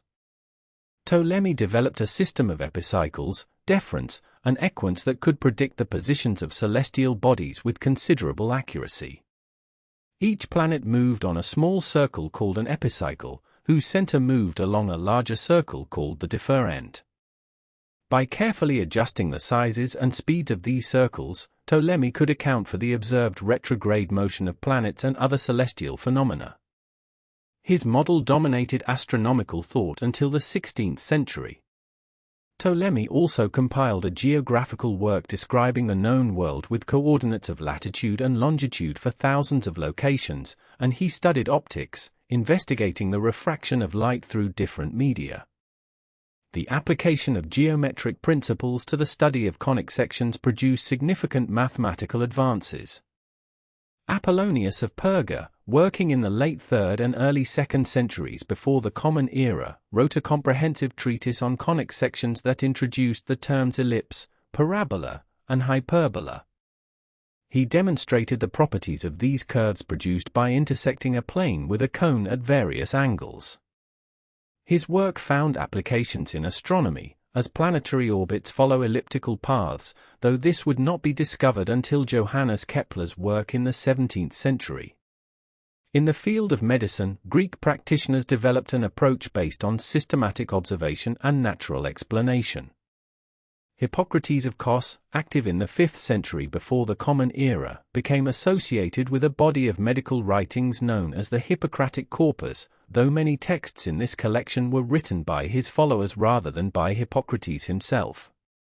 These works rejected supernatural explanations for disease, seeking instead natural causes rooted in the balance or imbalance of bodily humors, blood, phlegm, yellow bile, and black bile. The Hippocratic texts emphasized careful observation of symptoms, prognosis based on experience with similar cases, and treatment through diet, rest, and limited intervention. The Hippocratic Oath, though probably not written by Hippocrates himself, established ethical principles for medical practice that have influenced the profession across millennia. Around 300 BCE, in the great city of Alexandria, a mathematician named Euclid compiled what would become perhaps the most influential textbook in human history. His work, known simply as the Elements, brought together the geometric knowledge of the ancient world into a systematic, logical framework. The Elements consisted of 13 books, beginning with fundamental definitions, postulates, and common notions, then proceeding through increasingly complex proofs. Euclid's genius lay not merely in collecting existing knowledge, but in organizing it according to strict logical principles. Each theorem built upon previous results, creating an unbroken chain of reasoning from basic axioms to sophisticated geometric truths. The work covered plane geometry, number theory, and solid geometry, establishing standards of mathematical rigor that would endure for over 2,000 years. His fifth postulate, concerning parallel lines, would puzzle and inspire mathematicians well into the 19th century. In the 3rd century BCE, Syracuse on the island of Sicily produced one of antiquity's most brilliant minds. Archimedes, born around 287 BCE, applied mathematical principles to practical problems with unprecedented sophistication.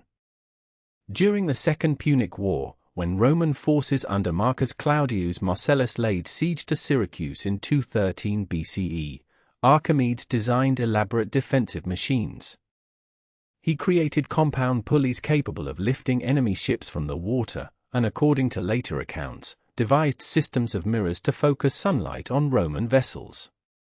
His theoretical work proved equally remarkable.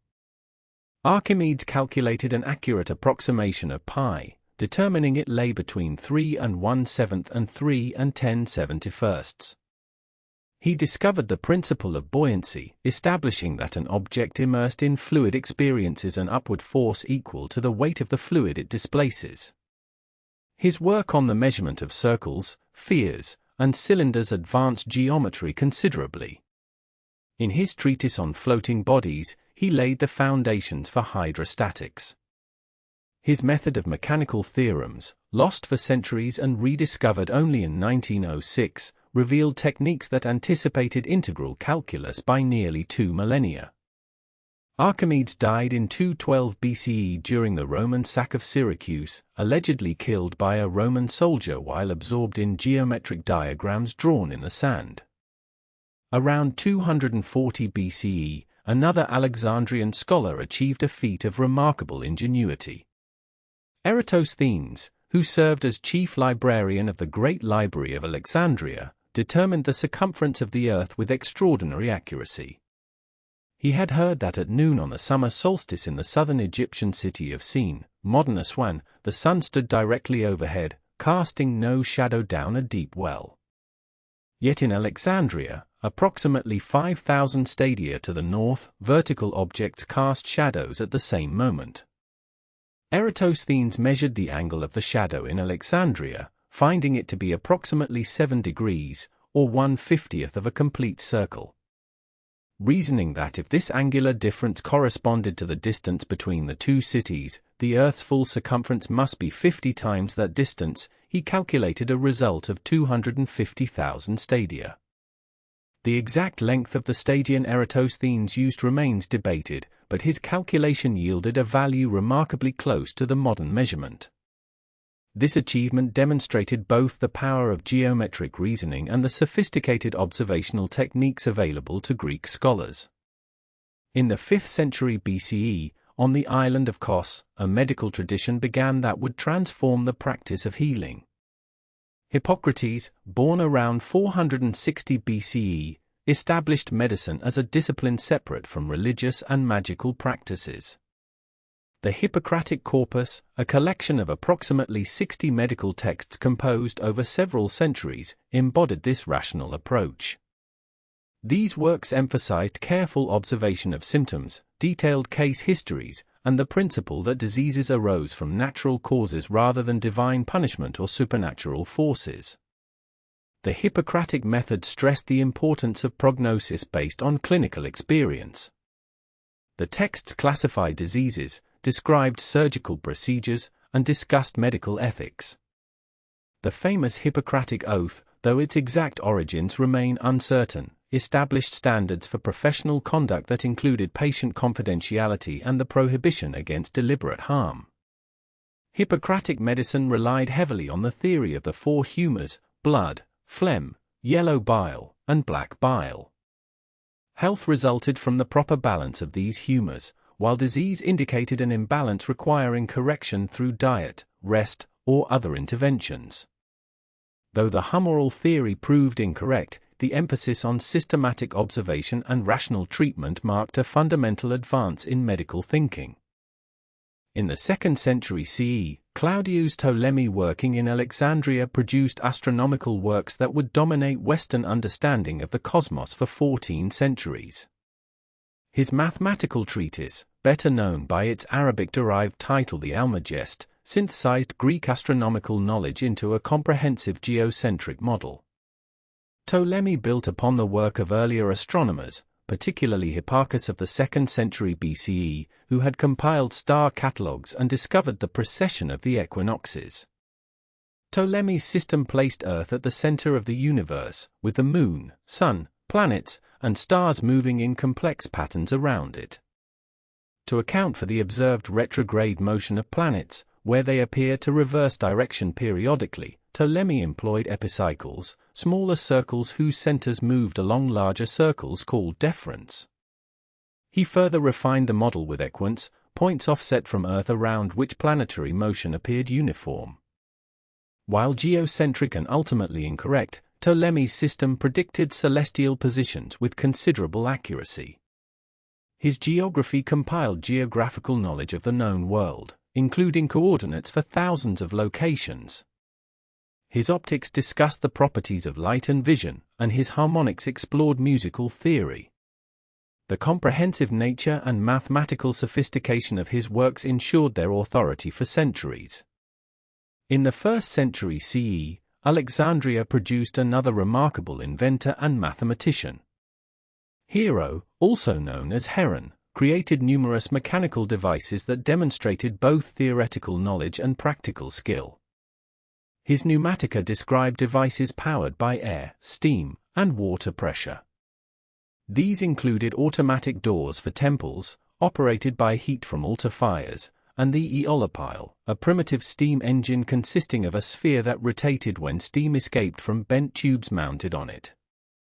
While these devices served primarily as curiosities or religious spectacles rather than practical power sources, they demonstrated sophisticated understanding of physical principles.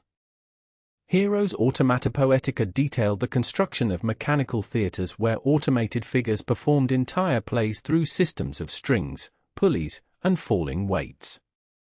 His Metrica provided methods for calculating areas and volumes of various geometric shapes.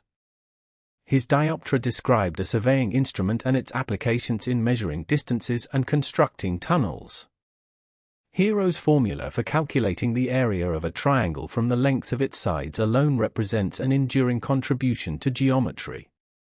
In the 6th century BCE, in the Greek colonies of southern Italy, Pythagoras of Samos established a philosophical and mathematical community.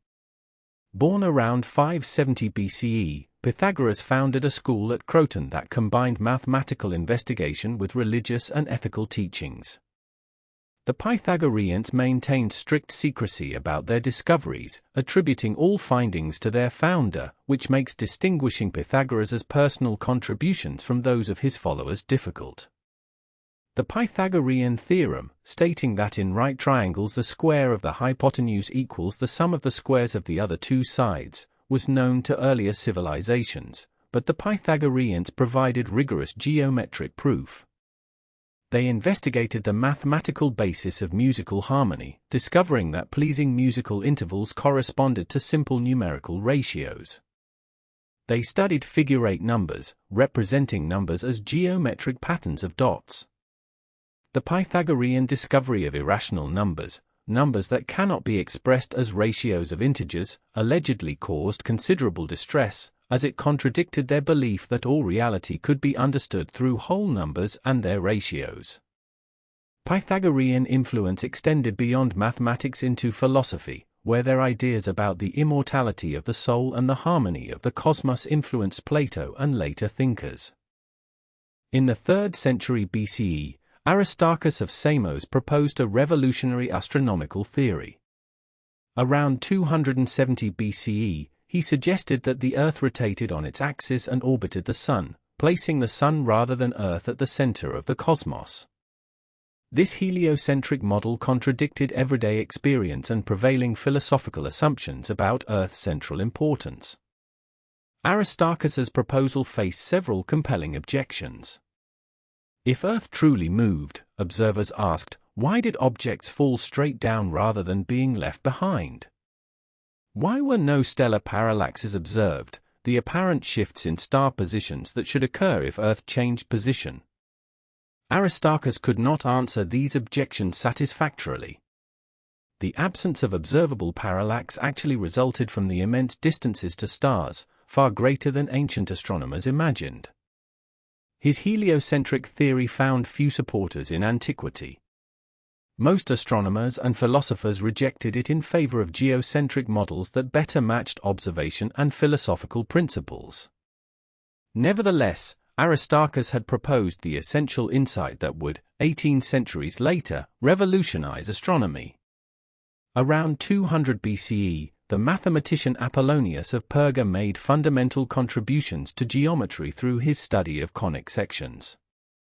His treatise Conics, originally in 8 books of which 7 survive, provided systematic treatment of curves produced by intersecting a cone with a plane at various angles. Apollonius classified these curves as ellipses, parabolas, and hyperbolas, terms he introduced. He investigated their properties with great thoroughness, deriving numerous theorems about tangent lines, asymptotes, and focal points. His work demonstrated that these curves possessed elegant mathematical properties and relationships. The practical importance of conic sections would become apparent much later when Kepler discovered that planetary orbits follow elliptical paths and when engineers found that parabolic mirrors focus light and sound to a point. Greek engineering achievements demonstrated the practical application of mathematical and scientific knowledge. The construction of temples like the Parthenon required sophisticated understanding of proportions, structural mechanics, and optical refinements. Greek architects incorporated subtle curves and variations to correct optical illusions, making columns appear straight when actually slightly curved. Greek engineers developed the water screw, which Archimedes may have invented or improved during his time in Egypt. This device lifted water through a rotating helical screw inside a cylinder. The Greeks constructed elaborate water supply systems including aqueducts, tunnels, and distribution networks. The tunnel of Eupalinos on Samos, built in the 6th century BCE, stretched over 1,000 meters through a mountain, dug simultaneously from both ends and meeting in the middle through careful surveying. Greek military engineering produced sophisticated catapults and siege engines employing torsion springs made of twisted sinew or rope. These devices reflected understanding of mechanical advantage, projectile motion, and materials science. The legacy of Greek scientific achievement would reach its fullest expression in Alexandria during the Hellenistic period, particularly during the 3rd century before the Common Era. Here, under the patronage of the Ptolemaic dynasty, scholars gathered at the famous museum and library to compile, systematize, and extend the knowledge accumulated over centuries of Greek inquiry. Around 300 BCE, Euclid composed his Elements, a work that would become perhaps the most influential mathematical text ever written. Euclid himself remains a shadowy figure. We know almost nothing of his life beyond the probability that he taught in Alexandria during the reign of Ptolemy I. Yet his Elements would be copied, studied, and used as the foundation of mathematical education for more than 2,000 years. The work consisted of 13 books, beginning with fundamental definitions, postulates, and common notions, then proceeding with rigorous logical demonstrations of geometric propositions. Euclid's genius lay not primarily in original discovery, but in systematic organization. He gathered the geometric knowledge of his predecessors, including the Pythagoreans, Theaetetus, and Eudoxus, and arranged it into a coherent deductive system. The 5th postulate, concerning parallel lines, would puzzle mathematicians for centuries and eventually lead to the development of non-Euclidean geometries in the 19th century. The Elements also contained number theory, including the proof that prime numbers are infinite and an algorithm for finding the greatest common divisor of two numbers.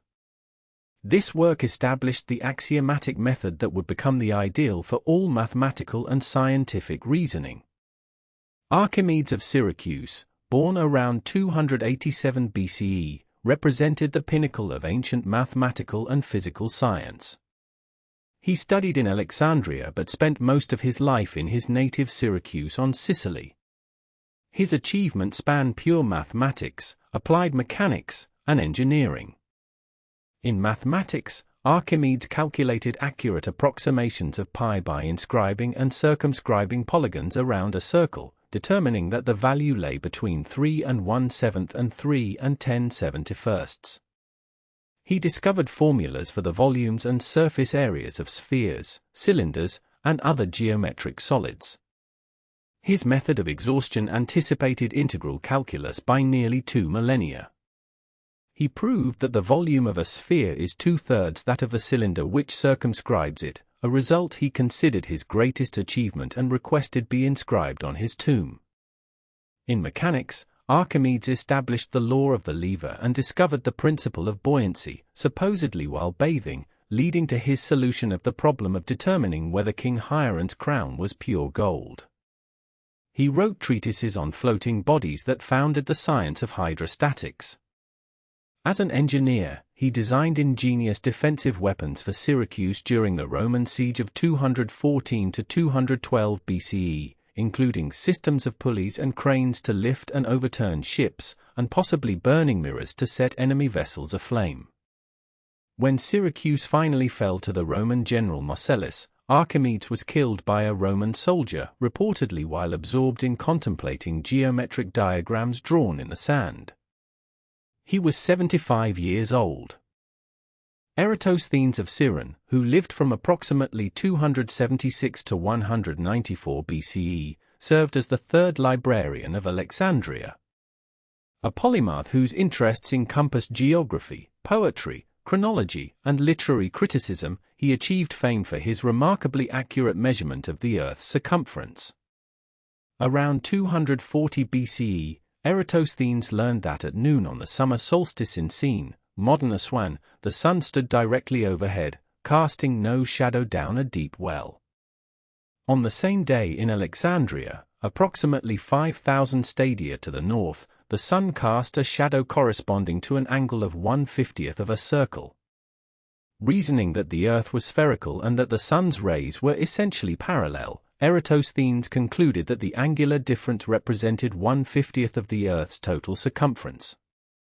He therefore calculated the full circumference as 250,000 stadia. The exact length of the stadium Eratosthenes used remains uncertain, but his result was remarkably close to the modern value, with an error of perhaps only 1 to 15%. This achievement demonstrated both the power of geometric reasoning and the sophisticated observational practices of Hellenistic science.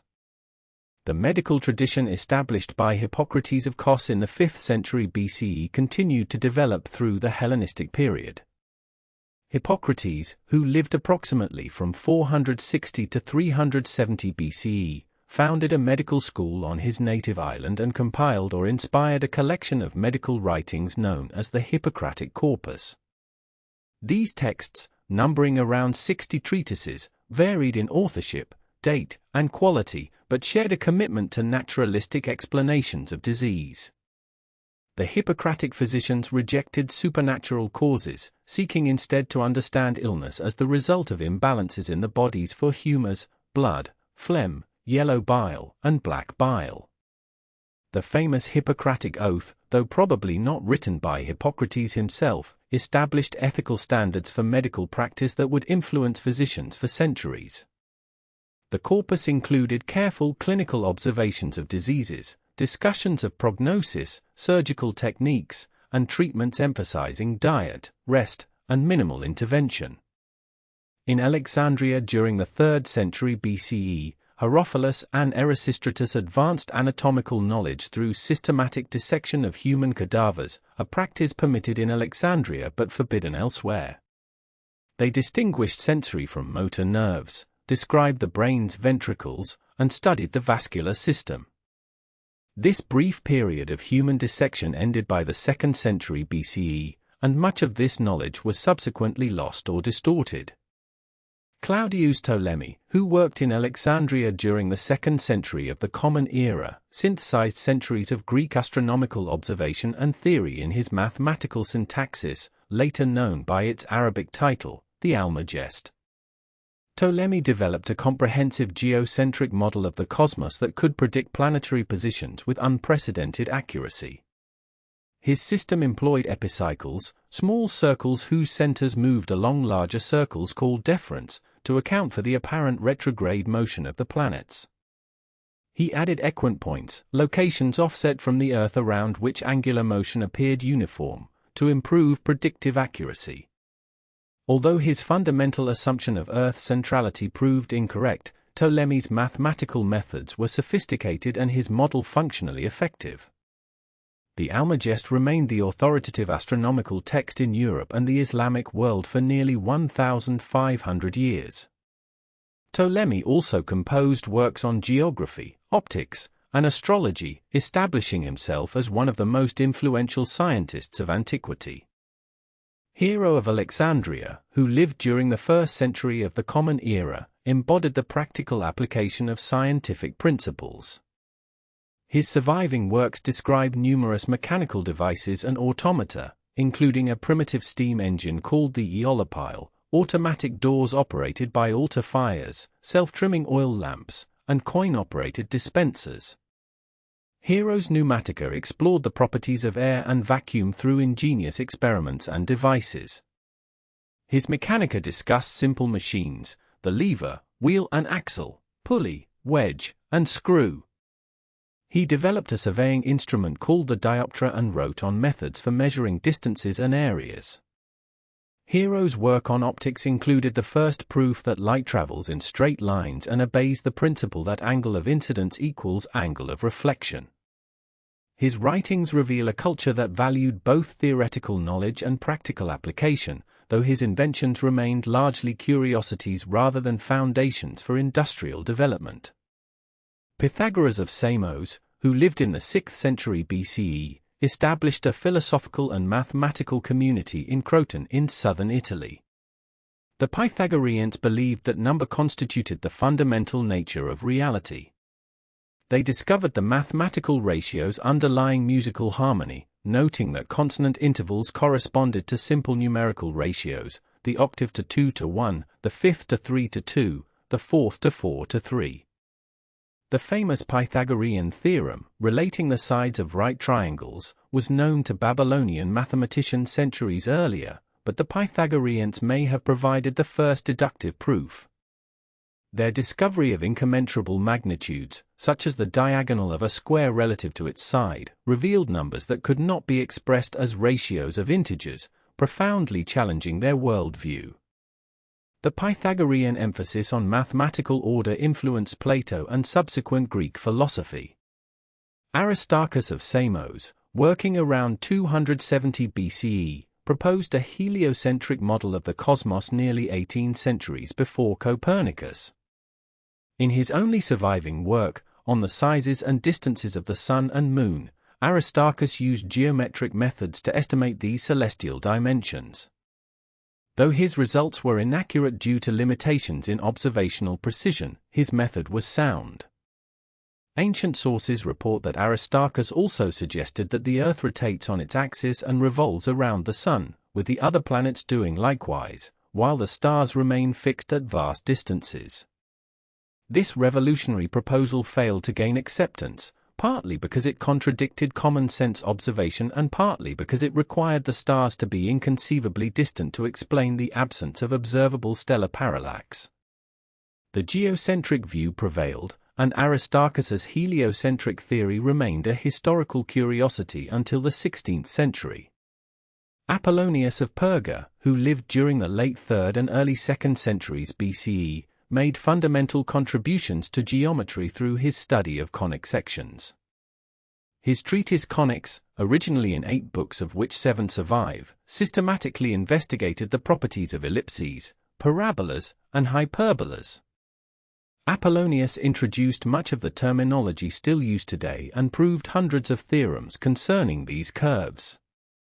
His work found applications in astronomy, where planetary orbits and theories of light required understanding of elliptical paths and focal points. The sophistication of Apollonius's geometric analysis would not be surpassed until the development of analytic geometry in the 17th century. Greek engineering achievements, though less celebrated than theoretical science, were nonetheless impressive. The tunnel of Eupalinos on Samos, constructed in the 6th century BCE, ran over 1,000 meters through a mountain, dug simultaneously from both ends and meeting in the middle with remarkable precision. The Pharos lighthouse at Alexandria, completed around 280 BCE, stood over 100 meters tall and remained one of the tallest human-made structures for centuries. Greek architects developed sophisticated techniques for constructing temples, theaters, and public buildings. Water supply systems, including aqueducts and underground channels, brought fresh water to cities across the Greek world. Catapults and other siege engines applied mechanical principles to warfare. Yet Greek society never developed sustained industrial application of these capabilities, remaining fundamentally agricultural and dependent on human and animal power rather than mechanical sources of energy. As Roman power expanded eastward during the final centuries before the Common Era, Greek scientific and philosophical traditions would be absorbed into a new political framework, preserved and transmitted through different cultural contexts, awaiting rediscovery in future ages. The shadows lengthening over the Aegean world in the 2nd century before the Common Era brought with them the measured tread of Roman legions, moving inexorably eastward from their Italian heartland. The great Hellenistic kingdoms that had emerged from Alexander's fractured empire now found themselves confronting a power of an entirely different character. Where Greek culture had spread through conquest and colonization, Rome advanced with systematic military organization and an administrative genius that would reshape the Mediterranean world. The first meaningful collision between Rome and the Greek East came not through direct conflict with Greece itself, but through Rome's entanglement with Macedon. In 214 before the Common Era, during the desperate years of the Second Punic War, Philip V of Macedon made what would prove to be a catastrophic miscalculation. Seeing Rome's precarious position as Hannibal ravaged the Italian peninsula, Philip formed an alliance with Carthage. This alliance, though it produced little concrete military cooperation, marked Macedon as an enemy in Roman eyes. The Romans, even while fighting for survival against Hannibal, found resources to contain Philip through alliance with the Aetolian League, demonstrating the diplomatic acumen that would serve them well in their eastern expansion. The First Macedonian War, fought between 214 and 205 before the Common Era, ended inconclusively with the Peace of Phoenice. But Rome had established a foothold in Greek affairs, and the Senate had developed relationships with various Greek states that would prove instrumental in future conflicts. Philip's continued aggressive actions in the Aegean and his alliance with the Seleucid king Antiochus III alarmed several Greek states, particularly Rhodes and Pergamum. These states appealed to Rome for assistance, providing the Senate with both justification and invitation for further eastern involvement.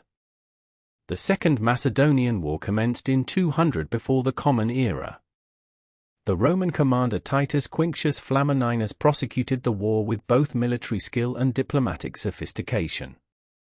At the Battle of Cynocephaly in 197 before the Common Era, the Roman legions demonstrated their tactical superiority over the traditional Macedonian phalanx. The flexible manipular formation of the Roman infantry exploited the terrain and the phalanx's inherent inflexibility, achieving a decisive victory. Philip was forced to surrender his fleet, pay substantial indemnities, and most significantly, renounce all claims to Greek cities.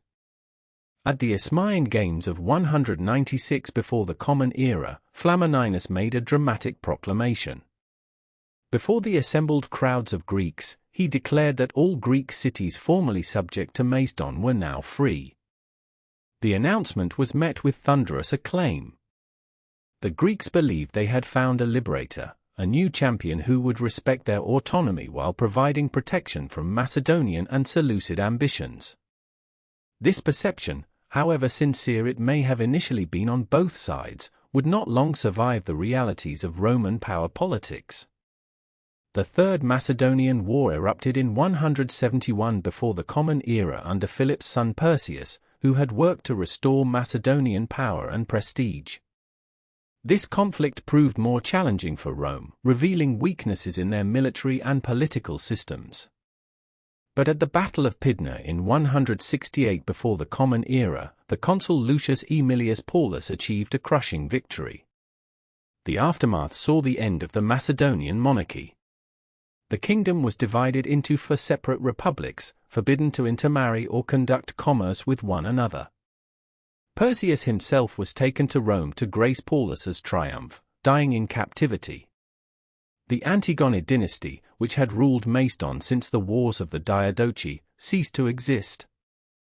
Yet even this partition proved unsatisfactory from Rome's perspective. In 149 before the Common Era, a pretender claiming to be a son of Perseus, known as Andriscus, seized control of Macedon and briefly reunited the 4 republics. This Fourth Macedonian War was quickly resolved, but it convinced the Roman Senate that indirect control through client states was insufficient.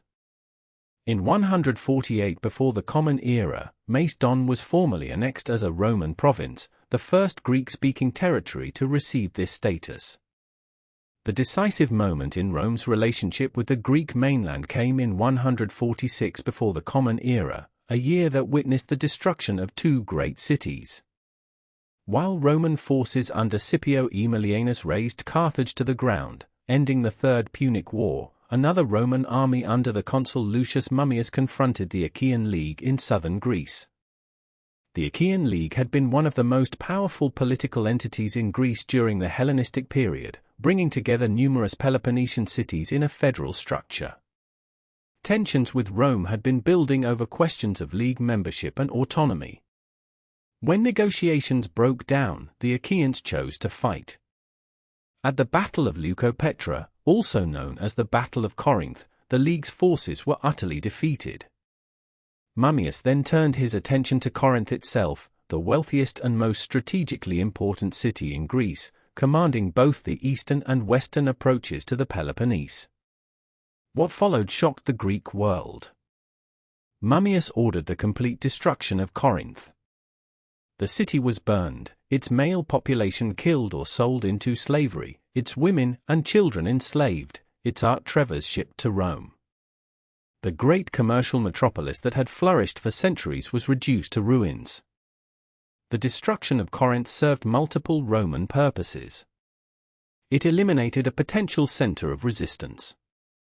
It provided an object lesson to other Greek cities about the cost of defying Rome. It enriched Roman commanders and the Roman state with an influx of plundered wealth and artistic masterpieces that would adorn Roman temples and public spaces. The site of Corinth remained largely deserted for a century until Julius Caesar refounded it as a Roman colony in 44 before the Common Era. In the aftermath of these conquests, Greece was formally organized as the Roman province of Achaea in 27 before the Common Era, though Roman control had been effectively established decades earlier. The province encompassed the Greek mainland south of Thessaly and Epirus. Athens retained certain privileges and a degree of autonomy, respected for its cultural prestige and its history. Sparta similarly maintained some of its traditional institutions. But there could be no doubt about who held ultimate authority. Roman governors administered justice, collected taxes, and maintained order. Roman legions could be called upon to suppress any disturbance. Yet the relationship between conqueror and conquered proved far more complex than military domination alone. Even as Roman armies subjugated Greek states, Roman culture was itself being transformed by prolonged contact with Hellenistic civilization. The poet Horace captured this paradox memorably: Graecia capta ferum victorum cepit. Greece, though captured, took her fierce conqueror captive. Roman aristocrats had been studying Greek philosophy, literature, and rhetoric for generations. They employed Greek tutors for their children. They collected Greek art with passionate enthusiasm. They attended Greek schools of philosophy in Athens and Rhodes.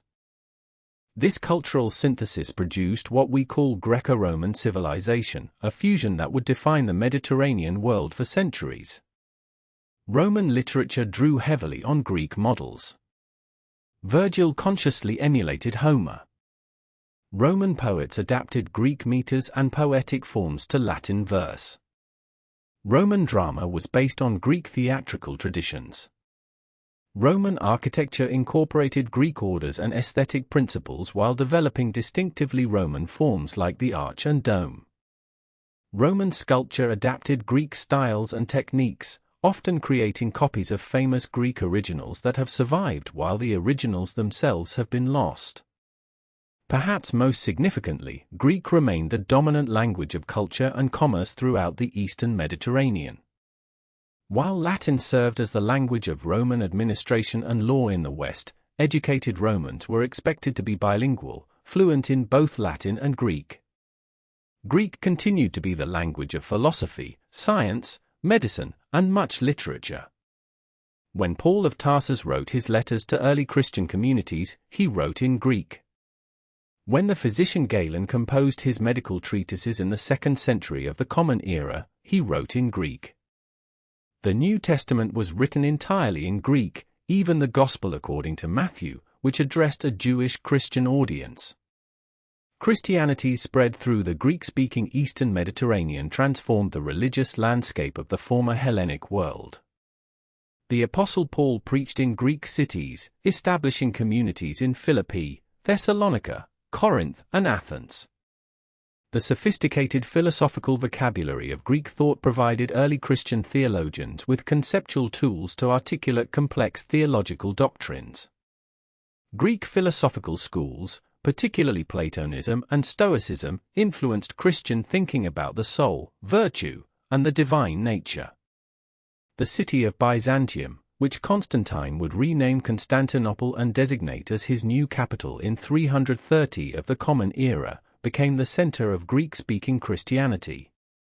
Following the death of Alexander the Great and the subsequent fragmentation of his empire, the Greek world entered a period of intense political competition among the Hellenistic kingdoms. While these successor states vied for dominance in the Eastern Mediterranean, a new power was steadily consolidating control over the Italian peninsula. Rome, having unified Italy through a combination of military conquest and diplomatic alliances, turned its attention eastward in the 3rd century before the Common Era. The stage was set for a confrontation that would fundamentally alter the course of Greek history. The initial Roman involvement in Greek affairs emerged almost inadvertently through the Illyrian Wars of 229 and 219 before the Common Era. Illyrian pirates operating from the eastern Adriatic coast had been harassing Italian merchants, prompting Roman military intervention. This campaign brought Roman forces across the Adriatic for the first time, establishing a permanent Roman presence in the region and bringing them into direct contact with the Greek city-states. The Greeks, accustomed to viewing Rome as a distant and barbarous power, began to recognize the republic's growing military capabilities and political ambitions. The First Macedonian War, spanning from 214 to 205 before the Common Era, marked the beginning of sustained Roman engagement with the Hellenistic kingdoms. Philip V of Macedon, observing Rome's difficulties during the Second Punic War with Carthage, formed an alliance with Hannibal. This strategic miscalculation would prove catastrophic for Macedonian independence. Rome, despite being severely pressed by Hannibal's campaigns in Italy, managed to conduct operations in Greece through alliances with the Aetolian League and other Greek states hostile to Macedonian hegemony. The war concluded with the Peace of Phoenix, a relatively lenient settlement that nonetheless established Rome as a power broker in Greek affairs. The Second Macedonian War, from 200 to 197 before the Common Era, proved far more decisive.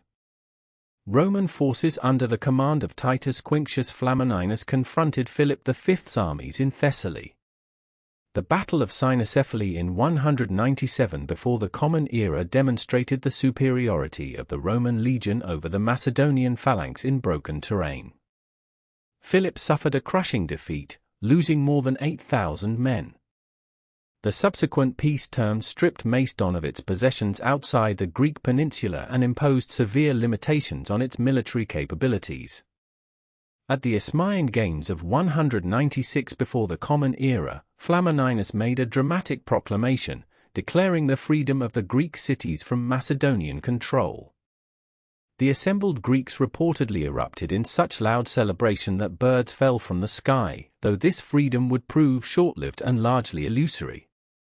The Seleucid king Antiochus III, encouraged by Greek exiles and misreading Roman intentions, invaded Greece in 192 before the Common Era. This precipitated the Roman-Seleucid War, another conflict that showcased Rome's increasing military dominance in the eastern Mediterranean. Roman forces defeated Antiochus at Thermopylae in 191 before the Common Era, then pursued him into Asia Minor. The decisive Battle of Magnesia in 190 before the Common Era shattered Seleucid power and confirmed Roman supremacy throughout the region. The Treaty of Apamea in 188 before the Common Era imposed massive indemnities on the Seleucid kingdom and effectively removed it as a significant force in Greek affairs. The Third Macedonian War, from 171 to 168 before the Common Era, eliminated Macedon as an independent kingdom. Perseus, son of Philip V, attempted to rebuild Macedonian power and resist Roman influence. The Roman commander Lucius Aemilius Paulus brought matters to a conclusion at the Battle of Pydna in 168 before the Common Era. Employing superior tactical flexibility and discipline, the Roman legions destroyed the Macedonian phalanx in a single afternoon of combat. Perseus fled but was subsequently captured. He died in captivity in Italy, and the kingdom of Macedon was dissolved, divided into phenomenally independent republics under Roman oversight. Thousands of prominent Greeks suspected of opposing Rome were deported to Italy, including the historian Polybius, who would later become a key source for understanding this period. The Achaean War of 146 before the Common Era represented the final act of Greek independence. The Achaean League, which had grown to encompass much of the Peloponnese, came into conflict with Sparta over territorial disputes. When Rome attempted to arbitrate and issued orders that would have effectively dissolved the League, the Achaeans chose armed resistance. This decision proved disastrous. The Roman commander Lucius Mummius defeated the Achaean forces and marched on Corinth, the League's leading city and one of Greece's most prosperous commercial centers. In 146 before the Common Era, the same year that Rome destroyed Carthage in North Africa, Mummius systematically sacked Corinth. The male population was killed, women and children were sold into slavery, and the city was burned to the ground. Valuable artworks and treasures were shipped to Rome, though Mummius himself, reportedly unfamiliar with Greek art, warned the transporters that if any pieces were lost, they would have to replace them with new ones.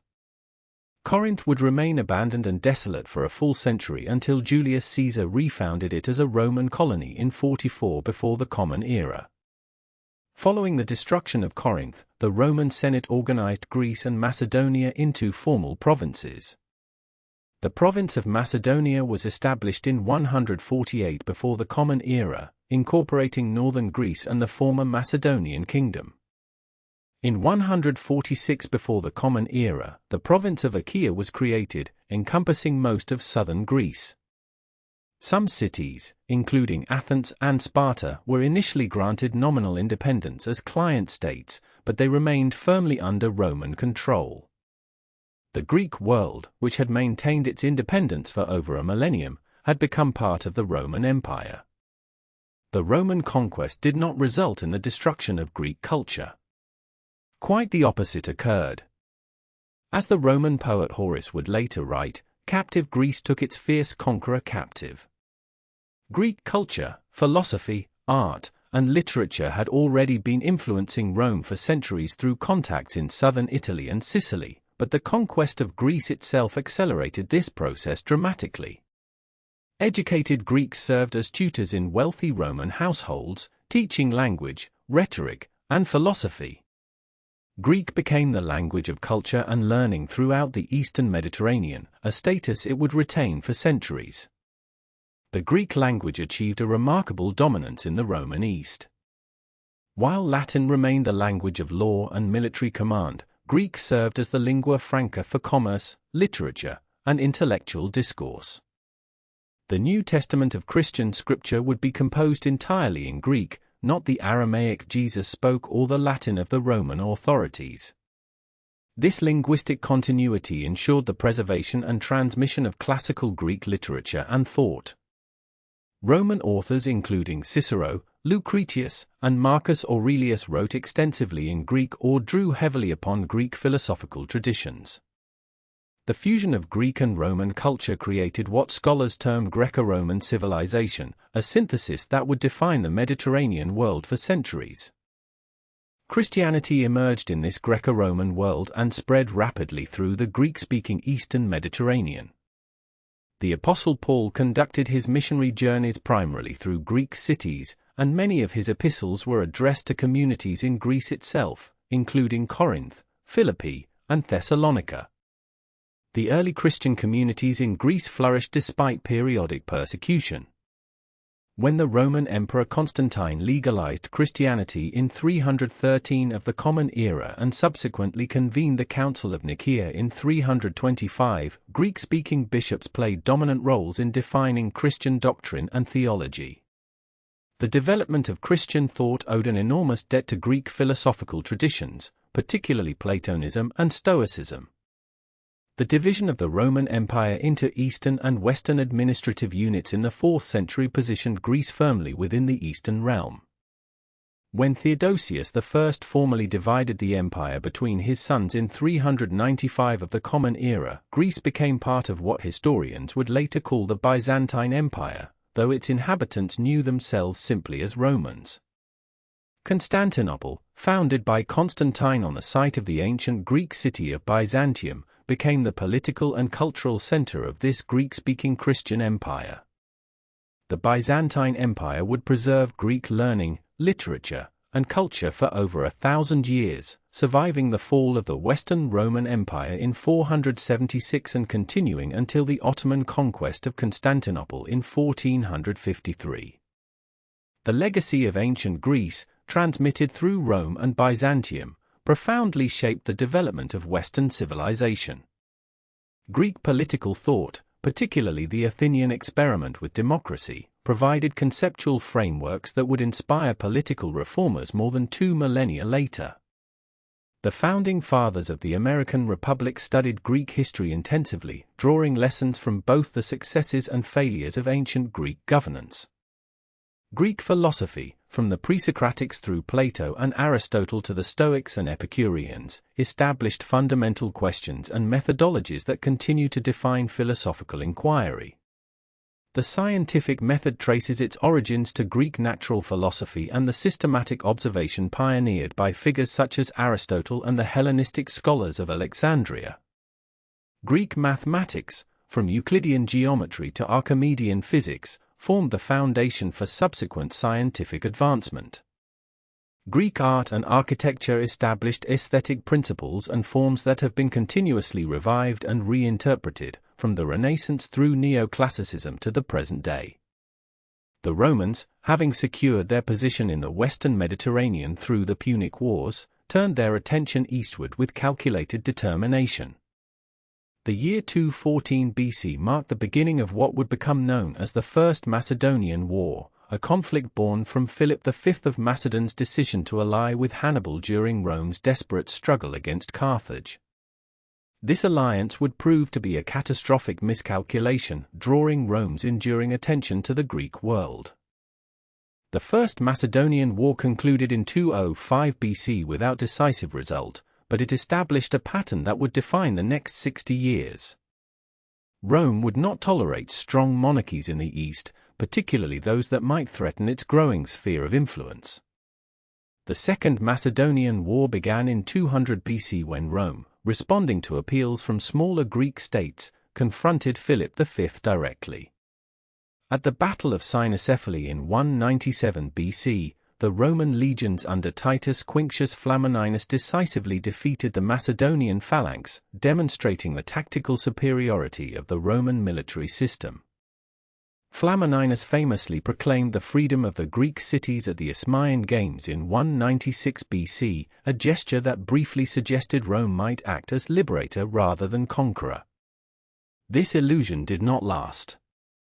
The Third Macedonian War erupted in 171 BC when Perseus, son of Philip V, attempted to restore Macedonian power.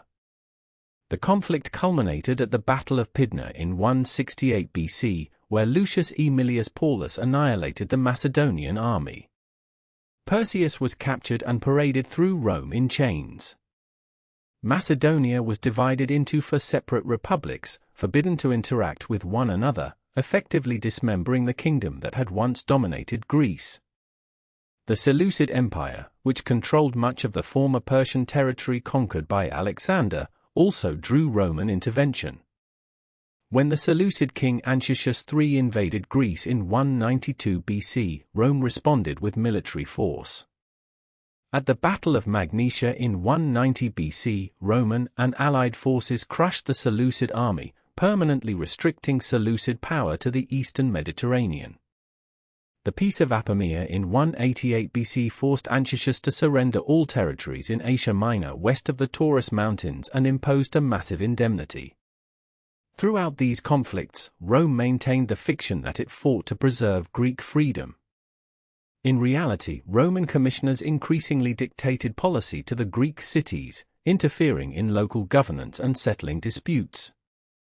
The Achaean League, a confederation of Greek city-states in the Peloponnese, grew increasingly resentful of Roman interference. When Rome attempted to detach certain cities from the League in 146 BC, the League declared war in a desperate bid to preserve autonomy. This Fourth Macedonian War proved brief and catastrophic. The Roman consul Lucius Mummius defeated the Achaean forces and marched on Corinth, one of Greece's wealthiest and most beautiful cities. What followed served as a brutal demonstration of Roman power and patience exhausted. Mummius ordered Corinth utterly destroyed. The male population was systematically killed, women and children sold into slavery. The city's magnificent artworks and treasures were shipped to Rome or destroyed. Buildings were razed, and the site was left desolate as a warning to any who might resist Roman authority. According to ancient sources, the destruction was so complete that the ground itself was plowed and cursed. The same year saw the destruction of Carthage, Rome's ancient enemy in North Africa. These twin destructions in 146 BC marked Rome's emergence as the undisputed master of the Mediterranean world. The territory of mainland Greece was reorganized as the Roman province of Achaea, though this provincial status was formalized gradually. Macedonia had already become a Roman province in 148 BC after yet another brief rebellion. Roman governors now administered territories that had once been the heart of classical Greek civilization.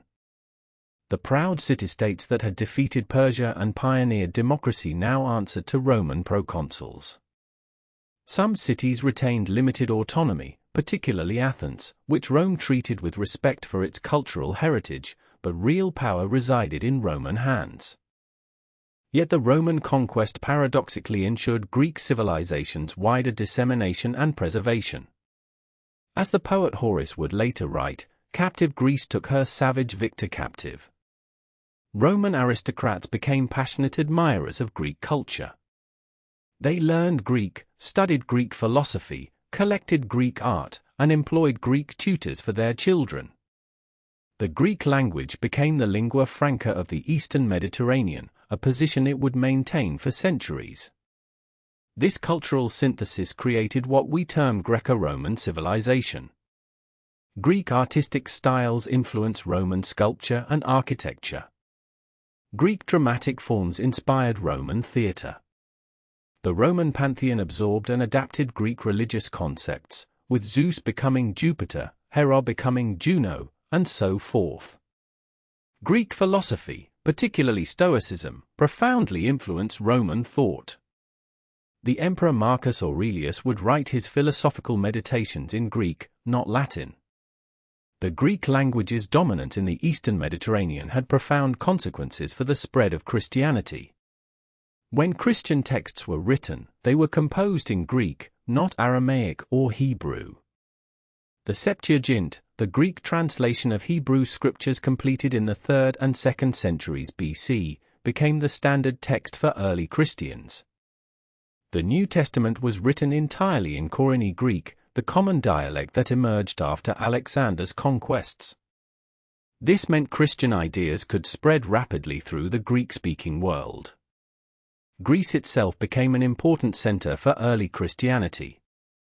The Apostle Paul traveled extensively through Greece in the 1st century AD, establishing Christian communities in Corinth, Thessalonica, Philippi, and Athens. His letter to the Romans was written from Corinth around 57 AD. Paul's letters to the Thessalonians represent some of the earliest Christian writings. His speech at the Areopagus in Athens, recorded in Acts, represented an early attempt to reconcile Christian theology with Greek philosophical thought. As Christianity spread, it absorbed and transformed Greek philosophical concepts. Early Christian theologians like Clement of Alexandria and Origen in the 2nd and 3rd centuries AD synthesized Christian doctrine with Platonic and Stoic philosophy. The concept of the logos in John's Gospel drew directly from Greek philosophical tradition. The ecumenical councils that defined Christian orthodoxy, including the Council of Nicaea in 325 AD and the Council of Chalcedon in 451 AD, employed Greek philosophical terminology to define theological positions. When the Roman Empire split into eastern and western halves in the late 4th century AD, Greece fell within the eastern sphere. As the Western Roman Empire collapsed in the 5th century, the Eastern Roman Empire, which we call Byzantine, continued for another 1,000 years. Constantinople, founded by Constantine the Great in 330 AD on the site of the ancient Greek colony Byzantium, became the new capital. The Byzantine Empire was Roman in its political organization and Christian in its religion, but fundamentally Greek in its culture and language. Byzantine Greece preserved classical texts and traditions through the medieval period. Monasteries copied ancient manuscripts. Scholars studied Plato, Aristotle, and the Greek tragedians. While Western Europe struggled through the early medieval period with limited access to classical learning, Byzantine scholars maintained continuous engagement with the Greek intellectual tradition. When Byzantine refugees fled west after Constantinople fell to the Ottoman Turks in 1453, they brought manuscripts and knowledge that contributed significantly to the Italian Renaissance. The legacy of ancient Greece extends far beyond these historical continuities. Modern democratic theory draws heavily on Athenian precedents, despite significant differences in practice. The American founding fathers studied Greek history and consciously modeled institutions on Greek examples.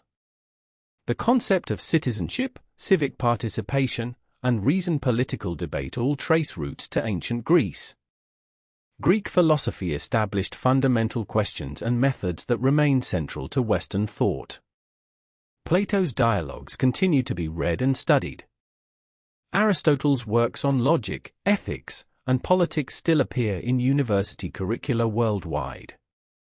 The scientific method owes debts to Greek insistence on rational inquiry and empirical observation. Greek mathematics, from Euclid's geometry to Archimedes' calculations, formed foundations for later developments. Greek medical writings, particularly those attributed to Hippocrates and Galen, influenced medicine for centuries.